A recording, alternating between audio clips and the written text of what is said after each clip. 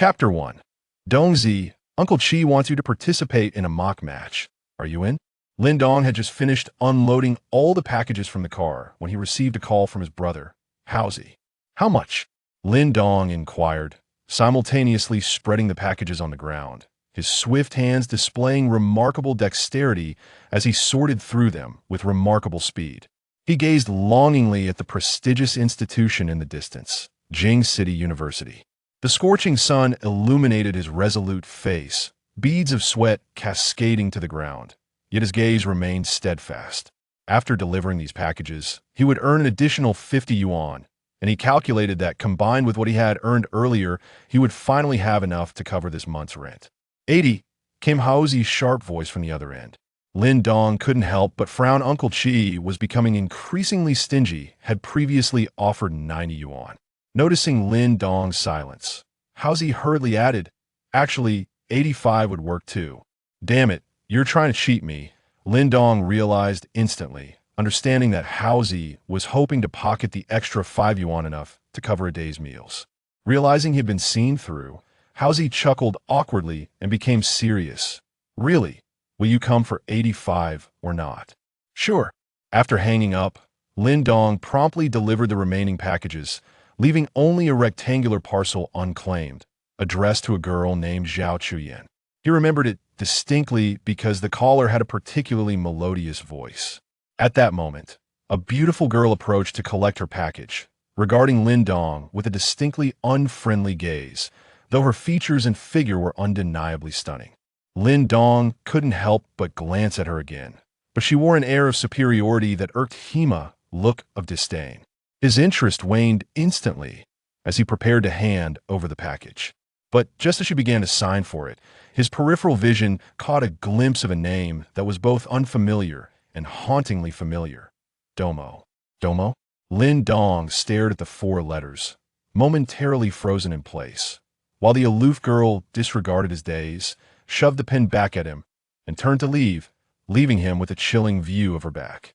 Wait, Lin Dong, who had initially wished to avoid any interaction with such a girl, found himself compelled to take a reckless action, driven by the haunting presence of those letters. He seized her arm. Swish, the haughty girl paused, suddenly alert, her brow furrowing as she spun around. Her movements were fluid and practiced. With a swift kick, she struck Lin Dong in the abdomen. He hadn't anticipated her aggression and felt a sharp pain as he fell to the ground. "Scumbag." The girl glared at Lin Dong, who had the audacity to glance at her legs. Even while on the ground, her fury was palpable, realizing her kick had likely been too revealing. "Hold on." As she prepared to walk away, Lin Dong refused to give up. "May I see what you have?" "This." She lifted the package with a haughty expression. "Do you think someone like you deserves to see it?" With that, she turned on her heel, leaving Lin Dong in stunned silence. He couldn't possibly be looked down upon. Those words pressed down on Lin Dong's heart like a heavy weight. He chuckled self-deprecatingly, coming to terms with it. What was once would forever remain in the past. Half an hour later, Lin Dong arrived at a sprawling internet CAF located in the bustling heart of Jing City, named Tianlong Internet CAF. Navigating it with ease, he headed straight to the 3rd floor, where the VIP rooms were located. As soon as he stepped onto the floor, a slender figure rushed toward him. It was naturally Haozi. "Donga, you finally arrived. Uncle Chi can't wait any longer," he exclaimed, dragging Lin Dong toward the innermost room, which was not open to the public and relatively secluded. "Come on, Lin Dong, take a seat." Uncle Chi, a man in his 40s with a slightly balding head, was shrewd and resourceful. Otherwise, he wouldn't have been able to persuade Lin Dong to participate in a mock match for merely 85 yuan. However, this was also due to Lin Dong's lack of fame. Had he had some renown in Jing City, the price would surely have been higher. Uncle Chi beckoned Lin Dong over, and since it was not Lin Dong's first time, he sat down directly. There was only one computer in the room, but it was distinctly special. It could control another computer at the match venue. Lin Dong settled in and began adjusting the mouse and keyboard. Uncle Chi lingered beside Lin Dong, looking as if he had something to say. "What's up?" Lin Dong asked. At that moment, the computer screen transitioned to the champion selection interface for the match. Uncle Chi glanced over and said, "This time, you can only play support. as the other roles are already fixed. Support? Upon hearing this, Lin Dong raised an eyebrow and replied nonchalantly, "All right, good luck.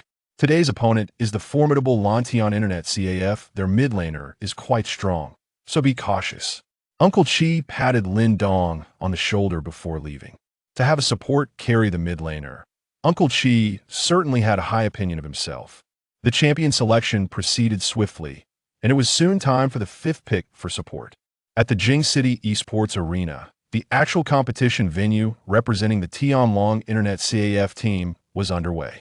Sitting on the far left was a player named Amiao, who was intently focused on the screen. He realized the screen had completely lost control, understanding that a skilled player would soon come to support him. He was merely a placeholder. However, he was puzzled. Did all the experts prefer playing support?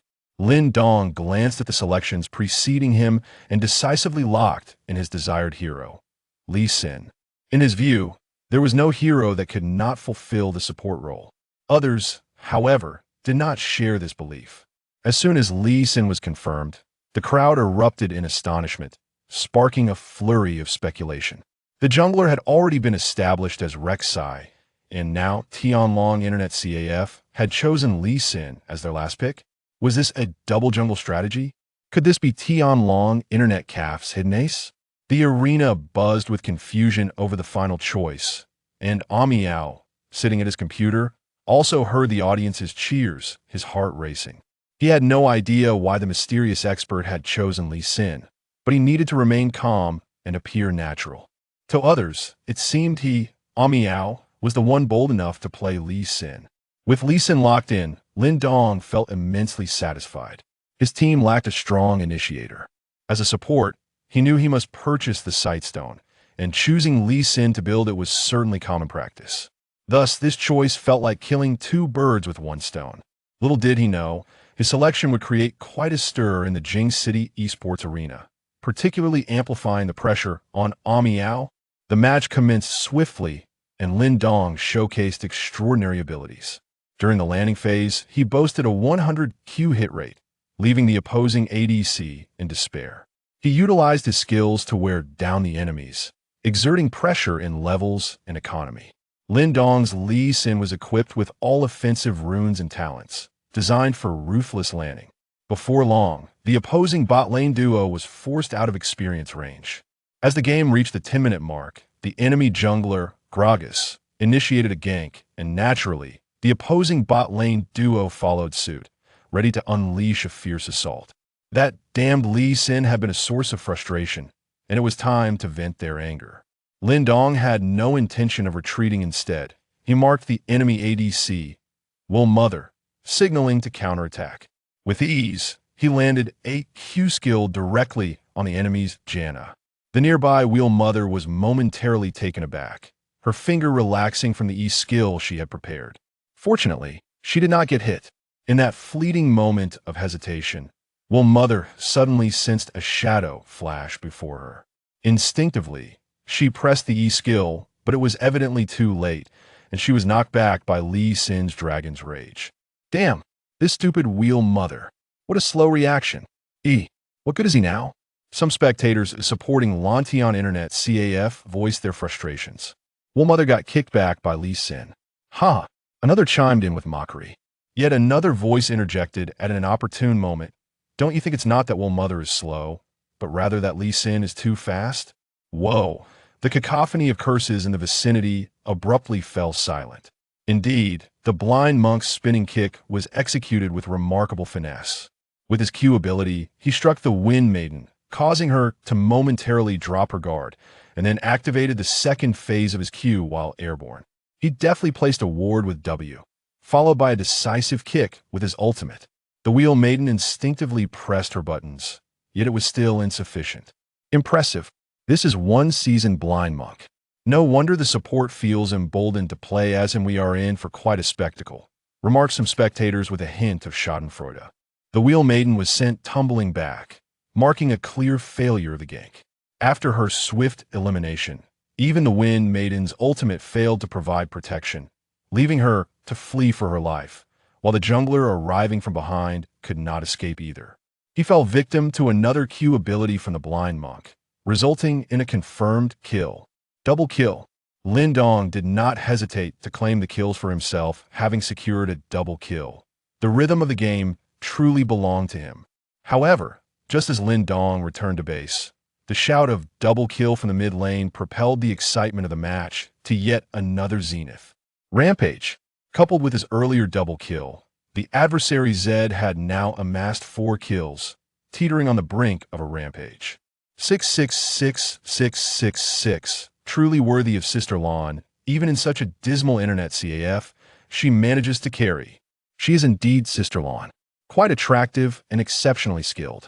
The way she plays Zed, taking down 2 opponents in retaliation. Absolutely remarkable. Sister Lon is set to save the team. Haha.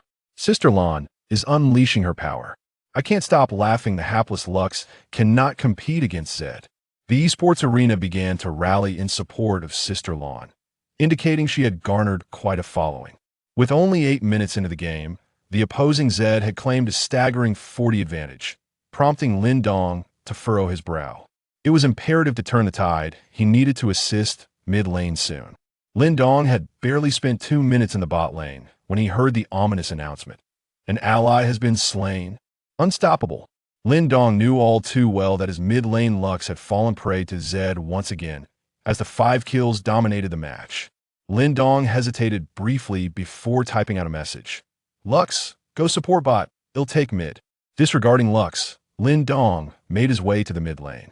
Mao, observing everything on the screen, felt a chill creep down his spine, his hands fidgeting between the keyboard and mouse, contemplating whether he should adopt the demeanor of a savior, embodying a sage who has been entrusted with a great mission. Upon seeing the blind monk arrive in mid lane, Lux obediently retreated to bot lane. What the heck? A lane swap? Lux got pushed to bot lane?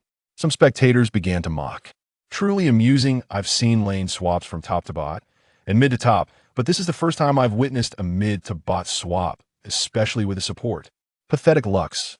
In the heat of battle, the mid laner had been reduced to a support. Sister Lan's prowess was indeed boundless. Are they really putting the blind monk in mid? Is it a death wish? Haha. The audience was nearly in awe of Sister Lon, eagerly anticipating the blind monk's demise as they watched her systematically dismantle this overconfident player. Although many considered the blind monk to be experienced, he paled in comparison to Sister Lan's caliber. It is worth noting that while Sister Lon was dominating the League of Legends scene in the capital, Mao was likely unaware, still struggling in some elementary school internet CAF. The camera swiftly shifted to mid lane, where Sister Lan Zed had amassed enough energy for his ultimate, equipped with a small dagger. The level 9 Zed was poised to confront the level 7 blind monk, destined to be yet another massacre. Upon engagement, Sister Lan displayed remarkable decisiveness. After a few unsuccessful attempts to deal damage, she seized the moment. Forbidden technique. Shadow Slash. The ultimate was activated. The death mark was instantly inscribed upon the blind monk's form. No one escapes their shadows. The chilling words rang out, heralding the onset of Zed's lethal strike. He's a quintessential demonstration of a perfect assassin. Only Zed could truly embody the essence of an assassin. Brilliant. Sister Lon is going for the kill. How thrilling. The crowd erupted in excitement. After marking the blind monk with the death mark, Sister Lon cleverly retained her W ability, prepared to counter the blind monk's ultimate kick. Her meticulous planning was commendable. Zed's primary damage output hinges upon the 3 seconds of damage delivered under the mark of death, allowing him to strike down his foes amidst a throng of adversaries. Should Zed's ultimate be interrupted, or if he is unable to inflict damage upon close engagement, he becomes significantly less effective. Sister Lon had envisioned that upon closing the distance, if the blind monk attempted to kick her away, she would utilize her W to follow up, with a flash at her disposal, ensuring the swift elimination of this overconfident blind monk. However, reality did not unfold as Sister Lon had scripted. In the instant she landed, she swiftly aimed her small dagger, preparing to execute her combination. Yet the blind monk's speed was evidently superior. He instantly activated his E skill, landing a miscalculated strike that slowed Sister Lan's Zed. Upon witnessing that the blind monk had not expelled her, Sister Lan could not help but chuckle inwardly. Indeed, this blind monk was rather obstinate. Engaging in a direct clash with a Zed was tantamount to courting disaster. Resolutely, Sister Lan once again activated her W skill, intending to unleash devastating damage with her Q skill in conjunction with the shadow from her W. Furthermore, her W could also serve to mitigate the blind monk's ultimate ability. This was nothing short of a cerebral contest between the two. Sister Lan's reflexes were remarkably swift the moment she released her W shadow. She prepared to deliver a lethal blow to the blind monk with her Q skill. Suddenly, the blind monk made his move. With a flawless flash, he propelled Zed back beneath the turret. What was the blind monk attempting? Did he dare to counter Zed? Such an action from the blind monk was utterly unexpected. Logically speaking, upon encountering a Zed who was 2 levels above him and on the verge of rampage, most would have opted to kick away and escape with AW. Yet, the blind monk's audacity defied all expectations. With a single kick, he sent Zed crashing back into the turret, drawing its ire as well. By heavens! The blind monk's flash had evaded Sister Lan's deadly double Q. Was he truly attempting to turn the tables with the turret's assistance? It was a fanciful notion that left the onlookers in disbelief, yet deep down, they still held faith that Sister Lan could outshine the blind monk. After Lin Dong kicked Zed back, he did not immediately use his Q skill to pursue. Sister Lan was taken aback. This blind monk was certainly not as foolish as he appeared. After all, it would be sheer folly for a blind monk with a mark to engage in a duel with Zed. The resolve to kill was firm. Sister Lan became even more decisive, observing the glowing summoner spells in the mark on the blind monk. This time, she had to eliminate him. Otherwise, how could she ever show her face in the capital after being outperformed by this blind fool? Sister Lan was exceptionally precise in her damage calculations, exhibiting no hesitation. Each additional second of assault could yield explosive damage. Flash. The moment Sister Lan flashed forward, she ignited her spell, and her blade struck the blind monk with astonishing force. However, the blind monk's actions were even more outrageous. After kicking Zed beneath the tower, he did not retreat but charged toward Zed, heading straight for the turret, which conveniently facilitated Sister Lan's assault. With the tower's onslaught, Sister Lan remained composed, silently counting in her mind. Enough. Just as her health approached its limit and the blind monk was reduced to a few hundred health from the turret's assault, Sister Lan brimmed with confidence. She envisioned the blind monk's desperate gaze. With one more basic attack, the damage would suffice, and then she could her back. The blind monk would be obliterated by the mark's explosion and ignite. The crowd naturally noticed this, erupting in cheers. 66666, another strong kill. Eyes wide, they watched as Sister Lan unleashed her final basic attack on the blind monk. He was destined to perish. Yet, at that very moment, just as Zed's basic attack landed, the blind monk surprisingly sidestepped to the right, not in retreat, but seemingly to adjust his position. Such subtle movements left the spectators little time to ponder. Sister Lan was certain that the kill was hers. As the basic attack landed, she instantly activated her second R. Her reflexes were indeed swift, however. His health could no longer withstand another tower hit. But then, an unexpected turn of events unfolded. The instant Sister Lan touched down, the blind monk's mark detonated, reducing him to low health, and with ignite still affixed to him, he appeared undoubtedly doomed. Yet, this seemingly dying blind monk executed an astonishing maneuver that left the crowd in shock. At the moment Sister Lan activated her R, he unexpectedly directed his Q skill towards Zed's shadow left behind when he activated his ultimate. What followed was extraordinary. Zed landed, directly struck by the blind monk's Q skill. Zed had already been at the brink of death from the turret's damage. The blind monk's Q connected, propelling him forward while swiftly encasing himself in a W shield. With a swift kick, he dashed towards Sister Lan, extinguishing her life just as she returned from her R. His shield fortuitously absorbed the damage from Sister Lan's ignite. With a mere 17 health remaining, he survived the encounter, achieving an improbable counterkill on Zed. Termination. The massive word blazed across the screen, strikingly vivid. And the audience finally reacted. What was initially Sister Lan's tower dive turned into the blind monk's miraculous counterkill. This was not merely a showcase of skill. It was an utter humiliation for Sister Lan. Blind monk, I salute you. The crowd erupted in applause. 66666. This kick was nothing short of earth-shattering, extinguishing Sister Lan and the Blue Sky Internet CAF. Ultimately, the Tianlong Internet CAF, led by the blind monk A Mao, claimed victory. What just happened? Who played that blind monk? I'm furious. After the match, In a room at Blue Sky Internet CAF, a girl was seething with anger, shouting at her subordinates. Her face was a mask of fury, yet her exquisite features could not be overshadowed, even in her wrath. She was none other than Lan Jing, the user of Zed who had just been outplayed by Lin Dong's blind monk, a legendary figure in the capital, known as Sister Lan.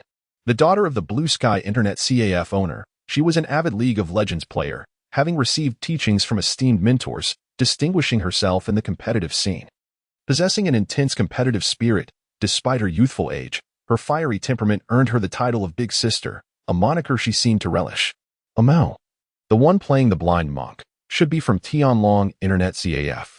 But he wasn't that skilled before, so how did this happen? Her subordinates, wary of her anger, spoke cautiously. Mao, just you wait. I will make sure to have a reckoning with you. Lan Jing clenched her fist, resolute that she would not permit anyone to surpass her, especially this Mao who had humiliated her in front of so many. Unyielding, Lan Jing pulled up the recording of the match, determined to decipher how she had lost. She replayed the footage, scrutinizing the moments of her demise. And the more she watched, the more astounded she became. It turned out that the blind monk had plotted against her from the very beginning. He had waited beneath the tower for her to engage, then executed a flawlessly timed R-flash to kick her back under the turret. While she used her flash to secure a kill, the blind monk deliberately moved toward the turret, revealing his intentions to counter rather than escape. He had cleverly exploited her mindset, forcing her to tank the turret while Lin Dong was, of course, unaware that his unintentional misstep would embroil Mao in considerable trouble. Having triumphed in the competition, the Tianlong Internet CAF ascended in the rankings of the Jing City cyber realm, much to Uncle Chi's delight, who generously rewarded Lin Dong with an additional 100 yuan. Subsequently, Mao and his companions returned from the esports arena adorned with glory. Naturally, Mao was the center of attention, with passers-by engaged in fervent discussions, showering him with accolades that left him feeling elated. Upon returning to the Tianlong Internet CAF, Mao insisted that Uncle Chi introduce him to Lin Dong, the enigmatic figure of extraordinary prowess. Ultimately, Lin Dong led the group through several rounds of games. And after witnessing his remarkable ability to turn the tide and transform the mundane into the extraordinary, the patrons of Tianlong Internet CAF were utterly captivated. Reverently hailing him as a master, Lin Dong merely smiled faintly, as even the gods were finding it increasingly difficult to make ends meet. Upon exiting the Tianlong Internet CAF, it was already 8 in the evening. Lin Dong hurriedly made his way to the bustling night market of the capital city, where he began grilling skewers at a stall. His culinary skills were exceptionally unique, and thus his stall attracted a continuous flow of patrons, leaving the proprietress overwhelmed with the daily influx of cash. Naturally, this windfall had little to do with Lin Dong. At midnight, he concluded his work, pocketing 200 yuan from the skewers before departing. Without delay, Lin Dong rushed to a nearby bar, where the atmosphere was awash with vibrant lights and revelry. He transformed into the resident singer, showcasing his versatility. Indeed, Lin Dong was a true polymath, adept at nearly everything. By 2 in the morning, he finally wrapped up a long day's work. During his time there, numerous young women approached him, some even affluent ladies expressing their desire for a more intimate arrangement. Yet, Lin Dong steadfastly declined each proposition. I consider myself a person of integrity, living under the auspices of a great socialist system, steeped in the rich culture of the past 5,000 years. I carry myself with dignity and conduct my affairs with honesty. You offer me 100 yuan and expect me to acquiesce. Why not 200? Lin Dong disdainfully glanced at the lonely, eager-eyed older women before making his exit. In a world fraught with vice, one must always safeguard their own interests. Lin Dong returned to his shabby rented room at 3 in the morning. Today had been particularly lucrative, as he had participated in a fixed match, earning over 100 extra. After paying the rent, he could finally save a bit of money. Little by little, he hoped to accumulate enough to afford treatment for his sister's illness. Lin Dong had a sister, not by blood, but they had grown up together, sharing a deep bond. They had once lived happily, but certain events had forced her to reside in a sanatorium. Her illness weighed heavily on Lin Dong's heart. He felt that until it was cured, he would never find peace in his life. Gazing at a photograph on the table, he was struck by the memory of her radiant smile, and a pang of sorrow gripped him, causing him to clench his fists.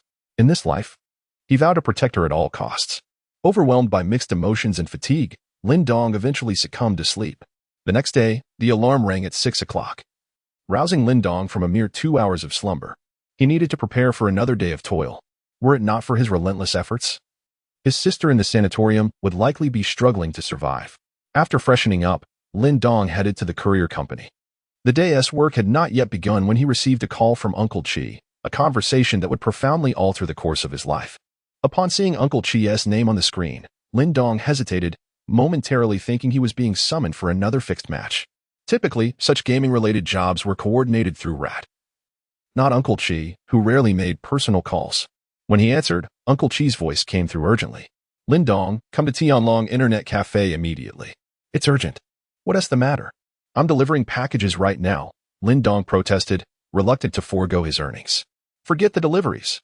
Do you want to earn over 10,000 a month? If so, get over here. Uncle Chi hung up abruptly.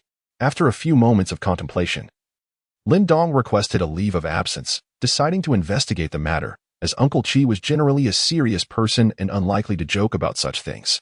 He soon arrived at Tianlong Internet Cafe, and, before he could ascend, spotted Rat, clad in his characteristic garish green attire, sporting a mohawk hairstyle, and possessing shifty, rat-like eyes, reminiscent of the character Domo from League of Legends, which had earned him his nickname.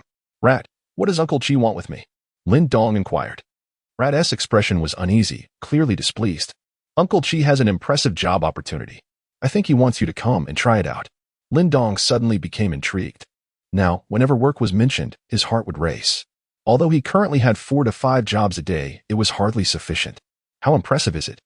Lin Dong raised an eyebrow. If even a rodent deemed the job remarkable, it must be extraordinary. An annual salary of 500,000. Job responsibilities? Accompanying, dining, and leisure activities. Target demographic? Young, vibrant women. Upon hearing this, Lin Dong felt a ripple of excitement within. Was this truly a job? It seemed more like indulgence. Doubting the reality of such comfort, he wondered where one could find work so pleasurable. Job location? A prestigious university in the capital. Upon hearing this, Lin Dong was taken aback. This was everything he had ever desired. Having never attended university himself, he had always yearned to step onto a campus. It was a golden opportunity. Seeing Lin Dong's eyes sparkle, the rodent could not help but interject. Don't dream too much. You can only give it a try.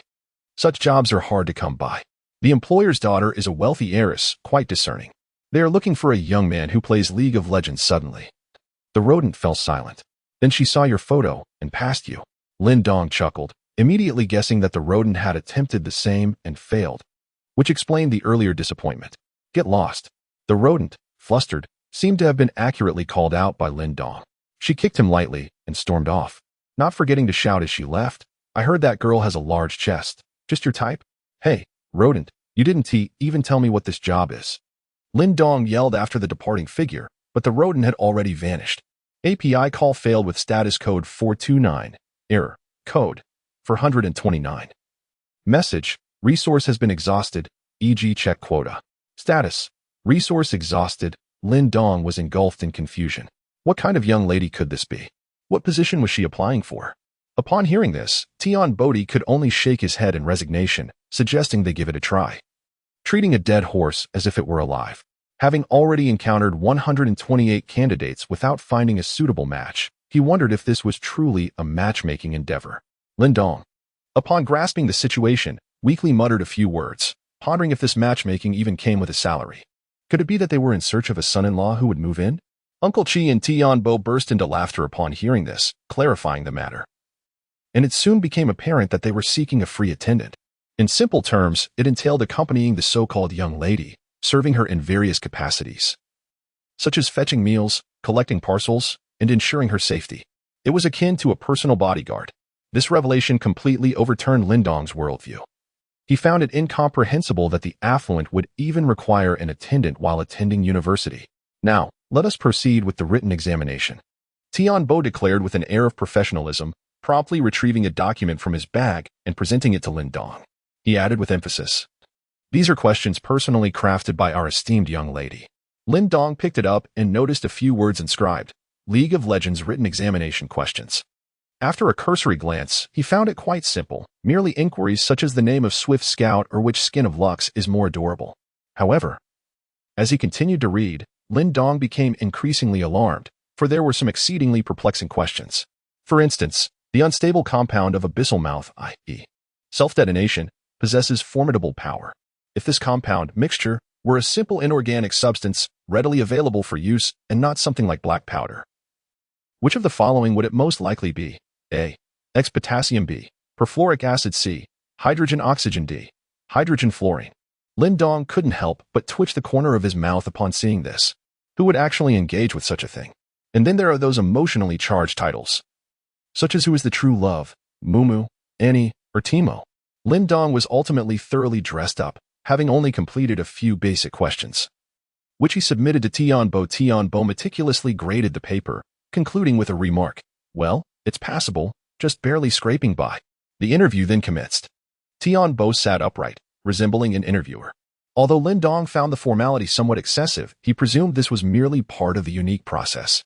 After a brief self-introduction, Tianbo proceeded to activate the two computers beside him. With his hair already graying, Tianbo suddenly turned to Lin Dong and uttered a rather trendy phrase. "Come, let's have a solo." What? Lin Dong thought he must have misheard. A nearly 60-year-old man uttering such a phrase, who would believe that? Yes, let's have a solo. Seeing Lin Dong's astonishment, Tianbo's face betrayed a hint of confidence, tinged with a sense of condescension, as if to say, "Are you afraid of this old man? Or perhaps you are unfamiliar with the term solo." Lin Dong was somewhat distraught, pondering why he could never escape the clutches of League of Legends. It was a demand from the young lady. In truth, she was reluctant to seek a subordinate of this nature, but her father insisted on such arrangements. Thus, she resolved to find someone to accompany her in this game. "So what does this mean for you?" Lin Dong could hardly fathom the implications of Tianbo engaging in League of Legends. With a bitter smile, Tianbo replied, "It's simply because she won T. Leave me alone." With no one else to play with her, she turned to this old man. Lin Dong couldn't help but chuckle at the thought of a young maiden persistently engaging a silver-haired elder who ambled with difficulty in a game of League of Legends. The sheer absurdity of the image was quite amusing. However, what reassured Lin Dong was the impression this young lady gave him. She seemed to embody a gentle charm, mischievous yet endearing, traits that made her easy to get along with. As long as she didn't exude an air of superiority, he would be content. Yet, the unpredictability of life is daunting. This might very well be the greatest illusion Lin Dong has ever harbored. The heart of a woman is as elusive as a needle in the vast ocean. At this moment, Tianbo had already set up the game, eager to engage Lin Dong in a solo match. With a smile, Lin Dong consented. Securing this job would undoubtedly improve his future significantly. No more daily hustles for part-time work, a stable residence, and the opportunity to attend the university of his dreams. It was indeed exhilarating. At this juncture, Tianbo had determined his champion, leaving Lin Dong astounded. Tianbo had chosen an adorably whimsical hero, the swift scout Timo. "Tianbo, you're playing that?" Lin Dong couldn't help but inquire. "Is there a problem with that?"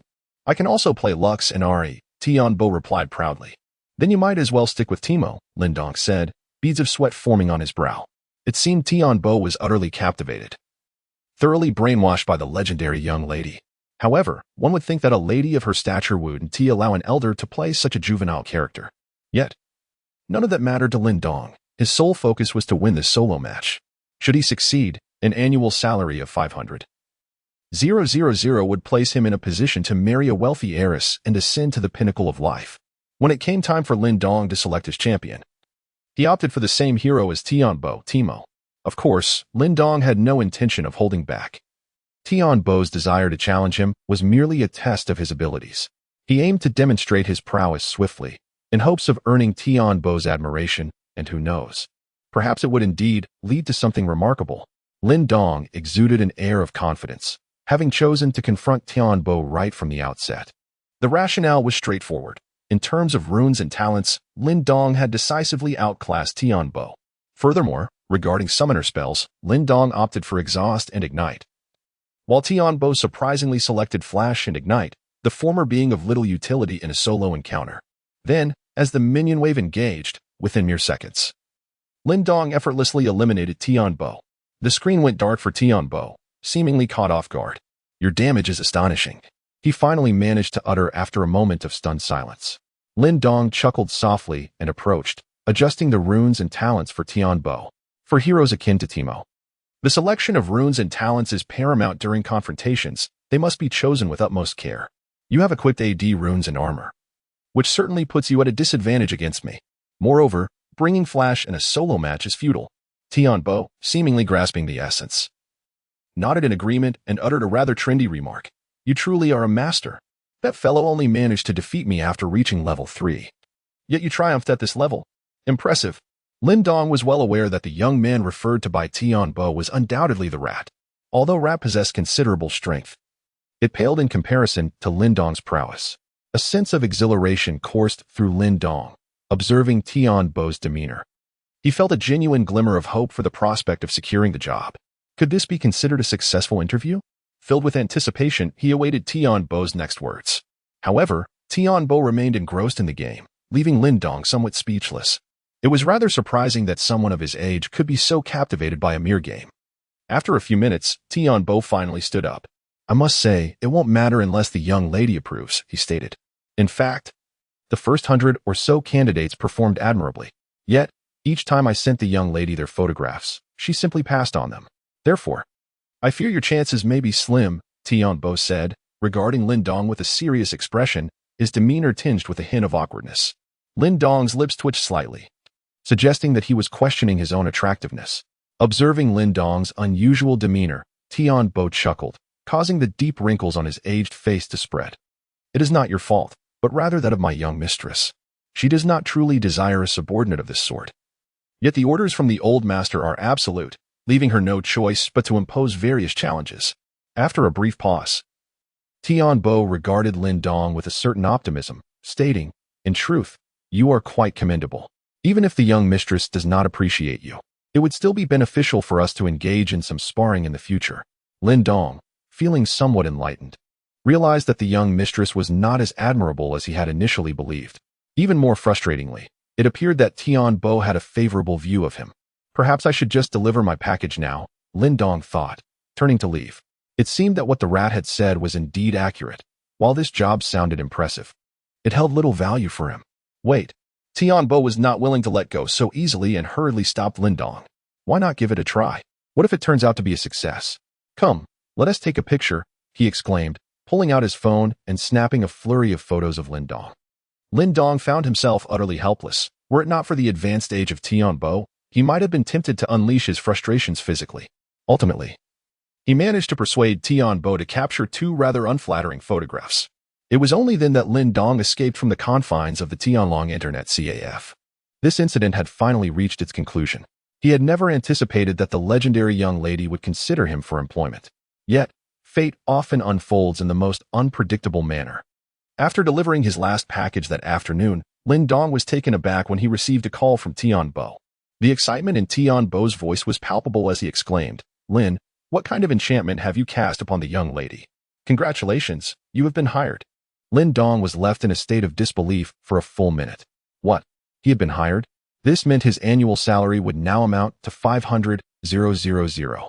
Had those few photographs truly sufficed? The young lady had turned down a staggering 128 candidates, and fortune had finally smiled upon him. Tianbo, you must be joking. Lin Dong responded, still struggling to accept the news.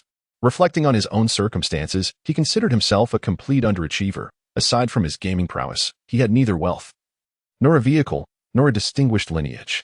What possible connection could he have with the young lady? Yet, the seemingly impossible had transformed into reality. Tianbo, equally perplexed, recounted, I was just as bewildered. When I showed the young lady your photos today, she casually dismissed them as she usually does. But just as I was about to leave, she suddenly asked me to bring the photos back. She examined them with great seriousness, and then, to my astonishment, you were hired. As Tianbo earnestly recounted the scene, Lin Dong couldn't help but smile, gently caressing his own face. Could it be that his handsome visage had captivated the young lady? Indeed. This society often places great emphasis on appearances. Lin Dong sighed contentedly, reveling in the thought of the young lady gazing at his photograph with infatuation. Meanwhile, in a dormitory at Jing City University, a stunningly beautiful girl was glaring at her phone, her expression one of fury as she clenched her fists. Ah, what a twist of fate. This scoundrel is about to meet his downfall at my hands. If Lin Dong were present, he would have recognized that the photo on her phone was indeed his own. What would his reaction be? All right, Lin, send me your address. I'll pick you up tomorrow. Once you meet the young lady, remember to keep your composure. She can be quite irritable towards outsiders. Yes, I understand, Lin Dong nodded. After all, a wealthy young lady surely possessed her own brand of arrogance. With an annual salary of 500,000 and such a comfortable work environment, he was prepared to endure any trifling indignities. Before hanging up, Tianbo added, "Lin, you must teach me how to play League of Legends properly one of these days. I've been utterly trounced by the young lady lately." Lin Dong couldn't help but chuckle at the combative Tianbo. After ending the call, he looked up to the sky and exclaimed, "Yes, I am now a man with a 500,000 annual salary." He quickly discarded his work uniform, tossing it aside, and called his friend, telling him the young lady was now his. The subsequent exclamations of "awesome" from his friend only added to Lin Dong's joy. He promptly resigned from his job at the barbecue and bar, for tomorrow he would become a student at Jing City University. There would be no time for part-time work. His new salary was more than sufficient, especially for his sister's medical needs.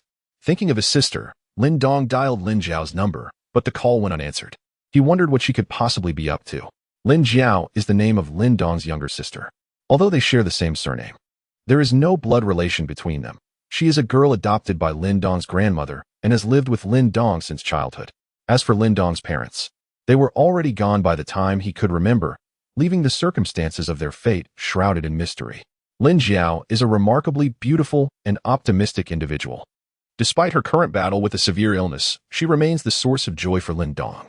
Their sibling bond is profound, and since the passing of their grandmother last year, they have become each other's sole support in the vast city of Beijing. As Lin Dong remained lost in thought, the phone finally connected, and a voice as melodious as a bell reached him from the other end. "Brother, aren't you busy today?" Upon hearing Lin Jiao's voice, a warmth enveloped Lin Dong's heart. "Not busy anymore. I've resigned from my previous job and have now secured a remarkable position." Such significant news was something Lin Dong was eager to share with Lin Jiao first. "What? Haha, an annual salary of 500,000. Lin Dong, filled with excitement, shared the delightful news, anticipating that Lin Jiao would be overjoyed. However, an unexpected silence fell on the other end. What could be the matter? After a prolonged pause, a sobbing voice emerged from the phone. Lin Dong understood that his tearful sister was likely in distress once more. "Brother, I'm so sorry. I feel utterly useless. If it weren't for me, you wouldn't have to endure such hardships. A salary of 500,000 a year. Brother, please don't do anything foolish." Lin Dong couldn't help but smile wryly. His sister Lin Jiao, in her innocence, likely thought he was involved in some nefarious activity, which had caused her to weep. "It's all right. I'm simply going to work at Jing City University. You needn't worry. It will be much easier than before." Under Lin Dong's comforting words, Lin Jiao finally ceased her tears, her mood lifting considerably. "Wow, Jing City University. Isn't that the place you've longed for, brother?" Upon hearing that Lin Dong was going to Jing City University, Lin Jiao felt an overwhelming joy, akin to the relief of recovering from an ailment. "Are you doing well there?" "Quite well," he replied. Lin Jiao had always been an optimistic soul, a ray of sunshine in the hearts of those around her, even though her health had significantly deteriorated. After chatting for a full half-hour, the siblings reluctantly ended the call. Before hanging up, Lin Jiao made sure to mention that she had begun earning money, which would, in turn, alleviate some of Lin Dong's burdens. Lin Dong inquired how she earns her living. To everyone's surprise, the usually obedient Lin Jiao decided to keep a secret this time, responding enigmatically, "You will find out in due time." Lin Dong was not overly concerned, as he was no longer troubled by financial matters. Meanwhile, in the sanatorium in the capital, after finishing her phone call, Lin Jiao opened her computer. The screen displayed a familiar sight. It was League of Legends. After Lin Dong hung up the phone, he returned to his dilapidated rented room and packed up all the belongings he intended to take with him. Since he was to become a companion to the young lady, it was only natural that he would reside at the school. Tianbo, known for his efficiency, had already completed Lin Dong's enrollment process, and now he was officially a first-year student in the management department of Jing City University. He couldn't help but marvel at the formidable power of the young lady's family, which had effortlessly secured his admission to the university, even placing him in the same class as her. A beautiful life was about to unfold. Typically, Lin Dong found himself restless in the evenings, but today, with an unexpected abundance of free time, he was uncertain of how to occupy himself. Out of boredom, he rummaged through a corner of his room and unearthed his old laptop. He proceeded to install League of Legends, intending to play a couple of matches before bed. Logging into his account, he entered the Ionia region. It had been many years since he had played this account. which remained stuck in Season 3 while the current season was already Season 5. His ID still bore the name he had used back then, Fire In. If any veteran players were to see this ID, they would surely be filled with excitement. Fire In. This legendary ID had once been a dream for many League of Legends enthusiasts, symbolizing an era and, inevitably, the end of one. In the twilight of Season 3, the entire world had once been captivated by Fire In. The simple concatenation of letters had become emblematic of the rise of League of Legends in the 9 provinces, but now, the competitive scene was dominated by the Korean wave. Who could possibly take up the mantle? Firelin had vanished. Where had Firelin gone? When Firelin was around, figures like Faker, Marin, and Huli were mere shadows. The players from the 9 provinces awaited his return with bated breath. Yet, after 2 long years, Firelin had not returned, and the ID had gradually faded from memory. However, it would forever represent the pinnacle of glory for the people of the 9 provinces during Season 3. For Firelin was the banner of that time. Now, at the end of Season 5, Lin Dong finally reopened this ID, which had been sealed for 2 years. Gazing at it, he was overwhelmed with emotions, opening the friends list to see familiar IDs flash before his eyes. Memories began to resurface. Lin, you are undoubtedly the king of solo in this year's world. Lin, having claimed the title of world champion, what will you do next? Is the honor of Domo truly that significant? When you arrive in America, let it be a bloodbath in Los Angeles. We await your return, Lin. As these thoughts coursed through his mind, Lin Dong felt his eyes redden. The weight of nostalgia was unbearable. After 2 years of letting go, he still found it difficult to move on, as that glory remained a deep-seated wound in his heart. Chuckling to himself in self-deprecation, he murmured, Fire Lin is no more. With determination, Lin Dong deleted all his friends from the list and, with a twinge of regret, purchased a name change card, adopting a new ID, Lingong Tian Tian. This name, steeped in the essence of the 9 provinces, symbolized Lin Dong's fresh start. Gathering his emotions, he embarked on his first ranked match at the end of Season 5. Though Fire Lin had ceased to exist, Lin Dong, in a brand new guise, was reborn as Lingong Tian Tian.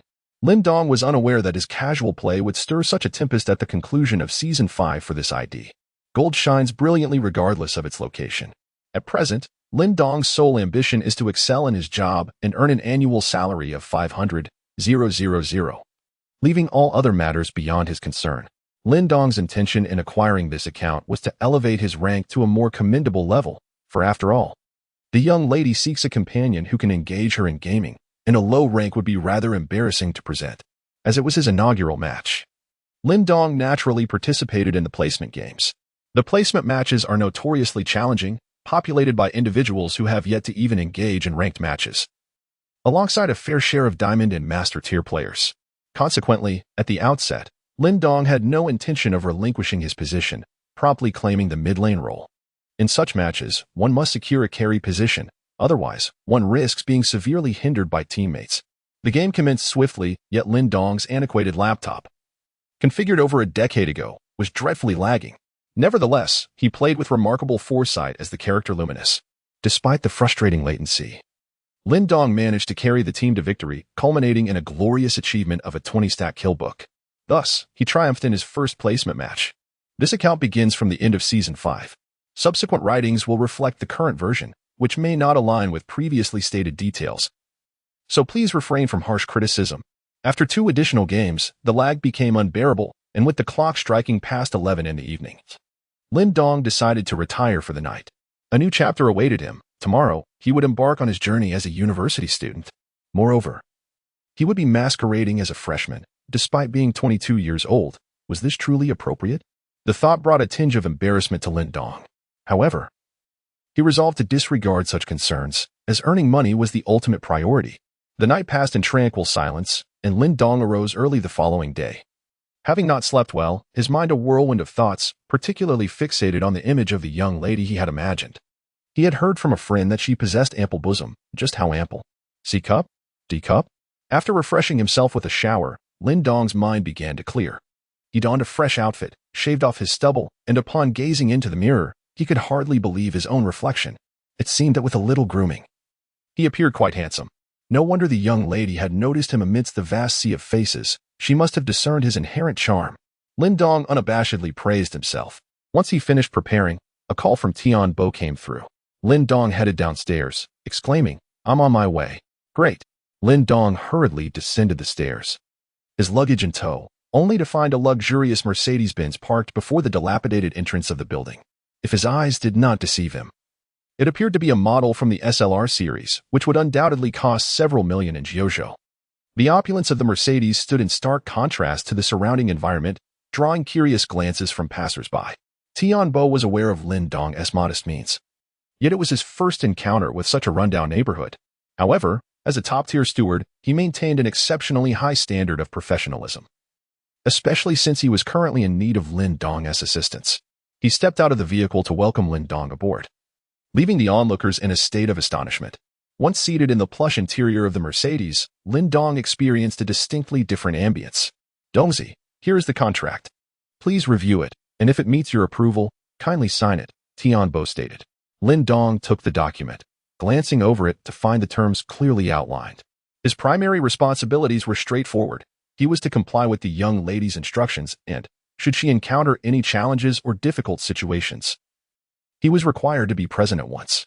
The contract culminated in a rather unexpected stipulation. During moments of loneliness and helplessness, he was to remain by the young lady's side at all times. Lin Dong's mind momentarily turned wicked, contemplating the essence of loneliness and helplessness. Confronted by this sense of desolation, he signed the contract without a hint of hesitation. Truth be told, his eyes were drawn to the enticing salary, an annual income of 500,000. The wealth of the affluent is indeed effortlessly acquired. Where shall we go next, Mr. Tian? Upon signing the contract, Lin Dong officially devoted himself to his new role. First, we must meet the young lady, allow you both to become acquainted. Mr. Tian glanced at the time, noting that class had yet to commence. We can simply head to her dormitory. Afterwards, I will assist you with your enrollment. Is it acceptable for you to reside in the student dormitory? This arrangement will facilitate your service to the young lady. Certainly, Lin Dong eagerly agreed, as residing in the dormitory would not only save him on rent but also afford him the chance to relive the student experience.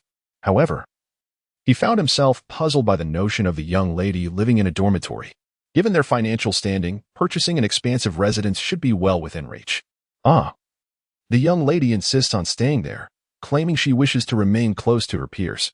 Since she resides in the dormitory, I, as her steward, cannot tend to her directly, which has prompted the master to seek someone to watch over her. Hence, you have arrived.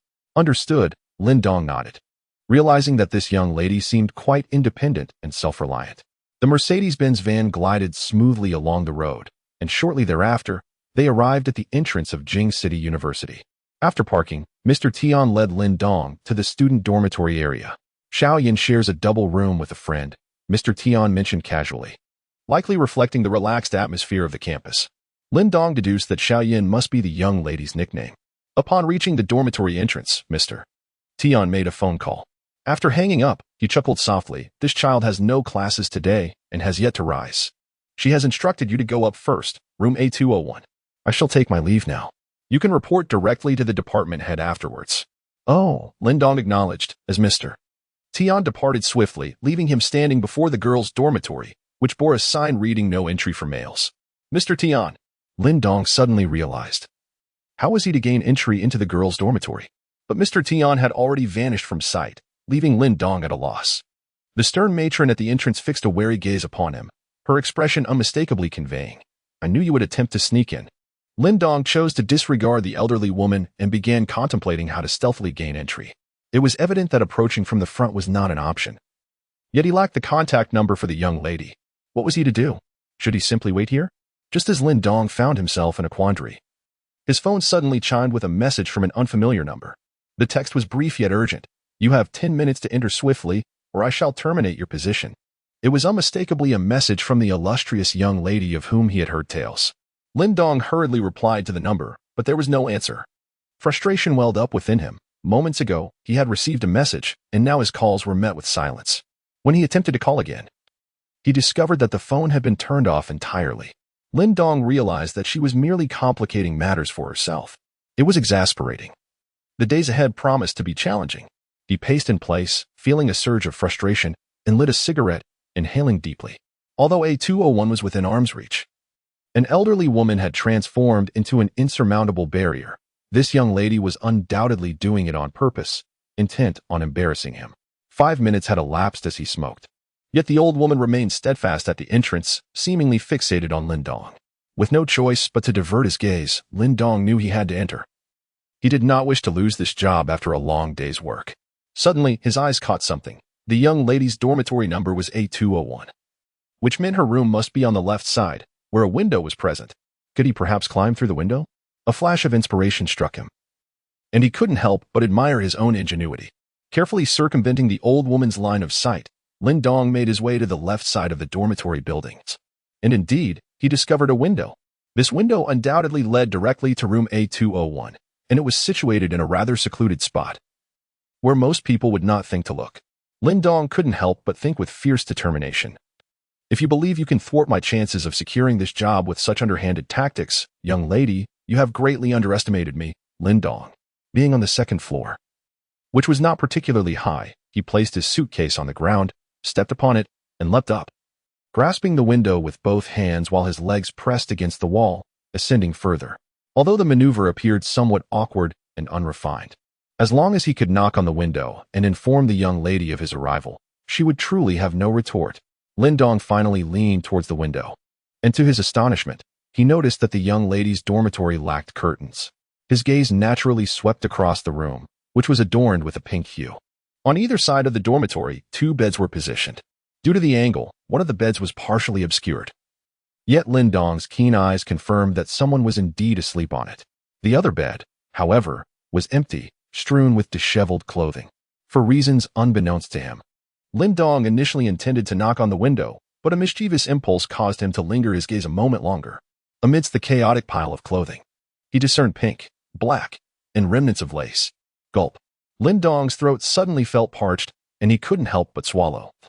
It was all too thrilling. The sensation was almost overwhelming. At that moment, the other bed shifted slightly, although he could only glimpse a corner.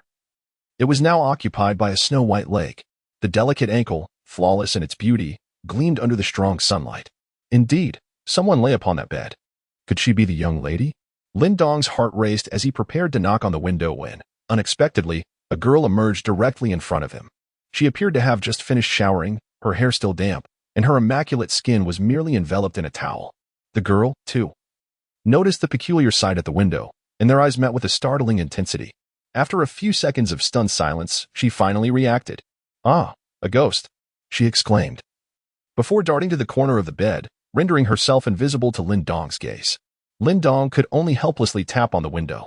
The 2 women huddled in the corner, calming down for a few minutes. Lin Dong could faintly hear one of them say, "Xiao Shu, you deserve this. Who told you to insist on opening the curtains every time you take a shower? Well, look at the situation now. Exhibitionist." At this moment, Lin Dong was lying on the ground, his arms weary. In truth, he longed to descend, if his conjecture was accurate. The individual he had just glimpsed must be the young lady's roommate. He had heard from a friend that the young lady was a person of considerable stature. The figure swathed in a bath towel, if his memory served him correctly, could only be likened to an empty expanse. The mere thought of having inadvertently witnessed the roommate's form filled him with dread at the prospect of encountering the young lady again. Would she perceive him as a voyeuristic fiend? How foolish he had been in his impulsive decision to concoct such a ludicrous plan. Crouching by the window was exceedingly awkward. To descend would signify the loss of his position, yet remaining there seemed even more humiliating. As Lin Dong found himself engulfed in indecision, he suddenly perceived 2 figures gliding past the window directly in front of him. Before him stood 2 extraordinary beauties. One was the alluring Xiao Shu, who had just recently been seen in a state of undress, now donned an attire that radiated her fury as she glared at Lin Dong. The other, indeed as the rat had forewarned, possessed an impressive bosom. Although clad in a loose-fitting nightgown, her stunning physique was unmistakable. However, when Lin Dong beheld her visage, he was utterly astounded. To his dismay, the fabled young lady was none other than Zhao Chuan.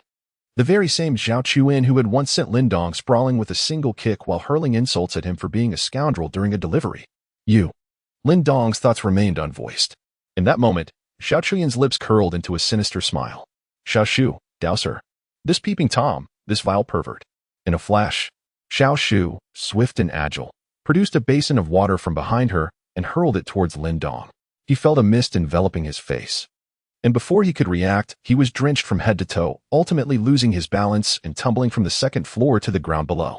His hair was soaked, his clothes drenched, yet, Surprisingly, the water bore a faint, pleasant fragrance. He couldn't discern whose bathwater it was. Upon witnessing his own disheveled state and encountering the two girls who cast peculiar glances in his direction, Lin Dong's fury ignited. This entire affair was a meticulously orchestrated scheme. From the moment Tian Bo had handed his photograph to Zhao Chuyin, this young lady had plotted everything. The reason for his employment was not due to his charm or gaming prowess, but rather a calculated act of vengeance. Zhao Chuyin. Lin Dong bellowed into the room. There was no reply, yet he faintly discerned Xiao Shu's voice. Xiao Yin, that person just now knew you. Why did you still have me splash him? In that instant, the truth dawned upon him. The young lady truly was a manipulative schemer. Lin Dong decided to disregard the situation. After all, he had encountered her. And she had no valid reason to dismiss him. Suddenly, an epiphany struck Lin Dong. If she wished to play games with him, he would gladly indulge her. He took out his phone and replied to the earlier message. Dear Miss, I have already met you within 10 minutes. I shall proceed to complete my enrollment procedures now. See you in class. With a confident tap, Lin Dong sent the message, enduring it all for the sake of that 500,000. Fortunately, it was summer, and soon enough, his hair and clothes were dry. Lin Dong approached the department head to report in and was assigned to room 512 in Building B of the male dormitory. Lin Dong, dragging his suitcase, made his way toward Building B, a flutter of anticipation stirring within him at the thought of soon becoming a student at Beijing University. In truth, the new semester had only commenced a little over 2 weeks ago, thus his late arrival felt rather unobtrusive. Before long, Lin Dong arrived at room B512. And even before stepping inside, the cacophony of voices erupted from within. What an idiot. He doesn't even know how to maintain vision. I've been utterly defeated again. Trash. The top laner is equally useless. I've assisted him several times, yet I still end up being pummeled. The familiar banter of League of Legends filled the air. It seemed his roommate was in quite a rage, which reminded Lin Dong of a humorous adage in the realm of League of Legends. There are two types of people, those like me and the fools. Lin Dong, lacking the inclination to knock, directly pushed open the door, fully aware that the two engrossed in their game would likely not hear him. As he entered, the duo turned around, casting a glance at Lin Dong. Sitting in the innermost part of the room was a tall, slender figure adorned with black-framed glasses. A newcomer, perhaps? I am Ruo Feng, he introduced himself. Lin Dong nodded and greeted them, introducing himself. I am Lin Dong, just arrived. I hope to receive your guidance. Hey, brother, I'm Lu Chang'an. You can call me Fatty. Don't be so reserved. Come on, let us enjoy ourselves. Another individual smirked at Lin Dong, who then noticed that this fellow had a rather sleazy appearance, indeed a stout man weighing at least 200 pounds. You all carry on. I'll tidy up a bit. Lin Dong declined their enthusiastic invitation, realizing he needed to familiarize himself with the surroundings first, since it was a 4-person room. The other 3 beds were already cluttered with belongings, leaving the empty bed as his own. After arranging his things, Lin Dong began to organize his sleeping area. Fatty and Ruo Feng resumed their banter. Out of boredom, Lin Dong glanced over. Their game seemed to be progressing relatively well, with a kill ratio of 38-25 in a ranked match of the silver tier. Fatty was playing as Miss Fortune in the ADC role, while Ruo Feng took on the jungler role as Rumble. The game had reached the 35-minute mark, despite having many advantages. The presence of Phoenix on the opposing team made it challenging for Fatty's side to push forward. If this dragged on and the enemy's equipment became fully developed, it was certain that Fatty's team would face defeat.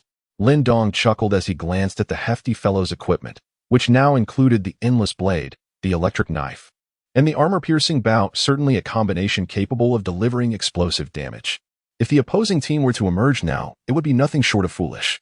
After pushing forward without any success, the enemy's weapons had taken the opportunity to stealthily dismantle the second tower in the upper lane, and the situation was becoming increasingly dire. The group had no choice but to retreat to their base. The hefty man accessed the shop, saving his funds to purchase a colossal sword, evidently intending to further amplify his offensive prowess. Lin Dong stood at the back and suggested, you might as well purchase a mercury treads. The hefty fellow turned around, somewhat skeptical. What for? I already have mobility. You can use it to initiate team fights. Lin Dong replied with an air of profundity.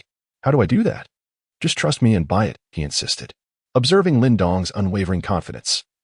The hefty fellow ultimately relinquished his pursuit of additional attack power and opted to spend the remaining funds on the mercury treads. Rally then to push mid, he commanded.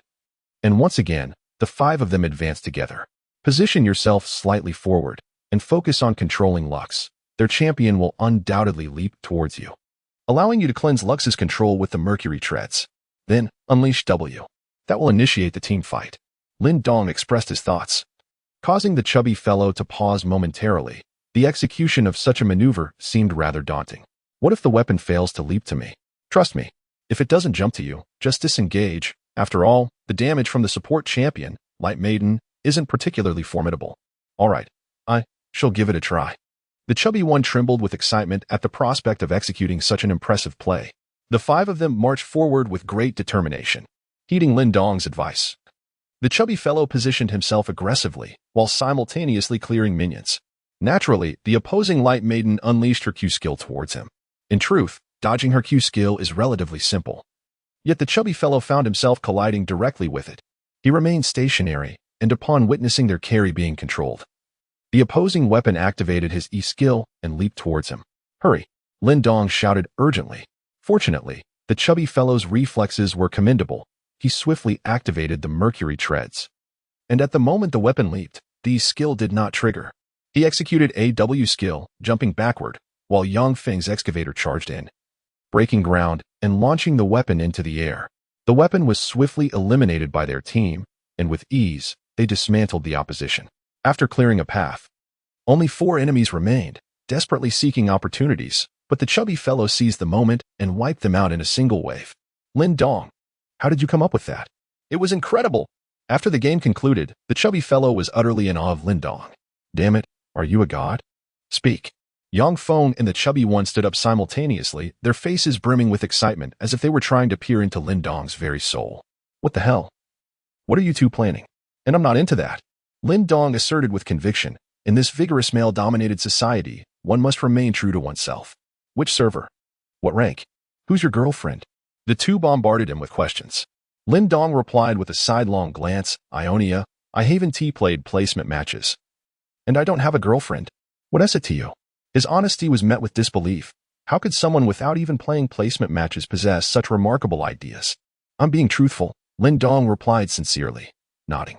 Having just entered university, I must keep a low profile.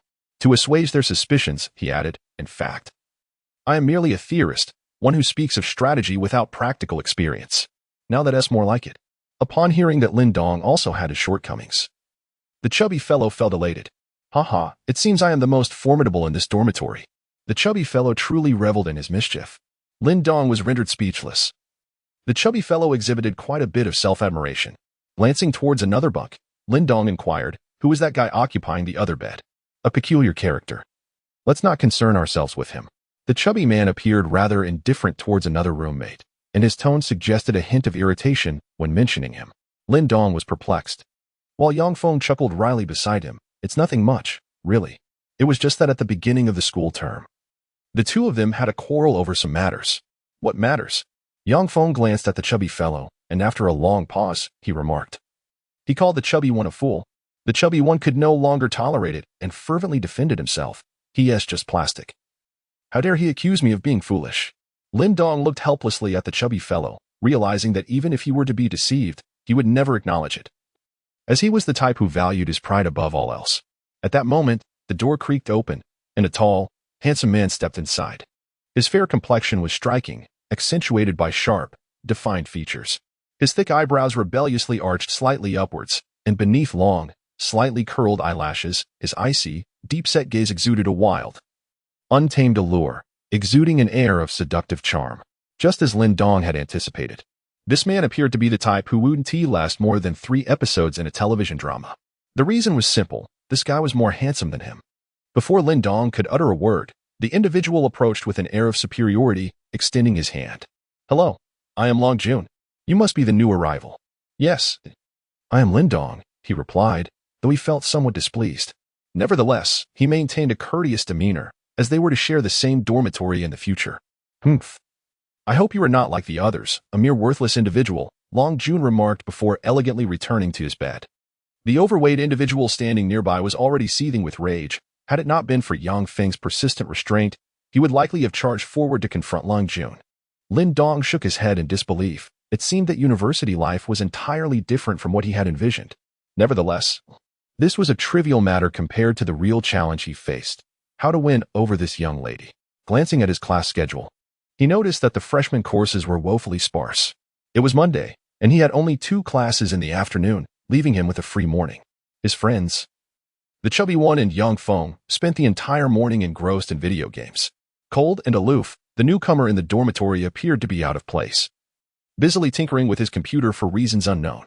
Lin Dong, however, remained on his bed without engaging in gaming, partly due to his sluggish computer and partly because he was contemplating how to fulfill his role as an attendant. After all, he was handling a task that came with a hefty annual salary of 500,000. He had to perform admirably. Finally, noon arrived. The chubby one and Ruo Feng, likely exhausted from their gaming marathon, exited the game. The chubby one then began browsing an online forum. "Wow, her figure is stunning," he exclaimed, being an open book. The chubby one had just quarreled with Cold and was now eager to share the resources he had discovered. "Zhao Chuyan, isn't that our Zhao Chuyan from class? My goddess." It seemed that the chubby one had stumbled upon something noteworthy, and he shouted excitedly. Ruo Feng, too, was thrilled, remarking on the high caliber of the freshman girls this year, citing a ranking of campus beauties. First place, Zhao Chuyan. Second, Chen Yushu. Third, Xiaoqin. Upon hearing Zhao Chuyan's name, Cold suddenly stood up. "Stop your fantasies. Zhao Chuyan is mine," he declared. "Oh really? Where's your proof?" the chubby one retorted, visibly irritated by Cold's arrogant demeanor. Even Ruo Feng, typically a peacemaker, found Cold's behavior excessive. "Zhao Chuyan is only a freshman and still single. What business do you have with her?" "Just wait and see," Cold replied, seemingly disinterested in further debate, exuding an air of confidence. "Don't come crying to me later." With that, he stormed out of the room, slamming the door behind him. Lin Dong remained silent, feeling a wave of exasperation wash over him. Had they even considered his feelings while discussing Zhao Chuyan? After all, he was the esteemed lady's appointed attendant. It seemed that Long Jun was preparing to launch an offensive against Zhao Chuyan.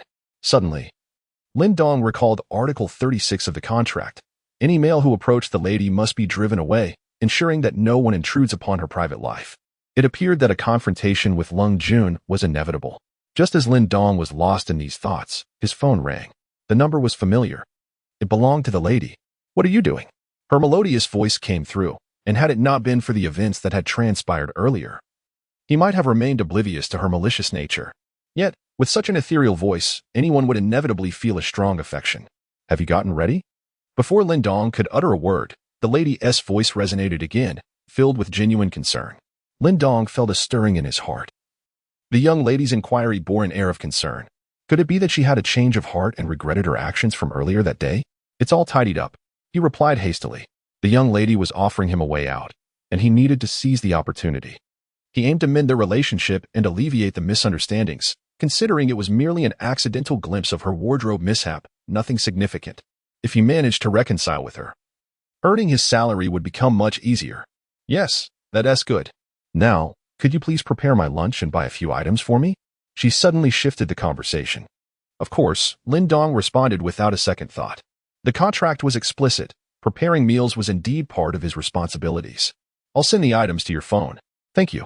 The young lady concluded the call with a note of gratitude, which filled Lin Dong with joy. It seemed she had finally had a moment of conscience. Suddenly, a flurry of text messages arrived. The information was thorough, and she even kindly marked the locations. However, as Lin Dong read through the list, an uneasy feeling began to settle in. "My lunch, 2 soup dumplings, 3rd floor of a yuan, a fruit salad, 5th floor of Xin Yuan, a fried chicken cutlet, window 3 of the 1st cafeteria, and a cup of lemon green tea, Food Street. Xiaoshu's lunch, a full meat non-li mixed rice, window 10 of the 2nd cafeteria, a fruit platter, 1st floor of the student cafeteria, grilled cold noodles, left turn at the school gate, and a cup of latte, Starbucks." Upon finishing the lengthy message, Lin Dong realized he had been overly optimistic. The young lady had not softened. Instead, her demands seemed to have intensified. She had ordered 7 items for lunch, requiring him to traverse 7 locations. Was this not a form of torment? "Damn it, I can endure this," he muttered to himself.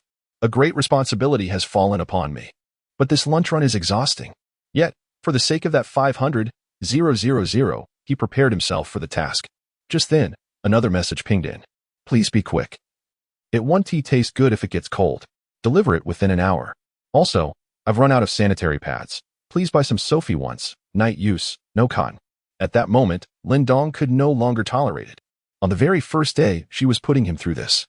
How would things be in the future? Asking a grown man to buy sanitary pads, how could he possibly face that? Lin Dong was about to dial the phone to have a serious discussion with the young lady when yet another message buzzed in. Hurry up. It's your first day at work. Just bear with it. 500, 000. It seemed that the young lady anticipated Lin Dong's impending outburst as her timely text arrived once more. Damn it. Lin Dong felt a surge of frustration that he could not release. He could only take a deep drag from a cigarette, ultimately succumbing to the situation. Meanwhile, in room A201, Zhao Chuyin gazed at her phone with a triumphant expression, thinking to herself, this is just the beginning. Beside her, Chen Yushu looked on with a hint of sympathy, her large eyes blinking. Xiaoyan, are you sure this is the right thing to do? Humph, I find it too mild. He is merely a perverse, lecherous peeper. Zhao Chuyin replied indignantly. The memory of her earlier encounter when she kicked a package and it flew open filled her with rage. Now that she had caught him, she was determined to exact her revenge. Shoshu, you mustn't show any mercy. Don't forget, you were also spied on today. Zhao Chuyin reminded Chen Yushu, reinforcing her resolve. At the mention of this, Chen Yushu's cheeks flushed crimson as her mind wandered to some embarrassing thoughts. Xiaoyan, please stop. I'll listen to you, all right? That's more like it. We are the first alliance. The two girls erupted into laughter in their dormitory. While the beleaguered Lin Dong navigated the sprawling canteens of Jing City University in search of meals. Why on earth does Jing City University need to be so vast? He grumbled. Not only was it expansive, but the canteens were also scattered. Lin Dong sprinted from the east to the west and from the north to the south, filled with complaints. In a frantic effort to be quicker, he dashed back and forth, finally managing to gather 7 Chinese meals for the young lady in 50 minutes. The only remaining item was that cursed sanitary pad, which made Lin Dong's face flush with embarrassment at the thought of a stranger being sent to purchase such an item. Jing City University boasted numerous supermarkets, but correspondingly, they were always crowded. To make matters worse, the checkout line resembled a snake. And Lin Dong opted to abandon the idea altogether. First, the probability of being seen while carrying a sanitary pad to the register was too high. If someone took a picture and exposed it, he would surely become the university's most notorious pervert. Secondly, even if he stood in line, it would likely take at least half an hour, and with only a little over 10 minutes remaining, he knew he could not afford the time. Lin Dong exited the supermarket and took a leisurely stroll. Suddenly, in a rather inconspicuous corner, he stumbled upon a convenience store intriguingly named Good Morning Warm Colors. The refreshing and unique name instantly captivated him, leading him to believe that the store surely offered something worthwhile. Resolute in his decision, Lin Dong stepped inside. Upon entering, he immediately regretted his choice. This could hardly be classified as a supermarket. The majority of the offerings consisted primarily of snacks and breakfast items. It was no wonder that the store was devoid of customers, especially at this lunchtime hour. Inside, there was only a single young lady, approximately 20 years of age, who was strikingly beautiful with a charming and demure demeanor, embodying the quintessential image of the girl next door. The caliber of beauty at Jing City University was indeed remarkable. Lin Dong couldn't help but be astonished that even a humble convenience store could boast such a high-quality young woman. May I assist you with something? She inquired. Before Lin Dong could utter a word, the young woman spoke first, leaving him somewhat embarrassed. It was evident that the shop could hardly sell sanitary napkins. However, the amiable and approachable demeanor of the young woman prompted Lin Dong to take a chance. Do you sell sanitary napkins here? Huh. The young woman was momentarily taken aback, as she had not anticipated that Lin Dong was in search of such an item. I'm sorry, but we primarily sell breakfast and snacks, she replied, her shyness evident, yet she maintained a polite tone. All right, Lin Dong sighed, turning to leave. Glancing at the time and realizing he had only 5 minutes left before an hour would pass. Noticing Lin Dong's disappointment, the neighborly young woman bit her lip. Feeling a pang of sympathy, yet she finally resolved herself. Are you in a hurry? Her voice, clear and melodious, laced with a hint of shyness, caused Lin Dong to halt. Very much so, Lin Dong blurted out without a second thought, but then sensed the awkwardness of his response. It's not for me. The young woman chuckled at Lin Dong's flustered expression. You must be buying it for your girlfriend, right? I actually have a whole pack that I purchased. Really? This time it was Lin Dong who was astonished. This young woman was genuinely kind-hearted. Observing her cheeks flushed with a rosy hue, he nodded in a daze. Please wait a moment. With that, she dashed to the back of the convenience store, presumably to retrieve the sanitary napkins for him. Standing there, Lin Dong felt as if he had stepped into another realm. Was this truly being resolved? There are indeed many kind souls in the world. Good morning, warmth. Lin Dong silently noted the name of this little shop. The young woman truly embodied the essence of warmth. Lost in thought, he finally saw her emerge from the back room, holding a bag, an opaque one. Likely to spare him any embarrassment while carrying it out. How considerate. Lin Dong felt a strong affinity towards this sweet neighborly girl, who had charming dimples that appeared whenever she smiled. Here you go. Lin Dong took the bag and inquired about the price. He felt it was rather awkward to let someone else pay. He decided against insisting, considering that the girl seemed quite in a hurry. The young woman stubbornly refused to accept Lin Dong's money, and he did not press the matter further. Then I shall come here for breakfast every day, he remarked with a playful smile. Thank you. Lin Dong nodded, lifting the bag as he prepared to leave. Upon reaching the door, a thought struck him, and he turned to gaze at the girl. Is this the night use without cotton? Yes. The girl, who had already regained her composure, felt a rush of crimson return to her cheeks upon his inquiry. That's good, Lin Dong replied with a note of gratitude. Glancing at the time, he realized only 2 minutes had passed and hurriedly made his way to A201. On the way, he called Zhao Chuyin. I've got your things. Come down quickly. So soon? Zhao Chuyin was somewhat incredulous. Although she had mentioned an hour, she had intended to tease Lin Dong, knowing that once noon arrived, the supermarket would be bustling with patrons, and even waiting in line would take at least half an hour. Yet, to her surprise, Lin Dong had accomplished it. Lin Dong, feeling somewhat displeased, merely muttered a vague response before ending the call. Standing beneath the girl's dormitory, he felt rather foolish, holding a plethora of food. Passers-by assumed he was merely a delivery person. After waiting for nearly 10 minutes, Zhao Chuyin and Chen Yushu eventually sauntered down. As Lin Dong beheld the two stunning beauties before him, his earlier irritation dissipated entirely. In truth, this marked the formal introduction between Lin Dong and Zhao Chuyin. The earlier encounter hardly counted, as he had barely taken in her features before being splashed with water. Now, being able to observe her up close made Lin Dong feel somewhat shy. Both girls possessed enchanting beauty, yet Zhao Chuyin exuded an icy elegance, while Chen Yushu appeared more approachable, playfully making a silly face at Lin Dong when she caught his gaze. Not bad, just a minute late, the young lady remarked, her eyes fixed on her watch. Seemingly quite pleased, Lin Dong gazed intently at her, his intentions unmistakable. He was eager for her to hand over the money. Zhao Chuyin, displaying her cleverness, promptly placed a substantial amount of cash, approximately 10 elder heads, into Lin Dong's hands. Take this, you will pay for my meals in the future, so there will be no need for me to ask again, she instructed. Understood. If you need anything, just call me, Lin Dong replied, having completed his task, devoid of any lingering sentiment, and he didn't even spare Zhao Chuyin a proper glance. They were two individuals destined to inhabit different realms. A mere chuckle escaping him as he turned to depart. As he took a step, Lin Dong suddenly halted, recalling one final matter. There's someone named Long Jun, who seems likely to pursue you. Be cautious, his character is rather dubious. With that warning, he departed with an air of nonchalance, leaving behind only the silhouette of his solitary figure. Chen Yushu, observing Lin Dong, couldn't he help but exclaim, actually, he appears quite dashing. You love-struck fool, Zhao Chuyin scolded, pinching Chen Yushu playfully in frustration. Then perhaps you should be with him. She turned on her heel and walked away. Sister Xiaoyan, I was merely jesting. Chen Yushu rubbed her chest and hurried after her. Despite Lin Dong's apparent indifference, Zhao Chuyin felt a pang of disappointment. He hadn't even glanced her way. Was she not beautiful? Did she not have an appealing figure? He had even smiled at Xiao Shu. The thought stirred a fierce determination within Zhao Chuyin. She would ensure he learned a lesson for his arrogance.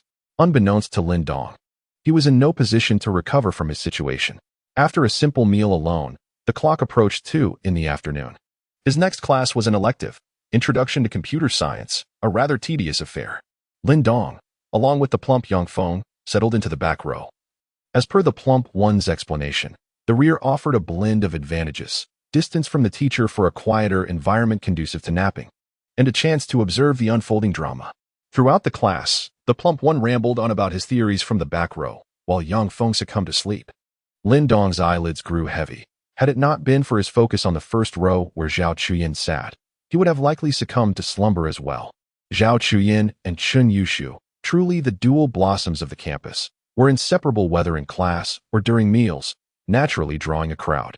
Yet, The majority of university students were rather unremarkable and hesitated to approach such goddess-like figures, thus the two beauties found themselves surrounded by empty seats. Following the plump one's theory, the first row was deemed undesirable. However, some were oblivious. After the first class concluded, a flamboyantly dressed young man squeezed through. His fashion was more eccentric than trendy.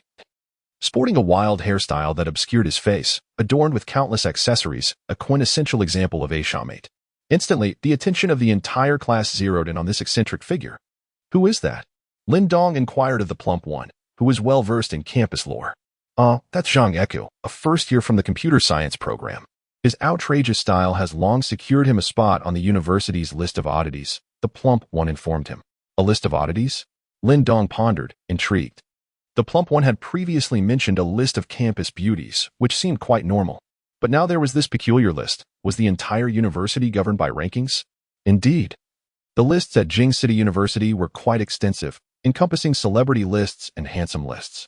The plump one leaned in closer. "Do you know which list boasts the most popularity?" "Which one?" "The competitive celebrity list. It's what people refer to as the heavenly list," he declared gravely, followed by a resigned sigh. "Alas, I lack the skill to make the cut." "The competitive celebrity list? Isn't it merely for gamers? Is it really that esteemed?" Lin Dong questioned skeptically. "Let me enlighten you. League of Legends is all the rage. Are you familiar with the competitive society? It's the largest organization at Jing City University. If you make it onto the heavenly list, your status rivals that of the student council president, and most importantly, you'll attract all sorts of admirers. Will you still worry about finding a date in university?" The plump one chuckled with an unmistakable glint in his eye. "And what criteria dictate the rankings?" "In such a vast campus, I imagine there are many hidden talents," Lin Dong mused, harboring skepticism towards this list. It seemed little more than a guise for students with high rankings to flaunt their superiority. The rankings are quite authoritative, based on the results of formal competitions, like the City League of Legends Championship and University Leagues. The individuals on the celebrity list are formidable figures, each a force to be reckoned with, the plump one enthused. As if he himself were about to join their ranks, adding, "But such high-level matches are likely beyond your reach." Lin Dong had lost all interest in listening to the fat man's grandiloquent discourse, for he observed that the ostentatious Zhang Yi had become increasingly brazen. Inching ever closer to Zhao Chuyan, his face leering in an indecipherable conversation. The shrill chime of a text message pierced the air, a concise missive from Xiao Shu. "I am Xiao Shu. Xiaoyan is in trouble, come quickly." With a resigned sigh, Lin Dong reflected on the arduous nature of earning a living. He switched off his phone and approached the scene. What a predicament! He had unwittingly assumed the role of a bodyguard. Yet, he was merely a pitiful wretch with a martial prowess of zero. That insufferable individual was indeed audacious, nearly encroaching upon the young lady's personal space while spouting who knows what. It was evident to anyone that Zhao Chuyan wore an expression of utter disdain. The audacity of that man was truly shameless, and his appearance was far from appealing. With a resounding voice, Lin Dong captured the attention of the entire class. Either one does not engage, or if one engages, one does so flamboyantly. Considered unattractive? Zhang Yichou. Upon closer inspection, one might indeed find a resemblance, especially when coupled with his truly repugnant appearance. The name is simply remarkable. Instantly, the classroom erupted in laughter. All eyes fixed on Zhang Yichou, and one could faintly hear murmurs. He truly lives up to his name. Zhang Yichou's face turned pale. As a proud member of the shamate subculture, their appearance is a sensitive subject. Seeing so many people ridicule his looks made him feel utterly despondent. Meanwhile, the instigator, Lin Dong, gazed at him with bewilderment. Another remark escaped his lips. "Aren't you the one who looks unattractive? How infuriating. My name is Zhang Yichou, not an ugly appearance." Lin Dong remained nonchalant, yet feigned an expression of deep remorse, sincerely apologizing for his poor Mandarin. It was evident to anyone that Lin Dong was being deliberately insincere. "Damn it, are you seeking trouble?" What Lin Dong did not anticipate was Zhang Yi's furious reaction. He lost his temper and resorted to violence. Grabbing Lin Dong by the collar, he was ready to engage in a brawl. Lin Dong, swift and nimble, opened his hand. Paralyzed. "What are your intentions?" Lin Dong felt no fear towards him, a mere punk with a frail physique. Yet, in an instant, the entire class erupted into a cacophony of noise. A spectacle was about to unfold. Fights were a rarity in university, but the prospect of a brawl within the classroom was undeniably thrilling. Zhang Yi was infuriated, once again contemplating a confrontation with Lin Dong. At that moment, two individuals suddenly charged in from behind. They dared to strike my comrade. Lin Dong was taken aback to find that the two individuals who emerged were none other than the chubby fellow and Yang Feng, whom he had only met for a single day. Upon noticing the unexpected reinforcements, Zhang Yiqiu instantly lost his bravado. Despite his ostentatious appearance, he had very few true friends. To his surprise, a newcomer like Lin Dong had already garnered the support of two brothers. Honestly, Lin Dong felt a surge of gratitude, with brothers by his side. He naturally felt emboldened. What do you intend to do? Why are you harassing Zhao Chuyin like this? Am I not allowed to speak? Lin Dong stood firm. Though to outsiders, he appeared to be meddling in affairs that did not concern him. However, compared to the Shamate crowd, Lin Dong was indeed making progress. The stout and robust figure of Yang Feng, tall and agile, flanked Lin Dong on either side. Zhang Yiqiu, momentarily subdued, could only explain. I came to help Zhao Chuyin level up. That's why I invited her to the internet CAF tonight. Damn it. With your pathetic skills, you're going to level up? Lin Dong glared at the Shamate with mounting frustration. Despite his responsibility to protect the young lady, he felt an urge to slap the insolent fool. Huh. I am not pathetic. Zhang Yiqiu's previously grim countenance suddenly radiated confidence, as if he had touched upon his most assured attribute. I am currently at Platinum 5. So assisting Zhao Chuyin should pose no problem. That air of superiority only fueled Lin Dong's ire. Before he could retort, Xiao Shu interjected, Platinum 5 is quite impressive. She sought to maintain Lin Dong's dignity, adding, but Lin Dong is a diamond. Can you match that? Lin Dong was taken aback, bewildered by the assertion. When did I become a diamond? I haven't even played my placement matches yet. Zhang Yiqiu initially appeared horrified, but upon noticing Lin Dong's unusual expression, doubt began to creep in. With no other option, Lin Dong reluctantly played along with Xiao Shu, declaring, yes, I am a diamond. This declaration only solidified Zhang Yiqiu's suspicion that Lin Dong was merely boasting. A diamond, is it? Very well, let us engage in a solo match. Surely. A diamond such as yourself wouldn't fear a mere platinum. Zhang Yiqiu brimmed with confidence, determined to ensure Lin Dong's humiliation in front of their peers. Before Lin Dong could acquiesce, Zhao Chuyin, the instigator, interjected, excellent. I relish a solo match. Lin Dong has agreed. Settle on a time. Blast it. Lin Dong inwardly cursed. The young lady was compelling him. Before he could speak, she had already consented. Fortunately, he possessed the skill, or he would have been ensnared by her machinations again. Splendid. Zhang Yiqiu, fearing refusal, was overjoyed. Lin Dong could only nod helplessly in agreement. With the young lady's declaration, he could scarcely decline.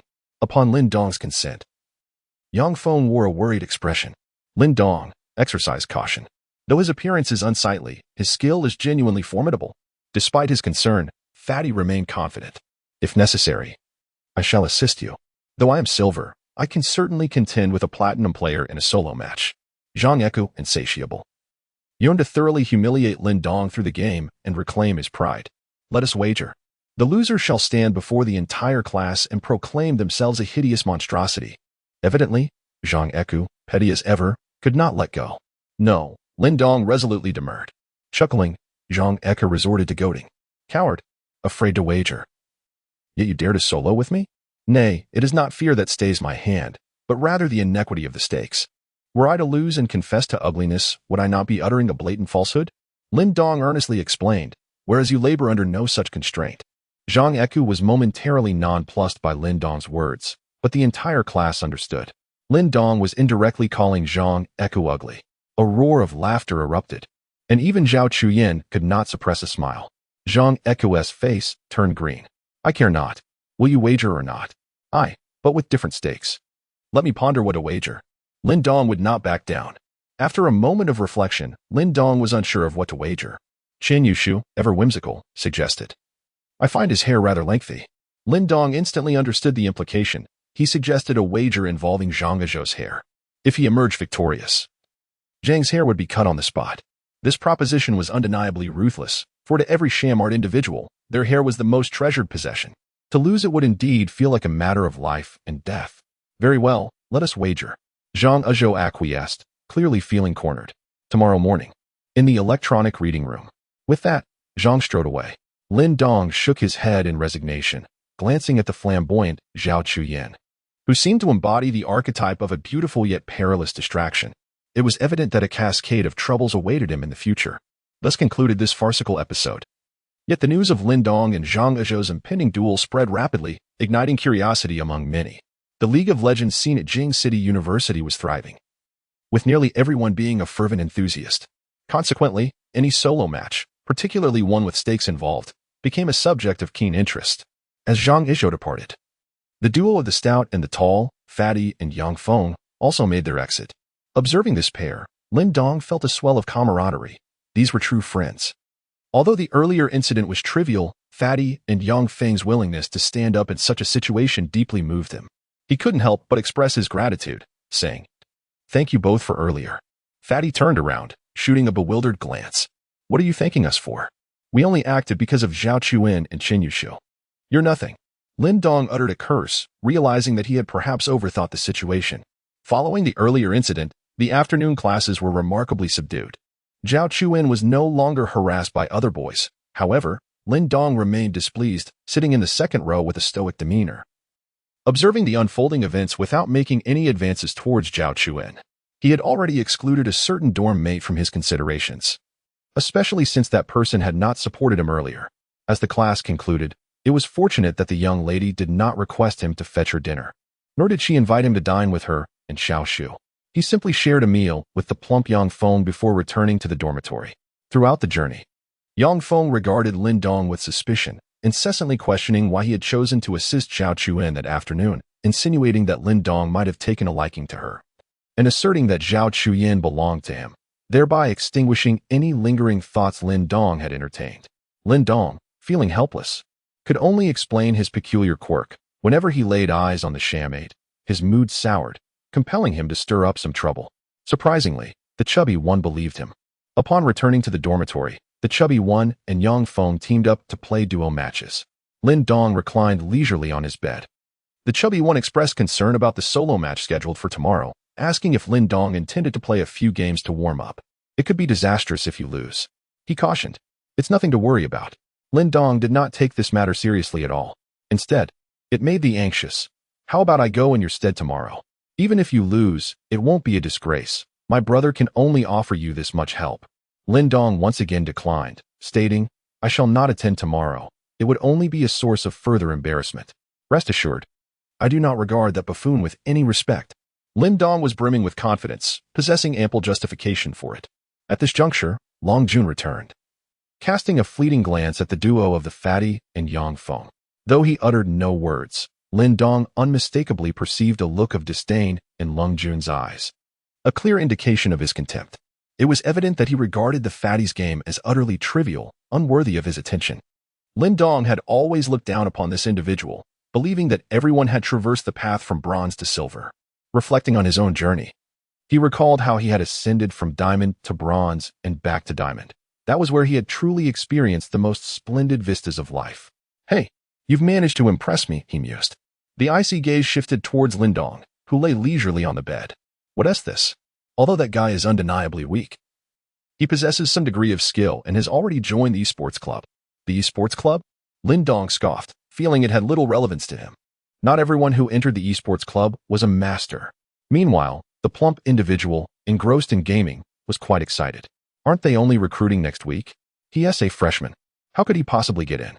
Cold June, with an air of superiority, cast a disdainful glance at the plump one. "Don't you understand what an internal recruitment is? Those with comparable skills are often recruited directly into the esports club. The recruitment next week is merely a formality, a way to collect fees for the club." The plump one found himself at a loss for words, as the disparity in skill was now glaringly apparent. Cold June continued, "I am already a member of the esports club." "Damn it," the plump one exclaimed, his mood plummeting. "I must join the esports club." Cold June chuckled mockingly. "You should aim for gold first." "I'm almost there." The plump one, weary of the conversation, resumed his serious ranking efforts. What astonished Lin Dong was the surprisingly high requirement for joining the esports club, a minimum rank of gold. That was indeed a significant standard. "Will you be able to manage tomorrow?" Cold June unexpectedly inquired about Lin Dong's plans for the next day. "Of course, if it comes to it.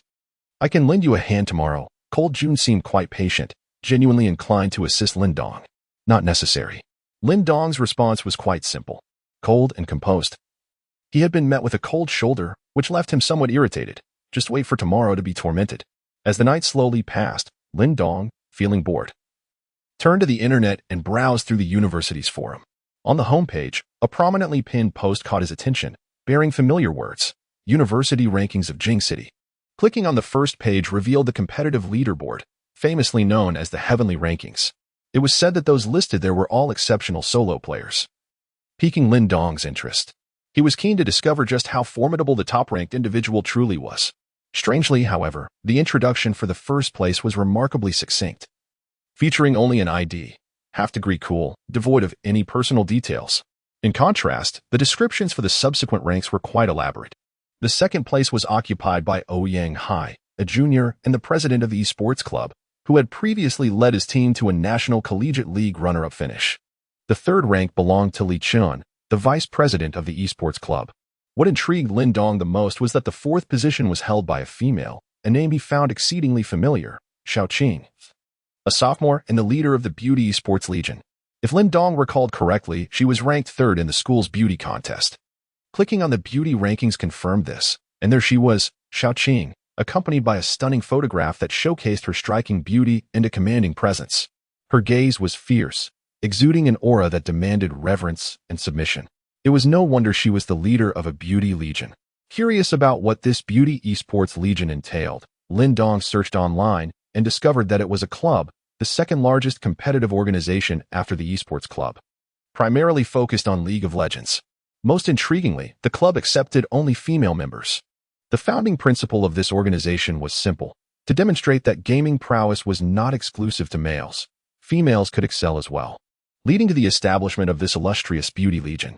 This was a testament to the significant presence of League of Legends at Jing City University. If one possessed exceptional skills, fame and fortune were truly within reach. After indulging in some gossip, Lin Dong realized it was already 11 p.m. and prepared to sleep. Suddenly, his phone rang. It was a call from Xiaoshu. What business did she have calling at this hour? Upon answering, he was greeted by her melodious voice. Xiaoyan asked me to tell you to prepare for tomorrow's match against that kill Matt guy. What? Lin Dong was taken aback. Why was the young lady not the one asking? Before he could respond, Xiaoshu's panicked voice erupted on the line. Xiaoyan, why are you tugging at my towel? Wasn't it you who told me to ask? Don't touch my chest. The phone was filled with the sounds of their scuffle. Lin Dong could only chuckle to himself, and moments later, the line went silent. It seemed she had hung up. After waiting for a while with no further response, Lin Dong drifted off to sleep, dreaming of the young lady suddenly becoming exceedingly gentle, nestling in his arms and acting coy. It appeared that she genuinely cared for him. The following morning, around 7 a.m., the chubby guy and Yang Feng were still fast asleep. Even Long Jun remained in the dormitory, while Lin Dong, bleary-eyed, stared at his phone. A text read, "This young lady will be jogging at 7:30 a.m. Hurry up. School's main playground. Prepare 2 bottles of water and 2 towels." Seeing the time, it was already 7:15 a.m. He hastily got out of bed, finished his morning routine in 5 minutes, dashed downstairs, and bought 2 bottles of water and towels before sprinting to the playground.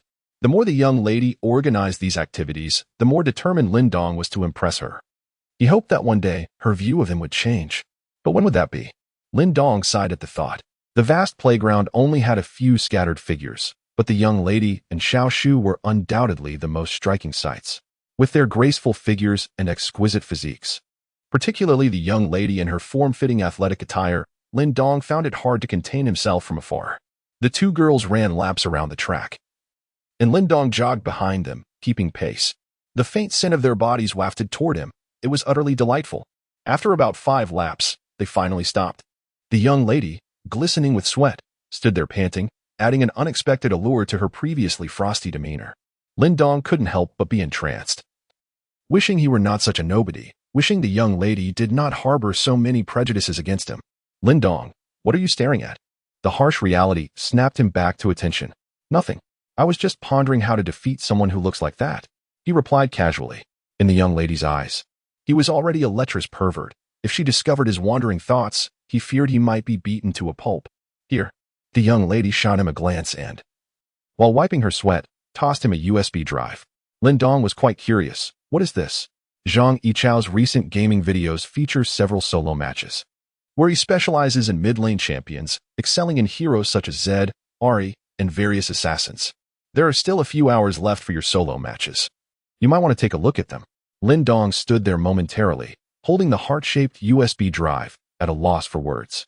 Had the young lady spent the entire night searching for videos? Why was she suddenly so concerned about him? Unable to contain himself, he blurted out, "Why are you being so nice to me?" Upon hearing Lin Dong's question, Zhao Chuyin was taken aback for a moment. Suddenly, her expression shifted dramatically as she tossed the towel she had used to wipe her sweat directly onto Lin Dong. "It's not me. It was Xiao Shu who spent the whole night doing this for you." As Zhao Chuyin finished speaking, Xiao Shu beside her appeared slightly stunned. Lin Dong turned to look at Xiao Shu, but she fell silent under Zhao Chuyin's piercing gaze. "You're just like that Zhang Yichou. But I find him even more detestable," Zhao Chuyin declared, pulling Xiao Shu along as they departed. She did not forget to add, "My subordinate must not be weak in League of Legends." This left Lin Dong standing there in a daze. Realizing that a single comment had caused the young lady's expression to change more swiftly than deciphering celestial scripts. Grasping the towel that had just absorbed the fragrant sweat of the young lady, Lin Dong returned to his dormitory, carefully placing the USB drive aside without any intention of watching its contents. Since she had mentioned her subordinate's prowess, he believed that viewing these materials would not prove anything significant. Lin Dong had already devised a plan for how to deal with this arrogant individual later on. Eliminating a contender from the oddball rankings would contribute to the purification of the campus atmosphere. The solo gaming session commenced around 10 o'clock. With no classes scheduled for the morning, he had nearly 2 hours to spare. The chubby roommate and Yang Feng were still asleep, leaving Lin Dong rather bored. Noticing that the computer of his chubby friend was still lit up, he recalled that he hadn't even completed his placement matches yet, which was rather inconvenient. Seizing the opportunity, he decided to indulge in a couple of games. Logging in, he entered Lingdong Tianxia and began a solo queue match. Lin Dong was situated on the first floor, and although the higher floors were all vying for positions, he did not yield, firmly securing the mid lane with LeBlanc. He possessed unwavering confidence, believing that no matter how formidable others might be, they could never carry as he could. Opposing him was the fiery Brand, who, at level 3, was swiftly eliminated by Lin Dong. The movements across the lanes were dynamic, and with the support of either the mid laner or jungler, Lin Dong's influence on the game became undeniable. The match concluded in a mere 25 minutes, with Lin Dong's LeBlanc boasting an extraordinary and deathless performance. After the game, many sought to add him as a friend, and even members of the opposing team expressed a desire to team up with Lin Dong for some duo play. Lin Dong declined the offer, believing that climbing the ranks solo was a true testament to his skill. This account was no longer Firelin. It was merely a personal gaming account. His roommate was still in slumber, so Lin Dong proceeded to engage in another ranked match. Unfortunately, luck was not on his side this time, as he found himself in the 5th position. After a moment of contemplation, he typed a few lines. 5th position. Assisting a friend in rank. Please grant me the jungle role. Almost immediately, responses from teammates flooded in. 1st position, mid. 3rd position, jungle, boosting.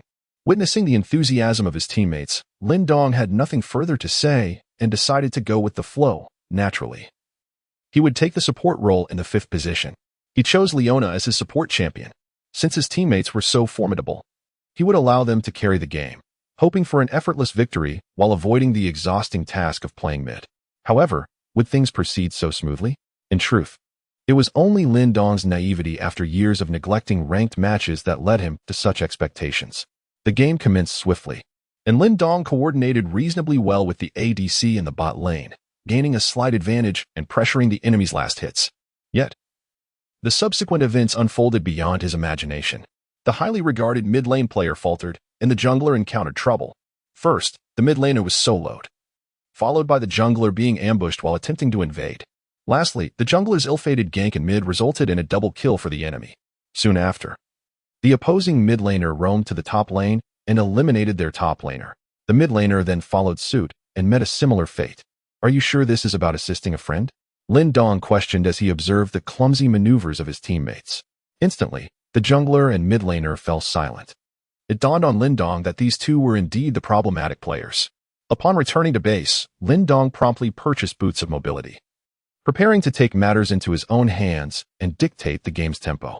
He swapped his trinket for a control ward and hurried towards the top lane.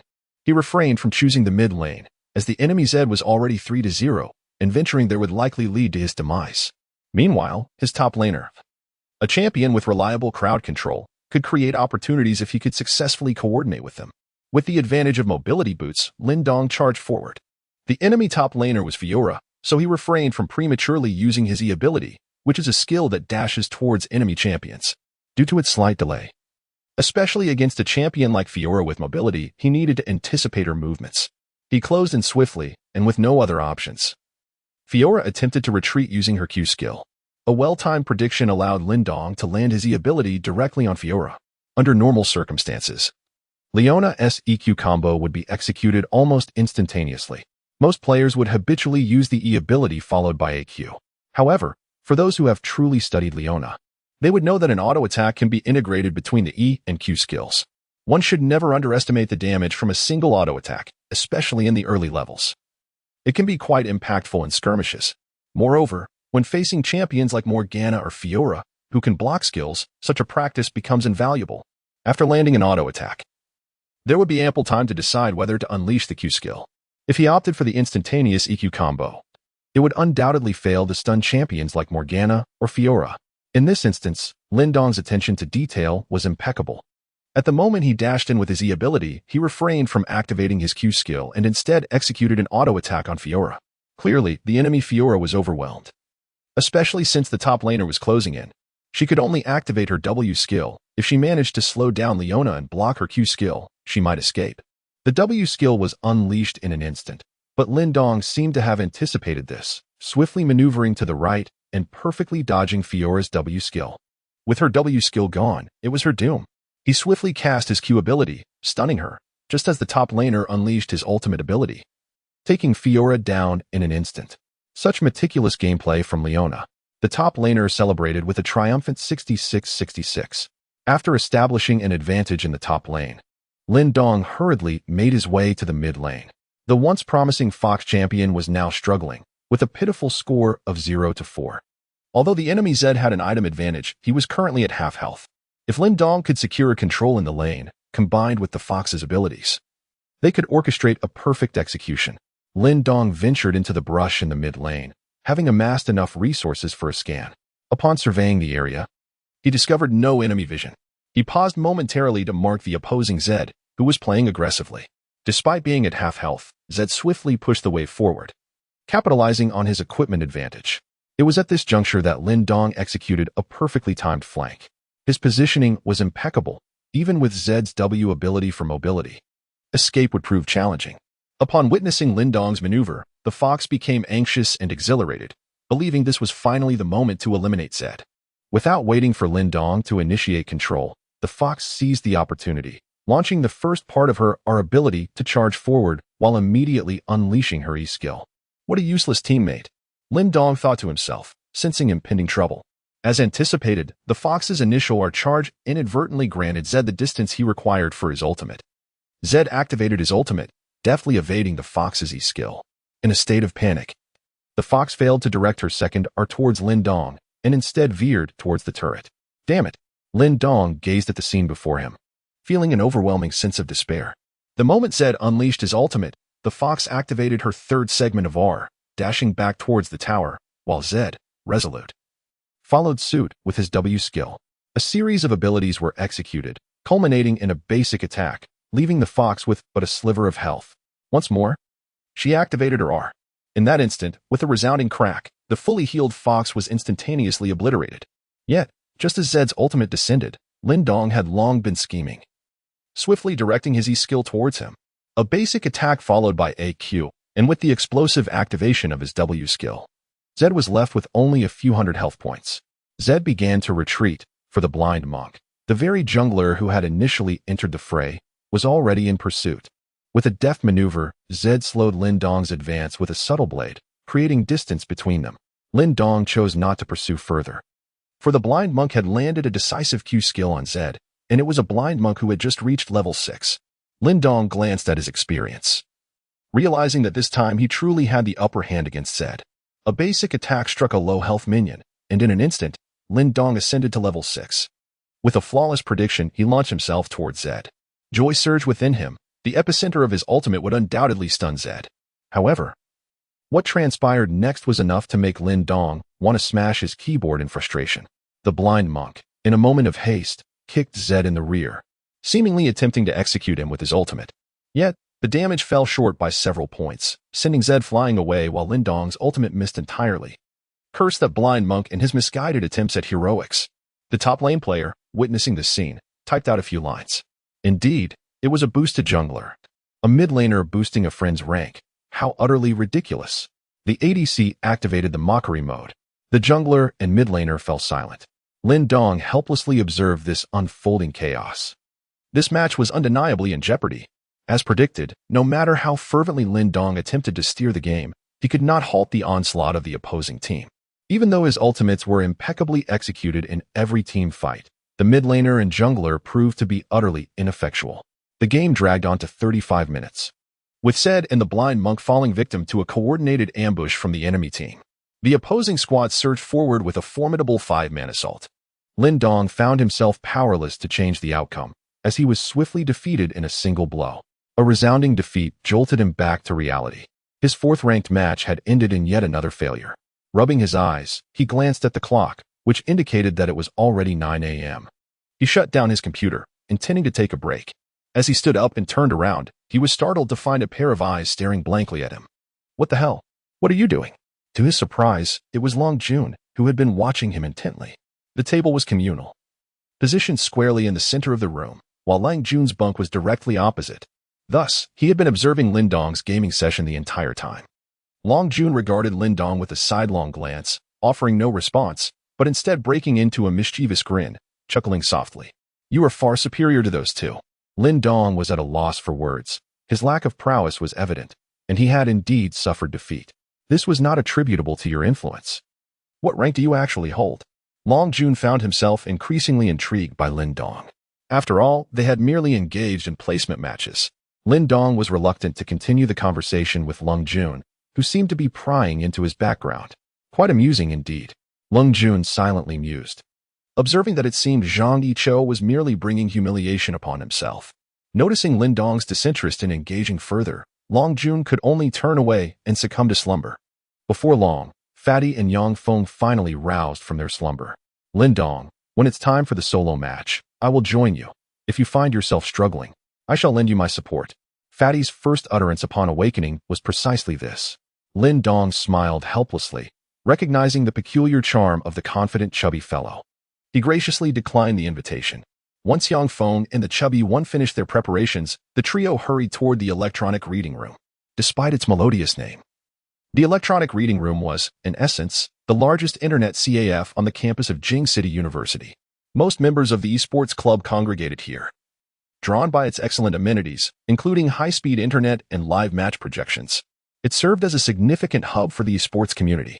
Zhang Yiqiu, a member of the club's internal recruitment, had reasonably chosen this location for the solo matches, primarily because he aimed to expand his influence within the esports club. As a newcomer, albeit through internal recruitment, he could not compare to those who had spent 1 or 2 years in the club. To ascend the ranks, one must take action. The solo competition was undoubtedly the best way to garner attention.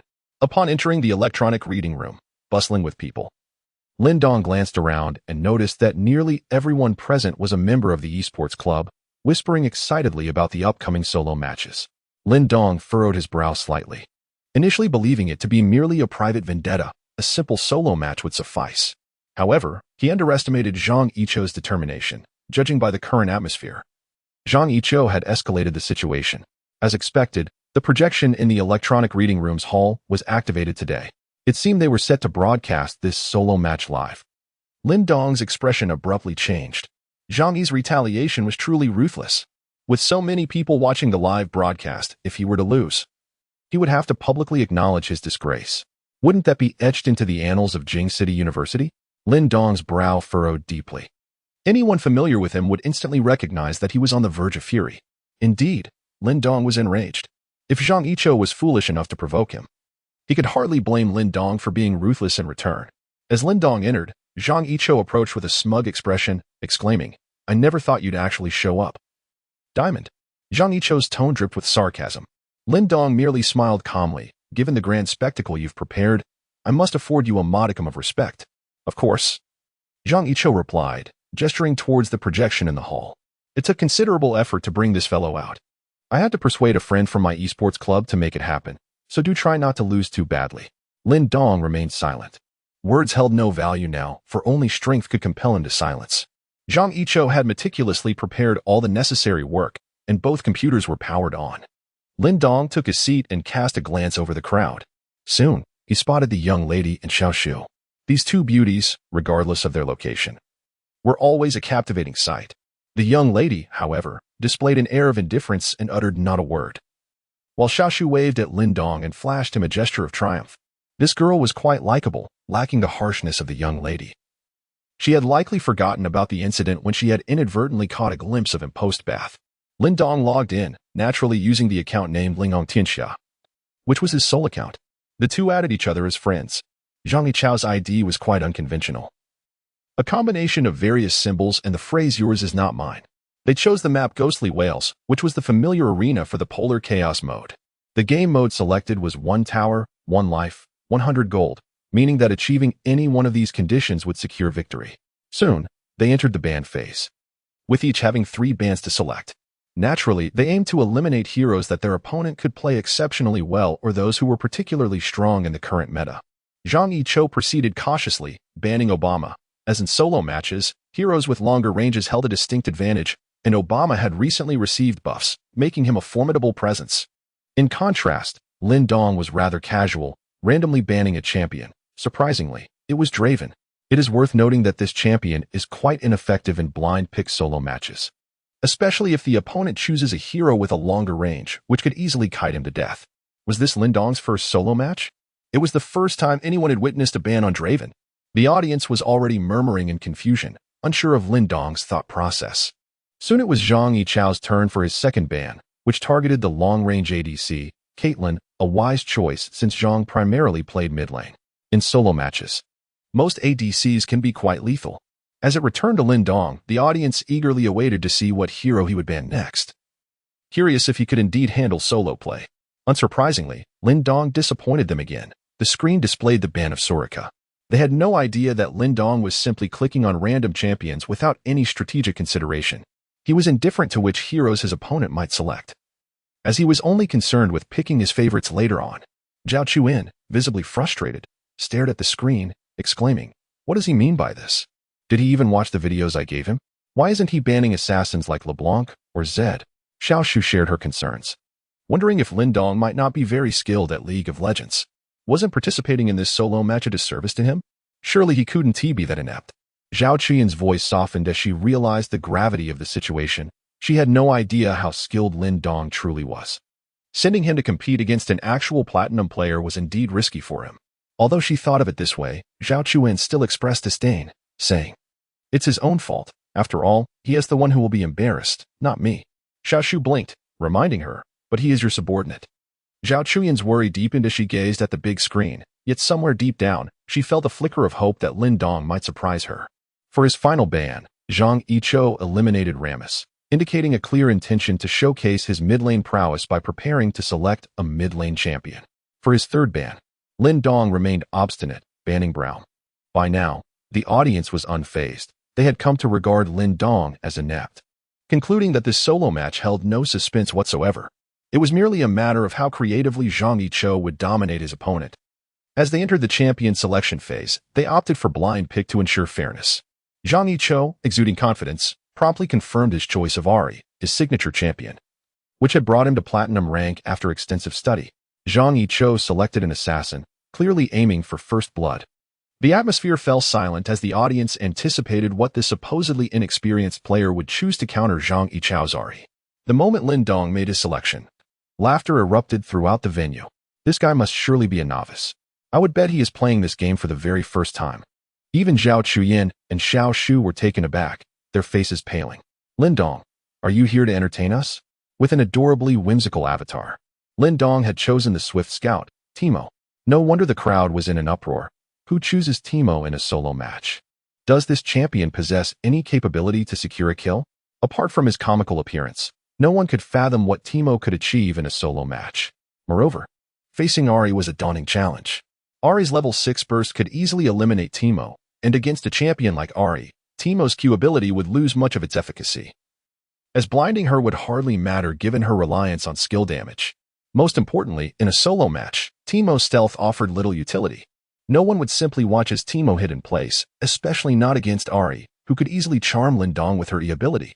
Without any hesitation, Lin Dong clicked confirm directly. Realizing that the outcome was already determined, the crowd erupted in cheers. This solo match was indeed captivating, brimming with surprises. Although it appeared that Teemo was destined to be at a disadvantage, one could not help but admire Lin Dong's bravery, which earned him the applause of the spectators. Meanwhile, Zhang Yiqiu, seated before his computer, heard the jubilant shouts from outside and felt a surge of delight, mistakenly believing that the cheers were directed at him. Could it be that his fox had become so formidable? His heart swelled with pride, and he thought to himself that he must swiftly eliminate his opponent, ideally before reaching level 6. Of course, he was still unaware that Lin Dong had chosen Teemo. Before long, the game loaded, displaying the loading screen. And it was then that Zhang Yiqiu noticed Lin Dong's selection. Instantly, 1,000 expletives surged through his mind. The champion he had chosen was nothing short of a mockery. This only solidified Zhang Yiqiu's resolve to make Lin Dong regret his choice, ensuring he would be utterly defeated. If he could secure a kill before level 6, he would certainly do so.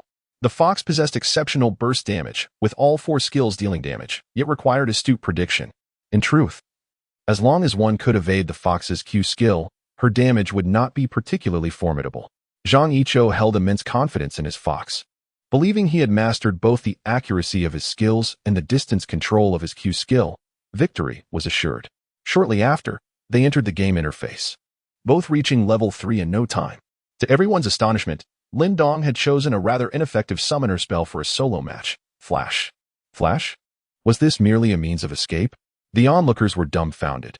He truly resembled a novice. It seemed he was fearful of being annihilated by the fox's 3-stage R ability upon reaching level 6, and thus opted for Flash to facilitate his escape. This was likely the most reasonable explanation, and the crowd largely concurred. In truth, Teemo was not a weak champion. Rather, his landing phase was exceptionally potent. Several professional players from Nanli had discussed Teemo, asserting that a skilled Teemo would not fear any opponent in lane. The reason he seldom appeared in competitive play was simply due to his lack of effectiveness in team fights.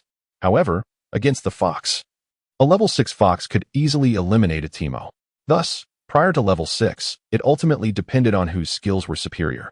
After purchasing their starting items, the two swiftly made their way to the lane, with Lin Dong concealing himself in the bushes. Zhang Yiqiu casually glanced at the first bush, remaining motionless. Inwardly mocking Lin Dong for his naivety, did he truly believe he could ambush him with such a common tactic? Want to play with me? Don't blame my tail for being merciless. Zhang Yiqiu's fox turned and laughed at the first bush. Lin Dong, seemingly oblivious to the mockery, innocently frolicked in the bush. As the minion wave approached, Zhang Yiqiu placed a ward in the second bush, positioning himself on the opposite side to begin last hitting. To the spectators' astonishment, Lin Dong abandoned last hitting altogether. Little Teemo merrily tooted his whistle, moving into the first bush, where he suddenly went invisible. Zhang Yiqiu felt a rush of excitement. This fool was truly clueless. Did he not notice the ward placed in the previous bush? Though he could not see Teemo with a regular ward, the fact that he was in that bush was still evident. Did he think he was invincible while invisible? As Zhang Yiqiu approached the bush, he pretended to last hit minions. When he secured the final blow, his positioning was impeccable. In an instant, he unleashed a full combo of Q, W, and E towards the spot where Teemo had just gone invisible, reveling in the thought that a single E skill would expose his foolishness. However, the ultimate outcome was his own folly. As he cast his skills towards the bush, the audience erupted in laughter. For Lin Dong, after going invisible, had stealthily maneuvered to the opposite side of the bush. Zhang Yiqiu, in a moment of absurdity, had unleashed a barrage of empty skills at Lin Dong's previous location. Haha, is Zhang Yiqiu a comedian? Does he not know that Teemo has been reworked? The crowd roared with laughter. Little Shu clutched his stomach, and even Zhao Chuan couldn't help but smirk. After Teemo's rework, moving while invisible no longer revealed his position. Of course, such subtle changes had likely gone unnoticed by many. Lin Dong astutely capitalized on the recent update, cleverly playing tricks on Zhang Yiqiu. Meanwhile, within the game, Zhang Yiqiu found himself perplexed, questioning whether a bug had occurred. Little did he know that the Grim Reaper was already beckoning him. In an instant, as his skills lay dormant, a cute little creature suddenly burst forth from the underbrush. Indeed, it was Lin Dong's Teemo. With a swift execution of his Q skill, he unleashed a devastating blow upon Zhang Yiqiu, followed by activating his E skill to relentlessly pursue him.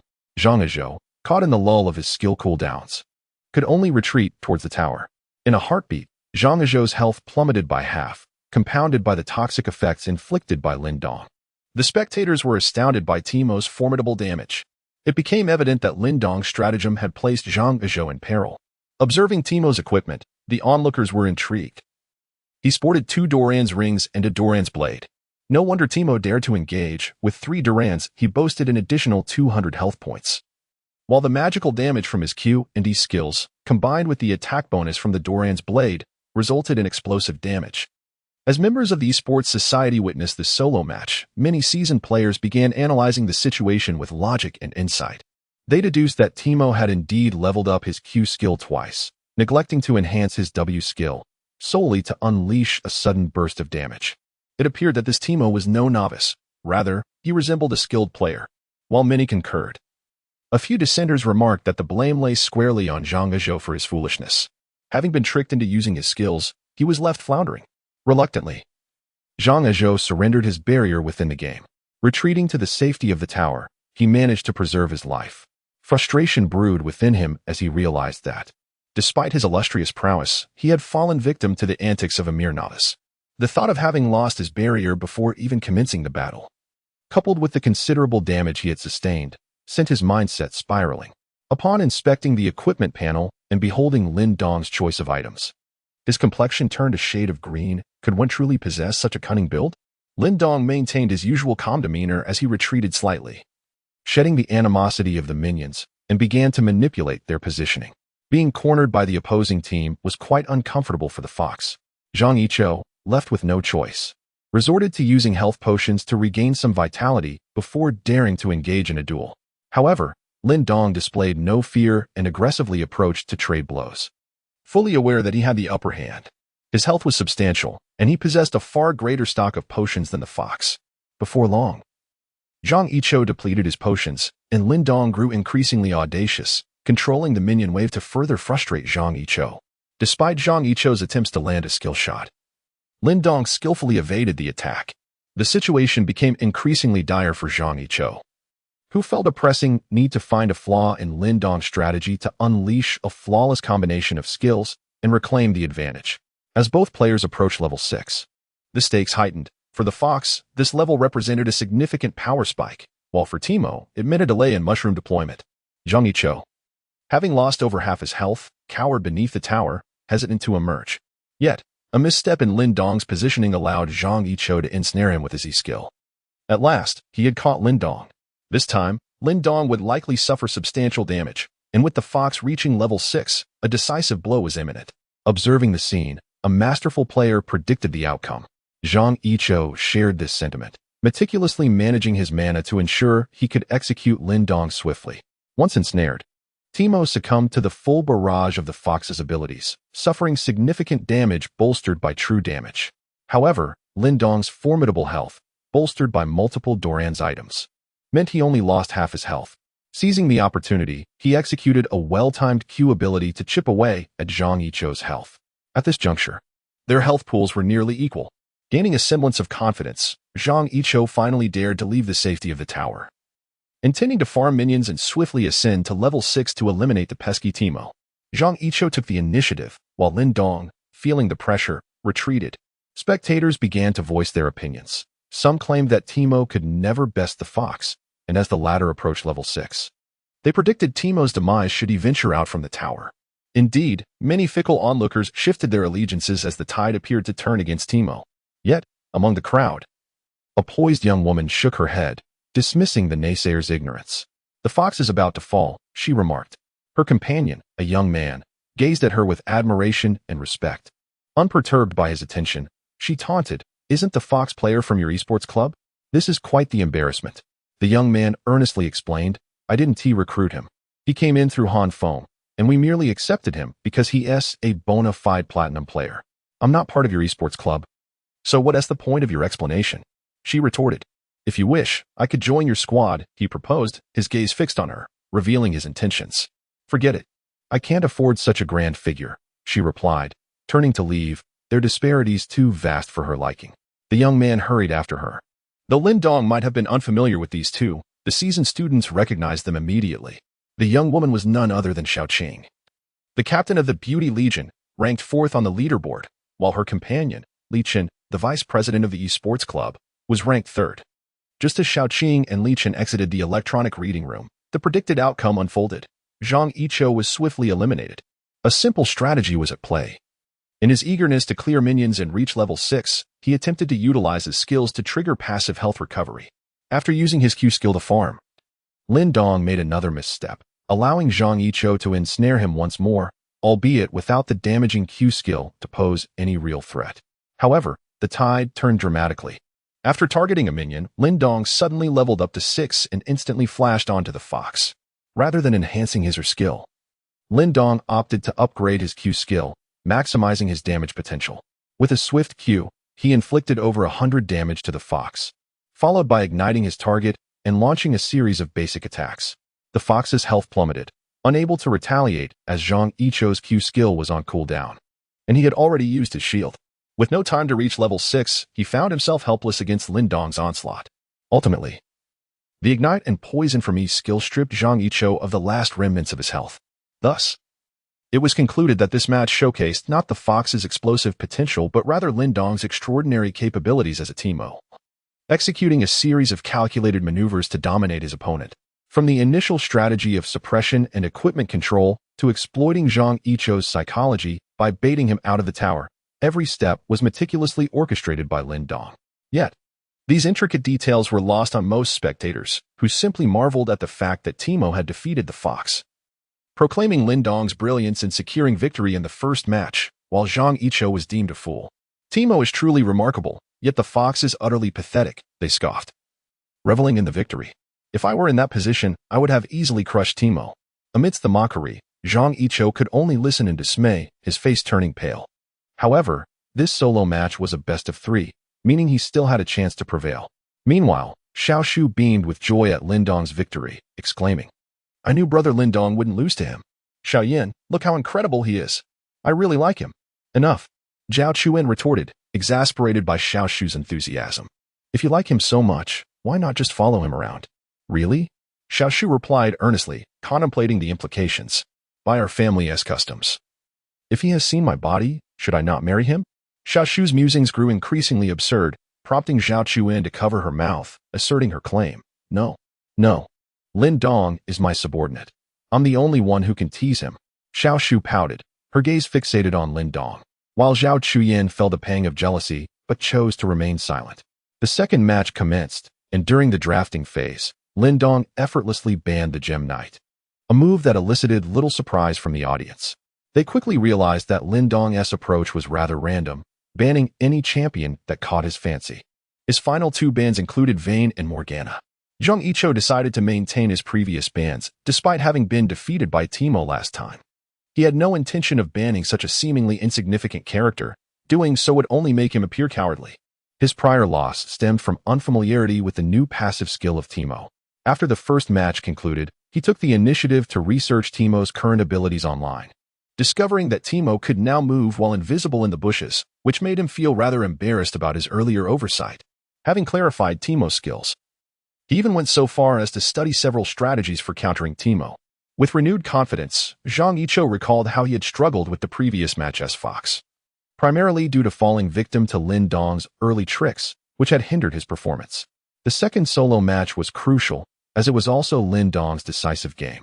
This time, Zhang Yiqiu opted not to choose the Fox. Having experienced the earlier setback, he now regarded the Fox as toxic. After being eliminated by Teemo, he felt he could not bear to bring the Fox back into play. However, he was not disheartened, being a seasoned mid laner with a plethora of capable heroes at his disposal. Without any hesitation, he confidently selected his signature champion, Master of Shadows, Zed. On the big screen, only Lin Dong's choice remained uncertain. It appeared that Lin Dong was somewhat hesitant, taking his time to confirm his selection. "What champion do you think he will choose?" Zed is notoriously difficult to face. In the eyes of the spectators, Lin Dong was no longer just a schoolboy. He had transformed into a player shrouded in mystery and prowess. Seated at his computer, Lin Dong furrowed his brow, uncertain of his choice. After much contemplation, he returned to a familiar position and clicked to confirm. His strategy was straightforward. He did not wish to draw attention to himself. By selecting a champion like Teemo, He believed that as long as his damage output surpassed that of Zhang Yiqiu, victory would be assured, without the need for any extraordinary maneuvers. He was not interested in showcasing remarkable skills in such a trivial solo match to achieve legendary status. Moreover, it was worth noting that players who often chose Teemo were typically female, which he thought might help bridge the gap with them. When Lin Dong confirmed his choice of Teemo, the crowd erupted once more in astonishment. Does this individual only know how to play Teemo? Why does he cling to Teemo so fervently? This is undoubtedly a path to self-destruction. Does he truly believe Teemo is invincible? His previous victory over the Fox was merely a stroke of luck. I wonder how he will fare against Zed this time. The audience harbored significant skepticism towards Lin Dong, and it is not surprising that they doubted him. One can only blame this fellow for his penchant for selecting peculiar heroes. Xiaoshu gazed at the adorable Teemo, her expression radiating confidence. Xiaoyin, do not heed their words. Brother Lin Dong is the one who creates miracles. Indeed, Zhao Chuyin surprisingly nodded, lost in her thoughts. As the game entered the loading screen, Zhang Yiqiu's eyes widened upon seeing Lin Dong's selection. Damn it, it's Teemo again. The familiar, cute avatar was unmistakable. Zhang Yiqiu now harbored a psychological shadow regarding this player, yet the thought of utilizing his beloved Zed, after perusing numerous strategies, filled him with determination. This time, I shall utterly dominate you. He rubbed his fingers together, brimming with confidence. Soon, the two entered the game, and Lin Dong did not resort to hiding in the bushes as he had previously. Such a tactic could only be employed once. If he were to repeat it, he would truly appear foolish. In truth, Lin Dong had merely experimented last time, and to his surprise, Zhang Yiqiu had fallen for it, allowing him to secure an effortless victory. Of course, some might argue that Lin Dong had engaged in opportunism. If he were to defeat Zed with Teemo this time, he would truly be regarded as a master. Zhang Yiqiu, having learned from his previous encounter, adopted a similar strategy to Lin Dong, purchasing 3 Doran's blades. Lin Dong's item build remained unchanged from before. As for summoner spells, Zhang Yiqiu pondered briefly before opting for Ignite and Flash. Lin Dong, too, did not alter his choice, sticking with Ignite and Flash. Zed, possessing mobility, had also chosen Flash. One might wonder why he did not select a more defensive option like Barrier. Observing Zed's choice of Flash, most spectators were baffled, likely fearing the threat of Teemo. What is there to fear from a mere Teemo? At level 6, a direct kill should be achievable. The audience in the hall continued to swell. What had previously been a half-filled space was now brimming with spectators. The speed at which information spread across campus was astonishing. Some students even took to the school forum to broadcast live. The post's title was quite audacious: Love, Hate, and Rivalry. 2 women battling for one. Lin Dong was unaware that, despite his desire to maintain a low profile, it was nearly impossible for him to do so unless he were to lose this match. But could that ever happen? As a superlative and undeniably handsome figure, how could he possibly concede defeat and admit to any lack of attractiveness? As the minion waves exchanged, it appeared that Lin Dong had surprisingly adopted a more cautious demeanor. The audacious bravado he had displayed in the previous match against the cunning fox had seemingly vanished. Of course, Lin Dong's decision to adopt this more reserved approach was entirely justified.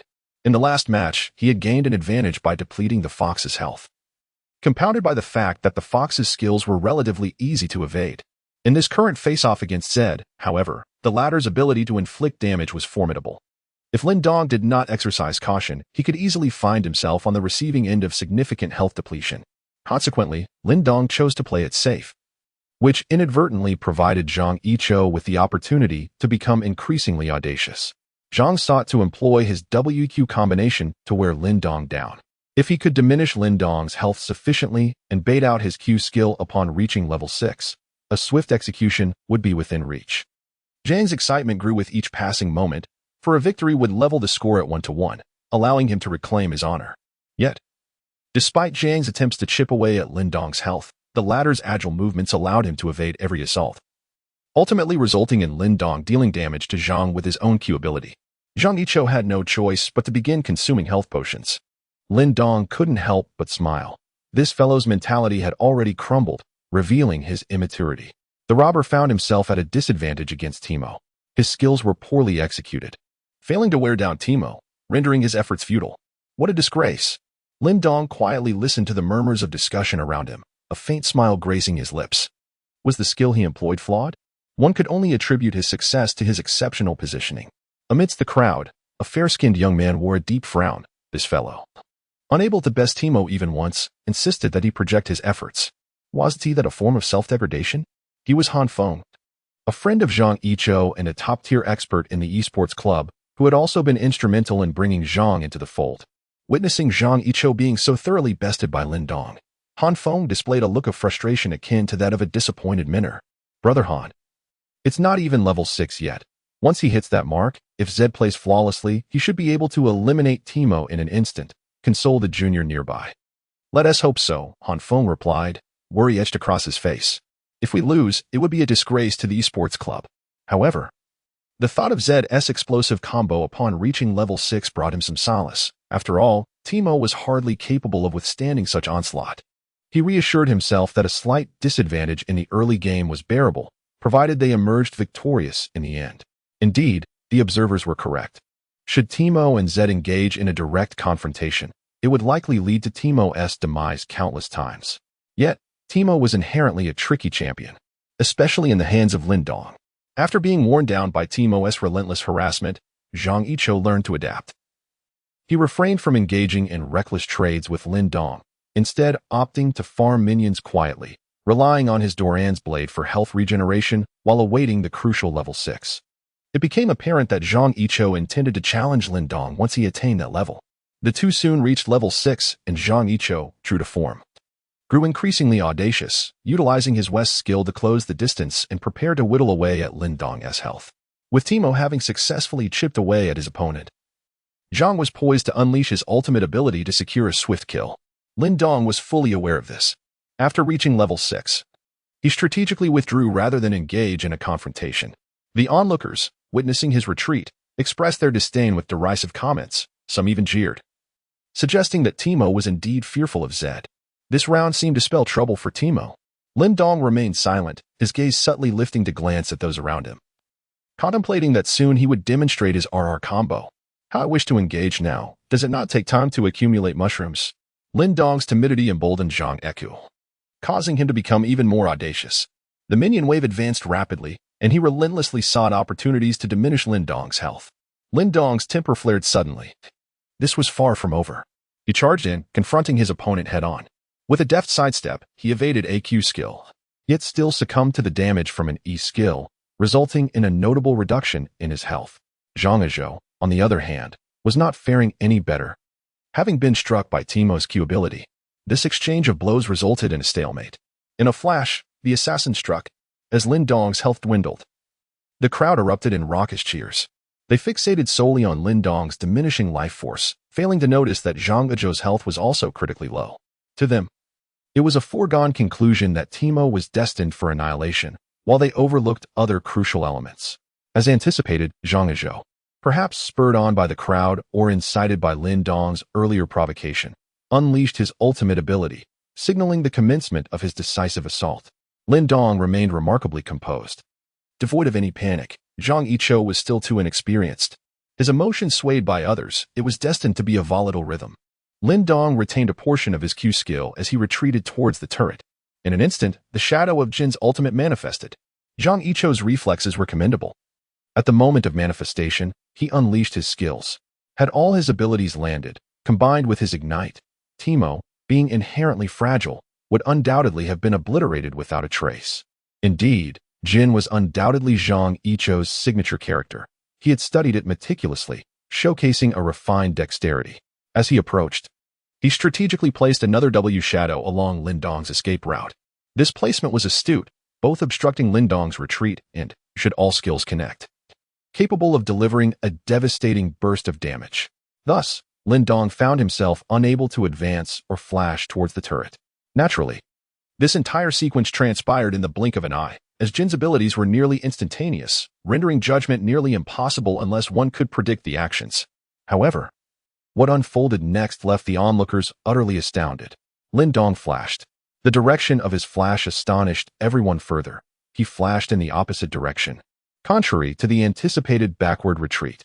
This indicated that Lin Dong had no intention of fleeing. He had never contemplated escape, but rather sought to secure a kill. This flash was invaluable.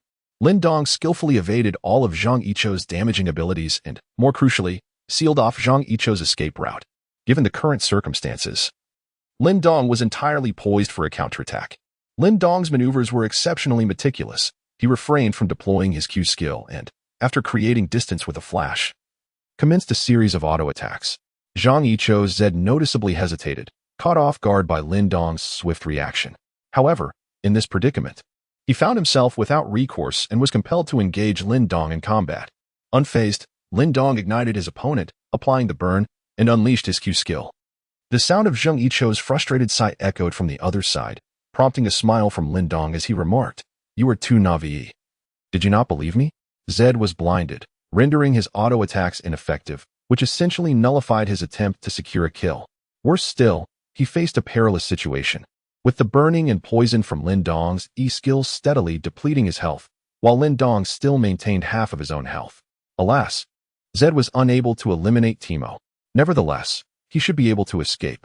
Laughter erupted from some of Lin Dong's supporters, who began to mock Zhang Yichou, exclaiming, "Now we understand why Zed brought Flash. It serves its purpose for escaping." Zhang Yichou, acutely aware of his circumstances, sighed deeply. Just as his ultimate ability was on the verge of expiring, he activated his skill once more, swiftly repositioning himself and creating distance from Lin Dong. Lin Dong had no intention of letting him off easily. In an instant, he activated his W skill and pursued him relentlessly. The distance closed immediately.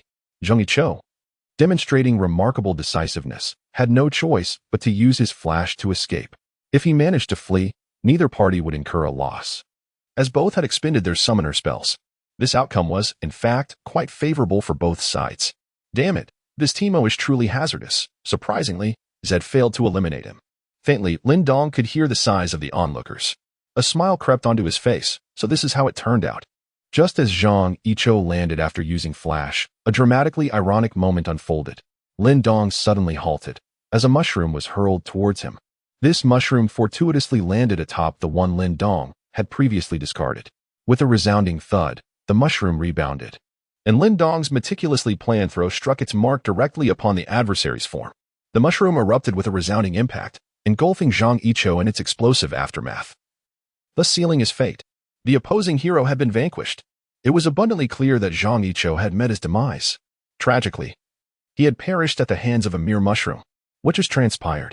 The arena erupted in chaos, the hall buzzing with excitement. The assassin had been obliterated by a Timo. What? No, it was indeed the case that the assassin had been annihilated by a Timo. The speaker's jaw nearly dropped in disbelief. Incredible! That mushroom throw was simply spectacular.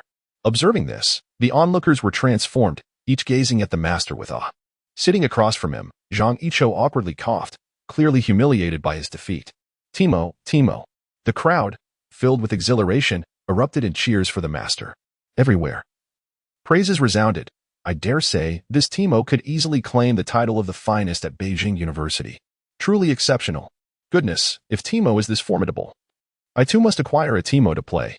In any case, Lin Dong's performance as Timo in these two matches thoroughly captivated everyone. Many girls gazed at him with admiration, exclaiming how handsome he was. My own Timo gameplay is so lacking. If only I could learn a few tricks from him. Perhaps he only excels with Timo. But that is sufficient. I simply adore Timo. At that moment, the portly fellow and Yang Feng charged forward, with the former particularly animated, shouting to the crowd, "Timo is my brother Lu Chang'an. If anyone wishes to connect for WeChat, feel free to add me. My WeChat is XXXXX. The surrounding girls looked on with disdain, and the portly fellow awkwardly chuckled. Turning to Lin Dong, he remarked, "You truly are a hidden gem. I thought you might need my assistance, yet you managed to defeat this incompetent." Zhang Yichou, still dazed in his seat, could scarcely believe that his prideful champions, the fox and the assassin, had fallen to the diminutive Timo. In terms of strategy, execution, and damage calculation, he was leagues behind Lin Dong. Could it be that all he claimed was true? Was he genuinely a diamond tier player? Yet, even if he were to face a true diamond solo, it shouldn't have ended in such a devastating manner. Zhang Yichou felt his confidence evaporate. Trembling, he finally rose to his feet. "Do you only play this one, hero?" A glimmer of hope flickered within him. If Lin Dong were merely proficient with this champion, being bested by a perennial Timo would not be too shameful, allowing him to salvage a fragment of his dignity. Lin Dong smiled and nodded. For now, he could only play this hero. That's good. Upon hearing Lin Dong's words, Zhang Yichou felt a slight relief in his heart, and his expression softened a bit. However, Lin Dong quickly added, but I've only played 3 games with my teamo, including today's 2 matches. The first game was played 2 years ago when Lin Dong had just purchased the hero. He found the champion somewhat lacking in team fights and had not played it since. Could you please stop showing off? Zhang Yiqiu was genuinely furious. Lin Dong's remarks repeatedly wounded his pride, especially in front of so many onlookers. Where could he possibly hide his face? Lin Dong glanced at him with indifference, remarking that if one insists on courting disaster, they have no one but themselves to blame. Such a grand spectacle was indeed of their own making. Lin Dong's words left Zhang Yiqiu speechless. Indeed, had he not sought to humiliate Lin Dong in front of everyone during the competition, the current outcome would not have transpired. Cause and effect have their own repercussions. One must bear the consequences of their own mistakes, even if it means kneeling. Do it yourself. Or shall I assist you? Lin Dong's heart did not waver as he seized a pair of scissors from the hefty fellow and tossed them to him. Instantly, all the onlookers rushed forward, eager to witness this spectacle. The thought of a shammate having his hair cut right then and there would surely make headlines at Jing City University. At that moment, Zhao Chuan and Xiao Shu also positioned themselves behind Zhang Yiqiu, creating a chaotic scene. The crowd jeered, shouting, "Hurry and cut it. Accept your defeat. Fulfill your wager. Are you not a man?" Zhang Yiqiu's eyes darted nervously, unsure of what to do. As a proud shammate, his hair was essentially his lifeline. It was evident that he did not wish to honor the bet. However, with so many witnesses, escape was not an option. Enough. Let us not make it difficult for him. Can you give me face, Han Feng? Suddenly, a figure emerged from the crowd. Although his complexion was fair, he exuded an unsettling aura. This was Han Feng, a friend of Zhang Yiqiu's. Upon seeing Han Feng step forward, the crowd began to murmur. Han Feng approached Lin Dong with an air of superiority, not even casting a glance in his direction. After all, he had the status of an upperclassman, and new students were expected to show him respect. Additionally, he was a key member of the esports club, ranked 7th on the leaderboard. Who are you? Why should I give you face? Lin Dong's retort caused Han Feng to frown. As a prominent figure in the school and a third-year student with credentials, it was rare for any junior to disrespect him. Ha! Han Feng scoffed. You don't know who I am? Not at all. Lin Dong was displeased with this arrogant individual and had no intention of yielding. Lin Dong is truly impressive now. Xiao Shu gazed at him with admiration. Meanwhile, Qin Chuan felt anxious, her brow furrowed. If this continued, the situation could escalate severely. Zhang Yiqiu was a mere minor character, but Han Feng was not to be trifled with. Being a third year and part of the esports club, he had extensive connections. Offending someone like him would only bring disadvantages. And while Lin Dong might not care, what about his vulnerability? The atmosphere grew tense. Han Feng found himself at a loss for words due to Lin Dong's boldness. The hefty fellow attempted to mediate. Brother Han Feng, who doesn't he know you at Jing City University, the main jungler of the esports club? His eloquence flattered Han Feng, who was clearly pleased. This brother of mine just entered school yesterday. Please forgive him, the hefty fellow said, showcasing his knack for diplomacy. Though he was boastful and arrogant, he had a genuine loyalty to his friends, which managed to appease Han Feng. All right, since you're a newcomer, I want to hold it against you. Joe, stop embarrassing yourself and go home, Han Feng declared with an air of arrogance, as if it were Lin Dong who had erred, and he was graciously forgiving him. Lin Dong, irritated, fixed his gaze on Han Feng. I said let him go, but he must fulfill his wager first. Initially, Lin Dong had felt some reluctance, but now he was genuinely furious. This wager had to be honored. He could no longer tolerate the arrogance of these two. You. Han Feng stared at him incredulously, not expecting his authority to be challenged. I don't care if you're Han Feng or anyone else. What does this have to do with you? Lin Dong's unwavering demeanor indicated no intention of compromise. The hefty fellow and Han Feng grew anxious, urging, Lin Dong, maybe you should hold your tongue. Don't you want to join the esports club? At the mention of the esports club, Han Feng's temper flared. You're Lin Dong, right? With your behavior, I doubt you'll ever join the esports club. Did I ever say I wanted to join the esports club? Lin Dong countered, eliciting gasps from the crowd. It was uncommon for someone who played League of Legends to not aspire to join the esports club, especially since it offered the best benefits at Jing City University. Membership meant practical credits, recognition as an outstanding student leader, and opportunities to participate in various competitions. Everyone scrambled to curry favor with the club's senior members.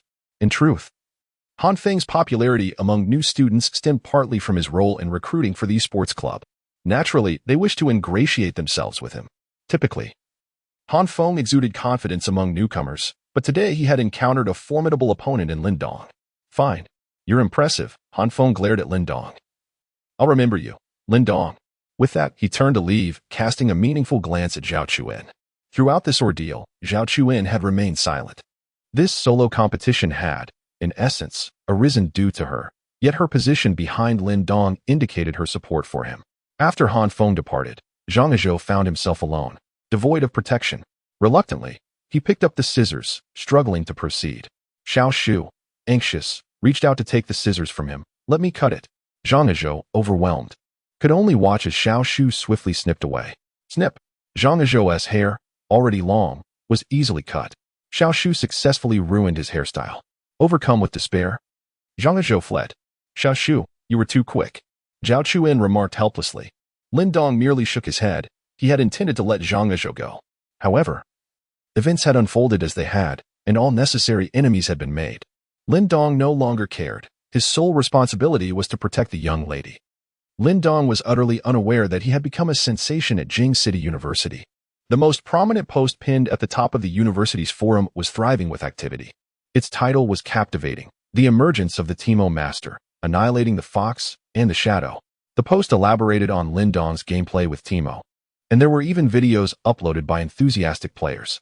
Students at Jing City University were showering Lin Dong with accolades, dubbing him the university's foremost Teemo player. Some girls were even seeking his contact information, eager for him to guide them in mastering the elusive hero. The chubby friend sat before the computer, reading through the forum messages one by one. Emboldened, he shamelessly shared his WeChat ID. I am Lin Dong. Feel free to add me if you need anything. 3 days had passed since the solo match with Zhang Azhou, and to Lin Dong's surprise, Han Feng had not caused him any trouble. Even Zhang Azhou had seemingly vanished from the scene. According to the chubby friend, he had encountered Zhang, who now sported a short haircut and was often seen brooding in an internet CAF, tirelessly honing his skills while wearing a cap. Rumor had it that as soon as Zhang Azhou started playing, he would invariably ban Teemo. The hero had left a lasting impression on him, as the mere sight of Teemo reminded him of the moment when Lin Dong's flash and Q skill had led to the demise of his fox, followed by the unfortunate fate of his shadow, obliterated by a mushroom. In recent days, Lin Dong found himself engulfed in a profound sense of ennui, his mind plagued by monotony. He had been fixated on his phone for 3 consecutive days, as if the young lady had vanished into thin air. For 3 days, he had neither prepared his own meals nor ventured out for supplies, almost as if he had resigned himself to invisibility. On several occasions, Lin Dong contemplated sending a cautious inquiry, yet ultimately refrained.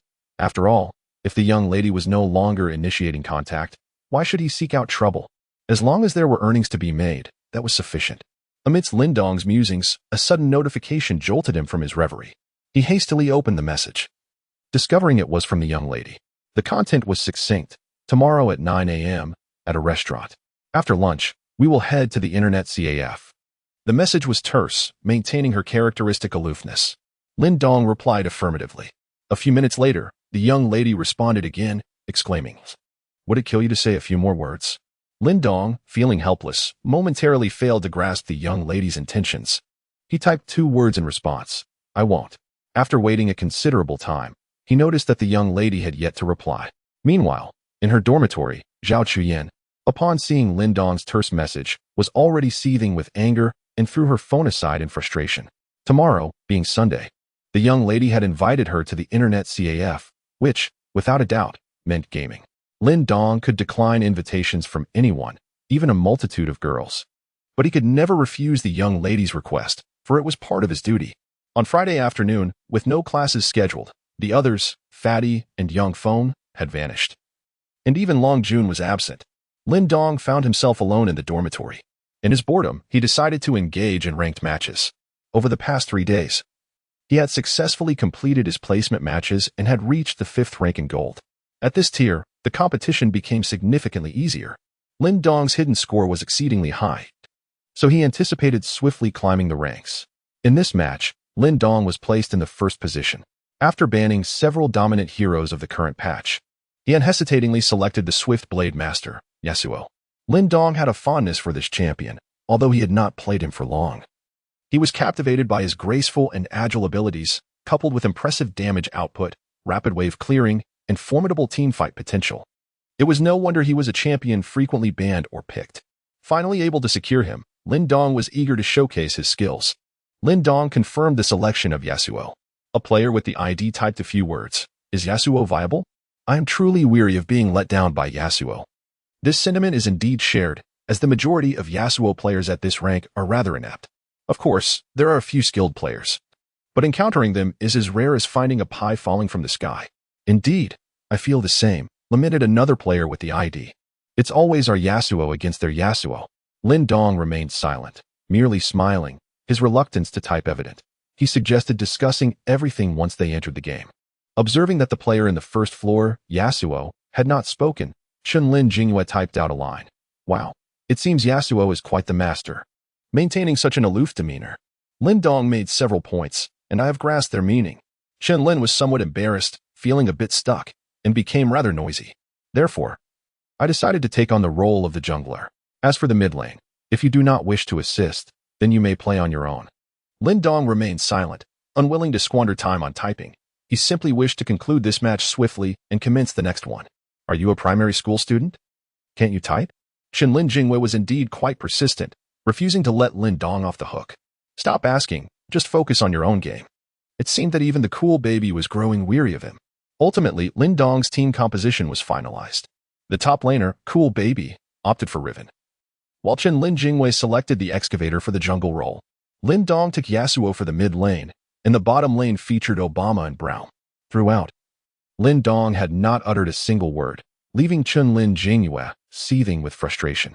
Even before the match began, the atmosphere on Lin Dong's side was already quite discordant.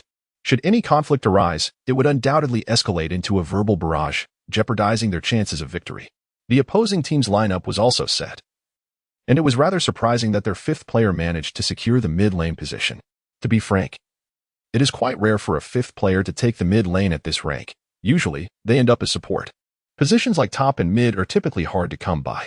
The opposing team's composition was quite commendable, with the top lane featuring Master E, the jungle occupied by Lee Sin, and the mid lane chosen by the fifth player as Cassiopeia. Notably, he did not select a counter to Yasuo, such as Lee Sandra or Malphite, but instead opted for a formidable team-fighting champion like Cassiopeia. Their bottom lane consisted of the duo Thresh and Spear of Vengeance, creating a balanced matchup. Although Braum and Obama's duo was undeniably fierce, Thresh and Spear of Vengeance possessed remarkable agility. It seemed likely that the game would proceed with a peaceful phase of farming. The countdown concluded. Welcome to League of Legends, echoed the familiar, vibrant synthesized voice. Lin Dong sat up straight, invigorated, fully prepared to embrace the impending battle. However, even before the game commenced, the opposing jungler, Lee Sin, sent a taunt. Yasuo, get ready to be bullied in mid. Lin Dong was utterly driven to madness. What was happening with this ranking match? Before the game had even commenced, he was already confronted with the distrust of his teammates, and now the enemy jungler had sent forth a taunt. Lin Dong chose to ignore the situation. But soon the opposing player, the Serpent Woman, sent a message to everyone, boosting QXXXXXX, also looking for a master and king. This message stirred up a frenzy among Lin Dong's team. Oh no, how unfortunate to encounter a booster. Cool Baby sighed deeply. Wait, I need to check his stats. Lin Jingyue fell silent, likely exiting the game to investigate the record. Before long, he typed a few lines. Yasuo is doing well. The Serpent Woman is a booster, boasting a 20-game winning streak, frequently achieving MVP. Moreover, she has a 100 win rate after playing 15 matches. Upon hearing this, the atmosphere shifted significantly. Even the passive support, Braum, felt demoralized, unable to secure even 20 points. Alas, this match seems hopeless. The teammates instantly lost their motivation to play. In low-tier games, players generally despise two types of individuals, those who abandon their teammates and those who encounter a booster on the opposing side, leaving them filled with envy. Upon observing the situation, Lin Dong sensed that something was amiss. Even before the match had commenced, his team's morale had already plummeted. With a contemplative expression, he typed a few lines. Just hold steady. We can win this round. Heh, I shall see how you contend with the Serpent Mistress. Let us see you carry this game. Lin, who was already quite displeased with Lin Dong, finally seized the opportunity. Since you are so formidable, I shall abandon my lane in the mid. Whatever. Lin Dong finished typing these two characters and fell silent, disregarding the lively chatter of the BB, patiently awaiting the arrival of the minion wave in the mid lane. A Smith account, is it?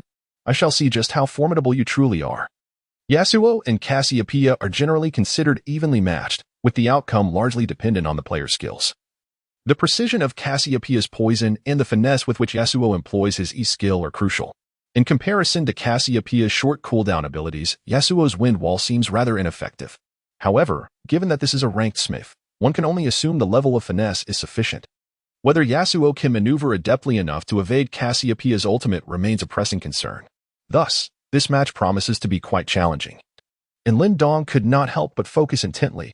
He must suppress Cassiopeia, for if she begins to roam freely, it would spell disaster for the other lanes. After all, the disparity in ranks indicates a significant gap in both skill and awareness. Lin Dong opted for his E-skill at level 1. When playing as Yasuo in a ranged manner, it is preferable to learn E rather than Q at the outset.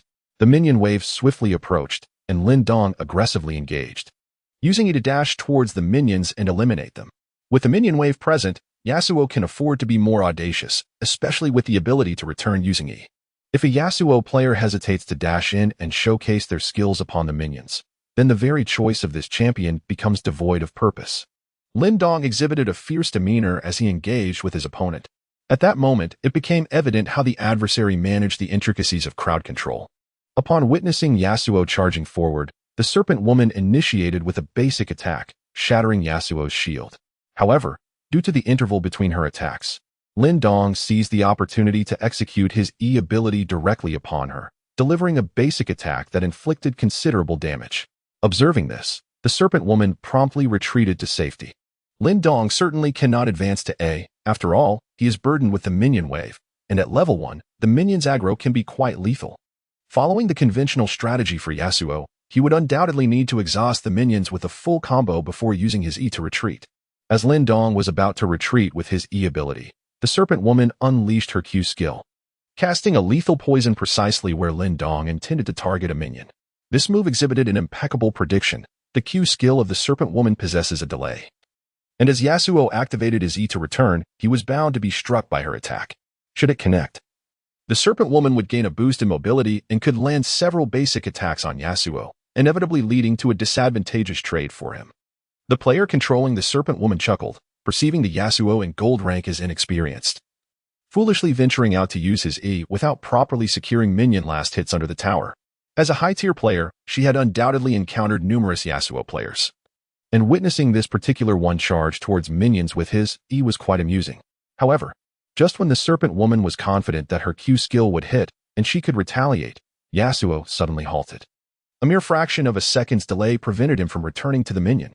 Consequently, the Serpent Woman's Q skill missed, and it was Lin Dong who ultimately retreated. The Serpent Woman was momentarily taken aback. What had just transpired? Was this truly a Yasuo of elementary skill? His E ability was so poorly executed. Yet he dared to play Yasuo? Ironically, it was precisely due to Yasuo's erratic E maneuver that he successfully evaded the Serpent Woman's Q skill. Consider yourself fortunate, she thought with a wry smile, acknowledging that even a diamond-ranked player would likely have fallen prey to her prediction. She never expected to be outmaneuvered by an unskilled Yasuo. Lin Dong returned, feeling a secret thrill of astonishment. Truly, the prowess of a skilled player is remarkable. He discerned that Lin Dong intended to E back to the minion. Thus he promptly unleashed his Q skill upon the minion for optimal accuracy. This can be considered a subtle technique for utilizing delayed skills against Yasuo, although it necessitates both exceptional reflexes and foresight to execute successfully. Lin Dong flexed his fingers, realizing that this match required serious effort. The Serpent Woman was indeed formidable. He positioned his hands on the keyboard and resumed his actions. If anyone were to observe Lin Dong's fingers, they would be astonished to discover that they rested on the ASDF keys rather than the commonly used QWER. Speaking of the AS keys, few are aware of their true purpose. The A key represents basic attacks, while the S key signifies stasis. Most players seldom utilize these keys, as they hold little relevance for heroes reliant on skills. Instead, they prove invaluable for champions who depend on positioning and basic attacks. At times, employing these keys can be remarkably satisfying, possessing the potential to transform dire situations into miraculous victories. For most ADCs, mastering basic kiting is essential, and becoming accustomed to the A key enhances this fluidity. The S key significance is even greater, serving as a means to evade skills and showcase one's prowess. Previously, the Serpent Woman had gravely misjudged Lin Dong, believing him to be a mere novice. She could not fathom that Lin Dong had utilized the S key to momentarily halt and evade her Q skill. A novice engaging in the mid lane would only embolden her further, clutching her ignite. The Serpent Woman aimed to capitalize on an opportunity to secure a kill before reaching level 6, thereby establishing an advantage for her team. As a carry, one must maintain a broad perspective. To achieve victory, one cannot solely focus on their lane. It is imperative to swiftly dominate one's path to assist others in gaining an upper hand, ultimately leading to explosive team fights in the mid-game to secure victory. Before long, both players ascended to level 3, marking a significant transition for the Serpent Woman. Any squishy mid laner ensnared by her QW skills would undoubtedly suffer substantial damage. Should she encounter a less astute mid laner, the combination with Ignite could lead to a certain kill. Hence, the Serpent Woman sought such an opportunity. As a wave of minions approached, she patiently awaited Lin Dong's east to close in. Once she poisoned the Yasuo, he would be ripe for her relentless assault. Confident in her positioning, she anticipated Lin Dong's movements. As expected, when the minion wave arrived, Lin Dong advanced. However, unlike anticipated, he executed a QE maneuver on the minions instead of directly engaging. He refrained from initiating with E and chose to Q the Serpent Woman instead. After all, she was a seasoned player, adept at maintaining a safe distance, thus denying Yasuo the chance to land his E. Lin Dong decided to take an unconventional route. Observing the positioning of the enemy minions, already plotting his next steps, the speed of his E was remarkable, and upon witnessing this, the Serpent Woman remained unfazed, skillfully managing the distance between them while utilizing her basic attacks to shatter Lin Dong's shield. Yet, Lin Dong had no intention of closing the gap. Instead, in her haste, the Serpent Woman unleashed her Q skill. Lin Dong lured out the Serpent Woman's Q, subsequently evading her once more, with no intention of exhausting her resources. This little rascal has deceived me once again. The Serpent Woman felt a surge of anger, perplexed by the fact that despite Yasuo's clumsy performance, she was unable to gain any advantage. Yet, in the fleeting moment that the Serpent Woman let her guard down, the situation took an unexpected turn. As Lin Dong returned from dispatching the minion, he suddenly activated his ability again.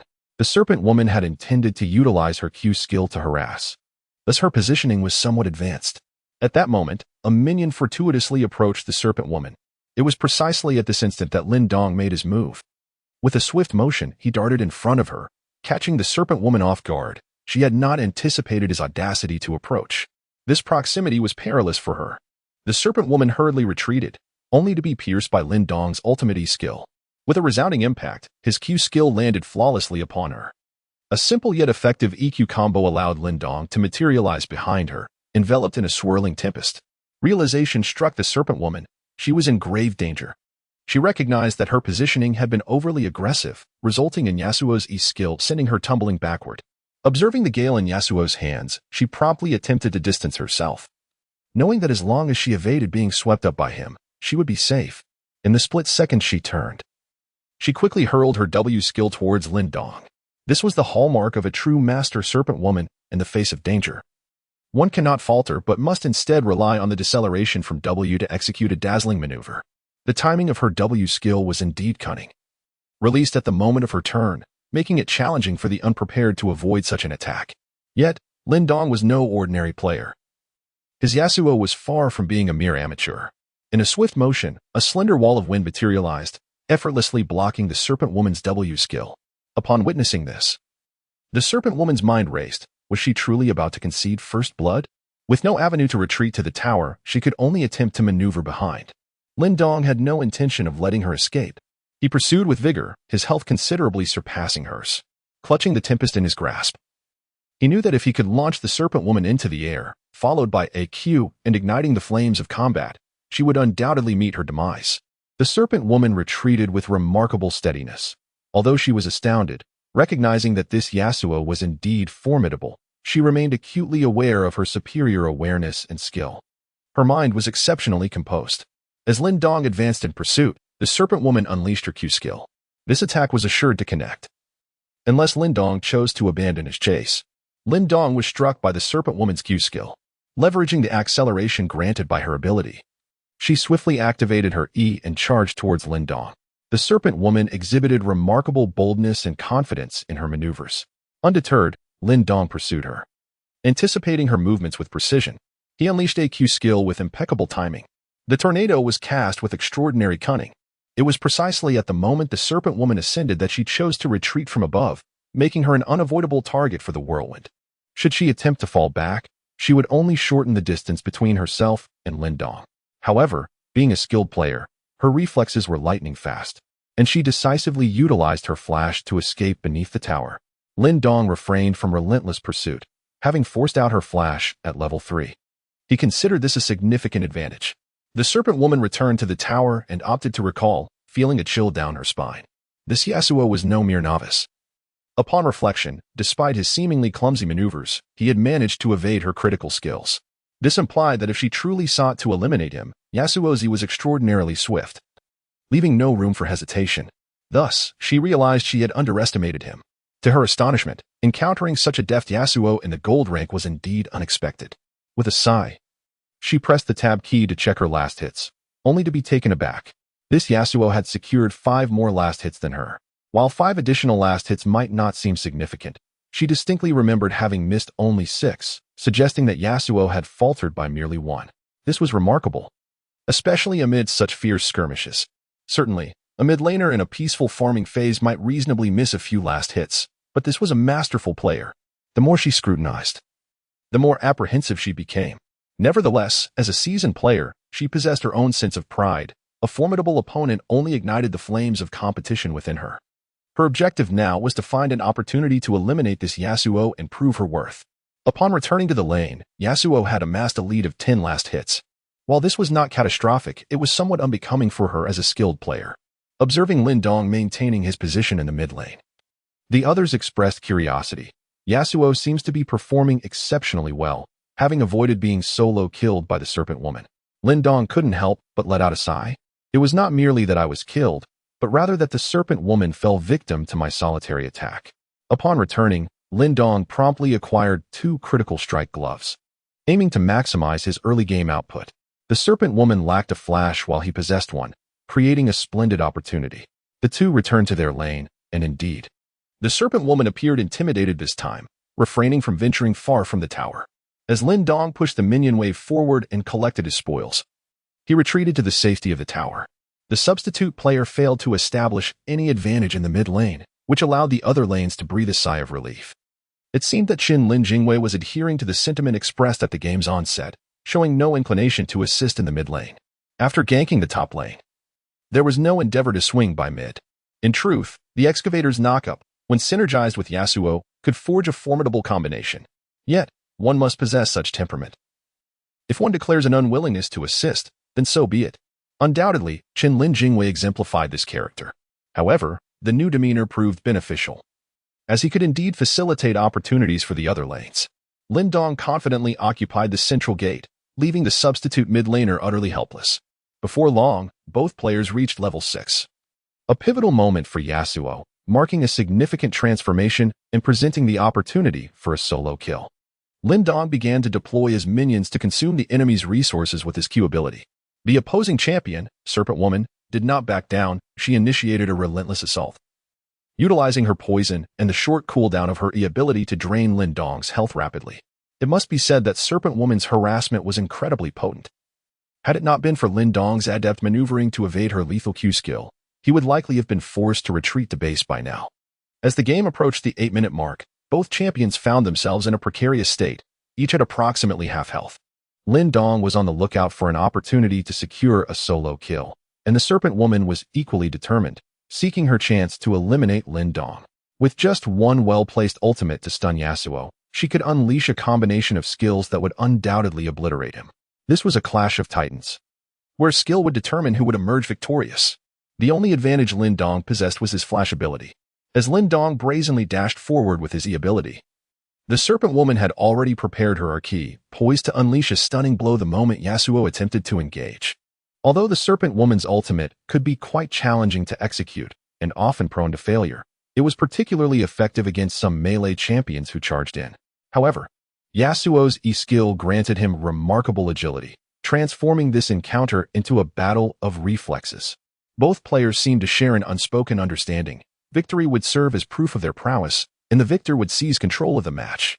This was clearly a personal rivalry, and even Lin Dong had not anticipated that his opponent's Li Xin would audaciously intervene. In the fleeting moment of Lin Dong's past, he fixated on the initial movements of the serpent woman. The instant she raised her hand, he could have effortlessly turned to evade her stunning attack. The serpent woman's ultimate ability was indeed aimed at causing dizziness, making it relatively easy to dodge. Yet, she remained motionless. Meanwhile, the blind monk shamelessly maneuvered around him. And Lin Dong was taken aback, realizing he had become overly complacent. He was now in imminent danger, although the blind monk was not yet level 6. Lin Dong's health was already halved. If the blind monk managed to land a Q on him, combined with the serpent woman's assault, it would undoubtedly result in his swift demise. To ensure a more secure kill, the blind monk refrained from using his Q skill immediately. Instead, he executed a swift W to gain vision, thereby closing the distance to Lin Dong, making the release of his Q skill far more feasible. Lin Dong found himself in a perilous situation as the blind monk had already approached. With a resounding impact, the blind monk's Q skill launched forth. For most, this skill would be guaranteed to hit, given the minuscule distance between them. However, in a swift motion, a wind wall appeared between the two. This was undoubtedly a remarkable prediction from Lin Dong. Without such foresight, he would not have been able to block the blind monk's Q skill. In astonishment, the serpent woman noted how Yasuo had successfully blocked the blind monk's Q skill with remarkable speed. She was taken aback, for even she might have struggled to erect a wind wall at that distance. Nevertheless, she was convinced that this Yasuo was doomed. With the blind monk's involvement, unless Yasuo refrained from attacking him, he would inevitably fall prey to her R. The blind monk, momentarily stunned by the obstruction of his Q skill, quickly regained his composure. Recognizing that Yasuo was now in an inescapable predicament, with a decisive strike, the blind monk unleashed his E skill, slowing Yasuo and rendering escape nearly impossible. At that crucial moment, the serpent woman executed a flawless W, landing it squarely on Lin Dong. The damage from her twin Feng struck him relentlessly. Even though a shield absorbed some of the onslaught, it proved largely ineffective, especially considering the serpent woman still had her ultimate ability at her disposal. Lin Dong appeared utterly oblivious to the peril he was in, nonchalantly executing his E skill, seamlessly traversing through the blind monk's form. With a swift pivot, he unleashed a Q skill upon the monk. Building upon his prior momentum, a wave of wind enveloped Yasuo, as he gleefully declared, "Perish." As Yasuo prepared to cast a second Q towards the blind monk, the serpent woman had already envisioned the imminent demise of her adversary. She had poised her ultimate ability, ready to unleash it at a moment's notice. Despite the assistance from the jungler, which felt somewhat unmerited, she was resolute that claiming the kill would allow her to dominate Yasuo in the future, the rank boost, everything for the sake of victory. However, the unfolding events rarely transpired as anticipated, especially not with Lin Dong's Yasuo in play. With a swift motion, the serpent woman's ultimate erupted forth towards Yasuo's front, almost instantaneously, leaving him no time to react. With unwavering confidence, she activated her ultimate. Yet, in that very instant, Yasuo seemed to outpace her. In a flash, Yasuo executed a perfect flash, not to flee, but to reposition himself directly onto the serpent woman. Her ultimate veered off course. The serpent woman, bewildered, watched her ultimate miss Yasuo, perplexed by how she could have failed despite her skill already being unleashed. With a decisive strike, Yasuo dealt a basic attack, igniting the flames of combat. It was evident that Lin Dong was poised for a counterattack. Realizing escape was futile, the serpent woman, still grappling with her astonishment at Lin Dong's sudden repositioning, resolved to fight back, especially since Lin Dong's health was precarious. She swiftly applied Ignite upon him, gearing up for a fierce confrontation. Her Q skill, already off cooldown, shot forth towards Lin Dong. Should it connect, followed by a few more strikes, he would surely fall. Just in time, a wave of minions approached.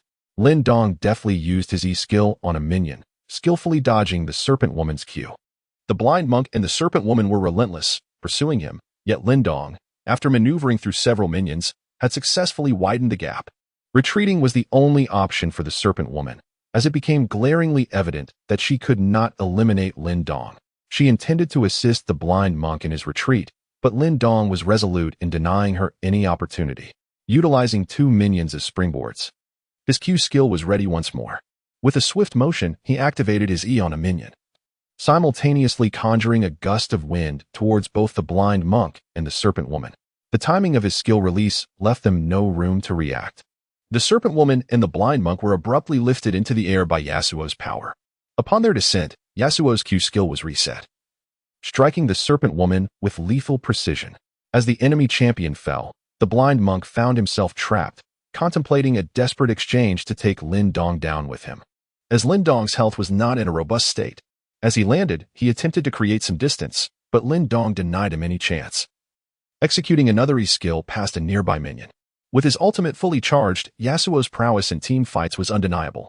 With a shield at his disposal, Lin Dong was unperturbed by the blind monk's impending strike.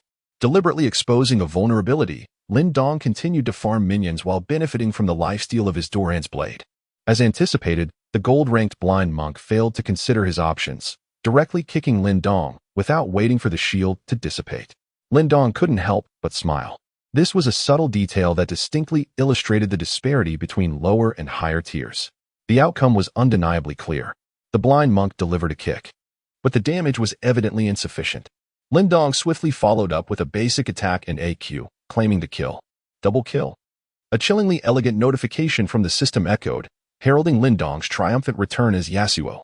66666. Initially, the ADC from the bot lane expressed admiration. Eventually, even the jungler, Shen Lin, could no longer contain his astonishment, exclaiming, "All right, impressive. We shall bask in victory." Lin Dong remained silent, encountering those who chattered incessantly. He could only choose to ignore them, ultimately letting his prowess speak for itself. This is the true path. Initially, the arrogant ones did not believe in Lin Dong, but now they must acknowledge his remarkable skills. Is Yasuo also a smith?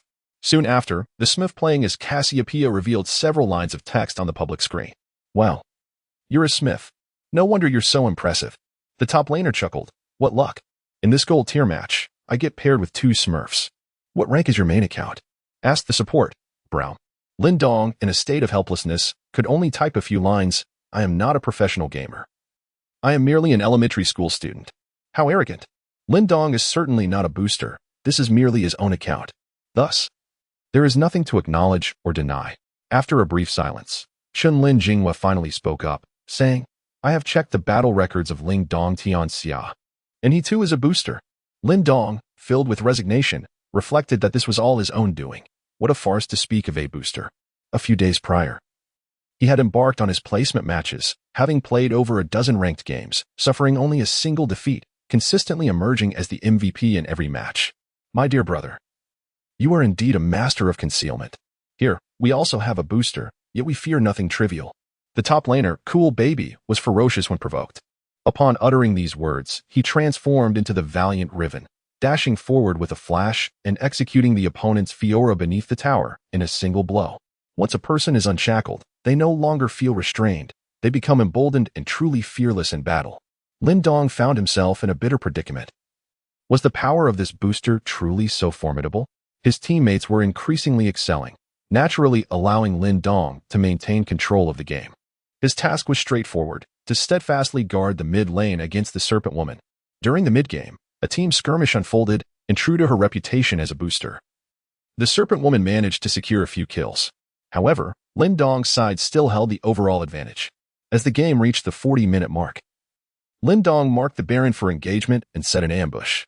His top laner, the Cool Baby, executed a brilliant flash into the third segment of his Q ability, stunning 3 opponents.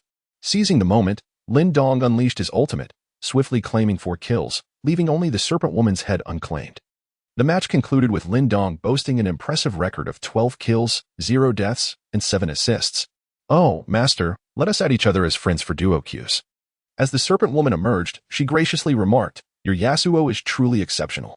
Lin Dong smiled faintly. He chose not to elaborate further and was about to exit the game when the Serpent Woman sent another message. "Were you using a teleportation technique just now? I thought my ultimate move had landed." As the game came to a close, the Serpent Woman remained perplexed by Lin Dong's remarkable maneuver. Despite her efforts to comprehend it, she could not decipher the intricacies of his actions. Ultimately, she could only attribute Lin Dong's extraordinary feat to a legendary skill, teleportation. Lin Dong furrowed his brow and typed 2 words, "Not at all." He then promptly closed the interface and resumed his journey in ranked matches. By nightfall, Lin Dong had ascended from Gold 5 to Gold 2, having experienced a significant leap along the way. The pace at which he was climbing the ranks was truly unparalleled. Anticipating a day of gaming at the internet CAF with 2 young ladies the following day, Lin Dong retired to bed early. On the morrow, his friends, Fatty and Yang Feng remained in deep slumber while Lin Dong completed his morning routine and made his way to a dining establishment. He ordered breakfast for the two ladies, a serving of milk and bread for the young lady, and a meat sandwich with juice for Xiaoshu. It was evident from their breakfast preferences why Xiaoshu appeared so petite. Her nutrition was clearly lacking, which naturally reflected in her physical stature. Precisely at 9 o'clock, the two stunning beauties arrived, drawing the attention of passing students. Such is the allure of a campus belle. Wherever she goes, she is the center of attention. API call failed with status code 429. Error. Code 429. Message. Resource has been exhausted, e.g. check quota. Status. Resource exhausted. Lin Dong feigned indifference. Truly, it was a case of sour grapes. Hee hee. Lin Dong, will you take me to play games shortly? Little Shu's affection for Lin Dong grew stronger, her voice soft and gentle. Certainly, no problem at all. Lin Dong happily agreed. So, Lin Dong, do you have a girl you like? Little Shu gazed at Lin Dong with hopeful eyes, her large orbs wide open.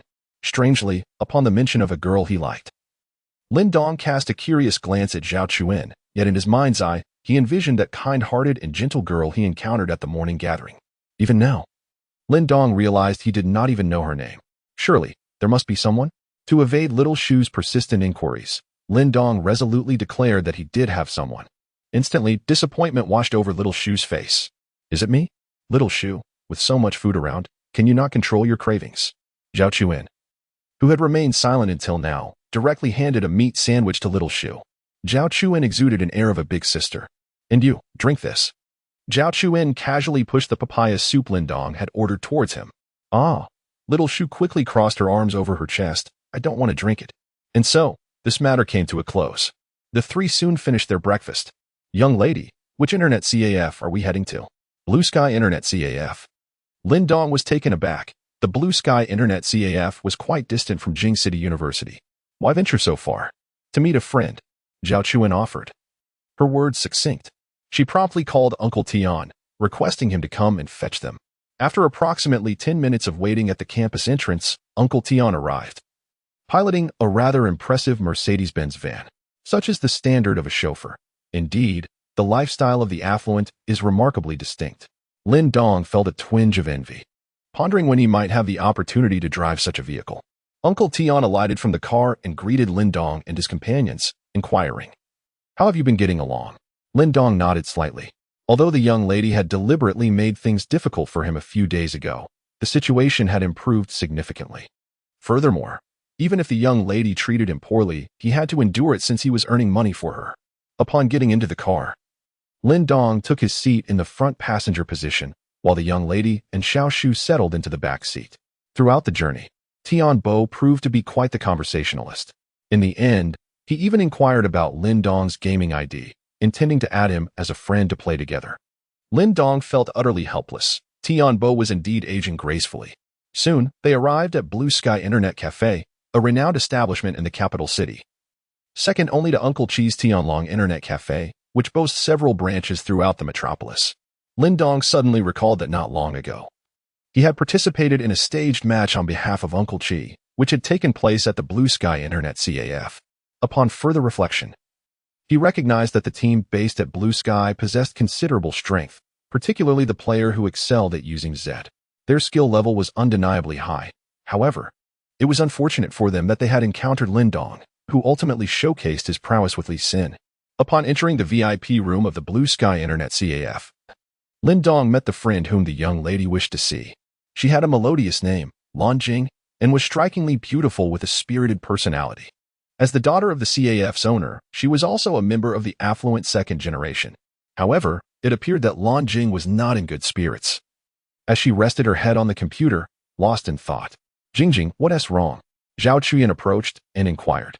Only then did Lan Jing notice Zhao Chuyan's presence and, with a hint of exasperation, replied, "I'm just annoyed with someone." Her expression was one of clenched teeth. "Who is it? What kind of person could upset our beloved sister Jing?" Lan Jing sighed and explained, "It's a master from Tianlong Internet CAF. Because of him, our Blue Sky CAF couldn't secure the top spot in this year's Internet CAF League." Feeling disheartened, Lan Jing glanced back and finally noticed Lin Dong behind her. "Who is he?" she asked. "He's a friend of mine. I invited him to join us for some games," the young lady clarified. To her surprise, Lan Jing smiled knowingly. Xiaoyan, you never bring boys to play games. This friend must be extraordinary. No, he's just an ordinary friend. Zhao Chuan insisted emphatically. Lin Dong's Timo is quite impressive. We called him over to carry us, Xiao Shu interjected. Timo? Lan Jing looked at Lin Dong with a hint of disdain. What use is it for a grown man to play Timo, no matter how skilled he is? Just as Lin Dong was about to speak, Lan Jing suddenly exclaimed, "Haha. He has finally agreed to play a game with me." What? The crowd responded in confusion. It's that expert, the master from Tianlong Internet Cafe. After a week of coaxing, he has finally consented. Lan Jing was filled with joy. Lin Dong felt a sense of helplessness. How formidable could this expert be to evoke such excitement? At that moment, his phone suddenly rang. It was a call from Amao. Last time, when he assisted Tianlong Internet CAF by playing on their behalf, he did so under Amao's name. What could he want now? Upon answering, Amao's anxious voice came through. Brother Dong, help me. Do you have time right now? You must have time on Sunday, right? What is going on? Please, quickly log into my account and help me play a match. I'm being harassed by Blue Sister from Blue Sky. And I promised her a game today, but I'm afraid of being exposed. So it turned out to be such a trivial matter. Yet it was evident that Lin Dong could not assist this time, as the young lady had already set up the machine. Now, he could only accompany her in her game. I have something to attend to. What? What should I do? Amao's distress was palpable. Lin Dong pondered for a moment and suggested that one could simply play as a support character, opting for a champion akin to Timo, one that is easy to handle and performs well in lane. This, he surmised, was perhaps the most effective solution. After concluding the call, the young lady beckoned him over. Lan Jing proposed, "Let us engage in a 5-man queue. With the skilled Amao joining us, we shall have a complete team." Lan Jing's straightforward remark caused Lin Dong's heart to skip a beat. Amao? Was she referring to that Amao? Such implications. The last time they faced off in a match-fixing incident involved Zed, who was indeed Lan Jing. Lan Jing, or Sister Lan, appeared so formidable and generous that she truly warranted the title. Lin Dong could not help but internally lament how small the world seemed. However, he resolutely resolved to maintain his composure. If his true identity were to be revealed, it would likely spell trouble for Uncle Chi. And Lan Jing might very well be capable of eliminating him, given that the previous match-fixing incident had ramifications for their CAF's ranking in the capital city. All parties added Lan Jing as a friend and subsequently formed a team named Blue Sky No. 1. As expected, the last to join was Amao, whose gaming ID Lin Dong recognized as Mao Li Golang. Lan Jing inquired, "Amao, is this your Smith account?" Given that Amao's primary account boasted only a platinum rank, his usual role was as a support within the team, which naturally meant his individual gameplay was not as refined. The rank of this account had been bolstered by his teammates' assistance. "Yes, my main is currently in use. So I just picked up this account at random," Amao replied nonchalantly. Lin Dong couldn't help but stifle a laugh.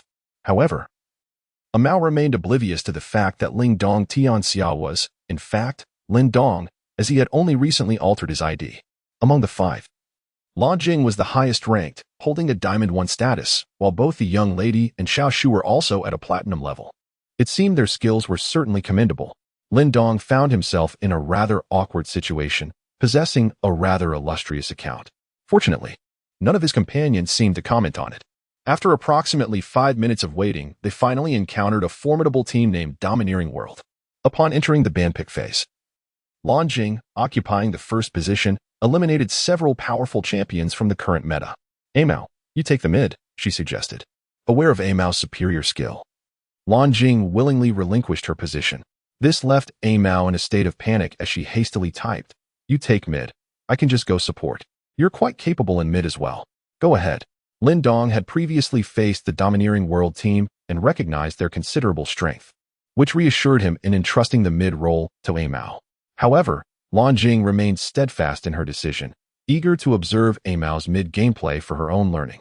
With that, Lan Jing confirmed her selection of the top champion, Fiora, effectively cutting off Amao's options.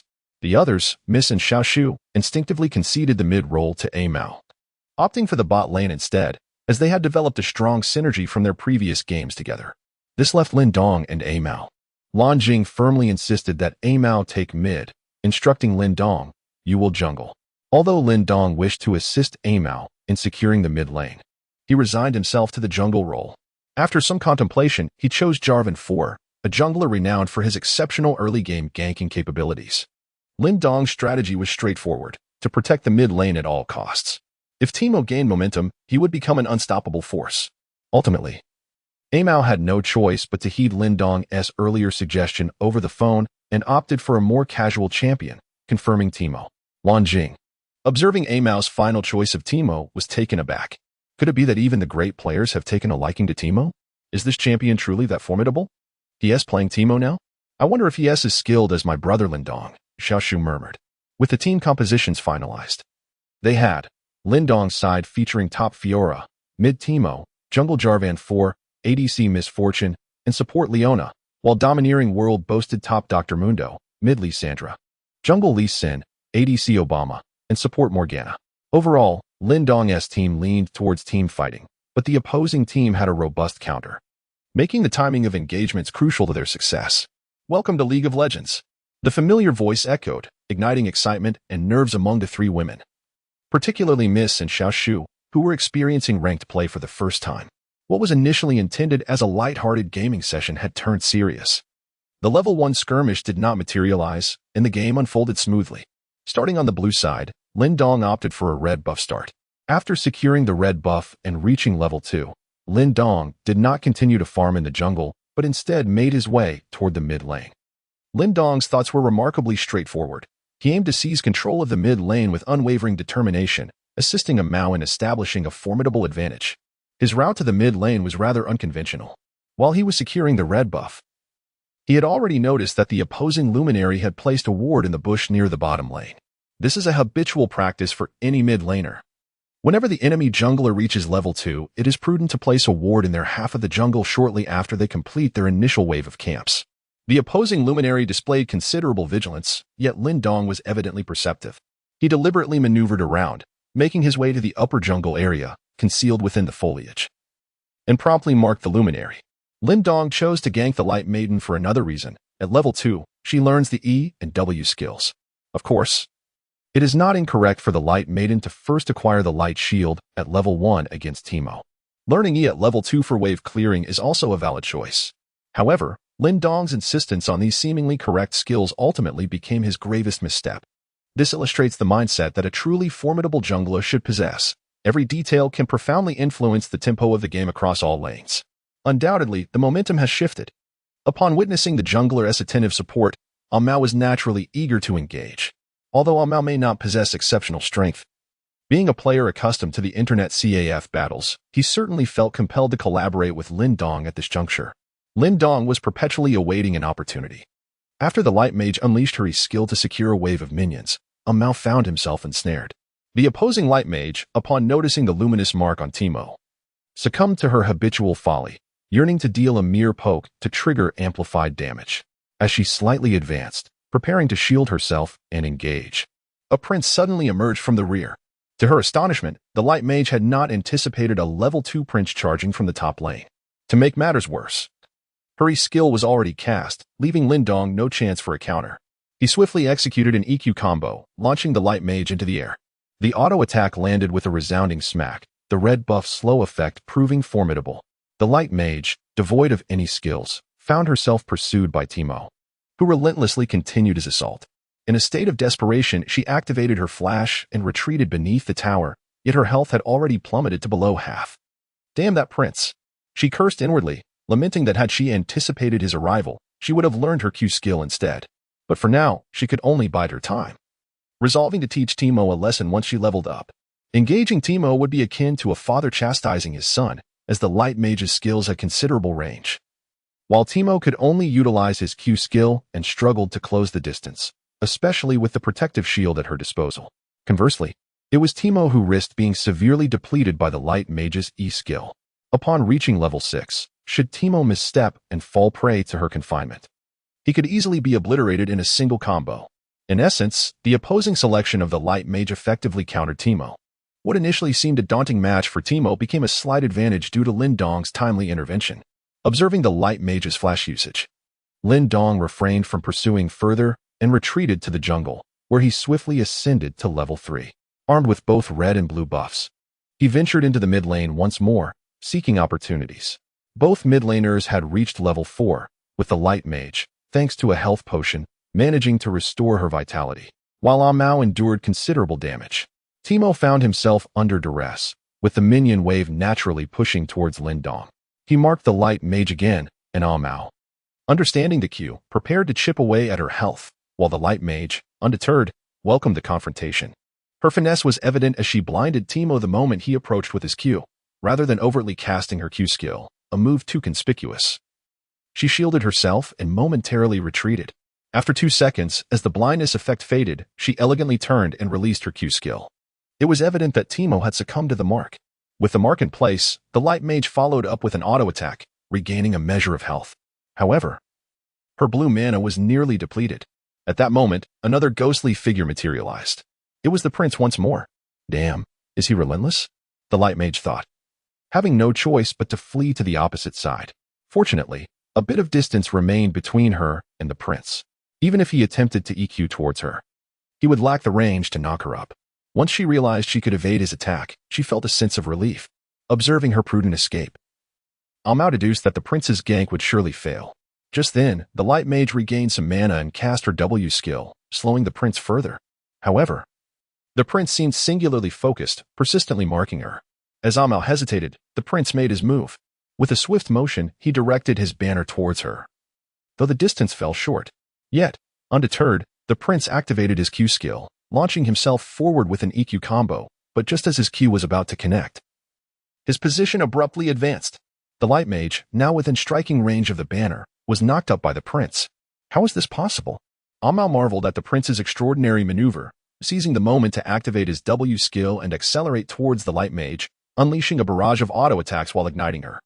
Clearly, the light mage was trapped, devoid of skills and flash, left with only a shield that offered little solace. She was relentlessly pursued by the prince. With her health dwindling, the prince, brimming with confidence, turned away, and the light mage ultimately succumbed to Timo's poison. The call of first blood resonated through the summoner's rift, as Timo claimed the light mage's first kill. Indeed, the prowess of a seasoned player shone through, achieving first blood in merely 4 minutes. Little Shu exclaimed in astonishment. "Oh dear, Little Shu, must you be so dramatic? You nearly caused me to misfire my skill." Zhao Chuan replied with exasperation, while Lin Dong witnessed the young lady's misfortune unleash an E-skill in a hasty retreat. "I told you, a master is indeed a master," Lin Dong reflected, though he too had garnered an assist, which was commendable. Meanwhile, Lan Jing, oblivious to the earlier commotion in mid lane, continued to extol Timo's prowess. Did Lin Dong really secure that assist? Without him, how could Timo have claimed first blood from the light mage? Lin Dong let out a bitter smile, thinking that perhaps this was for the best. He didn't mind as long as Amao remained undisclosed. Amao, having secured first blood, was momentarily stunned. He had never been adept at playing mid lane, and selecting Timo, who was countered by the opposing team, had led him to doubt his own capabilities. Yet, astonishingly, at the 4-minute mark, he achieved first blood. Despite receiving praise from his teammates, Amao felt no joy, as he recognized that he had done nothing to earn it. It was solely due to the 2 ganks from the prince that he had gained the upper hand. Was that the princess EQ flash just now? The memory of that astonishingly long knockup lingered in Amao's mind. It was evident that the prince had executed a perfectly timed flash to launch the light girl into the air. The seamless execution of the EQ flash left Amao in a state of awe. In his heart, he had already deemed this prince to be a master. Furthermore, it appeared that this master held a certain fondness for him, consistently offering assistance. Amao couldn't help but feel a surge of confidence, with the prince's protection. It seemed he was destined to carry the game. Little did he know that the man safeguarding him from behind was none other than Lin Dong himself. The ensuing gameplay unfolded smoothly. Lin Dong frequently made appearances in the mid lane, instilling fear in the light girl, who dared not venture too far forward and remained tucked away under her tower. Amao had opted for a build that included the Rylai's Crystal Scepter in conjunction with the Lindry's Anguish, crafting a semi-tank, yet vexatious itemization. Even if the light girl unleashed her full damage potential, she would struggle to eliminate Timo. Lin Dong felt a sense of relief as Timo reached level 6. Having planted an abundance of mushrooms in the mid lane, rendering him untroubled by potential jungle ganks from the opposing team. Just as he settled into this newfound tranquility, another piece of joyous news erupted from the top lane. Sister Blue's Fiora had decisively slain the enemy's Dr. Mundo in a one-on-one encounter. Lin Dong couldn't help but nod. Sister Lan's prowess was truly commendable. The Sword Princess had single-handedly defeated the Hand of Noxus. Such precision and execution allowed no room for error. Striking at the weak points and utilizing her W skill to block crucial abilities from Noxus champion. A single misstep could easily lead to a counterattack from Noxus. With an advantage in the top lane, Lin Dong naturally set his sights on the bottom lane, where Miss and Xiao Shu were struggling against their opponents. The presence of Morgana as their adversary's support posed a significant challenge for Leona. Obama's burst damage was alarmingly high, after enduring a wave of harassment. They found themselves unable to contend any longer. API call failed with status code 429, error, code, 429, message, resource has been exhausted, e.g. check quota. Status, resource exhausted. Lin Dong, empowered by the buffs of the four specters, approached cautiously. The absence of any warning signals during his scan indicated that the enemy lacked vision in this area, suggesting that this gank was poised for success. As he drew nearer, a primal instinct flickered within him. A sense of impending danger loomed over this gank. Noticing the shadowy figures lurking in the second bush, he recalled that the monk had not revealed himself for quite some time. In an instant, Lin Dong realized the urgency. Xiao Shu, place a ward in the second bush, he commanded. However, it was evidently too late. No sooner had the words escaped his lips than a blind monk burst forth from the underbrush, a level 6 monk. Lying in wait for the ambush. With a swift motion, the monk struck decisively and landed a hit on the ADC, executing a precise Q ability that directly connected with Zhao Chuyan. Lin Dong sighed in dismay. If Zhao Chuyan were to be eliminated prematurely, victory would undoubtedly slip away. The blind monk acted decisively, launching his Q ability in an instant, intent on kicking Zhao Chuyan back before Lin Dong could intervene. If they could eliminate the ADC, the team fight would surely be theirs. However, at that very moment, Lin Dong too advanced, executing an EQ combo directly. Yet, the direction of his EQ was not aimed at the opponents Obama and Morgana, but rather towards Zhao Chuyan's very front. To everyone's astonishment, the prince's EQ combo collided perfectly with the moment the blind monk's second Q arrived. The blind monk's second Q was abruptly interrupted. Incredible! The blind monk found himself in an awkward predicament. Not only did he fail to kick the ADC away, but he inadvertently charged into danger himself. Brother Lin Dong, your maneuver is extraordinary, Xiao Shu exclaimed, momentarily speechless and rooted in place. Quick, stun the blind monk, Lin Dong urged, prompting Xiao Shu to hastily unleash an EQ combo, chaining his control abilities seamlessly. Zhao Chuyan was freed from peril, joyfully delivering damage from the rear. The blind monk was swiftly eliminated. The approaching Obama and Morgana now appeared quite embarrassed. Xiao Shu, follow up with my ultimate. Lin Dong clearly intended to pursue them relentlessly, launching his ultimate backward, instantly encircling both foes. Splendid! Lan Jing couldn't help but exclaim, evidently shifting his gaze to the bot lane. With Lin Dong's initiation, Xiao Shu executed his skills with remarkable fluidity, unleashing a series of ultimates in succession, all within Lin Dong's grand circle. The raucous sound of Misfortune's ultimate rang out in the background, signaling the explosive power of their combined efforts. The three perfectly coordinated ultimates resulted in devastating damage. Obama and Morgana were reduced to critical health, forced to flash away in a desperate bid for survival. The young lady acted decisively, flashing forward with an E ability to slow them down, landing 2 auto attacks to claim Obama's life. In the end, Morgana met her demise at the hands of Lin Dong's Q ability, exploding in an instant. What began as a 3v3 skirmish had transformed, with the opposition losing 3 members in a heartbeat. This remarkable turnaround was undoubtedly due to Lin Dong's extraordinary EQ combo, which interrupted the blind monk's second Q, completely shifting the tide of battle. Had it not been for Lin Dong's timely intervention, the blind monk would have kicked Zhao Chuyan away first, resulting in Misfortune's elimination, leaving only Leona and the prince to face certain doom.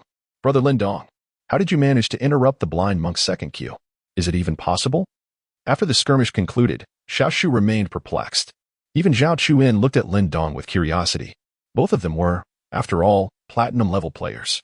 The prince's EQ combo was notably sluggish compared to the speed of the blind monk's second Q, making it evident how challenging it was to interrupt. Lin Dong found it difficult to explain. It was merely a fortunate coincidence. Incredible! The 3 ladies laughed, acknowledging that fate, timings, and sheer luck had conspired to allow Lin Dong to execute such a remarkable play. Lin Dong smiled faintly, choosing not to utter a word. Instead, Lan Jing cast a complex glance at him. The situation had become exceedingly clear. In the mid lane, Mao, due to his superior level and equipment, had crafted the ice crystal scepter as his first item. This equipment not only thwarted the Light Maiden's potential for a swift kill, but also enabled him to slow opponents with his Q skill, providing an escape route as well. Thus, Lin Dong ventured into the mid lane once more. With Teemo's Q skill and synergy, the Ice Scepter's slowing effect was triggered, rendering the Light Maiden unable to flee. She was caught in a flawless EQ combo that sent her tumbling. With exquisite maneuvering, Lin Dong evaded the Light Maiden's Q skill. Ultimately, she was compelled to use her flash to retreat, only to find herself ensnared by Lin Dong's ultimate. Such a splendid combination allowed Mao to simply activate his W skill and proceed with Q at A. Naturally, Lin Dong graciously allowed Mao to claim the kill. Far away at Tianong Internet CAF, he watched his impressive stats with a sense of joy. This prince was truly commendable, never snatching kills. He resolved to add him as a friend shortly. With a significant advantage in equipment, Mao now dared to confront the Light Maiden fiercely. On one occasion, she inadvertently stepped on one of his mushrooms, triggering the Ice Scepter's slowing effect, leading to her demise as Mao activated his W and executed a clean kill. Upon witnessing the Light Maiden's downfall, the three women erupted in excitement, particularly Xiao Shu, who exclaimed in awe at Teemo's prowess in single-handedly defeating the Light Maiden. Lin Dong cast a sidelong glance, pondering that had it not been for his continuous assistance and the sacrifices he made in securing kills, his ally would have long been reduced to a pitiful state. The early game unfolded with remarkable ease, the tempo entirely under Lin Dong's control. In every location he traversed, carnage ensued, inevitably leading to a decisive victory for his team in the team fights. As the game progressed to the 25th minute, all equipment had been adequately assembled. Lin Dong declared, "Let us engage the team fight," and boldly took the lead. The enemy's advances were rather feeble, with only a crippled monk attempting to penetrate the back line. Yet he stood no chance against Teemo and Misfortune. His task was straightforward, to initiate a flawless team fight and then target the opposing Obama. As they pushed towards the mid-lane tower, Lin Dong swiftly seized an opportunity. He executed a swift EQ combo, followed by a well-timed ultimate. Although Little Shu's Leona was also capable of initiating, Lin Dong preferred the reliability of Leona responding to his ultimate. The initiation was impeccable. The enemy's Noxian was already severely hampered by the blue crystal, lacking adequate gear and proving ineffective in the front line. The team fight erupted. The enemy monk attempted to kick into the back line, but was swiftly hindered by a Q from Ameo, which inflicted slow and blindness, rendering him utterly useless. At the opportune moment, Blue Crystal made a decisive entry, eliminating both the enemy ADC and APC in an instant. The superiority of equipment left the adversaries with no chance of resistance. As the game reached the 35th minute, following the acquisition of the Baron, Blue Sky No. 1 executed a final push that led to the demise of dominance in the world. Ultimately, dominance in the world failed to assert any dominance and swiftly met their end. Throughout the match, the rhythm was solely orchestrated by Lin Dong, whose personal statistics were not particularly grand, standing at February 1st, 12th. However, astute observers would be astounded. For Blue Sky's total kill count amounted to merely 17, indicating that Lin Dong was intricately involved in nearly every engagement. Of course, the illustrious statistics belonged to Ameo, who remained unscathed at 8-0, a truly godlike performance befitting the legendary dragon god of battle. Ameo was indeed formidable. Little Shu gazed at Ameo's record with envy, remarking, "Jingjing. You were right. This person is truly impressive, and his damage output is the highest." Observing the official assistant. The blazing red torch beneath Ameo's Teemo was a badge of honor that anyone could boast about. Lin Dong felt a sense of helplessness. After all, he was a Teemo. The mushrooms of a Teemo could inflict considerable damage. Yet, this was no longer of consequence. What truly mattered was that Lan Jing seemed to have taken a liking to Lin Dong. Naturally, Lan Jing and Lin Dong were not well acquainted. So he first inquired with the young lady. Zhao Chuyan could only speak the truth. Upon learning that Lin Dong was the young lady's subordinate, she was momentarily taken aback. However, the crux of the matter remained her question about Lin Dong's prowess in League of Legends. The young lady had no further remarks, only uttering 2 cryptic words. And she presented Lin Dong with the videos of their previous solo matches featuring Teemo. Lin Dong felt as if he were pricked by needles. Observing the young lady and Lan Jing conversing while casting glances in his direction, he sensed that something significant was about to transpire. After Lan Jing had watched 2 video clips, her expression of astonishment was palpable as she approached Lin Dong earnestly. "Lin Dong, would you be willing to join our Blue Sky team?" "What?" The proposition from Lan Jing not only startled Lin Dong, but also widened the eyes of both the young lady and Xiao Shu in disbelief. I mean to join our blue sky team. Lan Jing reiterated with utmost seriousness. Why me? Lin Dong was perplexed. He had already restrained himself in the last match, intentionally allowing all the kills to others. Could it be that Lan Jing had seen through him? Because you are a skilled player, Lan Jing replied nonchalantly. Though your statistics from that last match were not ostentatious, they were undeniably effective. Your assists surpassed those of the support role, while Amao's performance was rather lackluster, likely due to his choice of Teemo. However, I observed that you possess an exceptional grasp of game tempo. You think too highly of me. I am merely a gold-tier player. Lin Dong shook his head, displaying a resigned expression. He was reluctant to engage in conversation with such an astute woman. Unlike the young lady in Xiaoshu, who merely skimmed the surface, Lan Jing seemed capable of seeing through everything. This perception was undoubtedly linked to her ranking, as she was nearing master tier. It is not that I think too highly of you. It is simply that you remind me of someone. Lan Jing continued passionately. Setting aside that astonishing EQ combo, your timing during ganks in other lanes is impeccable. When you gank Nox in the top lane at the 18-minute mark, I distinctly saw Nox place a ward a few minutes prior. I thought you would refrain from proceeding. Yet you waited in the river for nearly half a minute before engaging. Nox was caught off guard and eliminated. And it dawned on me, you were waiting for his ward to dissipate. Can you honestly claim that a gold-tier player possesses such awareness and strategy? Lin Dong was at a loss for words, internally marveling at how formidable this woman truly was. Lan Jing was not yet finished, as she continued, moreover. I just reviewed your match history. Although you are gold, your account was just recently ranked, yet your win rate is astonishingly high. If you dedicate time, I have no doubt you could ascend to master. Her words cast a sudden weight upon the atmosphere, rendering Xiaoshu and the young lady speechless in their astonishment. Lin Dong, are you truly that remarkable? Xiaoshu finally turned her gaze towards him. No, it's just her overestimation. Lin Dong wished to deflect the conversation. He had come to university life intending to embrace a low-profile existence as a student. His past might have been glorious, but with glory came sacrifice. He had lost much due to his brilliance, leaving him with a lingering sense of disquiet. Lin Dong simply wished to refrain from such involvement. I am not overestimating. Lan Jing interjected excitedly, interrupting Lin Dong. I might have had some doubts earlier, but after watching the video Xiaoyan sent me, I am convinced. You are a master. Perhaps even superior to a Mao. After all, Teemo is decidedly more capable than him. At this juncture, Lin Dong found himself at a loss for words. His desire for discretion had been unraveled by Lan Jing's keen observations. Regardless of what you say, I will not be joining the team, he declared. Now that the matter had been laid bare. Why not? Lan Jing pressed on, unwilling to relent. This question caught Lin Dong off guard. Indeed. Why would he not join the team? He could only fabricate a flimsy excuse. I am currently employed full-time by the young lady, so I lack the time to join. This reasoning seemed sound, but Lan Jing immediately turned her attention to Zhao Chuan. Lin Dong realized that the two were friends, and his excuse was rather flimsy. As expected, Lan Jing remarked, Xiaoyan, could you lend your Lin Dong to me for a month? Once the upcoming Internet CAF tournament concludes next month, I shall return him to you. The young lady's face flushed crimson at Lan Jing's words. What do you mean, my Lin Dong? He is entirely at your disposal. Lin Dong internally groaned at the betrayal. The young lady had essentially sold him out. Well, Lin Dong only needs to come by when he is free.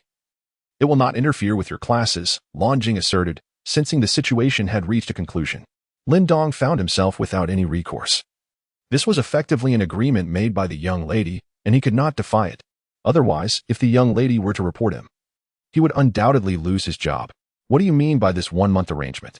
Lin Dong inquired, seeking clarity before making further plans. It pertains to the Internet CAF tournament scheduled in a month. Regarding the CAF rankings, this month, we should have clinched first place. But we were overtaken by Tianlong Internet CAF. That Amao, who played support Li Xin, carried them to victory. Lan Jing sighed. Moreover, my father entrusted me with the Blue Sky team to help secure the championship. I cannot afford to start my tenure with a failure. Thus, I must capture the title this time. All right, Lin Dong nodded, though his mind was racing with a torrent of frustrations. You were referring to that Li Xin, who was actually played by me. So, I am counting on you. When the time comes, you will play mid, and I will take top. With your addition, we shall undoubtedly triumph in the competition. Lan Jing had already mapped out her plans. Suddenly, Lin Dong recalled a troubling thought. What if Uncle Chi sought him out for match fixing again? After all, they had collaborated on several occasions, and declining him would be somewhat awkward. Moreover, it was Uncle Chi who had assisted Lin Dong in securing this job in the first place. Wait a moment. Lin Dong contemplated this, resolutely deciding that he could not join the Blue Sky team. I do not wish to join the squad, he declared. Why? There is no reason. I simply do not want to. However, if you require my assistance, I would be willing to help. At this moment, Lin Dong's mind was made up. Suddenly, Lan Jing had a thought. Then you could be the coach. Coach? For a small internet CAF team, do we really need a coach? Of course. It isn't a formal arrangement, as there is no official recognition, so it sounds rather peculiar. All right then. It seems this is the only viable option. As long as I do not have to take the field, it will suffice. Once the matter was settled, the group rejoiced. Thus, the four of them proceeded to engage in another ranked match. Amal mentioned he had something to attend to and left. In the end, Lan Jing took the mid lane. While the young lady ventured into the jungle, Lin Dong settled on playing Ezreal, while Xiao Shu, forever the support, chose Annie as his champion. Xiao Shu was filled with joy, chattering incessantly, thrilled to finally play the bot lane alongside Lin Dong. In the game, controlling Annie, she positioned herself next to Lin Dong's Ezreal. The petite Annie and the dashing Ezreal indeed made a charming pair. Xiao Shu whimsically activated Annie's voice lines. Would you like to join in? It's quite fun. Lin Dong replied, it is time to showcase true skills. Annie responded, I never play with matches. The perfect voiceover elicited laughter from the three women present, while Lin Dong appeared visibly embarrassed, thinking to himself, I am not a match. Even Xiao Shu couldn't contain her laughter. The match concluded swiftly, as Lin Dong secured the central position, and Xiao Shu's Annie performed exceptionally well. Lan Jing excelled in the mid lane, swiftly overpowering the opponents. Within 20 minutes, they had already breached the enemy's mid lane. By the 25th minute, the opposing team had no choice but to concede defeat. After a full day of gaming at the Blue Sky Internet CAF, Lin Dong decided to remain incognito, relishing the thrill of carrying the team, much to the astonishment of the young lady and Xiao Shu. Undoubtedly, Lan Jing was the happiest among them, the longer they played. The more she sensed Lin Dong's growing mystique as a true master of the game. It seemed that bringing him into the team was indeed a splendid decision. As evening approached, Lan Jing generously treated everyone to a meal. Lin Dong, take your time returning tonight. Get to know the members of the Blue Sky team. Make sure to guide them well in the future. All right. Lin Dong nodded. After dinner, the young lady and Xiao Shu returned home. Lin Dong and Lan Jing proceeded to the training room of the Blue Sky Internet CAF. The training room was filled with a haze of smoke, and four individuals were seated inside, engrossed in their game, unleashing a torrent of curses. What a bunch of noobs. Can this even be called playing League of Legends? Indeed. This pathetic team has the audacity to challenge us. Each one of them is obstinate and deluded. Lin Dong furrowed his brow and murmured, Now I understand why your team has suffered a defeat. Lan Jing sighed, Alas, there is little we can do. These individuals possess considerable strength. It took me a significant amount of time to recruit them, and naturally, they have grown somewhat proud. At that moment, Lan Jing approached and called out, Everyone, gather around. I would like to introduce someone. Fortunately, as the group's leader, Lan Jing commanded a degree of authority. The four individuals then shifted their attention to Lin Dong. This is Lin Dong. He will be our team coach from now on. No sooner had Lan Jing finished speaking than the expressions of the four transformed dramatically. One of them even scoffed, We do not require a coach. Upon hearing this, Lin Dong's face turned pale. These individuals were indeed exceedingly arrogant. Among them, one exhibited the most fervent demeanor, appearing to be the leader of the group. He looked remarkably youthful, raising questions about his qualifications to be our coach. Ji Xiaobao. Lan Jing, somewhat exasperated, retorted that Lin Dong's strength was formidable, and it was entirely appropriate for him to assume the role of our team's coach. Ji Xiaobao, the current captain of the Blue Sky team, had been recently recruited by Lan Jing for the top lane position. His personal prowess was formidable, being a master-tier player from the Ionia server in the national competition. Proud and unrestrained, he held contempt for those weaker than himself while harboring admiration for the strong, often pledging lifelong allegiance to formidable opponents. Lan Jing had invested considerable time to persuade this esteemed individual to join. However, his initial demand was for the captaincy of the team. With no alternatives, Lan Jing conceded the captain's position in order to inject fresh talent into the top lane. Nonetheless, it must be acknowledged that he indeed possessed remarkable skills, having completely won over the entire team through his prowess. Although new, even the veteran members looked up to him. Ji Xiaobao glanced at Lin Dong and challenged, What strength does he possess? I am curious to see his capabilities. Lin Dong interjected, regardless, he is stronger than I am. He has yet to play ranked matches and is currently at the gold tier. Before Lin Dong could finish, Ji Xiaobao interrupted, scoffing. He thinks he can be a coach with just a gold rank? Our team's minimum standard is platinum. When did the Blue Sky team sink to such depths?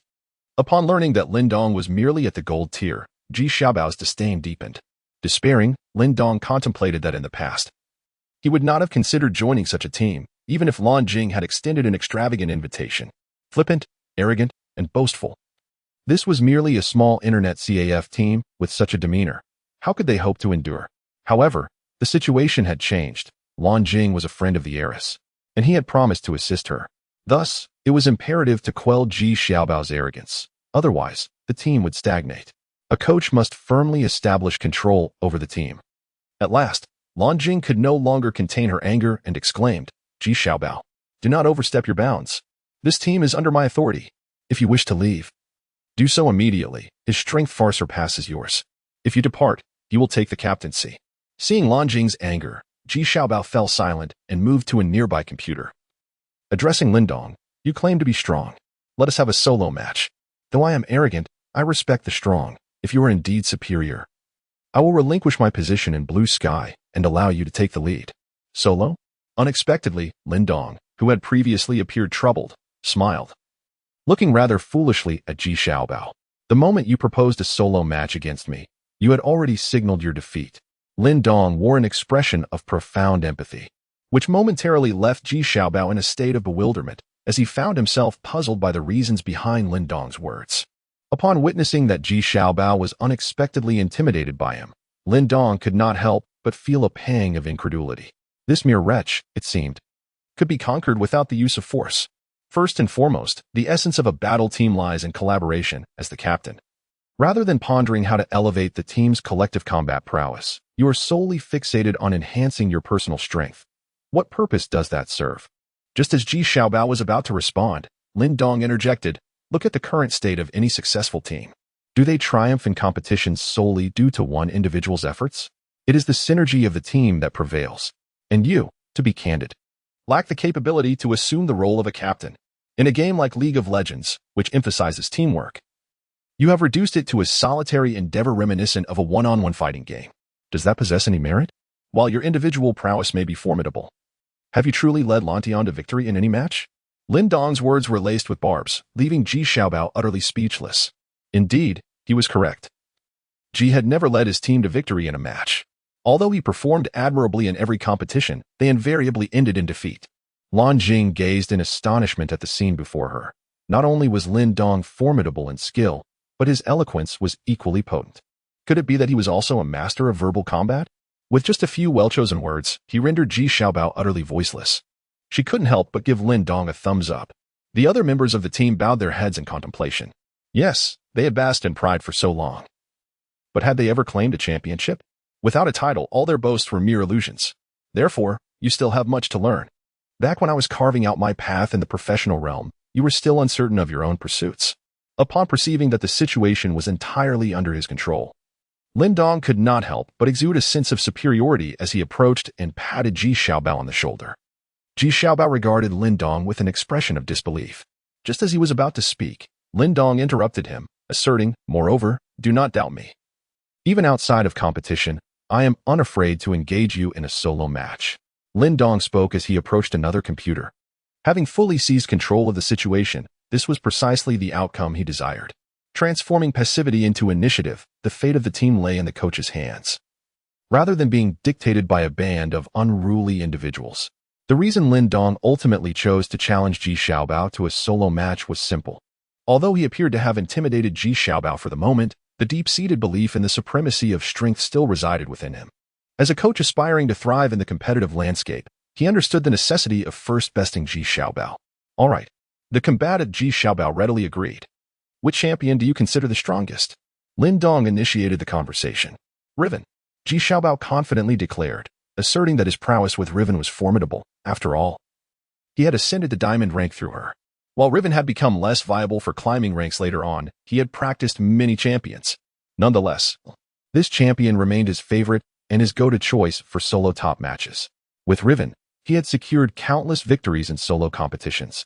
which had fostered a sense of pride in him and earned him the admiration of others. Let us get started then. I will also play Riven, Lin Dong stated calmly.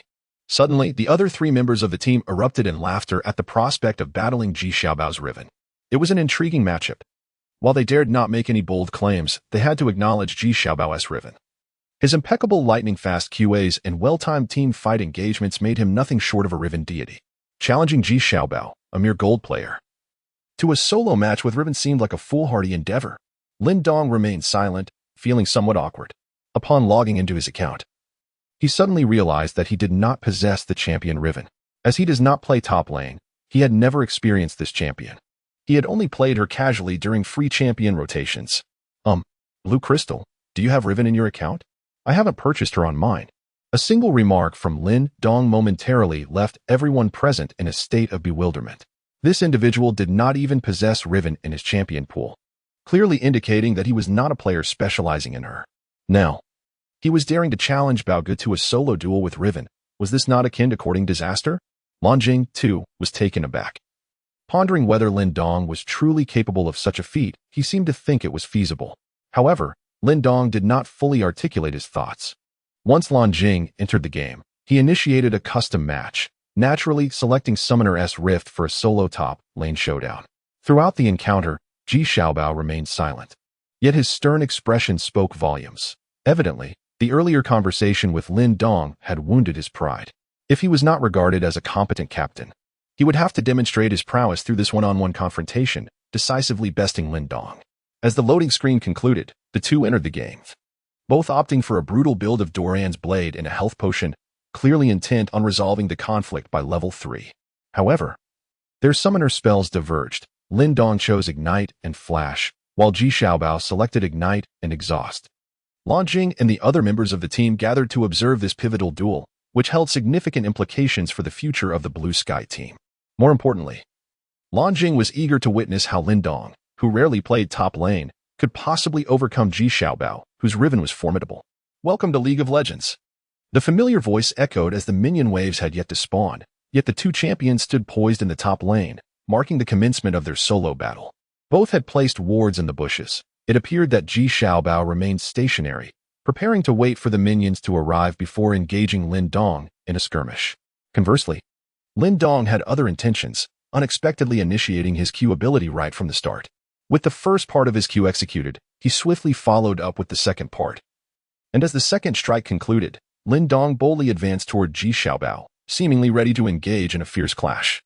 Lin Dong's peculiar behavior left everyone present in a state of bewilderment. It appeared to be his first encounter with Riven, as he seemed to be getting acquainted with the champion. What was the purpose of using his Q skill at such a moment? Lan Jing wore a look of embarrassment, harboring an ominous premonition that Lin Dong might just be playing recklessly. After boasting about his prowess, he was swiftly eliminated by Ji Xiaobao before even the minions had spawned, an utterly dismal fate. The atmosphere fell into a tense silence as all eyes were fixed on Lin Dong, who had just expended his Q skill. Was he not merely courting death? It was a heart-wrenching sight, causing palpable anxiety among the spectators. Ji Xiaobao, upon witnessing Lin Dong's thoughtless use of the Q skill, felt a jolt of surprise. Could it be that this individual was also a novice with Riven, unaware that in a solo encounter, the first to engage with skills was destined to suffer? And yet, he dared to challenge him. If this fool was intent on sealing his own fate, Ji Xiaobao resolved to bring this match to a swift conclusion. Without a second thought, he engaged with a Riven who had already wasted her Q skill against one who possessed 3 charges, an act tantamount to inviting annihilation. As Lin Dong rushed forward, Ji Xiaobao initiated a basic attack, activating his Q skill and canceling the cooldown of his basic attack, aiming to execute a flawless and rapid QA sequence. At that moment, Lin Dong's Q skill had been exhausted, leaving him with only the third segment of his QA to strike. Although it sent Ji Xiaobao flying, it was evident that Lin Dong's Q skill had entered its cooldown phase. This is not my fault. It's time for you to meet your demise. Ji Xiaobao decided to hold nothing back, launching another QA that inflicted a weakening status on Lin Dong, preparing to combine it with Ignite for a swift kill. However, just as his basic attack was about to land, Lin Dong suddenly flashed away. Ji Xiaobao's weakening attempt was clearly in vain. Damn, he timed that flash perfectly, otherwise he would have died before the minions even arrived, and that would have been embarrassing. Ji Xiaobao felt a surge of pride. Lin Dong was merely a novice Riven, utterly clueless about using skills, unable to perform the basic rapid QA, yet he dared to engage in a solo fight. Seeing Lin Dong escape danger, Lan Jing breathed a sigh of relief. Had Lin Dong been eliminated, it would have been quite awkward. Yet, Lin Dong seemed undeterred. He waited for the weakening effect to dissipate and, astonishingly, made a move once again. A burning mark appeared above Ji Xiaobao's head. What was this? Was he attempting a bold kill? Did he not realize his Q skill was on cooldown? The others were left dumbfounded by Lin Dong's bizarre behavior. But what transpired next left them utterly speechless. The dance of the wings. Indeed, Lin Dong unleashed the first segment of his Q. He dashed directly at Ji Xiaobao, followed by a basic attack and canceled the cooldown of his Q skill. A flawless rapid QA was executed, dealing immense damage in conjunction with the ignite effect. Ji Xiaobao's health rapidly dwindled. Goodness, this is a rapid QA. Who claimed he was incapable of playing Riven? The other members of the Blue Sky Internet CAF were astonished. Ji Xiaobao wore a face of terror. It was clear he had lost. By the time Lin Dong unleashed his Q skill a second time, defeat was already inevitable. The final third segment of Q sent Ji Xiaobao flying, followed by a basic attack that drained the last of his health. In an instant, Ji Xiaobao's screen turned to black and white. Meanwhile, the minions had yet to arrive. Are you using hacks? Yi Shijie, the support for the Blue Sky team and Ji Xiaobao's most devoted fan, was somewhat irked. He was well aware of Riven's Q skill cooldown. How could Lin Dong have used it a second time so swiftly? Yu Shijie approached Lin Dong, pressing him with questions. The others also turned their gaze toward Lin Dong. And even Lan Jing appeared puzzled. While he did not believe Lin Dong would cheat, the earlier events were indeed perplexing. Lin Dong possesses distinct talents and runes. However, just now, Lin Dong was using his own account, employing the universal version of runes and talents typically utilized for playing AD top lane. There is no error in this regard. Lin Dong remained silent, instead directing his gaze towards Ji Xiaobao, who stood in a daze, taking a considerable amount of time to regain his composure. He did not cheat, it was my oversight. As a master of Riven, and indeed a player of diamond caliber, Ji Xiaobao recognized that Lin Dong had employed a subtle technique in utilizing Riven's Q skill. This was the dual Q4 hit technique. For those unfamiliar, please consult the internet. By manipulating the cooldown of the Q skill, one can time the last second of its release, thereby executing the full set of Q skills to minimize the cooldown of the subsequent Q skill to a mere fraction. A Riven with a full 30-second cooldown could potentially reduce it to 0. Ji Xiaobao elucidated this point to the crowd, and only then did they grasp the situation. They gazed at Lin Dong in astonishment, questioning how someone who seldom played Riven could master such intricate techniques. Lin Dong smiled, realizing that solo play is not merely a test of skillful maneuvers, but rather a battle of intelligence and mindset. Lin Dong's words trailed off, leaving much to the imagination. Such matters must be comprehended by an individual through introspection. Ji Xiaobao nodded, seemingly grasping Lin Dong's sentiments. His tone took on a somber gravity. Coach Lin, I have great respect for you. Despite Ji Xiaobao's rebellious nature, he was, after all, someone who could accept defeat and move on. Losing is simply a part of the game, and he was capable of shouldering that responsibility. From this day forth, I shall withdraw from Blue Sky Internet CAF. You shall take on the role of captain. Lin Dong shook his head, asserting, No, I never intended for you to withdraw, and I shall not join any team. Being a coach is my final recourse. All right, Coach Lin, Ji Xiaobao replied, though he certainly did not wish to depart from the Blue Sky Internet CAF. With that in mind, he was naturally inclined to stay. Yes, you remained a captain. Take your time to settle in, Lin Dong remarked with a smile. Just call me Dong Ge, he added. All right, Dong Ge, I shall stick with you from now on. Ji Xiaobao found himself increasingly in awe of Lin Dong, particularly drawn to the air of mystery that surrounded him, which evoked a sense of reverence. Beside them, Lan Jing wore a beaming smile, scarcely able to believe the unity blossoming within the Blue Sky Internet CAF. All these changes were attributed to one individual, Lin Dong. Where on earth did Zhao Chuan find such a person? Lan Jing mused, her face a canvas of envy.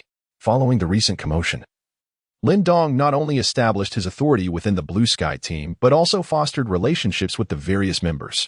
Typically, the members of the Blue Sky team comprised the top laner Ji Xiaobao, the mid laner naturally being Lan Jing, and the ADC, a high school student named Qing Linlin, who, despite his youth, displayed considerable prowess. Additionally, there was the support player Yi Shijie. Though playing a supportive role, which often requires less mechanical skill, He possessed a fervent passion for showcasing his abilities. Previously a devoted fan of Ji Xiaobao, he now redirected his admiration towards Lin Dong. With the core team established, Lin Dong guided the 5 players through ranked matches that evening. Under his strategic direction, the games progressed with remarkable ease. Ji Xiaobao's respect for Lin Dong deepened. Previously, when engaging in ranked matches without any operational oversight, they often faced more defeats than victories, lacking the sensation of mastering the game as flow. However, with Lin Dong's subtle guidance, Ji Xiaobao felt a newfound control over each match, emboldened to seize advantages even amidst reckless plays, ultimately securing victory. The arrival of Lin Dong alone has remarkably revitalized the entire team. The training session extended until approximately 10 p.m., and upon its conclusion, Lan Jing expressed her desire to invite Lin Dong for a late-night snack. However, at that very moment, a call from the young lady arrived. Delivered in a commanding tone, at 10:10, meet me at the south gate of the school for a late-night meal. If you fail to come, you shall face dire consequences. Lin Dong could only hurriedly decline Lan Jing's kind offer and took a taxi back to the school. At 10:11 p.m., he arrived at the southern gate of the campus. Under the luminous moonlight, the 2 young women stood gracefully in place, the summer breeze bringing a refreshing chill. The young lady and Xiao Shu, adorned in a pink and a white gown respectively, exuded elegance and tranquility. Such a serene and beautiful scene was one Lin Dong was reluctant to disturb. He decided to indulge in the moment a little longer. Lin Dong, you are 1 minute late. Suddenly, the tranquility was shattered as the young lady chastised him. Lin Dong remained silent, while Xiao Shu beside him chuckled in delight. You are treating us to tonight's supper. Me? Lin Dong was taken aback. You are wealthy enough. Do you really need to exploit my funds? I don't care. The young lady declared boldly, waving her petite fist. Lin Dong could only acquiesce. All right, where shall we dine? The food street. Let us have skewers. It was surprising to hear such down-to-earth words from the young lady. Did the esteemed heiress truly enjoy street food? Noticing Lin Dong's astonished expression, she shot him a glare. Come on, hurry up, or the school will close soon. I haven't even had dinner. The trio hurried to the food street, which, due to the late hour, was nearly deserted. Most students were likely back in their dormitories by now. The young lady and Xiao Shu had ventured out primarily to avoid being seen. After all, as campus celebrities, their presence at the food street indulging in skewers would undoubtedly attract attention. Yet, their cravings were too strong to resist, necessitating a late-night excursion for a treat. Come, let us grill some squid. Uncle, please add more chili. Auntie, 1 bowl of spicy sour noodles. With extra vinegar, please. The young lady and Xiao Shu, with great familiarity, placed a multitude of orders. It seemed they had often sneaked out for such indulgences. Xiao Shu, try this squid. It's truly delightful. This is also delicious, the octopus balls. And this grilled cold noodle is fantastic too. API call failed with status code 429. Error. Code. For 29, message. Resource has been exhausted, e.g. check quota. Status. Resource exhausted. Lin Dong was momentarily taken aback. While Zhao Chuan seemed to realize something, her expression shifting dramatically as she glared at Lin Dong. What are you staring at? Mind your own business, she exclaimed. You have some vegetable leaf on your lips, Lin Dong pointed out, indicating the remnants on Zhao Chuan's mouth. In an instant, her face flushed a deep crimson, and she hastily turned away, hurriedly wiping her lips with a tissue, feeling quite embarrassed. Beside them, Xiao Shu chuckled merrily. Xiao Yin, you actually blushed. Ha. Zhao Chuan, now incensed, retorted. What did you say? As she reached out to grab Xiao Shu's chest. What are you doing? There are people around. Xiao Shu quickly shielded herself, dodging the playful advance. Lin Dong stood awkwardly, observing the scene before him. The girl was indeed quite spirited in her play.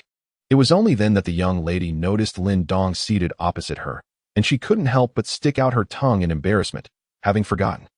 Xiao Shu, you have something on your lips as well. The young lady seemed to have realized something and spoke hastily. In contrast to the young lady, Xiao Shu displayed a more carefree demeanor, extending her petite tongue and deftly circling it around the edges of her lips. Lin Dong couldn't help but sigh, remarking that this job seemed quite promising. Shu's cheeks flushed crimson. Brother Lin Dong, there's no need for risque jests. Amidst the jovial atmosphere, the trio dined contentedly, losing all track of time. Given that neither of the young women had partaken in supper, Lin Dong escorted them to relish a delectable mala xianggua after the skewers. The exquisite flavors captivated both the young lady and Shu, who indulged heartily. That evening, Lin Dong expended a considerable sum of 200 yuan. Satiated, the three ought to have returned, but alas, they encountered a predicament. We're doomed. The school gates are likely locked at this hour. A glance at the time revealed it to be 11:40 p.m., with the dormitory doors locking at 11:30 p.m. Clearly, they were beyond the deadline. It's all your fault. Insisting on having malas yanggua, the young lady vented her frustration upon Lin Dong, who lamented inwardly that it was she who had ordered an additional pot due to insatiable cravings, causing their tardiness. Naturally, Lin Dong dared not voice these sentiments, lest the young lady retaliate.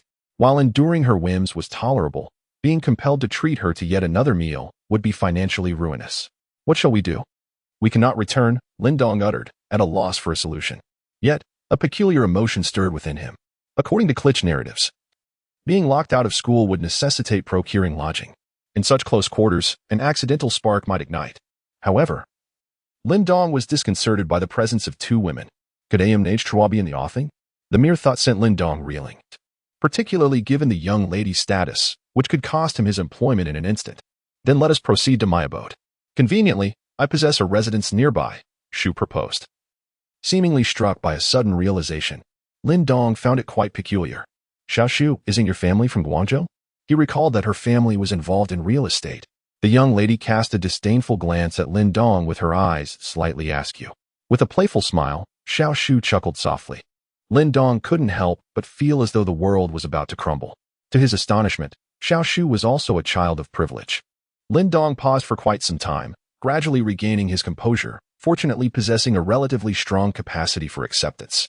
He had unexpectedly encountered two strikingly affluent young women. A situation he could scarcely believe, as it seemed more improbable than running into a fan. Lin Dong, stop daydreaming. Hurry up and get in the car. Xiao Shu called out, having already hailed a taxi. The trio soon arrived at an upscale residential complex, where, if memory served him correctly, the price per square meter approached an astonishing 100,000 yuan. This apartment was initially intended for my university use, but I ended up staying in a dormitory. So it has remained unoccupied. I never anticipated it would serve a purpose now. The furnishings are still intact. We shall make do, Xiao Shu remarked. Upon exiting the vehicle, Lin Dong immediately sensed the distinct aura of this high-end community. The environment was exquisitely refined, with vigilant security even at this hour. Xiao Shu led Lin Dong and Zhao Chuyan to the apartment. The space was not overly large, measuring only 150 square meters, comprising 3 bedrooms and a living room. However, it boasted ample natural light and was adorned with luxurious decorations. The furniture was entirely complete. All right, let us tidy up and get some rest. We need to return to school early tomorrow, she suggested. While it was somewhat awkward for the three to share a residence, the young lady expressed her desire to retire early. With 3 bedrooms available, the young lady and Xiao Shu shared one, leaving Lin Dong to occupy the other alone. Before settling down, Lin Dong wished to take a shower, having gone 2 days without one, which left him feeling uncomfortable, given the presence of only one bathroom. The 2 young women monopolized it first, leaving Lin Dong to wait for his turn in the living room. Before long, the sounds of water splashing echoed from the bathroom, stirring Lin Dong's imagination. He found himself pondering what the young lady might be doing in there. The sensation was akin to a cat's clawing at his nerves. He could even hear snippets of their conversation. Xiaoyan, yours is so impressive. I envy you. What are you doing? I'm so small and you still. Moments later, their playful banter escalated into soft gasps, indicating they were frolicking in the shower. Upon hearing this, Lin Dong could no longer contain himself. It felt like an irresistible temptation. He resorted to turning on the television to distract himself. After nearly an hour, the 2 women finally concluded their lengthy bathing ritual. Emerging wrapped in alluring towels and immediately noticing Lin Dong still seated in the living room. Suddenly, a realization struck them, and they hurried back to their respective bedrooms. Lin Dong stared blankly at the silhouettes of the 2 women, their delicate white legs gently swaying, a truly captivating sight. At last, it was Lin Dong's turn to bathe. Upon entering the bathroom, he was greeted by a subtle fragrance, undoubtedly the lingering scent of the 2 women. He indulged in a long, leisurely soak. After finishing his bath and returning to the bedroom, exhaustion overcame him, and he fell into a deep slumber, filled with peculiar dreams, visions of the young lady. The girl from the breakfast stall, the grand stage of the world, and even the blazing identity of Firelin from days gone by. The following day, in a haze of sleep, Lin Dong struggled to open his eyes, sensing the brightness outside, indicating it was time to rise. As he lay under the covers, he suddenly felt something soft in his hand. His mind still clouded, curiosity piqued. He squeezed it gently. A familiar voice let out a soft gasp. Jolting Lin Dong awake as realization dawned upon him regarding the object he had just touched. He threw off the covers to reveal a familiar, breathtakingly beautiful face. Lying beside him was none other than the young lady, Zhao Chuan. She, too, appeared stunned, her eyes wide in disbelief as she stared at Lin Dong. At a loss for what to do next. API call failed with status code 429. Error. Code. For 29. Message. Resource has been exhausted, e.g. check quota. Status. Resource exhausted. Upon hearing Lin Dong's words, Zhao Chuan suddenly regained her senses. She hurriedly glanced around, rendered speechless. This was Lin Dong's room. Moreover, she had spent the night with Xiao Shu, who was now absent from this chamber. Could it be that the young lady had intentionally come to sleep in Lin Dong's room? The situation was indeed peculiar, prompting a chuckle from Lin Dong. My dear young lady, what intentions do you harbor in my room? Are you perhaps seeking to take liberties with me? Observing the young lady's flustered demeanor, he couldn't resist jesting. I would never, Zhao Chuan retorted, her face flushing with embarrassment. Just moments ago, she had chastised Lin Dong, labeling him a pervert, and had even kicked him out. Yet now, it seemed she was the one engaging in such antics. After a brief pause, an epiphany struck Zhao Chuan. I remember now. I must have wandered into the wrong room after visiting the restroom last night. How could you possibly make such a mistake? Lin Dong exclaimed. At this point, it's absurd. Unfazed by the situation, the young lady's fierce demeanor resurfaced, exhaustion evident in her eyes. It's my first time staying here. Is it so strange that I'm not familiar with my surroundings? Indeed, whatever you say, my lady. Lin Dong replied, amused by her sudden display of vulnerability. And let me make this clear. You must not breathe a word of this to anyone. Zhao Chuan commanded, a serious expression on her face. Lin Dong nodded in compliance. As the young lady discreetly adjusted her sleepwear under the covers, she cast a fierce glare at Lin Dong. He quickly shook his head. I swear, I saw nothing. Humph. Even if you did, you must forget it. Understood. Lin Dong replied, pondering whether Xiao Shu had awakened yet. If she discovered this, the consequences would be dire. She is still asleep. If you hurry back now, you might just make it, Lin Dong advised. All right. The young lady quickly sprang from the bed, her hands instinctively shielding her chest. However, her figure was impossible to conceal, and Lin Dong had an unobstructed view of her. The sleepwear was exceedingly short, barely extending past her thighs, revealing her tall, slender form. Her fair skin captivated Lin Dong's gaze, even allowing him to discern the outline of her rounded dairy. As she walked ahead, it was evident that she was preoccupied, her sole desire to return to Xiao Shu's room as swiftly as possible. Lin Dong followed closely behind her as the young lady abruptly swung open the door to the room, allowing the sunlight from the living room to pour in, illuminating her nightgown. The stark contrast revealed to Lin Dong an unexpected sight beneath her garment. It appeared that the young lady's undergarments were adorned with a pink Hello Kitty pattern. Lin Dong could not help but chuckle, astonished that the seemingly cold and arrogant young lady possessed such a whimsical and playful side, donning such cartoonish Hello Kitty lingerie. The young lady, realizing something was amiss, swiftly turned around and caught Lin Dong's gaze fixated on her rear. In an instant, she understood his transgression and exclaimed, "You pervert," before hurriedly covering her modesty and darting away, for Xiao Shu had already begun calling out Zhao Chuan's name from within the room. API call failed with status code 429. Error. Code. For 29. Message. Resource has been exhausted, e.g. check quota. Status. Resource exhausted since Lin Dong started attending school. He had not cooked at all. Now, with this opportunity, he decided to prepare a meal for the two young ladies, saving them the trouble of dining out later. It must be said that Lin Dong's culinary skills were quite impressive. He effortlessly prepared 3 bowls of egg noodles. At that moment, both the young lady and Xiao Shu had finished washing up. The delightful aroma wafted through the air. Lin Dong, are you cooking? Xiao Shu followed the enticing scent into the kitchen. Yes, it's perfect for you to have an early meal. Xiao Shu, already famished, dashed over and began to eat, continually praising Lin Dong. Brother Lin Dong, your cooking is truly delicious.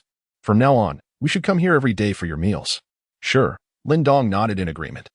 Meanwhile, the young lady remained silent, focused on her bowl of noodles, her expression somewhat awkward.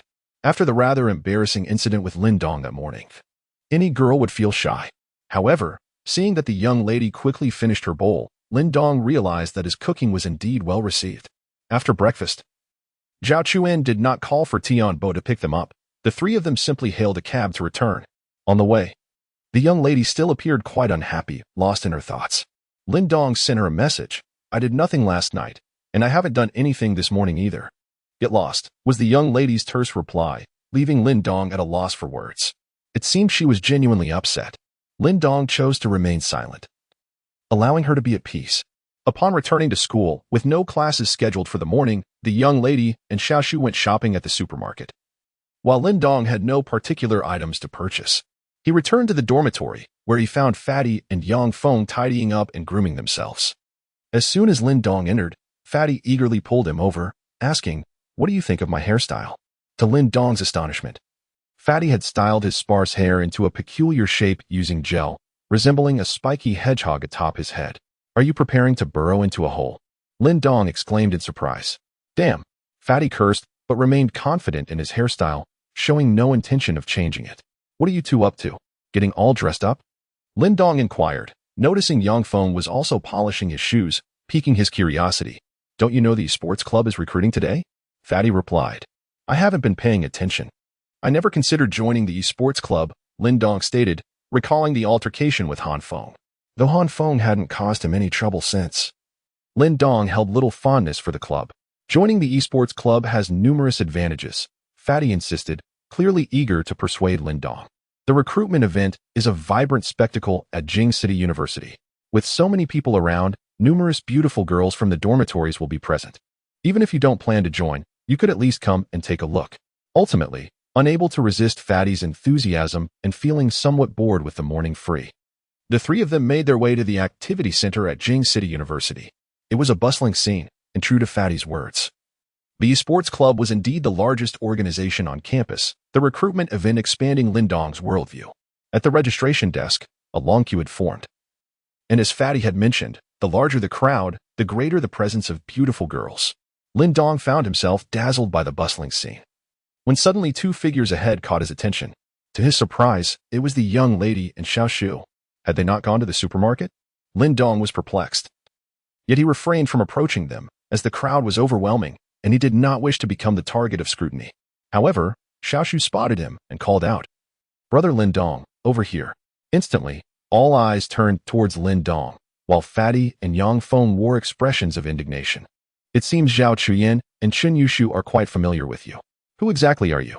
I am merely a man as fleeting as the wind. Realizing he could no longer conceal himself, Lin Dong replied nonchalantly, before making his way over, with Fatty and Yang Feng trailing behind him. Hello, beautiful, Lin Dong greeted. Ah. It's rare for the young lady to be in a good mood, came the teasing response. Xiaoyan, to be honest, brother Lin Dong isn't unattractive at all. Xiaoshu defended him. Just look at his weathered face. She laughed. Brother Lin Dong just looks a bit old, but he is quite a nice person. Lin Dong stood awkwardly in place. Evidently the young lady held a significant opinion of him. Even more astonishing were the reactions of the chubby fellow and Yang Feng, who were entirely unprepared for the depth of my relationship with the two renowned campus beauties. Greetings, ladies. I am Lu Chang'an, Lin Dong's roommate and brother. The chubby fellow, brimming with excitement, approached, clearly intending to leverage my connections for an introduction. Hello, Brother Fat, greeted the lively and spirited Xiaoshu, while the young lady offered a faint smile, acknowledging our acquaintance. What brings you here? Are you planning to join the esports club? No. Both the young lady and Xiaoshu shook their heads in unison. Then what are you here for? Xiaoshu pointed towards another corner of the activity center. Lin Dong glanced over, where a massive pink banner announced the recruitment of a stunning esports team. Lin Dong was aware that this enchanting legion of beauties was created by the campus belle, Xiaoqing. It was said to be exclusively for women, and indeed, a sea of fair faces spread out before him. Do you wish to join the beauty legion? Yes, replied Xiaoshu with a proud nod. Sister Xiaoqing invited us last night. Very well, then. Off you go. What brings you here? The young lady glanced at Lin Dong, teasingly inquiring. Are you not going to join the beauty legion? I would love to join, Lin Dong replied with a sidelong glance, moving closer to observe the two. Xiaoshu was momentarily taken aback. Are you not joining the esports club? With your prowess, it would be a fitting place for you. After all, you are the foremost teamo at Jing City University. Not at all. Why not? I relish solitude. Get lost. After bidding farewell to the young lady and Xiaoshu, Only the portly fellow and Yang Feng remained.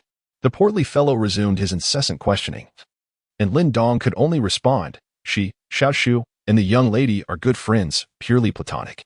The portly fellow then exhaled in relief, lamenting, "That's good. We can't let a fine cabbage be rolled away by a pig." After standing in line for nearly an hour, it was finally the turn of the portly fellow and Yang Feng. The recruitment process for the esports club was quite simple. One merely needed to reach a rank of gold in the Ionia region. Just a couple of days prior, the duo had achieved gold V, with Lin Dong providing assistance during a few promotional matches. They merely needed to log in to verify their rank and pay a membership fee of 100 yuan. The rank verification was merely a formality, as there was no machine capable of determining the ownership of the account. Ultimately, paying the fee sufficed, for the true test of merit would occur within the esports club itself. However, when the portly fellow and Yang Feng presented their dormitory number for registration, the student in charge abruptly paused his writing. Looking up at the portly fellow, he stated, "For dormitory B512, a rank of platinum is required to join our esports club." "Why?" The portly fellow was taken aback. "No reason, just the rules." The registering student managed a rare jest. Laughter erupted around them. Yet Lin Dong and his companions were expressions of discontent, clearly aware that this was a scheme orchestrated by Han Feng. Lin Dong's heart surged with indignation. Han Feng truly possessed a venomous disposition. Despite having a personal grievance with him, he now resorted to tormenting Lin Dong through the fatty. No wonder Han Feng had been elusive these past few days. It was clear he intended to use the esports club as a means to ensnare Lin Dong. Why should this be? Fatty and Yang Feng were indignant. The esports club was a cherished aspiration of theirs since the beginning of the semester, and after arduous efforts, they had finally attained the coveted gold rank, only to be told that a platinum rank was now a prerequisite. Was this not a blatant act of sabotage? Why should they be subjected to this? Just because their skills did not meet the gold standard? At this juncture, a commanding voice resonated from the front. Parting the crowd with authority, Han Feng strode forth, exuding arrogance. As the chief recruitment officer for the esports club this year, he naturally commanded great respect among the freshmen. "Don't think I'm unaware. Your ranks were bestowed upon you by me." Han Feng bluntly exposed the truth. Fatty and Yang Feng's faces turned crimson with embarrassment. Undoubtedly, this information must have been leaked by Lang Jun, who, now within the esports club and harboring discontent towards Fatty, was the only one capable of such despicable behavior. Lin Dong and his companions cast their gazes towards the distant figure of Lang Jun, whose piercing eyes exhibited no trace of evasion. The implication was unmistakable. "I am responsible for this. What can you do about it?" The corpulent man and Yang Feng stood awkwardly in place, rendered speechless by the situation. Surrounding them were derisive jeers, mocking their lack of skill. What a disgrace! To show up without any gold experience, aren't you tarnishing the reputation of the esports community? This is a significant embarrassment. Lin Dong could not help but let out a scoff. Among the numerous registrants present, how many were truly exceptional players? Most were merely utilizing others' accounts or hiring individuals to boost their rankings. They all shared an unspoken understanding. Yet, some individuals were insidious, resorting to venomous words to harm others in a bid to elevate their own status and attain a fleeting sense of superiority, oblivious to the fact that they were the most pitiable of all. Observing Lin Dong's silence, Han Feng approached with a smile.